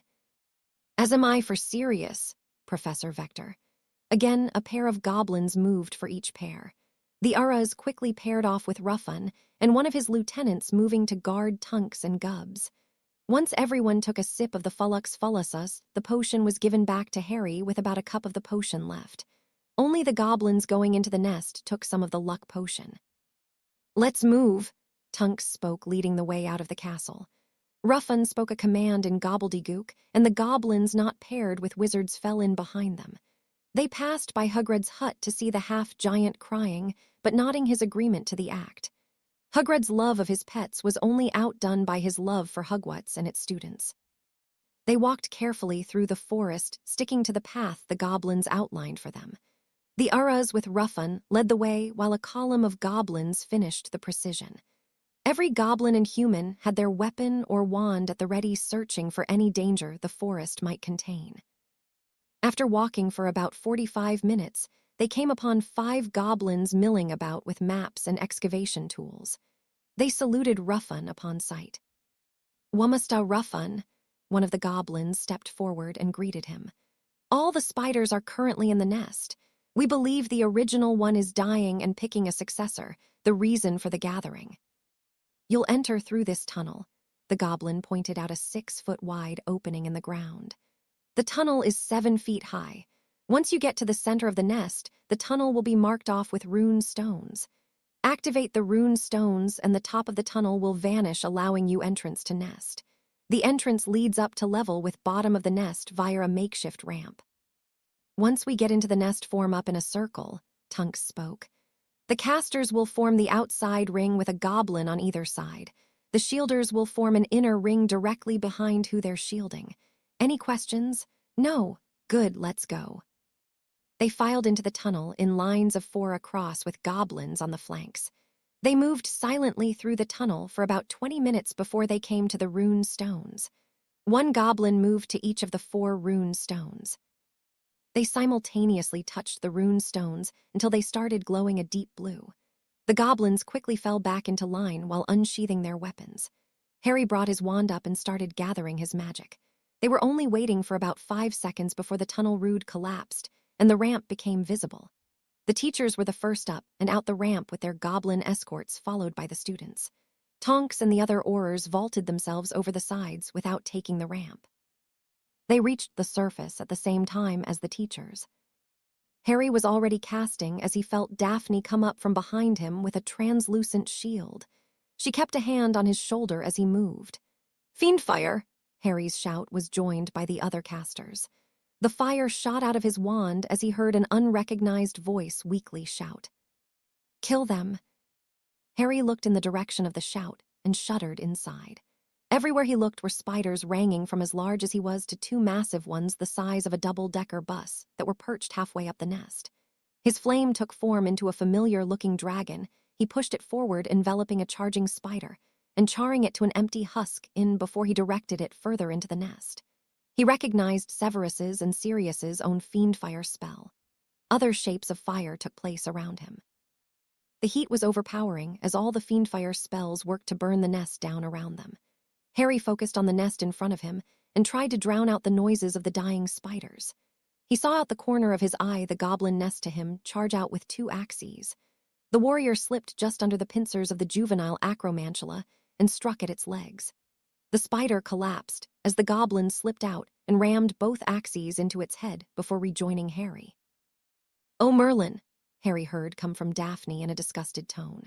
Harry poured more power into her spell as he saw the monstrous spiders join the fray. He focused on the fast-moving one as it closed in on the circle, venom dripping from its fangs. The full force of his dragon met the acromantula head-on. The fiery dragon breathed out an intense flame before flying into the spider and enveloping it completely. As Harry watched his dragon burn the acromantula, its mate charged Harry. It flung the goblin on his right side across the enclosure and into someone else's Fiendfire spell. The goblin warrior was killed almost instantly by the sheer heat of the fire. Daphne turned her spell to guard fully on Harry's right side just as the spider struck forward. The spider bounced back minutely, but was so focused on Harry it missed the blazing basilisk as it shot in between the spider and Harry.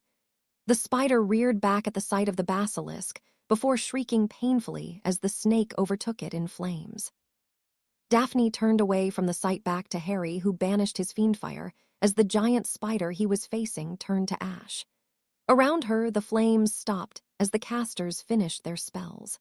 She looked to find who was controlling the basilisk fiendfire and saw Blaze with an intense look of concentration on his face as he burned the spider to ash. "Blasc," Harry called out to his friend standing near to him. "It's over."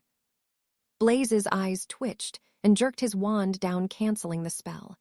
His basilisk went out almost instantly. "Thanks, Blaze," Daphne said quietly. He nodded in response.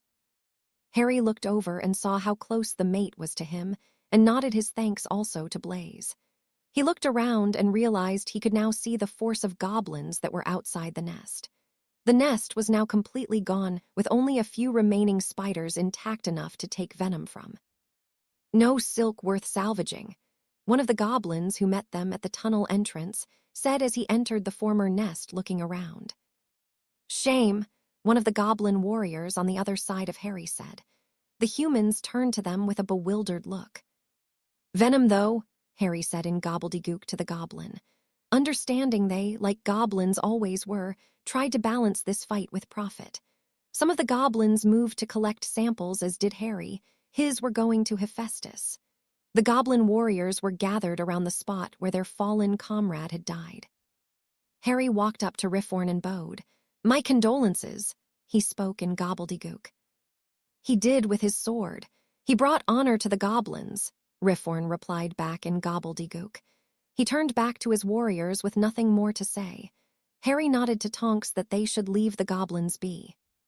"Right, let's get out of here," Tonks called to everyone. "We have to make a report."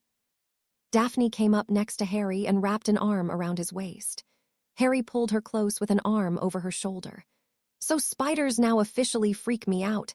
You're killing them from now on," Daphne said, giving him a kiss on the cheek and a grin.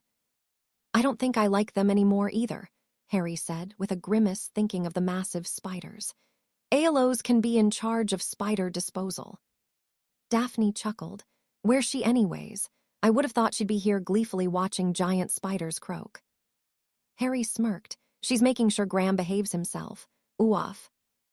Daphne pulled back and elbowed Harry in the side. "Why? You like Graham, he's your friend." Harry rubbed his side and grinned his lopsided grin. "It's a reminder." Blaze, Draco, Theo, and Neville all laughed from beside them. Daphne huffed, "Boys," despite that she stayed tucked into Harry's side. Harry breathed a sigh of relief. At least he wouldn't be sleeping on the couch tonight. Harry and the rest of the new marauders were sitting around quietly studying in the Potter's quarters. It was the middle of March, and the professors were ramping up for the end of the year. "All right, potions expert," Daphne started. "I give what our soporiferous beans do in the Euphoria elixir." She had 3 different potion texts open around her. Blaze was laughing at her, so she threw one of the books at him. He ducked and stuck his tongue out. Harry chuckled at them. "What do soporiferous beans do on their own?" "They put you in dreamlike state," Daphne answered. "Right, which is what they do in the potion to an effect," Harry explained. "They make you more susceptible to—" Harry was cut off by a grim patroness entering the room. "Get dressed for battle now," came out in Amelia's voice, followed by a large boom that echoed through the castle. Draco, Theo, Ginny, Astoria, and Tracy took off for the entrance that led to Slytherin common room. Hermione, Neville, Hannah, and Susan ran for the exit that led to the hallways. Harry and Daphne moved to their rooms. A Death Eater with a black mask with silver tribal markings on them moved through the mass of cloaked and masked figures. The outer ring of the gathering was filled with giants, each carrying a massive club or machete. The second ring was filled with disfigured hags and partially transformed werewolves. The closest figures were the human Death Eaters. He pushed his way to the front of the crowd, gathered around one man skeletal gray with red eyes, and snake-like visage. "Gather, my Death Eaters, Voldemort. Tonight we end this pathetic uprising against us." A cheer went through the crowd. "Tonight we wipe out the half-boods, mudbloods, and blood traitors. We take Hogwarts, we take the world. Tonight you kill, feast in their fear." The Death Eaters cheered widely as Voldemort basked in their need for death and gore. The masked Death Eater with tribal markings hastily made his way through the celebrating crowd and out of the dilapidated Carrow Manor they were gathered at. He quickly took out a small sheet of paper and activated the rune on it. The paper disappeared from his hands, and he quickly lit up a pipe as someone moved behind him. "Not celebrating, Micah," came a wheezy but snipping voice behind him. He sucked in on the pipe before turning around and blowing the smoke out into the woman's face. "Celebrating in my own way, Electo," he sneered out. The woman snarled at him. "You're lucky you have the Dark Lord's favor." She spun on her heels. "He's activating the portkeys, get inside." He breathed in another breath of the pipe before putting it out and joining her back inside the manor. Across England at the DMLE, a sleeping Auror was jarred awake by an alarm going off. She jerked upright and grabbed the piece of paper. Written on it in Norse runes was, "Hogwarts now." "Aw shite, why my shift?" she muttered before sprinting down to Connie Hammer's office hopping she was in. Director Bones had the day, but she had seen Hammer earlier today. Seeing the light on in the office, she burst through the door without preamble. "Hogwarts is going to be attacked." Connie shot out of her seat and activated a rune that sent an alarm through the Auror offices and the unspeakable offices. She sent a Patronus off before moving to a magical speaker. "Hogwarts is under attack, move to portkey positions." There was a rush around the office as the Aurors dressed for battle before moving to their sections. Connie joined the Aurors.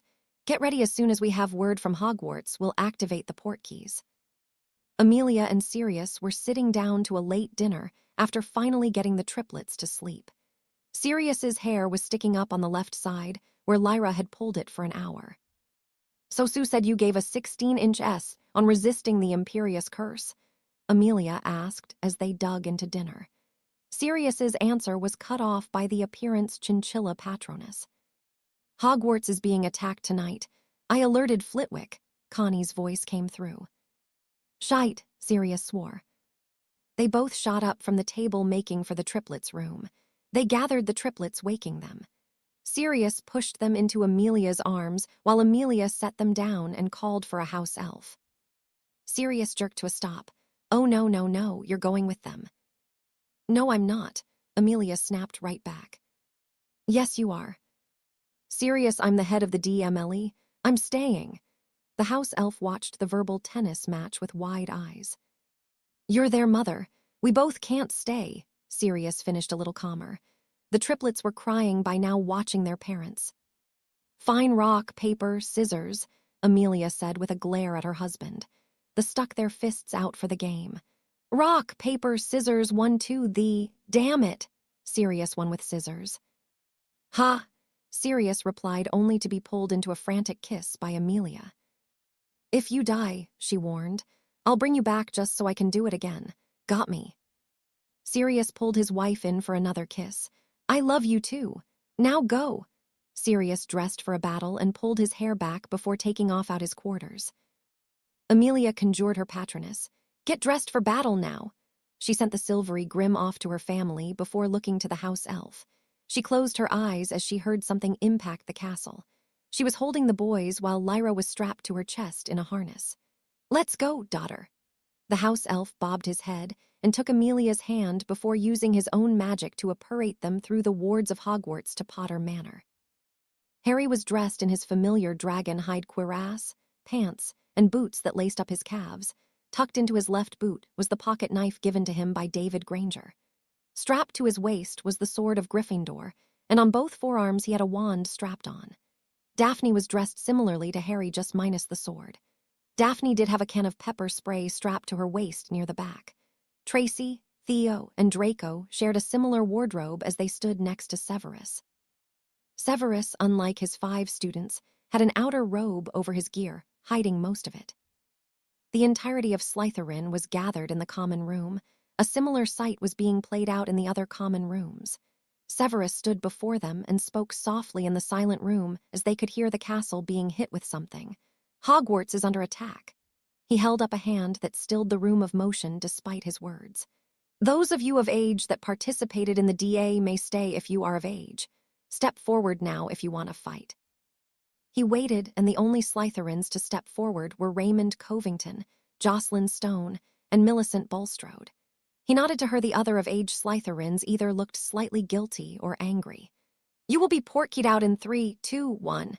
He activated his own wristband before the angry ones could try and strip them off.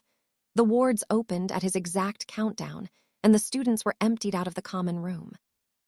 About 10 seconds later, the wards closed with a vengeance. Harry looked out one of the spell windows. He saw a shell-like dome come up over the school, and abruptly the crashing stopped. What is that? Harry asked. It's a protection dome specifically designed by Rowena Ravenclaw for Hogwarts, Severus answered. As he answered, Raymond and Jocelyn appeared back in the common room in a dragon hide outer robe used for dueling by purebloods. Millicent, Theo called, holding out a cuirass to her. It's Ginny's for fencing. We enlarged it. It won't be the best fitting armor, but it's better than robes. Thanks, she slipped it on. We need to get to the Great Hall, Severus snapped out as he saw spells impact the dome. The Aurors and Unspeakable were supposed to portkey in at the same time the students were sent out. They left the Slytherin dorms and entered into the hallway cautiously. Severus paused to seal the Slytherin common room shut. Only Parselmouth could override the seal built in by Salazar himself, and Voldemort was unaware of the password. Of all the rumors about Slytherin, the one that held true was his paranoia. They were met by Professor Sprout and the Hufflepuffs that had stayed as they neared the Great Hall. Susan, Hannah, and Ernie Macmillan were the students among Harry's year that stayed. Joshua Kearns was the only 7th-year Hufflepuff Harry recognized, but he was one of 4. The Hufflepuff students minus Susan, Hannah, and one 7th year were lacking in protective gear. Harry inwardly cursed himself for not having thought of the other students who would stay to fight. Professor Sprout simply had her large dragon hide apron she used for the more dangerous greenhouses on. When they arrived at the entrance to the Great Hall, the doors to the school were thrown open. Harry watched in awe as the knights that decorated the castle became animated and mobilized in entrance-way courtyard and up the bridge. In the very back of the courtyard, and positioned in the entranceway, was about half the goblin warriors. Harry saw War Master Rifford's lieutenant in the lead. When they made it to the Great Hall proper, they were met by a horde of people. All of the staff, Aurors, Unspeakables, students, and somehow a group of former students, plus Fleur and Victor.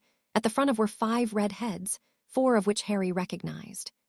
Harry looked around and saw almost every member of the DA that was old enough had stayed to fight, including, to his surprise, Ron Weasley and Terry Boot. Ron surprised him, because he was genuinely an arse, and Terry was always more interested in the healing aspects of the DA than fighting. Bill, Harry called out in surprise to the group. Ginny, Bill called back, and Harry nodded. Any further conversation was cut off by Headmaster Flitwick's amplified voice. Listen up, people, we have limited time before the dome collapses under the weight of the spells. Any of you with healing abilities are to go with Madame Pomfrey and a small contingent of Aurors to the hospital wing. It's been warded to hopefully withstand any great damage. You will be defending it as we will need it. At his words, Madame Pomfrey, Hannah, Terry, and few Aurors in medical robes, plus the Auror contingent of 6 Aurors, started to leave. Sue, go with them, Harry commanded quietly to his pseudo-sister. She turned to argue, but Harry cut her off. I know you can fight, but you're also versed in healing spells. They need you. Susan let out a huff of air. Fine, don't die, she threatened before pulling him in for a bone-crushing hug. Promise, she asked in somewhat watery voice. I'll do my best, Harry told her quietly and gave her one last hug. The goblins have split their forces between the entrance and the border to the Forbidden Forest. I need volunteers to join them to go with War Master Rifford. The Weasley twins, Charlie Weasley, most of the Unspeakables, Katie Bell, Angelina Johnson, Alicia Spinant, Aaron Vassy, Draco, and Theo left with Rifford. The Weasley twins knew the forest almost as well as the new marauders. The new marauders from exploring in their animagus forms, and the twins, well, anything forbidden was okay with them. I need a small contingent to go to the covered bridge to ensure that passage inside the castle is defended. If it is lost, blow it up, Flitwick announced with a vengeance. I'll go, Seamus Finnegan shouted, gaining a laugh from the staff and student population, easing some of the mounting tension. Professor McGonagall palmed her face in exasperation. A group of 10 chuckling Aurors moved to join Seamus, Neville, Dean Thomas, Ron Weasley, Oliver Wood, Ernie Macmilliam, and Padma Patil. The astronomy tower is last area in need, Flitwick spoke. All but 5 of the Aurors, including Tonks, the rest of the Unspeakables, Professors Sinistra, Crumb, and Vector, and Remus Lupin moved to leave. The rest of us need to spread out in the courtyard, bridge, and grounds, particularly by the Whomping Willow, the 3rd floor corridor, and the 5th floor corridor. Move. You want to be out front, don't you? Daphne said without turning to look at Harry. I have to be, Harry replied back. Fine, out front it is then, Daphne said with a glare that told Harry if he argued he'd be sleeping with Scooby if he survived.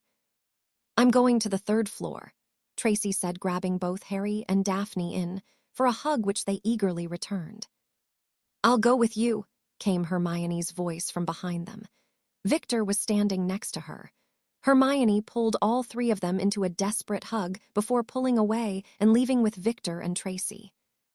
I'll be on the 5th floor, Severus said in a clipped tone. He was joined by the other Slytherins who had stayed and Pavarti Patil.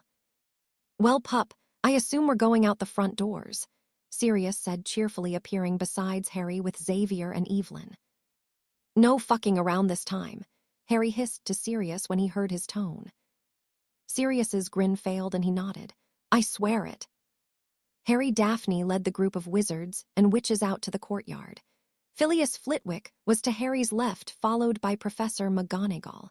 Sirius was on Daphne's right, followed by her parents. Bill Weasley and Fleur were in a line behind them with some of the former students and Alastor Moody. Voldemort stood surrounded by his minions, most masked, but his most loyal foregoing the masks.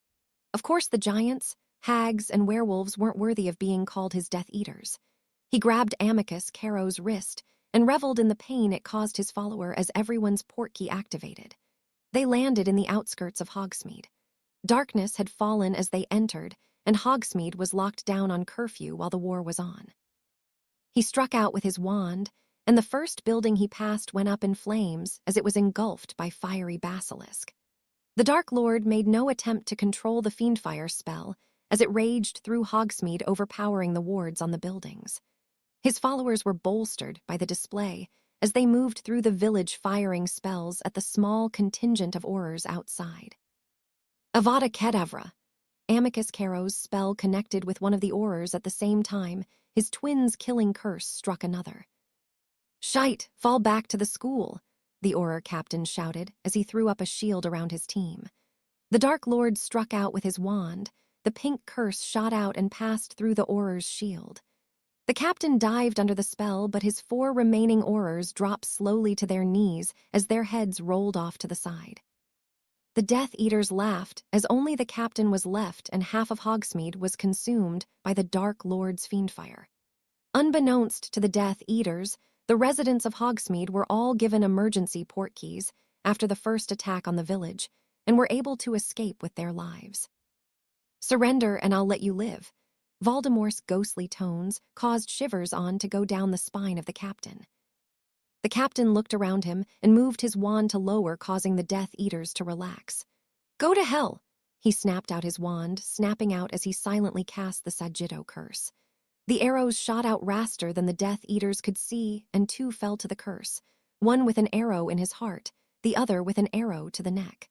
The final arrow lodged in the wand arm of a Death Eater. Crucio! Voldemort's spell dropped the captain to the ground. You squander your one and only chance, he hissed as he held the screaming Auror under his curse. He continued to hold the man under the curse, watching with undisguised glee. The man was seizuring on the ground uncontrollably. After a minute and a half, his screams turned to hoarse groans of pain, simply unable to scream anymore. When the captain was no longer to make any noise and was reduced to a twitching mass, Voldemort stopped the curse. Forward. Wolves go through the forest. Dolohov take 20 through the shrieking shack. Electo take 15 through Honeyjukes. Amicus take 10 through Zonkos, he said, directing his followers up the path to the school while the others broke off. Giants, hags, the bridge, Voldemort directed. The giants and hags broke off, heading further up the path to the bridge entrance of the school. Voldemort directed his Death Eaters to a nearby hill to overlook the ensuing battle. He moved to the foremost position on the hill as the giants and hags got closer to the bridge. Nagini slithered out of his skin and settled next to him. "Watch my pet-ass Hogwarts crumbless," he hissed to his familiar-turned Horcrux. His glee turned to anger as he saw the Knights of Hogwarts take to the bridge. At the sight of the knights, the largest giant, Golgamath, who had sped his gate, placed his club down. He reached out and picked up a large boulder and threw it at Hogwarts. It crashed into the gates, smashing them off the hinges, and into the knights, scattering the first 2 lines of knights. The knights that remained intact, and those from the 3rd line, filled the gap. The majority of the giants stopped and followed their Gurg's example, and started throwing boulders like quaffle at the school and knights. The hags began casting spells at the knights, who used their spell-enforced shields to block them. 2 giants made it to the bridge and stormed through the now open gates. The knights converged on giants' legs and began hack at them. 2 lines were taken out by a club, but were reformed in seconds. Just after a boulder shattered against one of the towers, a golden dome appeared over the school and bridge, sending the 2 giants that made it in flying backwards off the bridge.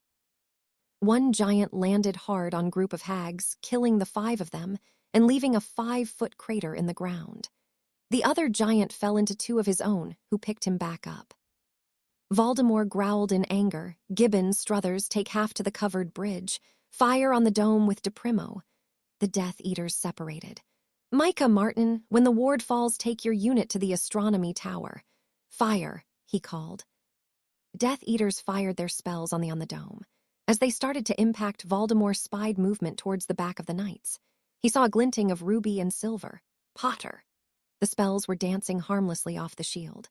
More joined them from the hags in front of the bridge, and finally, at the opposite side of the dome, the Death Eaters at the covered bridge fired spells into the dome. Little patches opened up into the dome, but it still held fast. Voldemort became enraged at the sight of dome holding. With a shout of rage, he brought his wand up and fired at the dome. Instead of the small DePrimo spells his followers shot off, the one that came out of his wand had the effect of howitzer. It struck the dome with an unholy force and shattered a 30-foot hole in the dome. He continued to pour power into the spell as it continuously widened the hole.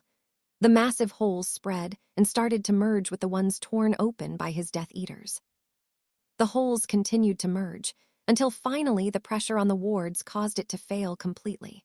The dome came crashing down, resembling thunder. "Bring me Potter," Voldemort snarled out to his Death Eaters rushed from their positions to the now unprotected denizens of Hogwarts. As his Death Eaters passed him, Voldemort's shoulders sagged as the loss of energy from his overpowered spell hit him. Nagini moved in front of him before he started to seemingly glide down, following his minions. Chapter 52. The battle commences. As they moved closer to the covered bridge, Neville raised his hand to halt the defenders with him. "Timmins," he called to the senior Auror with him, "I've got an idea on how to take out a lot of Death Eaters." Timmins nodded for him to go ahead. "I want the Aurors to stay out of sight and hidden while we go forward," Neville gestured to the students. "Seamus, Dean, and Oliver can set up the bridge to blow. Padma, Ernie, and Weasley use the Lumino's Maximus spell to hide them." "And what are you going to do?" Timmins asked with dubious expression. "I'm going to pick fight. With just us students, they'll be more apt to simply charge us." Timmins nodded his acceptance, though reluctantly, and motioned his Aurors to hide. "Seamus, you need to be fast. The dome's not going to hold much longer." As Neville finished and started across the bridge, Seamus started directing Dean and Oliver what spells to place where. Dean needed less instruction than Oliver, given Seamus was his best friend and had been taught some of Seamus's spells already. Halfway across the bridge, Padma, Ernie, and Weasley stopped and commenced their spells, shielding the 3 boys. As soon as the dome falls, get off the bridge as fast as you can. Neville resumed moving forward, only this time he added a swagger to his walk one usually saw with Draco or Blaze. Neville moved fluidly to the other side of the bridge, where about 20 feet away he could see the Death Eaters being held at bay by the dome. Neville looked over the group and saw two without masks, both of which he recognized from wanted posters. Justin Gibbon was a Death Eater from the First War and one of Voldemort's inner circle. The other was Zacharias Struthers, a Death Eater who made his name in this war for rapping his victims. Neville casually conjured a Patronus, a move that incandesced some of the Death Eaters. Most of them could not conjure one. He bent down to give the bear Patronus its message before sending it on his way. Well, look at all of you lined doing your half-blood master's dirty work. Tell me, does it feel good, make you feel all tingly, that you're about to try and slaughter children? Neville finished with mocking voice. Lies! Gibbons tried to stop one of the lower Death Eaters who raced forward into the dome firing spells. The spells impacted the dome with little fanfare, but the Death Eater kept running forward. The second the Death Eater hit the dome, the Death Eater disintegrated into dust. Gibbon gripped his wand tighter as he watched. Neville smirked at him. Nice try. Who's next? How about you? He pointed to Struthers, who sneered back at him. Come on, it'll be fun. We can play Red Rover. You know this is a school, we like games here. Most of the Death Eaters snarled and few stepped forward, but were quickly held in place by their comrades. You won't be playing much longer, Gibbon replied and pointed over Neville's head. Neville turned and saw the gaping hole in the dome growing large by the second. Fire again, Gibbon ordered his Death Eaters. They fired their spells on the dome, and this time the holes merged and the dome quickly collapsed. As soon as the dome fell, Neville flicked his wand. A Bombarda hex flew out and impacted to the left of Gibbon. 4 Death Eaters were killed instantly by the spell. A 5th had his arm blown off, while 4 more were thrown back into the Death Eater lines. His spell gave Padma, Ernie, and Weasley time to run. Avada Kedavra, Gibbon's spell raced at Neville. Neville ducked the spell, turning as he did. He took off running. Gibbon and Struthers charged after him. The Death Eaters saw their leaders charging and followed them forward after the boy, and towards the other students they glimpsed on the bridge. They all recognized one of the Weasley brats on the bridge. Blood traitors deserved their deaths countless times over in their minds. They rushed onto the bridge, following Gibbon and Struthers. Neville was halfway over the bridge now. SCAMUS, light it now! Neville raced back, twisting and shielding as curses flew around the bridge and at him. Pieces of the bridge were shattering and splintering as he ran. He saw Seamus point his wand as the spell flew towards the supports of the bridge. Neville increased his speed. Seamus's spell hit the first spell placed by Dean at the opposite end of the bridge, where the Death Eaters were still trying to funnel in. The supports at the end blew, and from there, the spells started to flash back and forth to all the other spell bundles.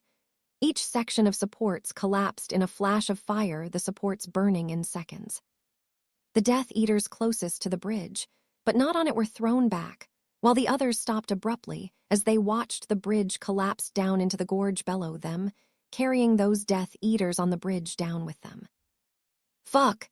Gibbon paraded off the bridge just as the wood under his feet turned to ash.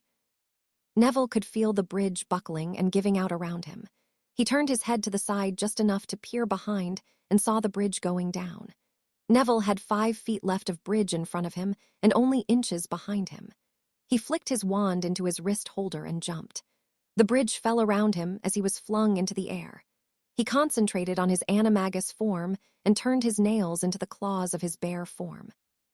His claws sunk into the ground as his body slammed into the earth inside. He bounced into with a groan and saw the others move forward. No, stop! The others are apparating over. As Neville spoke, they all heard the pops of apparation. The Aurors moved in quickly from their hiding spots and pushed the students under the cover spaces.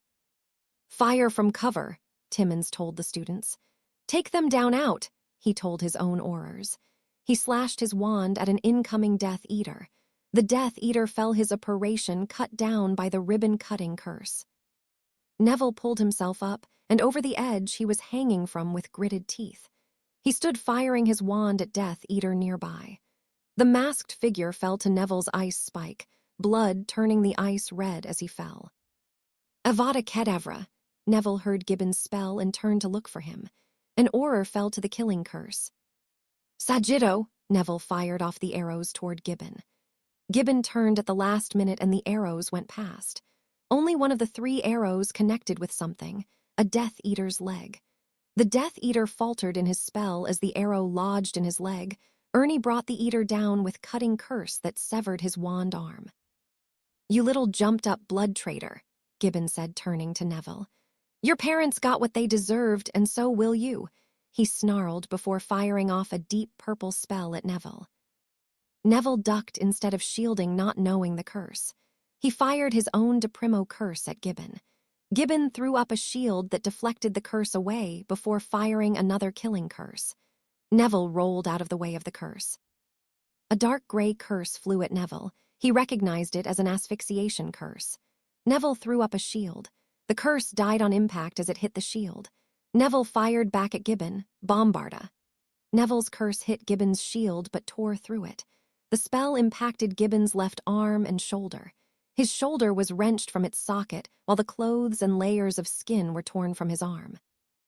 "Arg!" Gibbon shouted in pain before striking out at Neville. "Avada Kedavra! Avada Kedavra! Avada Kedavra! Crucio!" Neville dived out of the way of the 3 killing curses, but was brought sprawling to the ground on his last dodge. The Cruciatus cursed his Neville as he was on the ground. Neville's body seized up, but he refused to let out any noise as the torture curse sent fire through his veins. Gibbon held the spell for 15 seconds before cutting it off, moving in to loom over Neville. "I want you conscious to know, you're going to join your blood traitor parents," Gibbon gloated over Neville. Neville was breathing heavily as his body twitched. At the mention of his parents, his face morphed into a deadly glare, and his body was brought under his control. He kicked out with his leg, sweeping Gibbon off his feet and into the air. Gibbon hit the ground hard on his back, knocking the wind out him and dazing him as his head bounced painfully off the ground. Neville shot from his position on top of Gibbon, pinning him. One of Neville's knees was lodged on Gibbon's wrist, preventing him from using his wand. Neville pulled back his arm and let loose a vicious right hook. The punch landed true, connecting with Gibbon's jaw and mouth. Blood poured from his mouth and nose, and his jaw hung awkwardly as Gibbon tried to say something, tried to move his wand to cast at Neville. Neville this time pulled his arm back with his wand at the ready. "Decapitare!" Neville's spell was spoken quietly, almost like a prayer. Gibbon's head rolled away from his body as Neville's spell left a gouge in the ground inches deep where Gibbon's neck had been. Neville stood from Gibbon's body and took a cursory glance around. He saw the Auror bodies and Death Eater bodies littering the ground. As he turned to where his other classmates were taking cover, he saw to Death Eaters blow one of the rocks apart, hiding them. Oliver was thrown back from debris, while Padma and Seamus rolled to the ground vulnerable. Sectum Sempra, the dark cutting curse raced at the 2 gloating Death Eaters. One went down with 3 wide gashes to his back that poured blood out onto the ground around him. The other merely stumbled forward. His robes fell open in the back, and Neville realized the Death Eater was wearing dragon hide. The Death Eater turned on his heels to face Neville, firing off a bone-breaking curse at him. Neville shielded the spell into another Death Eater nearby, leaving the Auror fighting the Death Eater to finish the masked one off. Bombarda Maximus, De Primo Maximus, Glacies Clavis. Neville's spells flew one right after the other. The first spell was aimed at the Death Eater, who shielded most of it, but some of the blasting curse made it through and tore the dragon hide from his chest. The next one Neville aimed at the ground to his left, forcing the Death Eater to the ground. His final spell sent 3 ice spikes at the prone Death Eater. The Death Eater conjured fire and managed to melt 2 of the 3, the last landing in his spleen. The man groaned out and brought his wand up to fire at Neville. Stupefy! Padma had recovered and fired the spell at the Death Eater Neville was fighting. No one on the field bothered to turn or shield as it was a stunning spell. Padma's aim, though from the DA, rang true and impacted the Death Eater with his wand at Neville in the back of his neck.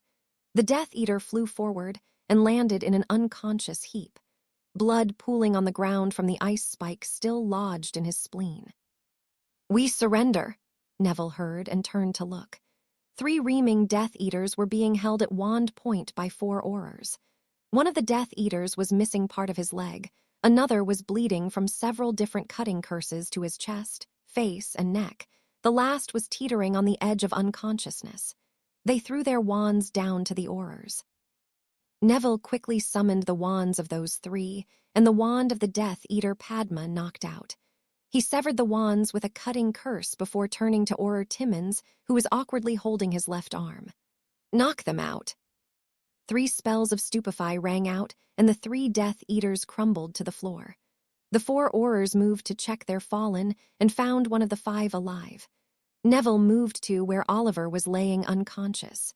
He quickly felt for a pulse as Padma came up behind him. Neville turned to her and shook his head no.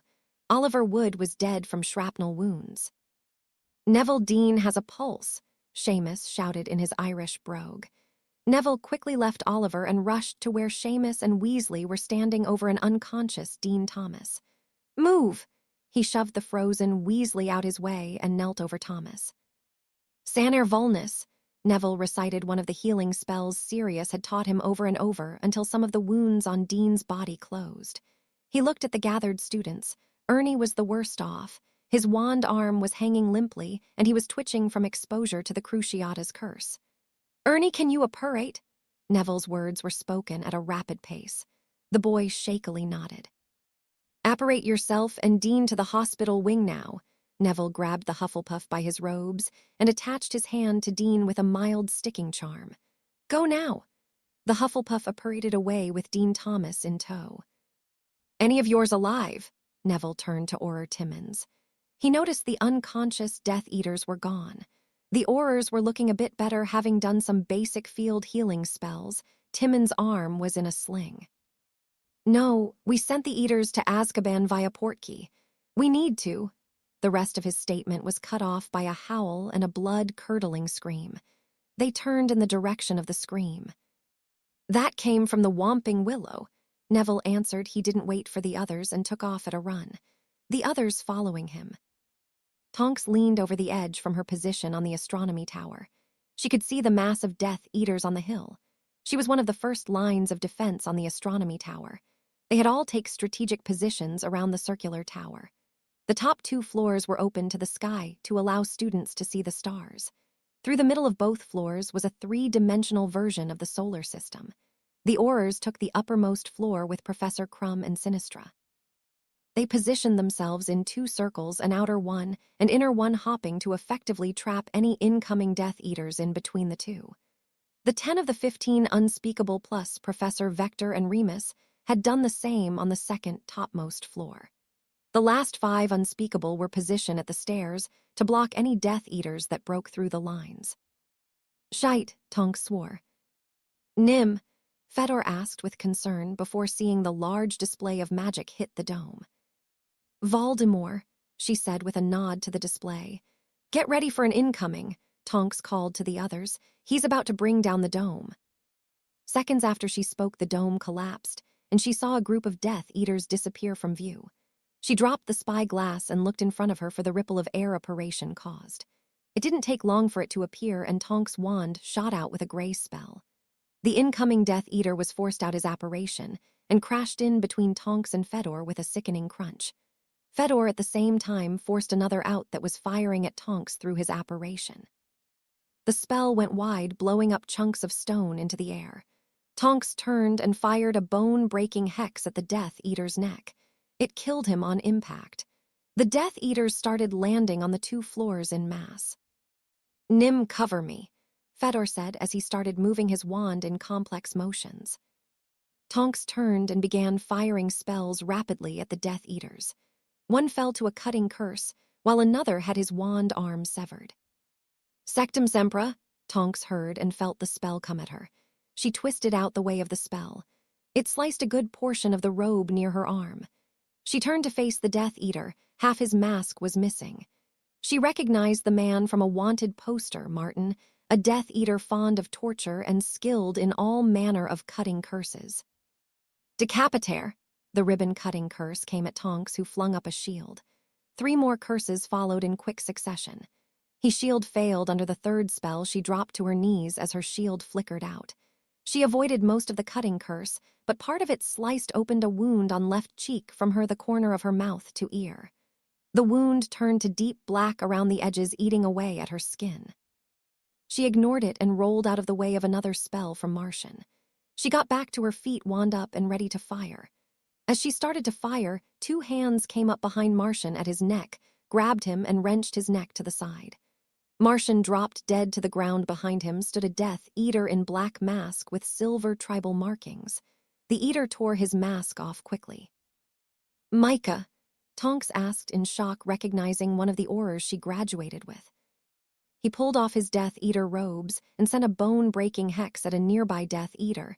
"You have no idea how long I've been waiting to do that," Micah said with a smile to Tonks. Tonks' wand snapped up and fired off a curse that flew just left of Micah's head. He swallowed and turned, seeing a Death Eater drop behind him. He breathed a sigh of relief. Suddenly, the statues that capped the turrets of the astronomy tower came to life and flew at the Death Eaters. The gargoyles ripped and tore at the Death Eaters, trying to fend them off. Tonks looked to Fedor and smiled as she saw him directing the gargoyles. Avada Kedavra, the killing curse flew at Fedor. Tonks screamed, "Sectum Sempra," at the offending Death Eater. She saw her spell connect before turning to Fedor. Her spell tore open 3 wounds across the chest, and one reached far enough to slit his throat. The Death Eater gurgled on blood as the robed figure dropped to his knees, but Tonks was focused on Fedor. At the last second, a gargoyle flew into the path of the killing curse. The stone exploded into Fedor as the killing curse struck it. Fedor threw himself back, twisting as he did so. 3 large chunks of rock impacted Fedor in his back and head. Tonks went a run to him, but was held by Micah. "You're in the middle of the battle," Micah told her. She shoved him off and started firing hexes and curses at anything in black. She worked her way to Fedor while striking down Death Eaters.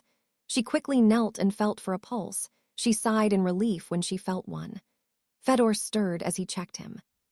"Fedor," Tonks called to him over the din. He opened his eyes with a groan. Tonks turned him so she could see the back of his head. She quickly waved her wand over the wound and the blood cleared. The wound to the back of his head was a small gash. "Epsky," Tonks healed the wound and helped Fedor up. As she was pulling him up, Fedor pushed her out of the way of an incoming killing curse. His wand shot out and a dark red curse went straight through the Death Eater's shield. The Death Eater seized his muscles tightening as he tried to claw at his own body. Burning heat ran through his veins. Blood started to pool out of his eyes, ears, nose, and mouth. His blood boiled in his veins as he collapsed to the ground.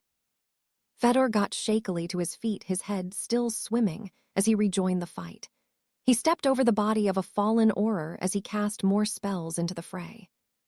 "Stand back," Severus spoke to the 4 students with him. He was in front of the statue of Gregory the Smarmy.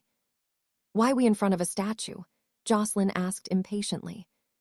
"Because it opens up into a passage to Zonko's. Now stand back while I set a ward," Severus bit out. Jocelyn wisely remained quiet. "Joss, get over here and help me," Raymond called to her. "Conjure some slabs of marble." Raymond focused as he moved his wand through the spell. A slab of marble about 6 inches thick, about 4 feet high and 6 feet long. He used his wand and positioned it on angle. Jocelyn followed his movements, conjuring an identical slab. She positioned hers in the same manner. Together with Raymond's, they formed a V with one wall of the hallway at their back. "Get behind the slabs," Raymond said to Millicent and Parvati. Severus was chanting in a language the students did not recognize as he moved his wand over the floor of the statue. After a minute or 2, the floor glowed a violent yellow before it faded away. Severus smirked as he walked away from the door and vaulted over the edge of the protective barriers. "As soon as the barrier ward goes off, throw your deadliest spells. No hesitating," Severus said, his tone sharper than they had ever heard in class. He looked them each in the eye, holding their gaze until they nodded. Each of them brought their wands up to fire. Raymond, Jocelyn, and Severus's wand were all glowing with the spell waiting to be released. They were not waiting long before the statue disappeared and an entranceway opened. 3 Death Eaters crossed the threshold at the same time. A thundering explosion was heard as fire and smoke filled the entranceway. The 3 Death Eaters died instantly, blown apart by the explosion. 2 more were taken out of the battle as they bled out from their injuries. Through the smoke, the defenders saw more black cloaks. Avada Kedavra, Fractus, Ignis Exploder, Reducto, Sagittto. The 5 spells flew into the entryway. 1 Death Eater was killed instantly by Severus's killing curse. Jocelyn's bone-breaking hex hit 1 Death Eater in the leg.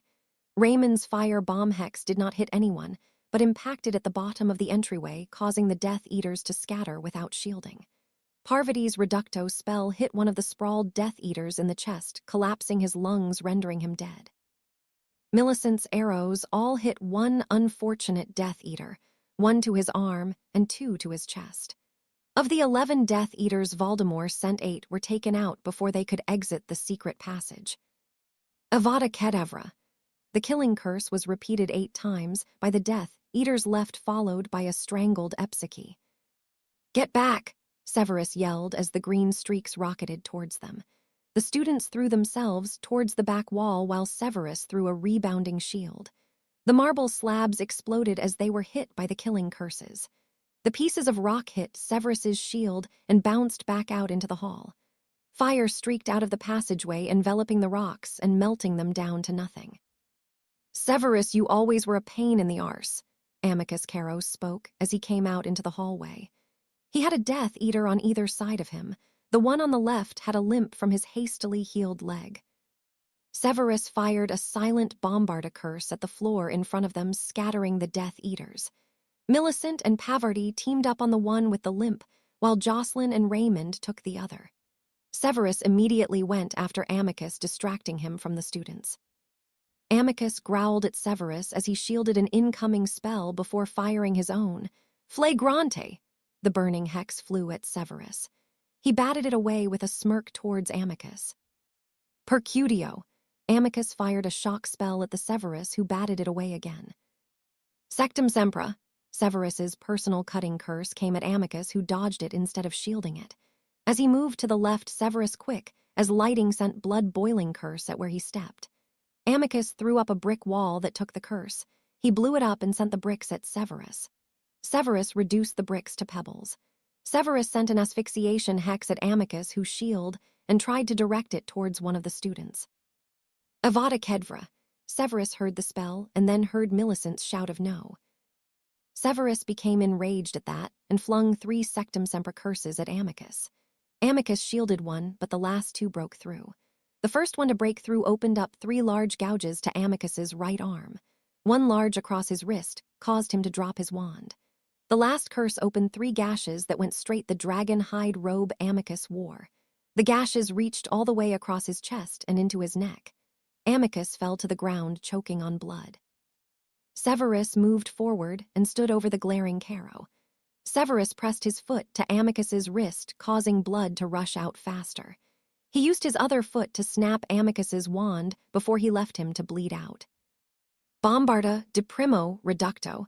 He looked up in time to see his 3 remaining students' spells land on the remaining Death Eater that had killed Parvati.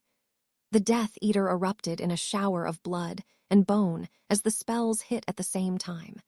The 3 students were sprayed with blood and bits of brain as they turned to their professor. Severus nodded to them, and they relaxed their wands as one they moved over to Parvati. Severus helped them to levitate the body to a nearby alcove. He conjured a white sheet and laid it over the body. All 3 Slytherin purebloods raised their wands in the hallway and lit off a spark of white light in honor of Parvati. "Down to the 3rd floor now," Severus said when their spells finished. They nodded and together took off down the nearest staircase. Amicus Carrow was left to bleed out in the 5th floor corridor. Along the 3rd floor corridor, there were 2 sets of defenders in front of the hospital wing doors, where 6 Aurors set up in semicircle. Across from the statue of the humpbacked witch Hermione, Tracy, Victor, Joshua Kearns, and 3 other Hufflepuffs were with them. They were staggered with Victor and Joshua at the front of the group closest to the statue. Ignis Exploder! Victor's fire bomb curse enveloped the entire passageway. Screams were heard from the Death Eaters as they burned and suffocated from the heat, taking all the oxygen from the air. Electo Caro growled in the passageway and banished the 5 dying Death Eaters into the hallway, as they moved forward when the flames died. Victor dived out of the way from the bodies, as did Joshua, and one other Hufflepuff who was in the way. "Killing curses," Electo said to her followers, as 10 killing curses flew into the hallway. Hermione, Victor, Joshua, and Tracy all fell to the ground while firing back at the Death Eaters. 2 Hufflepuffs fell to the killing curses when they froze up upon hearing and seeing the curse. The final Hufflepuff avoided 1 killing curse only to be hit by another. "Damn," one of the Aurors cursed. "Marsden, Trebbits, Kramer, get down there and help them." 3 Aurors sprinted down the hall casting spells. They caught the left flank of the Death Eaters. 3 Death Eaters fell as the Aurors' spells rang true, hitting their marks. Hermione pushed herself up. "Bombarda Maximus." The Death Eaters assumed her spell went wide and did not bother with it. Unfortunately for them, Hermione was aiming for the wall behind them. The wall exploded into shrapnel, forcing those quick enough to shield themselves.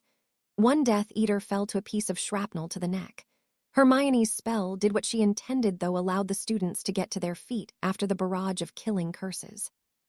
Tracy was unlucky enough to find herself squaring off with Electo Caro after getting to her feet. Electo let loose a fury of spells at the 6th-year marauder. "Orbis Pratigo," Tracy threw up the shield Harry had taught them all. She was surrounded by a shimmering blue shield that deflected the curses away from her. Electo continued firing spells, and Tracy was forced to cut the shield off as it weakened and dodged. Electo stopped with continuous spells and pulled her wand back for a more complicated wand movement. Tracy struck, lowering the shield. "Sectum Sempra." Electo was forced to stop her wand movements to shield the curse. Tracy quickly strung together 4 spells, one right after the other. Electo used her wand to deflect the curses away. Tracy gritted her teeth in frustration. "Avada Kedavra," Electo sent the killing curse at Tracy. Tracy dodged the spell and Electo's follow-up Flagrante curse. "Stay still, damn it," Electo growled out as she cast another killing curse at Tracy. Tracy dodged and silently cast a Glacis spell at the ground Electo stood on. Electo did not notice the ground icing beneath her and once again tried a complicated wand motion, but as she stepped into the movement, she was brought down by the ice. Tracy paused to catch her breath as Electo went down. Only Electo went down casting Crucio. The torture curse struck Tracy, who screamed out in pain. Electo slowly got to her feet while keeping the spell on Tracy. "Half-blood bitch," Electo said as she stood over Tracy with a sick smile. "How about a mudblood bitch?" came from behind Electo. She turned, and not inches away stood Hermione with a can of pepper spray in her hand. Hermione released the streamed right into Electo's eyes. Electo screamed out and pushed her hands to her eyes, forgetting her wand. "Reducto." Hermione's spell came at point blank and shot Electo down the hall about 5 feet. She landed in a bloody heap with a capping cavity in her chest. Hermione moved to stand over Tracy as she continued casting at Death Eaters. Guarding Tracy prevented her from dodging spells, but Hermione fell back on every shield spell she knew when faced with unfriendly spells. "Decapitaire." She shot the ribbon-cutting curse at a Death Eater facing off with Joshua Kearns. The spell severed the Death Eater's spinal cord. "Orbis Pratigo." Hermione's shield surrounded both herself and Tracy, as 2 Death Eaters rained down spells on the vulnerable pair. "Ignis Flagellum." Victor's flame whip raced towards the 2 Death Eaters and struck around both of their wrists. He snapped the flame back, pulling both Death Eaters with it. Their wrists were burned to the bone by the flame whip. Their wands dropped, and Victor snapped the flame whip down on the wands. They burned in half, releasing a burst of magic. Both Death Eaters dropped to their knees with their hands up in surrender. Victor snarled at them and snapped the flame whip again. It struck them in the face. The masks burned off from the whip, their faces now permanently scarred by a burn line from one temple to the side of their lips. "Victor!" Hermione shouted, getting his attention. Victor ended the flame whip and turned to look at his girlfriend. "Help get Josh to the hospital wing." She was already levitating Tracy towards the hospital wing. Around them, the Aurors were stunning and sending surrendered Death Eaters straight to cells in Azkaban. Aside from Joshua, only one other Hufflepuff was still breathing. Susan rushed from the hospital wing to her side, and quickly started some minor healing spells before levitating her to the hospital wing. Hermione delivered Tracy to the hospital wing with Susan right behind her. As they entered, others were parading into the hospital wing. Hermione recognized Ernie Macmillan and Dean Thomas. "Hermione, Victor." Hermione turned to see Severus coming in. "With me now," he called out to the two.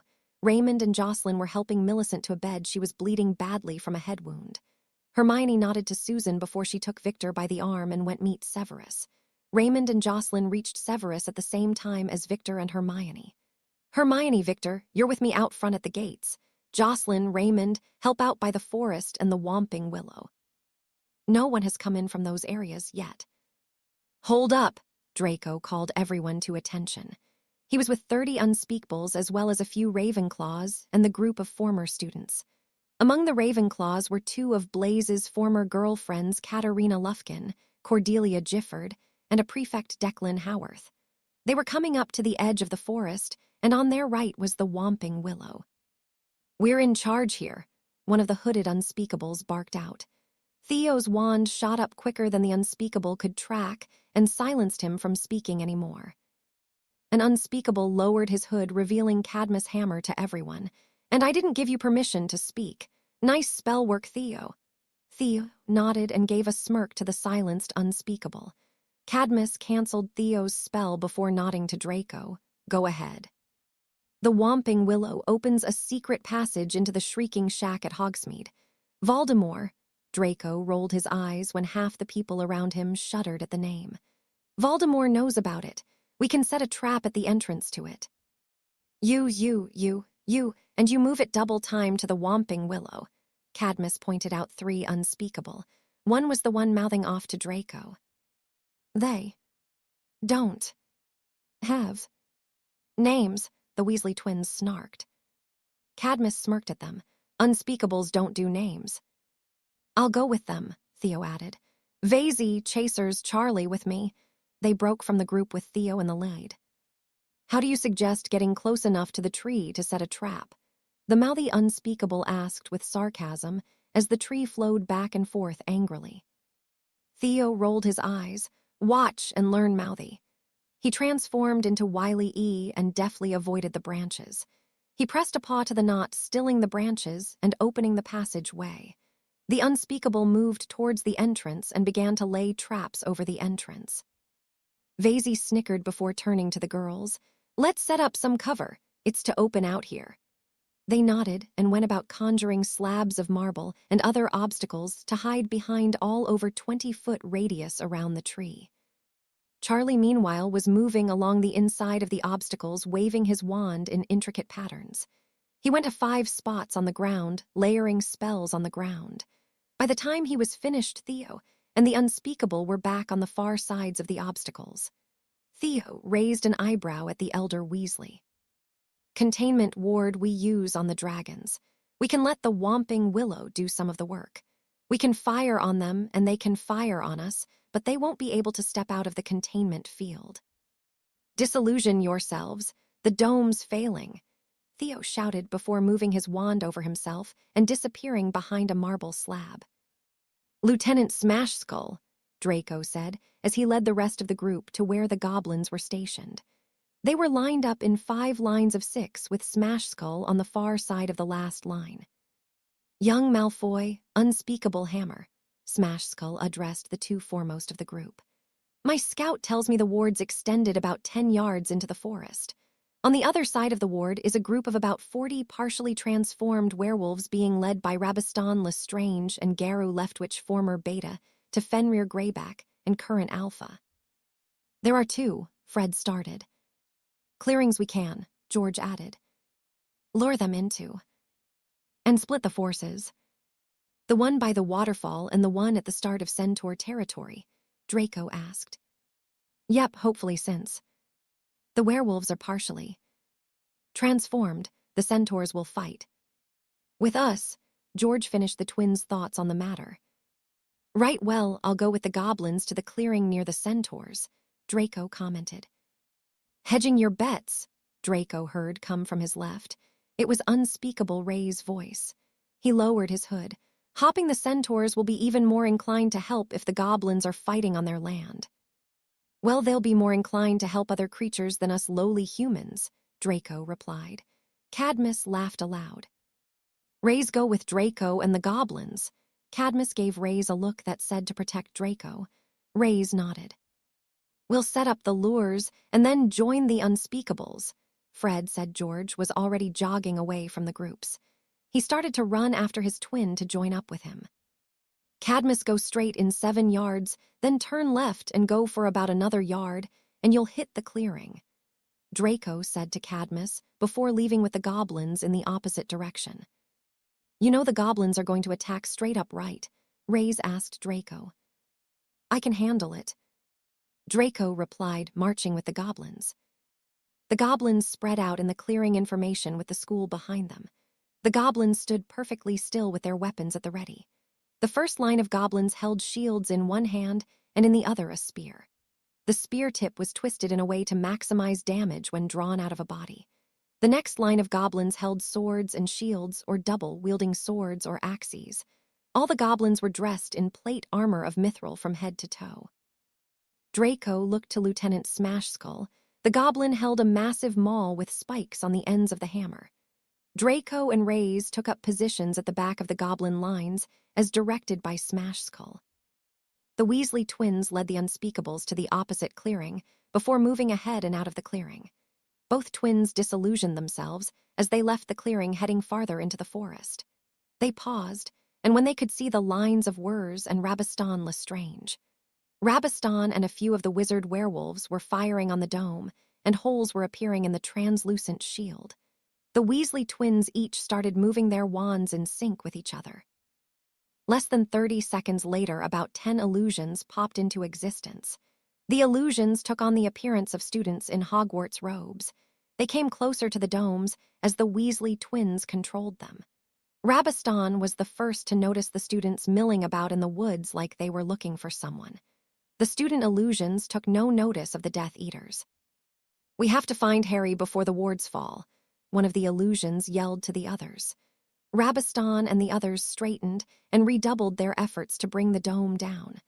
Finally, they, like everyone, saw the great burst of magic feed into the dome. Rabastan grinned. Our master joins the fight. The dome came down with thunder.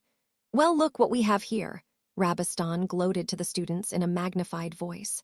The illusions turned to Rabastan with fright plain on their face. Run!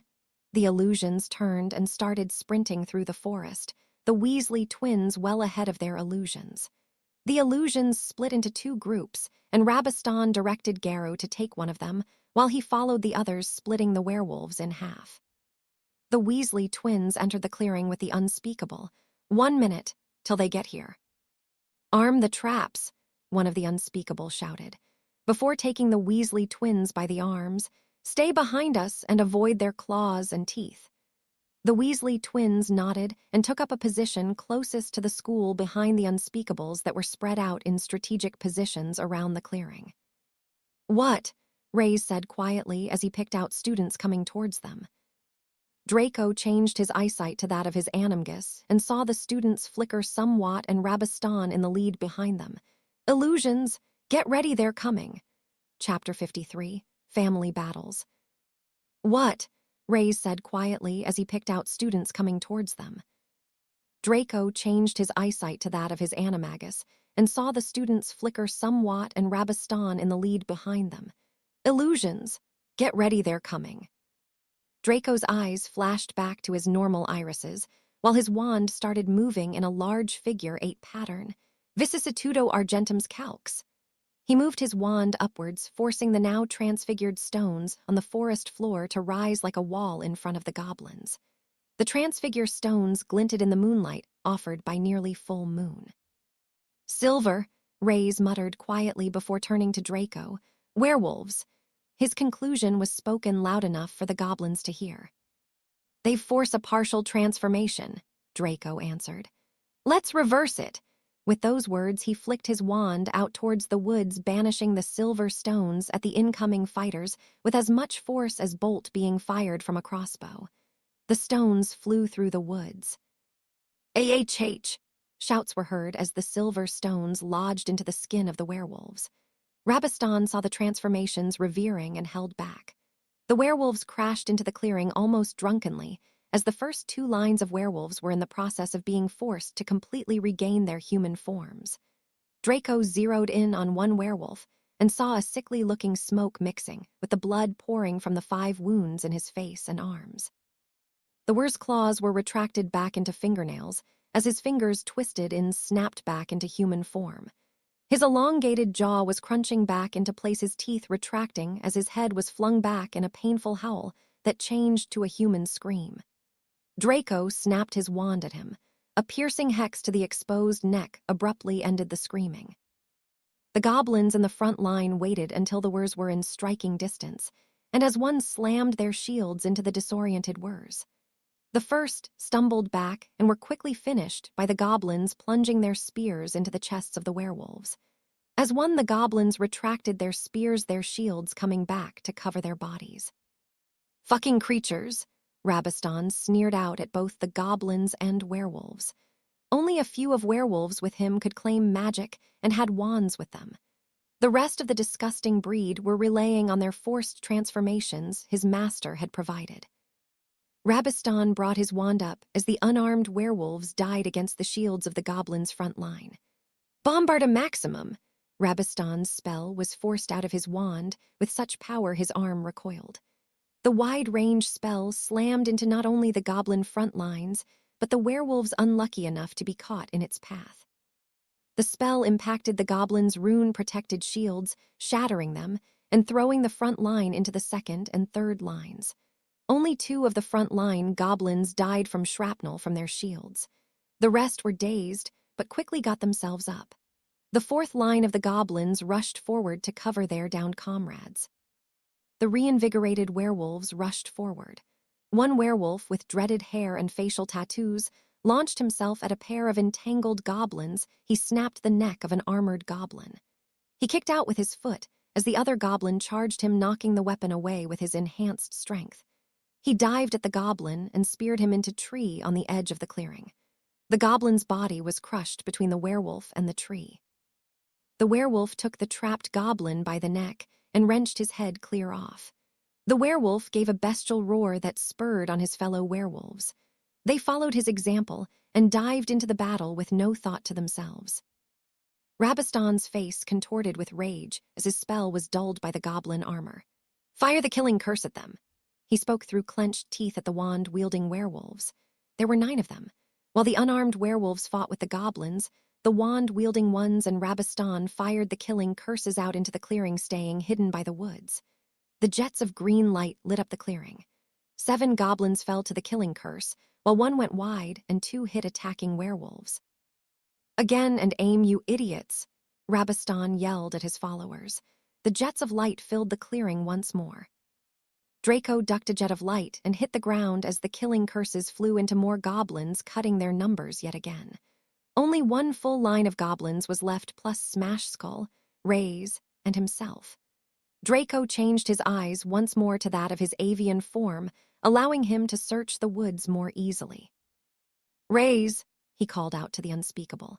"It's Rabistan, he's staying in the woods." Draco forced himself from the ground and slipped into the back of the clearing and into the woods. He looped around the side of the clearing with Rays on his heels.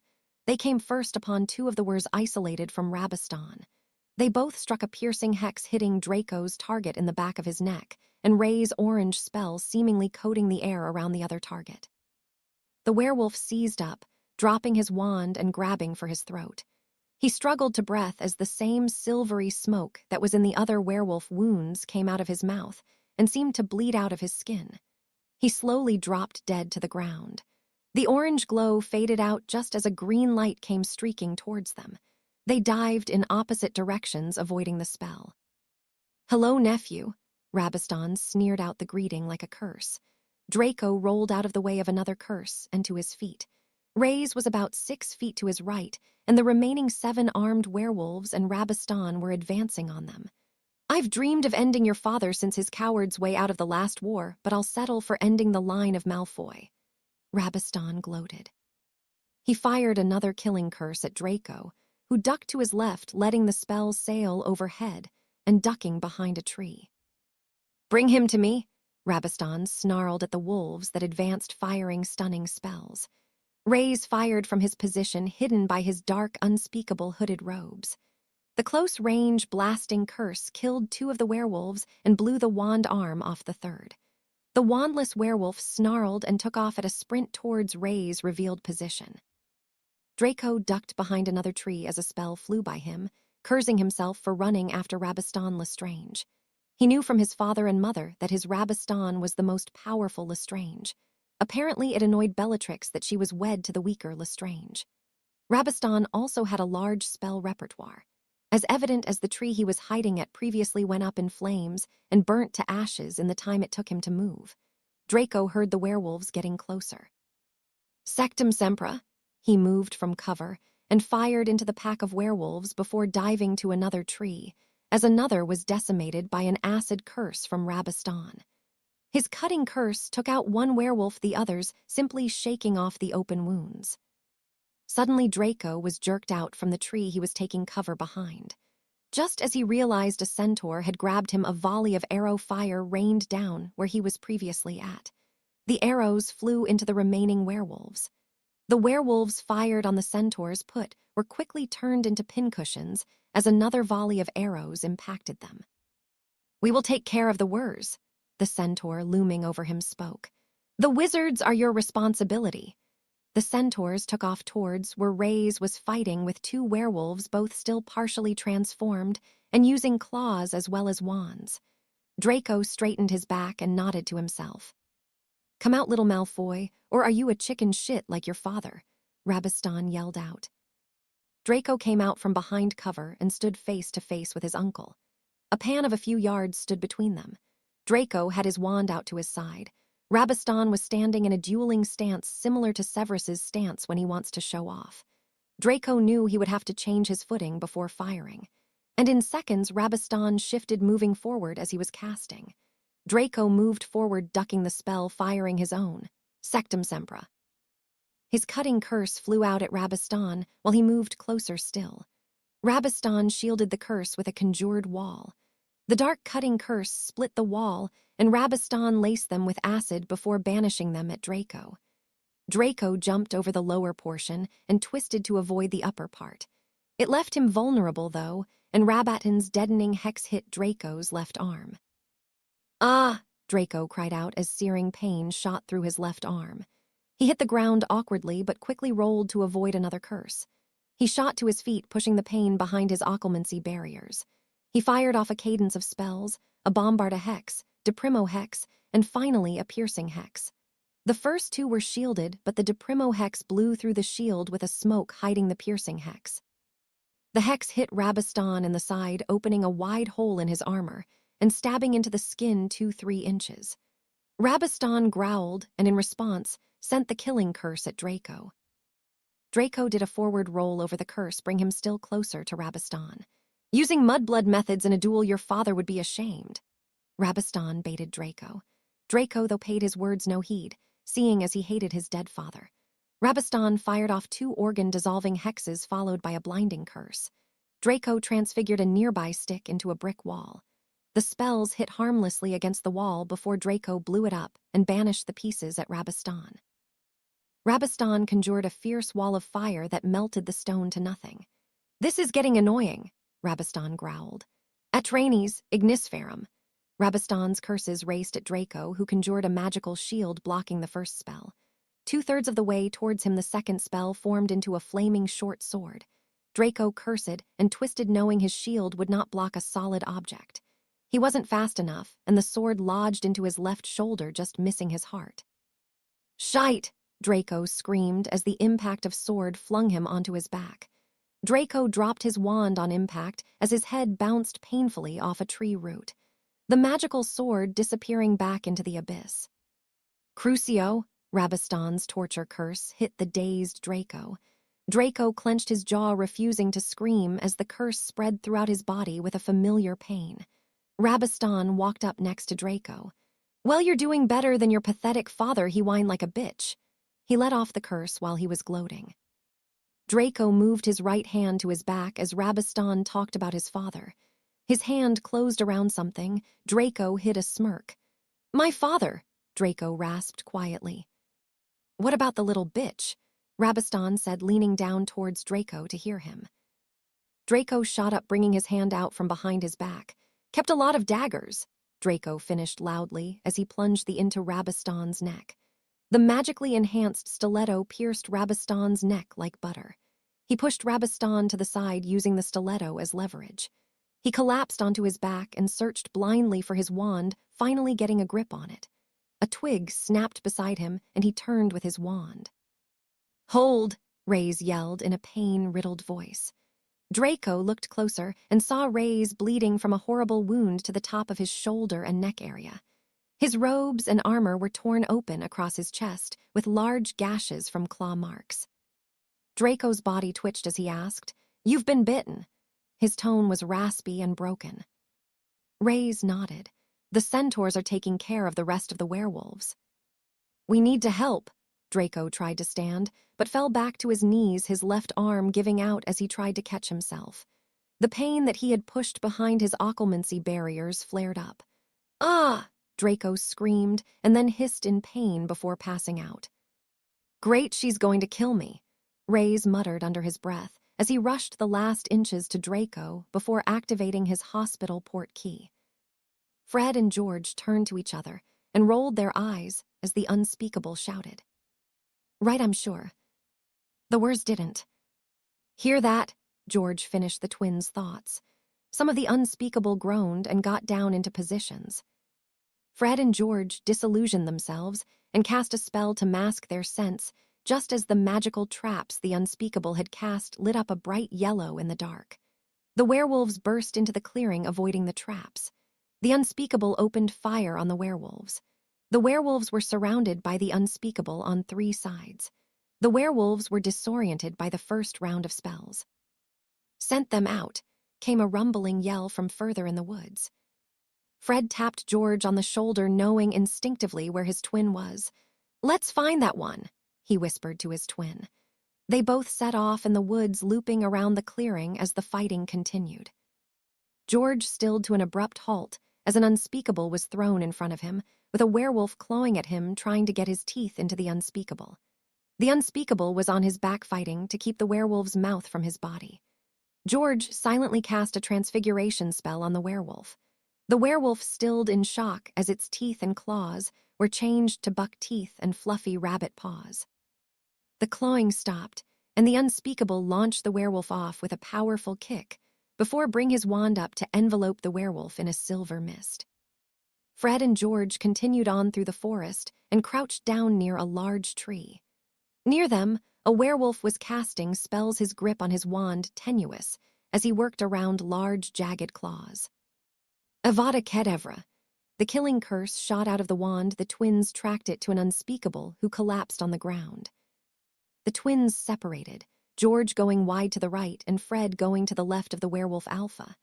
They cast as one, George casting a high-powered stunner that distracted Garu, while Fred cast a minor levitation charm that slipped past Garu.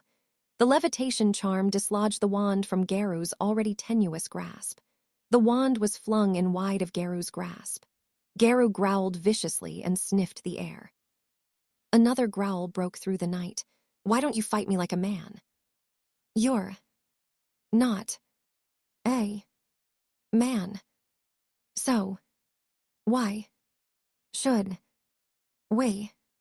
The twins' unique way of speaking kept Garu from pinpointing his attacker, believing it was only one. George threw a bone-breaking hex at the alpha, who jumped it only to be tripped up by Fred's tripping hex as his feet hit the ground. Garu face planted into the dirt and was nailed by George's piercing hex.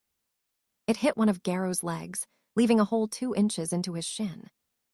Garu growled and shot to his feet, using his inhuman speed to avoid a hex by Fred. "A tripping hex! When I find you, I'm going to rip you into pieces," Garu growled, avoiding 2 more spells trying to pinpoint his attacker. Suddenly, a twig snapped to his left. "Shite!" Fred muttered, but Garu picked it up. He took off like a shot towards Fred and dived towards him, tackling him around the stomach and forcing the two into a somersault. Fred's spells failed as Garrow grappled with him. George ran forward trying to get a lock on Garrow and avoid his brother, but the tumbling made it impossible.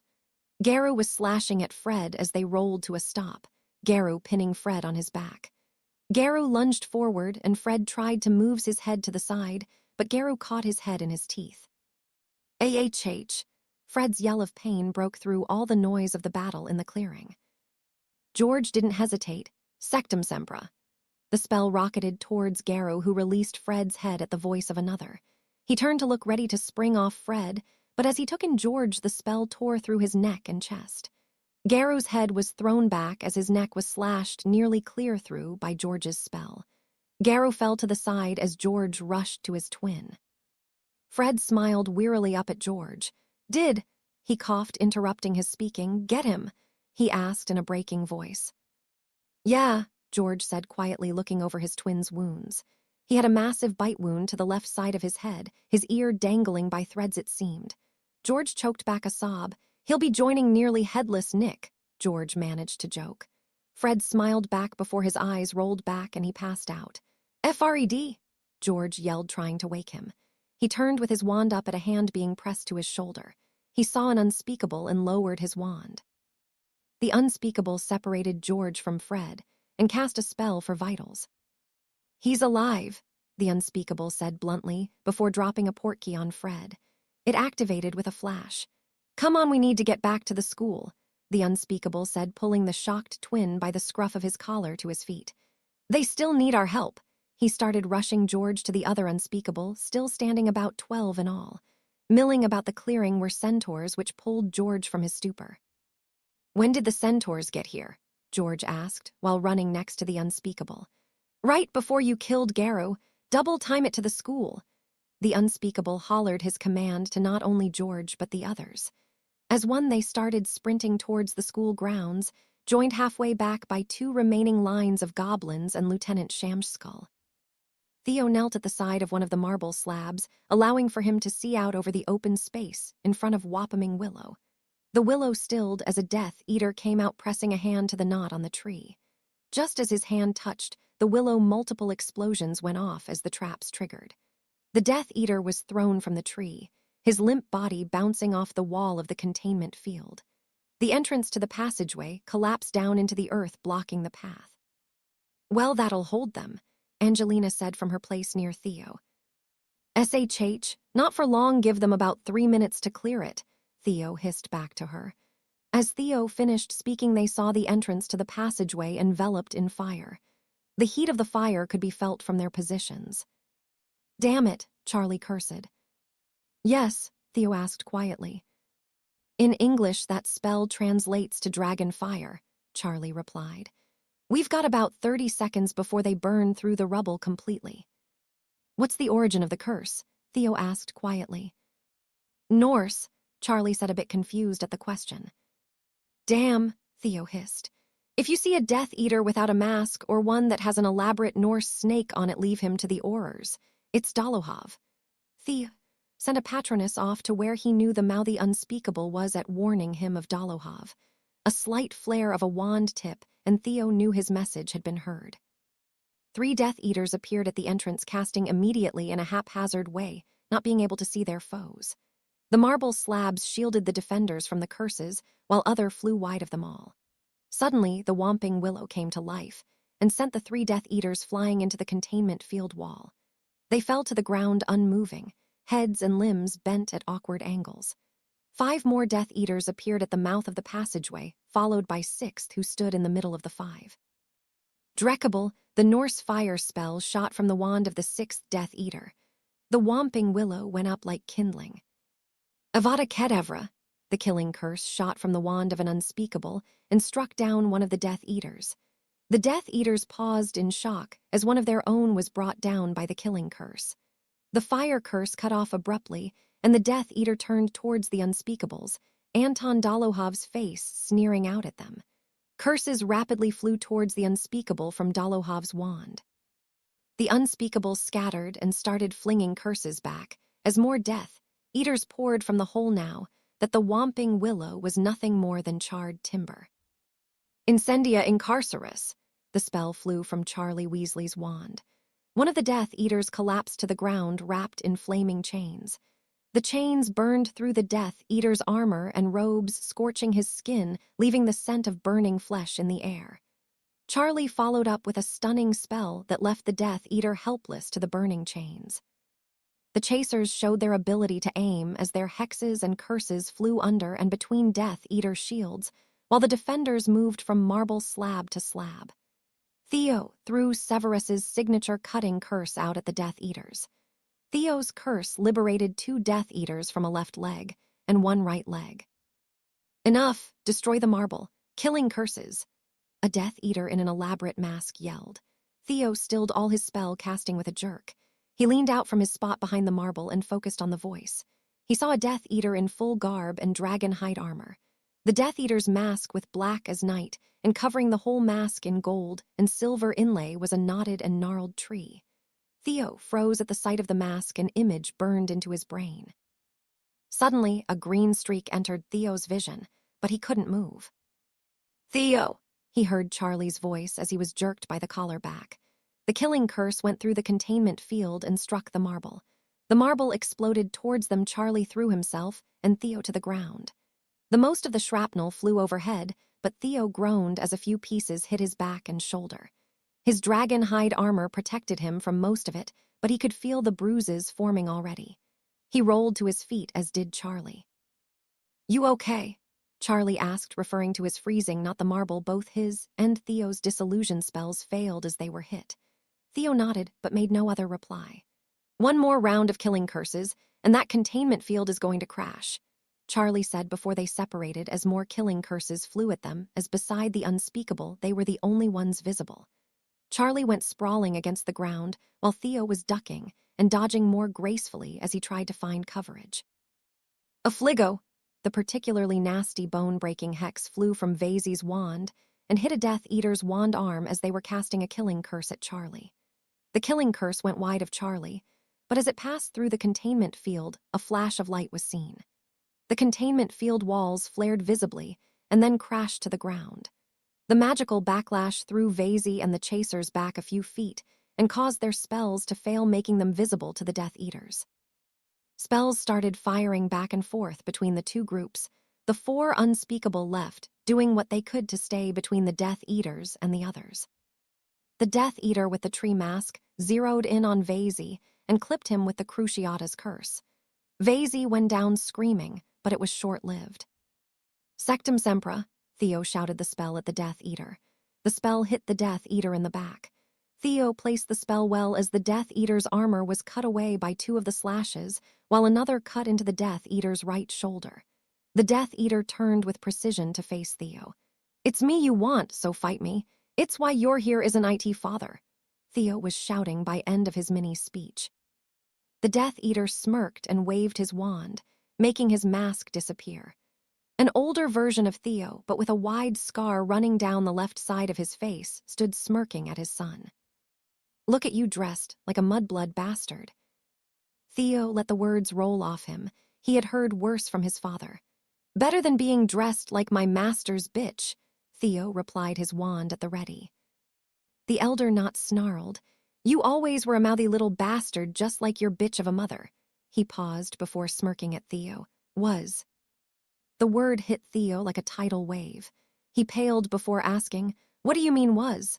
His question came out in a rush. Not let out a vicious laugh. "You think your little escape went unanswered." He pointed to the scar marring his face. "I had to hit something, and seeing as my favorite toy was gone, your mother kindly stepped in. I may have gotten carried away." He finished, laughing at the look on his son's face. Theo's wand came up in a flurry of motions. 5 curses shot out, one right after the other. The elder not shielded the first 2, but the third burst broke his shield down.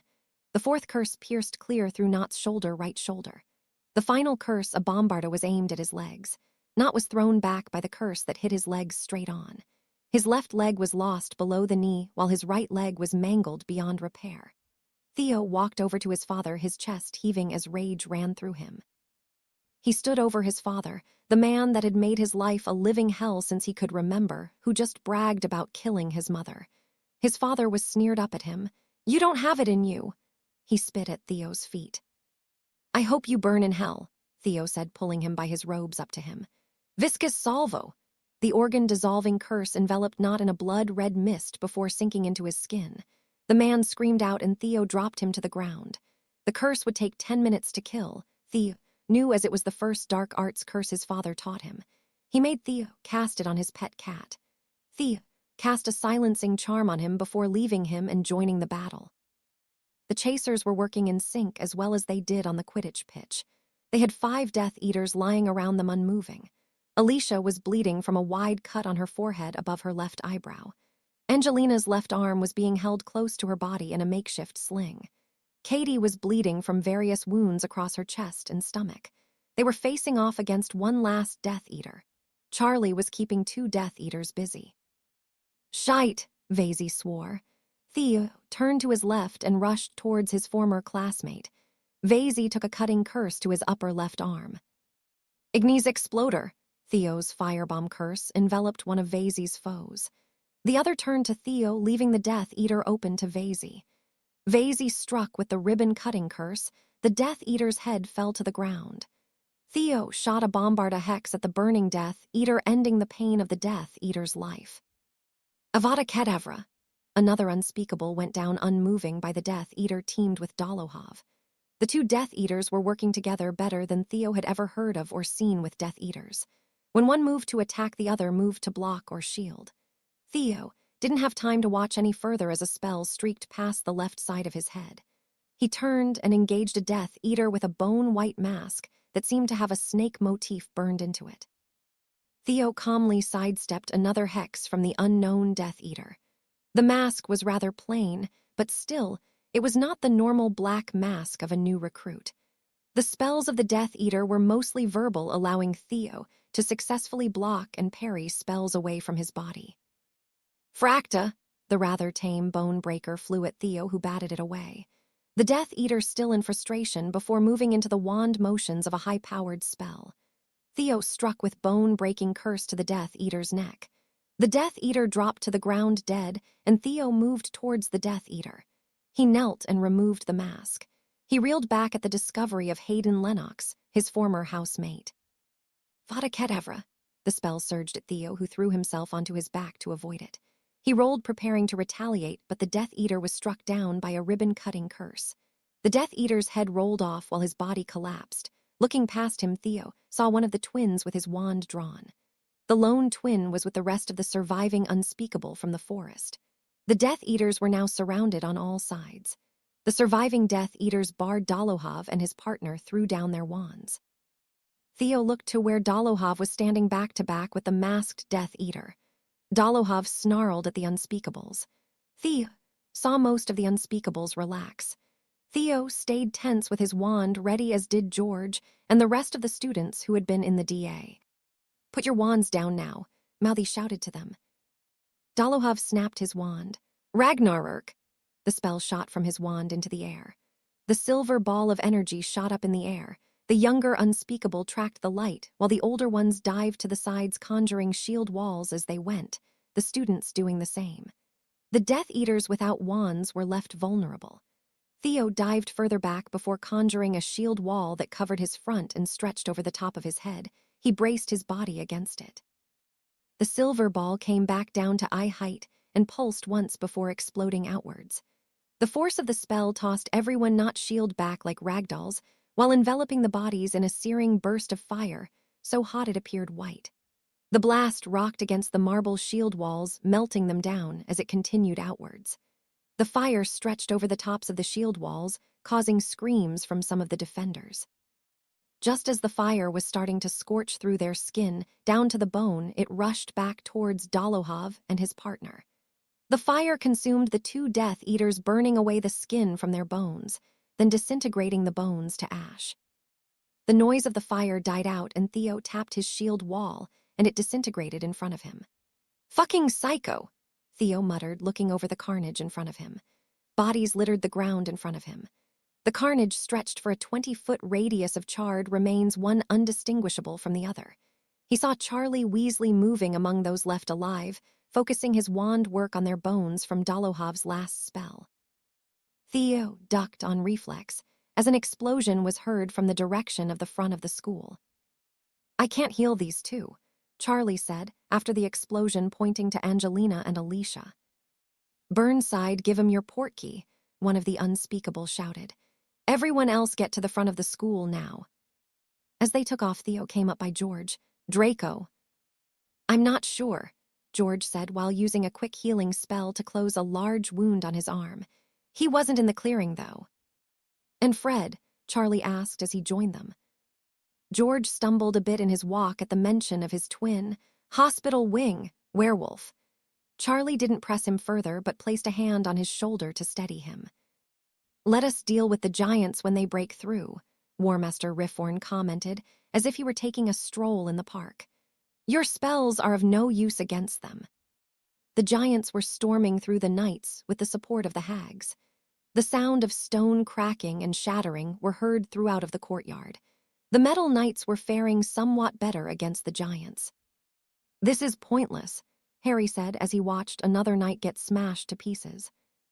"The knights were charmed to fight wizards, not giants," Headmaster Flitwick spoke.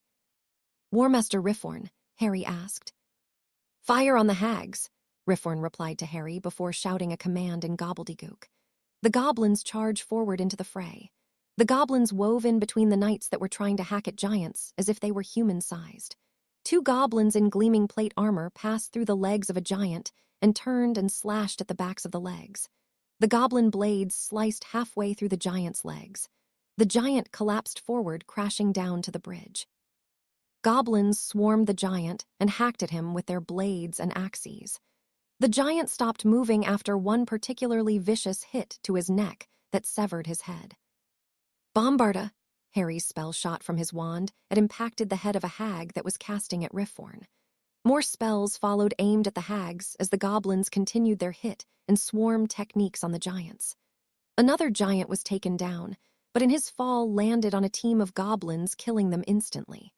The battle continued in the same manner, but the goblin force was quickly waning. For every giant taken out, 3 goblins died. "Defodio maximum!" Harry's gouging hex tore through a giant's throat, collapsing it back onto a group of hags. "Defodio maximum!"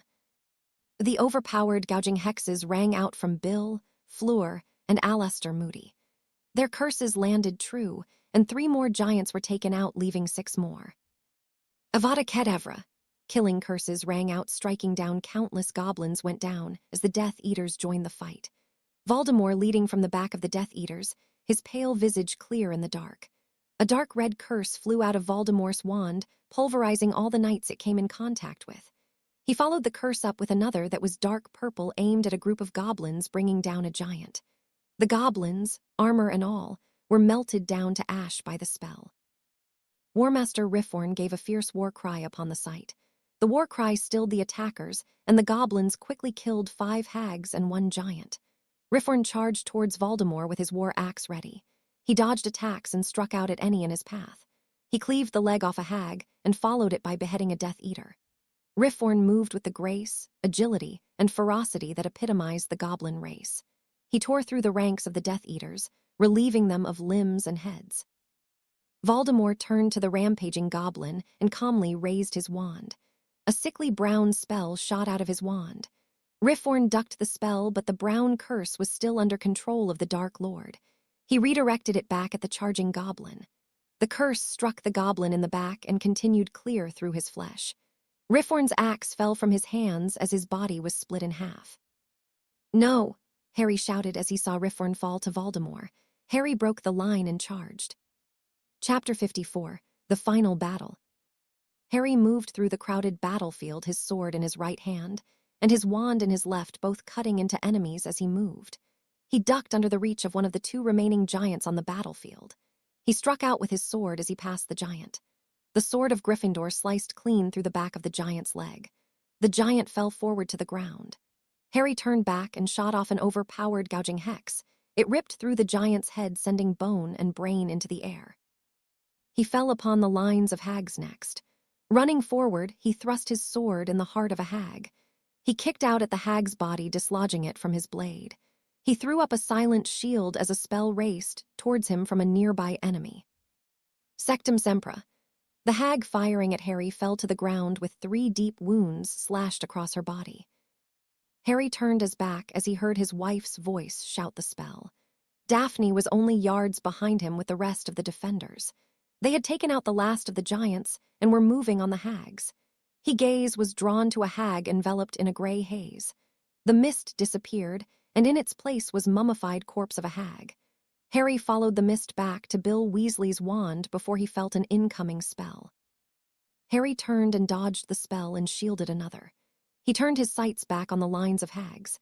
As he shielded another, his anger grew as he saw the Death Eaters simply standing around laughing as the Hogwarts defenders fought and died. Harry took aim at the hag, firing at him, and smirked. Bombarda Maximum. The powerful explosive hex shot out of Harry's wand and cut a path straight through the last of the hags and into the waiting Death Eaters. Harry surged forward through the bodies and fell upon the Death Eaters with a vengeance. Harry came face to face with the Death Eaters as Bill Weasley and Daphne fell into step beside him. He felt others beside him ready for the Death Eaters and held his wand up. Ignis Flagellum! The flame whip snapped forward with a crack. The defenders charged the Death Eaters, who shot off a flurry of killing curses. Defenders fell as Harry struck with the whip and wrapped it around a Death Eater, jerking the Death Eater towards him. The Death Eater came within arm's length. He struck with his sword, nearly slicing the man in half. Harry wielded both the flame whip and sword with deadly precision as he moved through the ranks of the Death Eaters.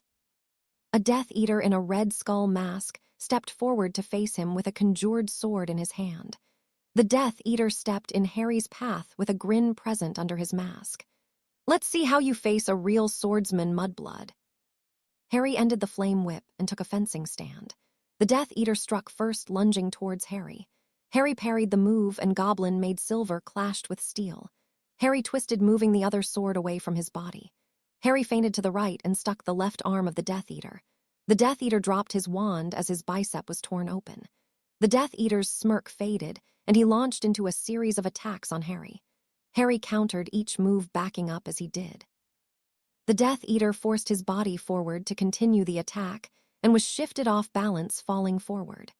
Harry struck with a riposte and buried the sword of Gryffindor in the Death Eater's heart. Harry pulled the sword free without preamble and turned, firing off a ribbon-cutting hex at a Death Eater attacking Daphne before pushing forward once more. Harry searched the field of battle and found Voldemort firing spells as if conducting an orchestra.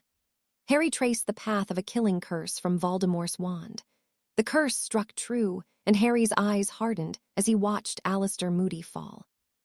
The 3 Death Eaters that had been fighting Moody quickly moved to other targets, one killing Ron Weasley, who had come in with Neville and the others from the bridge. Harry stabbed his sword through an attacking Death Eater before letting loose with silent fire bomb curse on a clustered set of Death Eaters. The Death Eaters screamed as they were engulfed in flames. The flames licked and bit at their skin, melting it from their bodies, were turned to ash, the heat fueled by Harry's anger. Voldemort stopped conducting from his perch on a fallen column of Hogwarts to find the source of the screams. His already slit-like eyes narrowed further as he saw it was his fighters burning. He watched as Harry sliced into a Death Eater's back with his sword before moving on. The Death Eater fell in the middle of his spell as the basilisk venom in the sword killed him. "Potter!" Voldemort hissed with hate. He jumped down from his perch and started flinging combatants out of his way as he converged on Harry. Harry watched Voldemort coming towards him and quickly moved to meet him. As they drew in close to each other, Voldemort fired first. Avada Kedavra! The killing curse shot at Harry with alarming speed. Harry thrust the sword out, and the killing curse was absorbed into the blade. The blade glowed green as the curse swirled in it. Harry wasted no time and hurled the sword from his grasp. The sword hurtled past Voldemort, who simply watched it pass by. "That was pathetic, Potter." Voldemort hissed a laugh. Harry smirked at him. "Who said I was aiming for you?" Harry asked the question before nodding in the direction behind Harry. A Death Eater who had been squaring off with Daphne lay dead, along with 2 others the spelled sword had hit. Voldemort turned to look and Harry fired. Sectum Sempra. Voldemort turned in time for one of the curse's signature cuts to miss him, but the other 2 opened up wide slashes along his chest and left arm. He snarled as Harry drew first blood. Daphne ran after her husband into the fray of the battle. Daphne was intercepted by a giant club made from what looked like an actual tree branch. The club slammed into the ground in front of her with enough force to shake the ground, knocking her off balance. She quickly got her feet under her, diving to the side as the club came down again. Daphne fired off a Bombarda Hex, but it did little besides anger the giant that towed over the others. He roared at Daphne, who shot under his club once again, and rolled, coming up behind the giant leader. Comps! A gray mist formed a chain-like apparition that wrapped around the giant's left arm. Comps! Fleur's spell joined Daphne's and wrapped around the right arm of the giant. They both jerked their wands backwards, causing the giants to twist back, dislocating them for their sockets. Bill Weasley followed up with a bone-shattering hex to the giant's legs. The giant collapsed, forced off balance by the 3 spells. Goblins swarmed the giant, quickly killing it. Daphne turned from the giant to see the remaining 2 giants try and flee now that their leader was dead. One was cut down by Headmaster Flitwick and Professor McGonagall. The last rampaging giant dropped from a killing curse courtesy of Lord Voldemort, upon Voldemort seeing him flee. Shite! Daphne cursed as she ducked. A spell streaked by her, hitting her cheek, cutting open the flesh there. Daphne dropped to the ground, firing at the hag who targeted her. The ice spike curse impaled the hag through the chest. She quickly set a spell to stem the bleeding of the cut on the face before taking down another hag. Fleur, behind you! She shouted, warning her friend as a hag with a wickedly curved dagger snuck up behind Fleur. Daphne took out her hag as Fleur finished her front attacker before spinning and incinerating the dagger-wielding hag with a fireball. Daphne turned to look at the field, spotting Harry. She dodged a spell, firing her own, relieving a hag of her arm before finishing her with a piercing hex to the head. She was able to see Harry blast his way through the hags to the Death Eaters. Ignis Paris Pariettes. Daphne took a page out of Harry's book and cleared an area of 20 feet around her of hags. Her spell lit up a wall of fire that consumed the hags and started into the Death Eaters. Her concentration broke as she rolled to dodge a killing curse from a Death Eater. The wall of fire went out, taking with it a good portion of Daphne's magical reserves. Daphne stumbled forward as she regained her footing, feeling lightheaded from the spell. Daphne! Fleur's shout was heard by her fiancé, who was closer to Daphne. Damn! Bill swore as he saw Daphne stumbled after spell. At his fiancé's call, he moved to Daphne's side, ducking a spell. Bill drew his wand and fired back at the Death Eater with an Egyptian curse.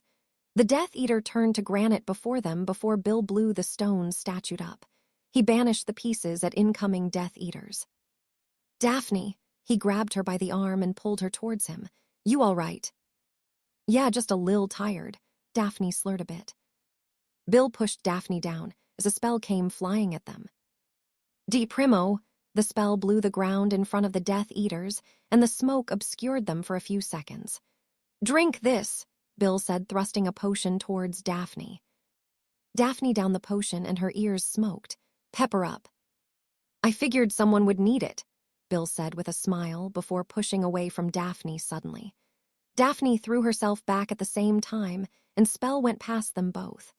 Daphne put up a shield as 3 spells shot toward her new position, while Bill used another Egyptian curse to induce a waking nightmare on the Death Eater that fired at them. Fleur from her spot watched in horror as a Death Eater fired at Bill's vulnerable back. William! Fleur screamed. Bill turned as the curse was coming. He tried to turn, but the curse hit the left side of his face. Bill yelled out in agony as the Death Eater held the curse on him. Fleur's anger surged in her, welling up in her. Her anger spread through her like a fire. She could feel it coming, though it shouldn't be possible. Fleur's body sprouted wings, talons, and a beak as her Vela side took over. She conjured a massive fireball and hurled it at the Death Eater, casting the spell. In no time, her wings took her over to the Death Eater. She stretched out her hand, and with talons ripped the man's throat out. The anger left her as the spell stopped, and the man fell to his death at her feet. The partial transformation into a full Vela ended. She bent down towards Bill, feeling with for a pulse. She found one and let out a breath. "Urgh!" She heard a gurgling sound behind her, and turned with her wand in time to see a Death Eater fall with 3 wide gashes across the chest and throat. "Fleur, activate his port key, we need to keep fighting," Daphne said, coming up to her older friend. Fleur had tears in her eyes as she turned to argue with Daphne. Daphne cut her off. He would keep fighting. Fleur nodded and activated the port key to send him to the hospital wing. Fleur took Daphne's offered hand, and they pushed back into the battle. Fleur wielded fire curses as Daphne wielded ice curse at the Death Eaters. They pushed into the left flank of the Death Eaters with Professor McGonagall and Sirius among others. "Sagitto!" Daphne's spell sent arrows into some incoming Death Eaters. "Little bitch!" One of them snarled as the arrow went into his thigh. He turned to fire on Daphne, but was impaled by a sword. Her eyes traced the familiar sword before turning to see where it had come from. She saw 2 Death Eaters with glancing sword wounds drop from venom before her eyes fell on her husband and Voldemort. She paused her fighting to see Voldemort snarl and throw a black curse at Harry. "Ugh!" Daphne grunted as she hit the ground with a Death Eater on top of her. She cursed as the Death Eater's bulk weighed her down. He grabbed her wrist and slammed it against the ground while they struggled. Her wand fell from her grasp. The Death Eater tossed it to the side. "Now you're mine," he snarled, sitting back but pinning her to the ground. Daphne struggled and managed to elbow him in the face. She reached behind her and her hand fell onto a familiar canister. "Go to hell," Daphne snarled and brought her free hand up and pressed down on the button. Pepper spray shot out into the Death Eater's eyes and mouth. The Death Eater let loose a less than manly shriek as he fell back trying to escape the spray. Daphne pushed him the rest of the way off and then kicked in the head, knocking him out. She got up, sparing a glance to her husband dodging attacks from Voldemort, and pulled out her second wand. She sent a prayer to the gods before rejoining the fight. Blaise moved along with Harry, coving his back as he moved through the fighters. "Sectum Sempra!" Blaise's spell hit a Death Eater taking aim at Harry's back. Blaise ducked a spell, firing back with a cutting curse that took the Death Eater's wand arm off. Blaise followed up with a piercing hex aimed at the Death Eater's eye, killing the masked fighter instantly. "Shite!" Blaise swore as Death Eaters and hags swarmed his path to Harry. Blaise quickly scanned the battlefield. He sprinted to his right where he saw a fallen brick that created a nook about 7 feet up. Blaise quickly climbed up on the brick, finding footholds in jagged rumble. He laid flat in the small nook of the wall and ceiling. Blaise now had eyes in the whole battlefield. He watched Headmaster Flitwick move through the ranks of enemies like a tidal wave, fury in motion. Blaise found his eyes drawn back to Harry after blasted a path to the main horde of Death Eaters. Blaise shot a curse at a Death Eater firing on Professor McGonagall. The Death Eater fell with a metal spike in her chest. Blaise continued to pick targets out and fire on them, covering the defenders. "Damn!" he swore as a curse hit the rock facade above him. Blaise sent an illusion to distract the Death Eater responsible, distracting him. Blaise's piercing hex went through his heart seconds later. Suddenly things seemed to slow on the field. Blaise scanned the ground and found Harry squaring off with Voldemort. Blaise watched the fighters stop and stare. He concentrated and brought forth illusions in front of paused Death Eaters. His illusions started firing spells, jarring the Hogwarts defenders back into the fight.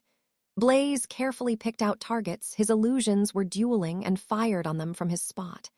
Death Eaters continued to drop on the field. Blaise saw a Death Eater go for Harry and quickly fired a bone-shattering hex at the Death Eater's wand arm.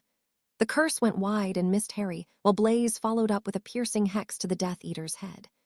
Blaise fired again at a Death Eater aiming at Harry, taking the Death Eater out with bone-shattering hex to the skull. Blaise watched Harry as he forced Voldemort to expand more energy firing spell after spell at the dodging Harry. Blaise fired on another Death Eater as Harry threw his sword across the field. Blaise watched as the sword exploded into shards, killing Death Eaters around it. Blaise took aim again, this time at a Death Eater sneaking up on Daphne. The piercing hex went through the Death Eater's eye. Blaise's careful aim and target selection ensured no spell was wasted as he saw Neville join the battle with others in tow. Blaise spied Hermione join the mix, firing at a Death Eater closets to her. Blaise shifted his focus from Harry to Hermione in urgency as Death Eaters recognized the Muggle-born. Blaise shot a ribbon-cutting curse at 2 Death Eaters charging Hermione. Both Death Eaters fell with their heads severed from their bodies. Blaise shot a piercing hex at the Death Eater Hermione was now fighting, killing him. Hermione looked around the battle, but was unable to pick Blaise out. As Hermione went back to the fight, Blaise resumed his protection of her. "NOOO." Blaise heard Daphne's shout and turned his eyes back to the duel between Harry and Voldemort. Blaise's eyes turned to ice as he watched Harry being held under the Cruciatus curse. His eyes were drawn to the snakes battling behind Harry. As Aeolus bit down on Nagini, Blaise channeled all his hate into his curse. Avada Kedavra. The killing curse raced towards the snakes, striking Nagini. Voldemort's last Horcrux was destroyed. Harry cursed internally as he dodged another unrecognizable curse from Voldemort after goading him. Harry dodged and final deflected a bone-shattering hex. Harry dodged left and rolled out of the way of a black spell similar to one from their previous fight. Harry watched out of the corner of his eye as the spell hit a 7th-year Hufflepuff. The Hufflepuff went stiff as a board before his mouth opened in a wordless scream. Harry winced as he was hit by cutting curse on his left arm. He sent back a Bombarda hex followed by a ribbon-cutting curse. Voldemort put up a shield that broke down with the Bombard hex, letting the ribbon cutter partially through. It tore through Voldemort's left shoulder, leaving it hanging by tendons. Harry deflected Organ Boiling Curse and concentrated on his sword. With a silent summoning charm, the sword dislodged itself from a dead Death Eater and flew into Harry's hand. Harry spun, bringing the sword down on another curse.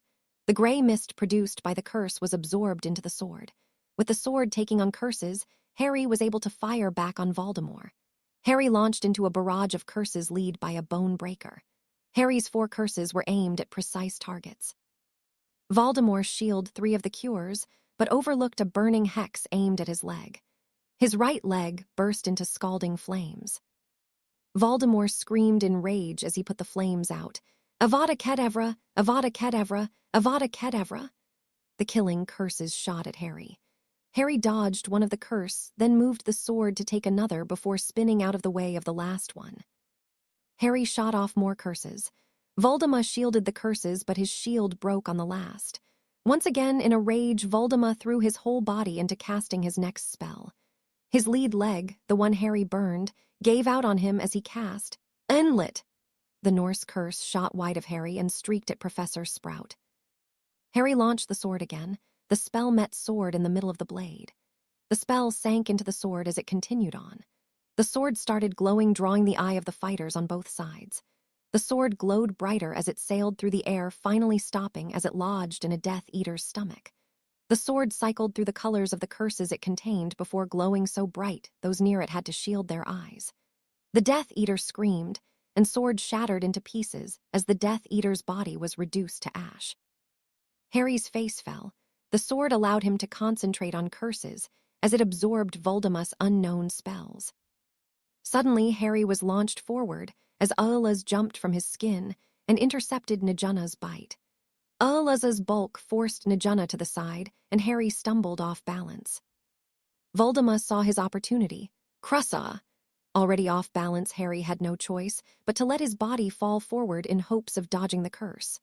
Voldemort's wand moved with him, trapping Harry in agonizing pain. Harry's spine twisted wickedly as he tried not to scream out from the curse. He could hear Aeolus hissing and snapping at Najuna. Aeolus saw Najuna from her place as a tattoo. The hissing snake was slithering towards Harry, and Aeolus preparing to strike. Aeolus hissed in anger and sprung from Harry's body, knocking into Najuna, forcing the other snake off to the side. Aeolus's rose up and her hood flared out. Aeolus's length dominated the magically enhanced adder snake, but Najuna struck again. Aeolus darted to the side, hissing a warning, before recoiling back. Aeolus knew the snake she was fighting had to die for her hatchling to survive. Aeolus shot out of her coil and slammed her body into the adder, covering it. Aeolus snapped down with her jaws right behind Najuna's head. Her fangs sank into the adder, and she called on the magic he shared with Harry to overpower her venom and sent it into Najuna. Najana gave off a screeching hiss as the venom pumped through her body. Ullaz heard a human shout and quickly dislodged her fangs and shot to the side, a curse streaking by her. Voldemort held the curse on Harry as he apparated forward to stand over Harry. Harry was twisted in pain as Voldemort came to tower over him. Voldemort leant down and pulled Harry's wand from his hand with some trouble. Voldemort was breathing heavily from the fight, his arm still bleeding, and his leg burn growing worse as healing magic was beneath him. He stood over Harry, only seeing his enemy suffering. "You're going to die, Harry Potter," Voldemort said unknowingly, echoing his shade's words to Harry. "Mistki," Voldemort was cut off by Najana's dying hiss. "N-O-O-O," Voldemort roared, slipping into Pusseltongue as he watched his vessel die. He fired a killing curse at Ullaz. Ullaz moved out the way in the nick of time. Voldemort raised his arm to fire again. The Crushiotus curse lifted from Harry as Voldemort's attention was drawn by Ullaz. Harry flexed his fingers, gripped his hand around the knife David Granger gave him. Harry flipped it open as Voldemort stepped over him to fire the killing curse. Harry slammed the knife down into Voldemort's foot. Voldemort screamed his curse, dying on his lips. Harry shot up, ramming Voldemort around the middle with his shoulders. He ripped the knife from Voldemort's foot as he tackled Voldemort down to the ground. Voldemort released his wand as his body was driven into the ground. Harry, armed with his knife, wasted no time and buried the knife to the hilt in Voldemort's heart. Voldemort stilled in Harry's arms as what little of his soul was left in this world fled his body, pulling him down to hell. Harry pushed himself off Voldemort's body, pulling the knife with him. Blood was covering Harry's battle armor as he stood. He flicked his left wrist, and his spare wand shot into his hand. Armed with a wand and blood-stained combat knife, Harry pointed his wand at the nearest Death Eater. The Death Eaters were standing seemingly in shock as they saw their leader killed by a Muggle knife. "Surrender and you might live." Harry's voice was hoarse, and he shook from exposure to the torture curse, but no one doubted his words or his will to follow through. The Death Eater across from him threw down his wand and knelt with his hands up. Tunks broke through the mass of injured and dead fighters. "By the order of the British Ministry of Magic, you are under arrest." She slapped a putka on him, sending him to Azkaban. "Harry!" Daphne collided with Harry in relief. Harry stumbled and fell to the ground with her collapsing from exhaustion. "Harry!" Her shout turned worried as he stopped responding. Harry's eyes slowly blinked open as he regained consciousness. He was aware of a weight on the end of his bed and across his chest. He tilted his head to look and saw Daphne draped across his chest. He rose a little and saw the weight at the end of his bed was Ullaz. Daphne felt him stir and sat up. "Harry," she said softly. "Hey, Duff," Harry replied hoarsely. Daphne moved to the side and retrieved a glass of water. Harry pushed himself up, his left arm aching. He took the glass, drinking most of the contents.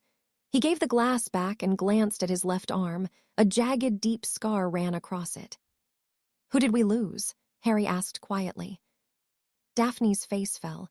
"You shouldn't be worried about that now." "Duff," Harry asked again. "Fine, but first, You've been unconscious for 2 days from magical exhaustion and Crushiotus curse. Not mention you needed 30 stutchas and 2 doses of skin stitched to close the wound on your arm. Parvati, Mullisunt, Katrana Lufkin, Ducklin Hawath, Oliver Wood, Pussa Wuzla, Professor Vector, Ullis Kamudi, Lavender Brown, Hugred, Lahin Rummas of Gruffunda, all the Huffpuffs who fought besides Josh, Ernie, Susan, and Henna. 21 Uras including the ones in Hugsmutta and 15 Unspeakables. Daphne's quiet reply made Harry sit back. He ran his hands over his face, crying softly. Daphne moved to sit beside him on the bed and wrapped her arms around him. "You did everything you could. You killed the bastard and ended this war for once and for all. It is not your fault," Daphne said fiercely, her tears joining his. "What about our friends?" Harry asked after a while. The Hammers both made it through the battle with only exhaustion and some skin stitch each. Tunks had her left arm shattered. Fudda had a nasty concussion and broke his ankle. Tracy's suffering from exposure to the Crushiotus curse and a concussion. Hermione needed skin stitch for a wound to her chest that also caused some broken ribs. Vukta only had some bruised ribs. Daphne grinned. "Maybe we should send our kids to Dumstrung if that's how they fight." Harry chuckled. Daphne grew serious again. Fred nearly had his face torn off by Gura. He's stable but hasn't woken up yet. George has some major bruising on his chest from a Bumbada curse that was only partially stopped. Henna is fine, just minor burns that should be fine in a few days. Nuvel has crushiotus exposure, a concussion, burns to his left arm, and a deep shoulder wound. Tha is fine apart from shock. What? Harry asked, confused. He killed his father during the battle, Daphne replied, turning her eyes downward as she cried. Right after he told Tha he killed Tha's mum. Harry's grip on Daphne tightened. He deserved it. I hope Tha doesn't waste time on his death. I think it's mainly his mum, Daphne commented before moving on. Vuzza needed 20 stitches and skin stitch. Cutty needed about 40 stitches and 3 doses of skin stitch in various areas. Alisha had a concussion and needed a dose of skin stitch for a head wound. Angelina broke her arm in 3 places. Charlie Wuzla had some minor burns but said, and I quote, "The dragons do far worse, especially Harry's horntail." Harry started laughing once again as he pictured his dragon friend form 4th year. And what did Ginny do to him? She slapped him in the head, Daphne deadpanned. How did you know Ginny and Astoria hijacked their putkas? I didn't, but I can't imagine them not staying. Where were they? The room of requirement, watching the battle, using the room's magic. Draco, Harry asked. Draco lost his left arm. Robustan La Strunja used a deadening hex on it during their battle and then nearly chopped it off with a flaming sword. The healers had to amputate it. Astoria and his mum are with. What about Remus? He asked, confused. He's unconscious still. He lost a lot of blood from a Bumbada curse. The curse also collapsed a lung and broke nearly every rib. Sirius and Severus. Severus took a cutting curse to the face when he joined the fight in the courtyard. He's lost his sight in his left eye, but it may be possible to repair it through extensive healing magic. She paused and took a breath before she plowed on. Sirius is paralyzed from the waist down. What? How? Who? Harry shouted, starting to get up from the bed. Daphne pushed him down. Harry, you can see him as soon as a healer clears you. Just wait, Daphne implored him. He sat back and she answered his questions. A Death Eater used an old dark curse that hasn't been used since the Renaissance era. They couldn't identify it before it took his legs. There's nothing they can do, Harry asked quietly. No, it doesn't look like it, Daphne said, and hit a bedside crystal that alerted a healer Harry was awake. You didn't mention Blaze, Harry asked. Daphne grinned as she answered.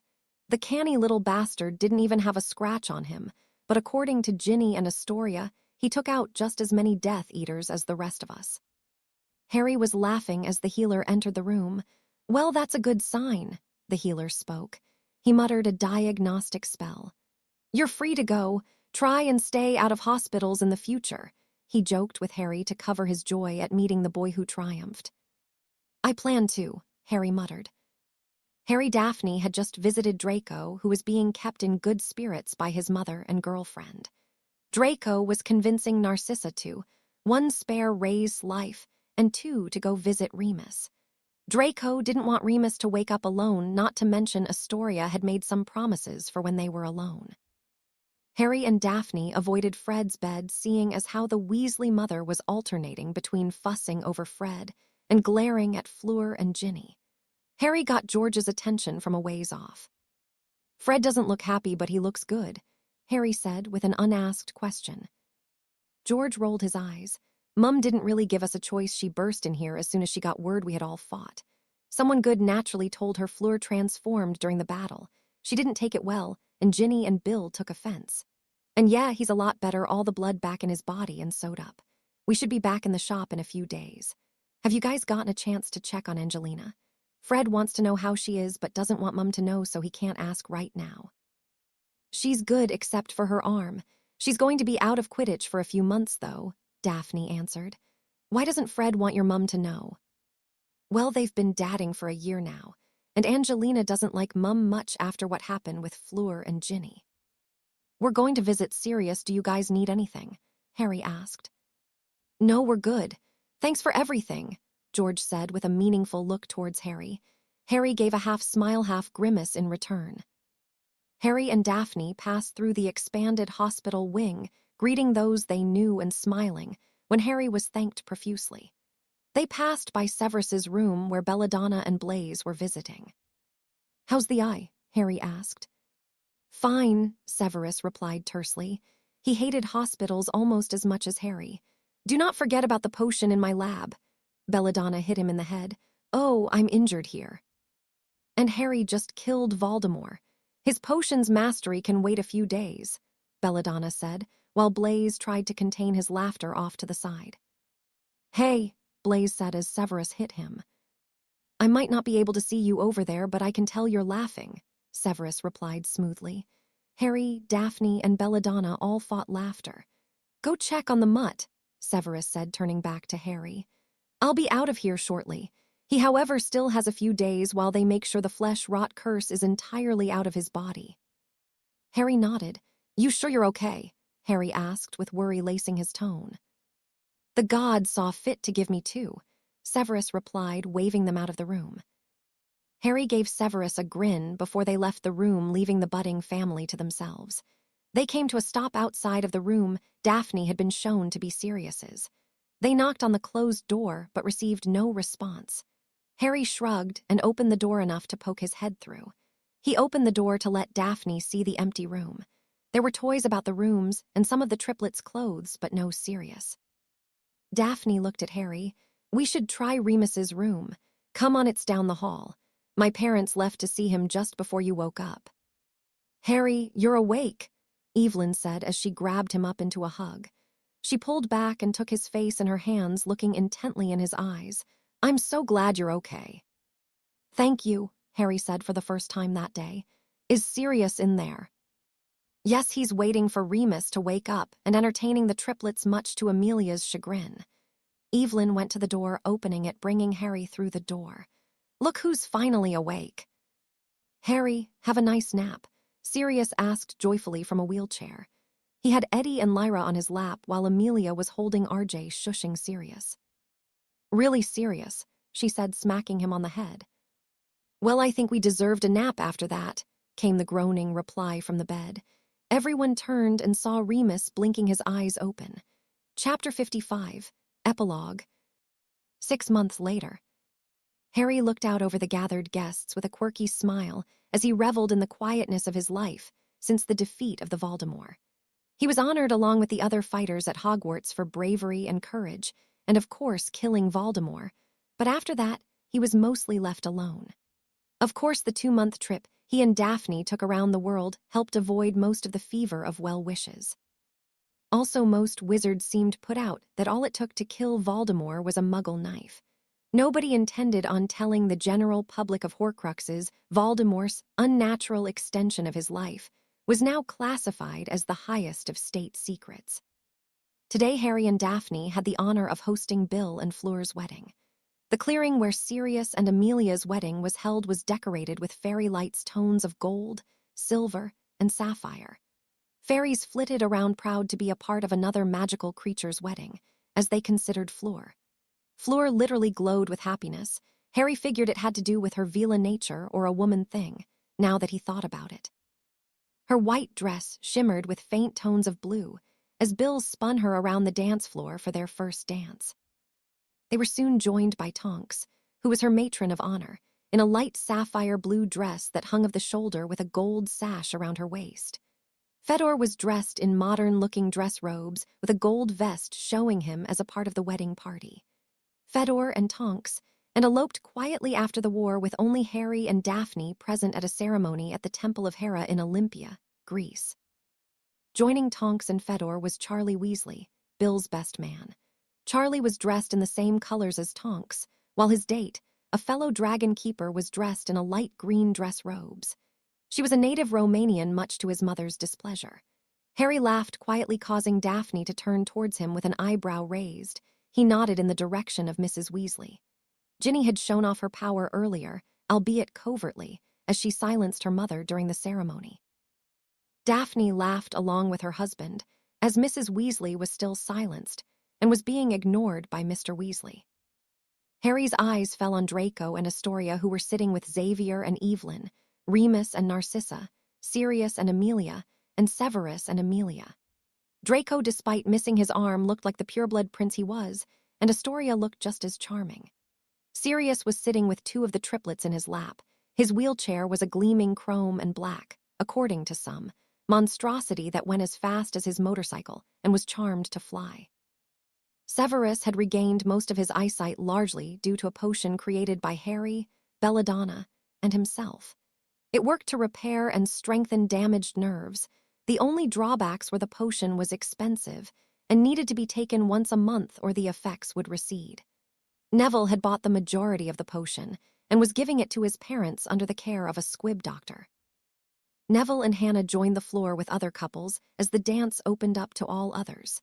Neville asked Hannah to marry him soon after the battle ended. In fact, there was a horde of engagements announced after the battle. Neville and Hannah planned on a long engagement, choosing to wait for his parents to awaken and be able to participate in the wedding. They were showing progress with the new potion. Ginny's laughter caught his attention. She was dancing with the little groom figurine from the top of the cake. Tha took Ginny's hand and twirled her onto the dance floor. Tha had inherited his family's fortune. The first thing he did was bury his mother's remain in a place away from the Nutt family mausoleum and in a graveyard where the Potters were buried. After that, he burned down the entire manor and sold the property to a relatively new pureblood family. Tha decided to build a home in Gudruck's Hollow. Bluz spun into view with Tracy in his arms. Bluz refused to leave Tracy's side as she laid in the hospital wing. Bluz looked smooth as silk in his tuxedo, and Tracy was smiling wide in a lavender dress. Tracy and Bluz tended to fight like cats and dogs, but they seemed to be going strong. His gaze fell on Susan, who was dancing with Ernie Muckmullen. He glared at him, making the Hufflepuff stumble in his footing. Susan glared back at Harry and gave him the finger. Harry laughed a deep belly laugh. "All right, leave Susan alone and dance with me," Daphne said, standing from her seat at the wedding party's table. Daphne, along with Ginny, was dressed in soft gold off-the-shoulder dress with a sapphire blue sash the opposite of Tunk's. Harry was dressed similarly to Charlie and Fred and George. Harry faked a groan as Daphne pulled him up. Fred and George laughed at him, and he turned and flashed them a smile. Harry drew Daphne in close as he took her waist in his hands. He held her to him as they danced the end of Fla and Bill's song. The dancing sped up as a reel played. Harry and Daphne danced the steps with the others, enjoying the festivities late into the night. 1 year later. Hogwarts had been rebuilt in the months following the final battle. Most of the damage to the school had been done by the giants, yet the school endured. School resumed as normal once the damage had been cleaned from the area. The only difference was Argus Filch, and Mrs. Norris decided to retire, having had enough of the magical school during Harry's years. "Wizards and witches, I present to you the Hogwarts class of 1999, Headmaster Flutwick announced to the gathered crowd of parents and students. The former 7th years shot to their feet with cheers while throwing their hats into the air.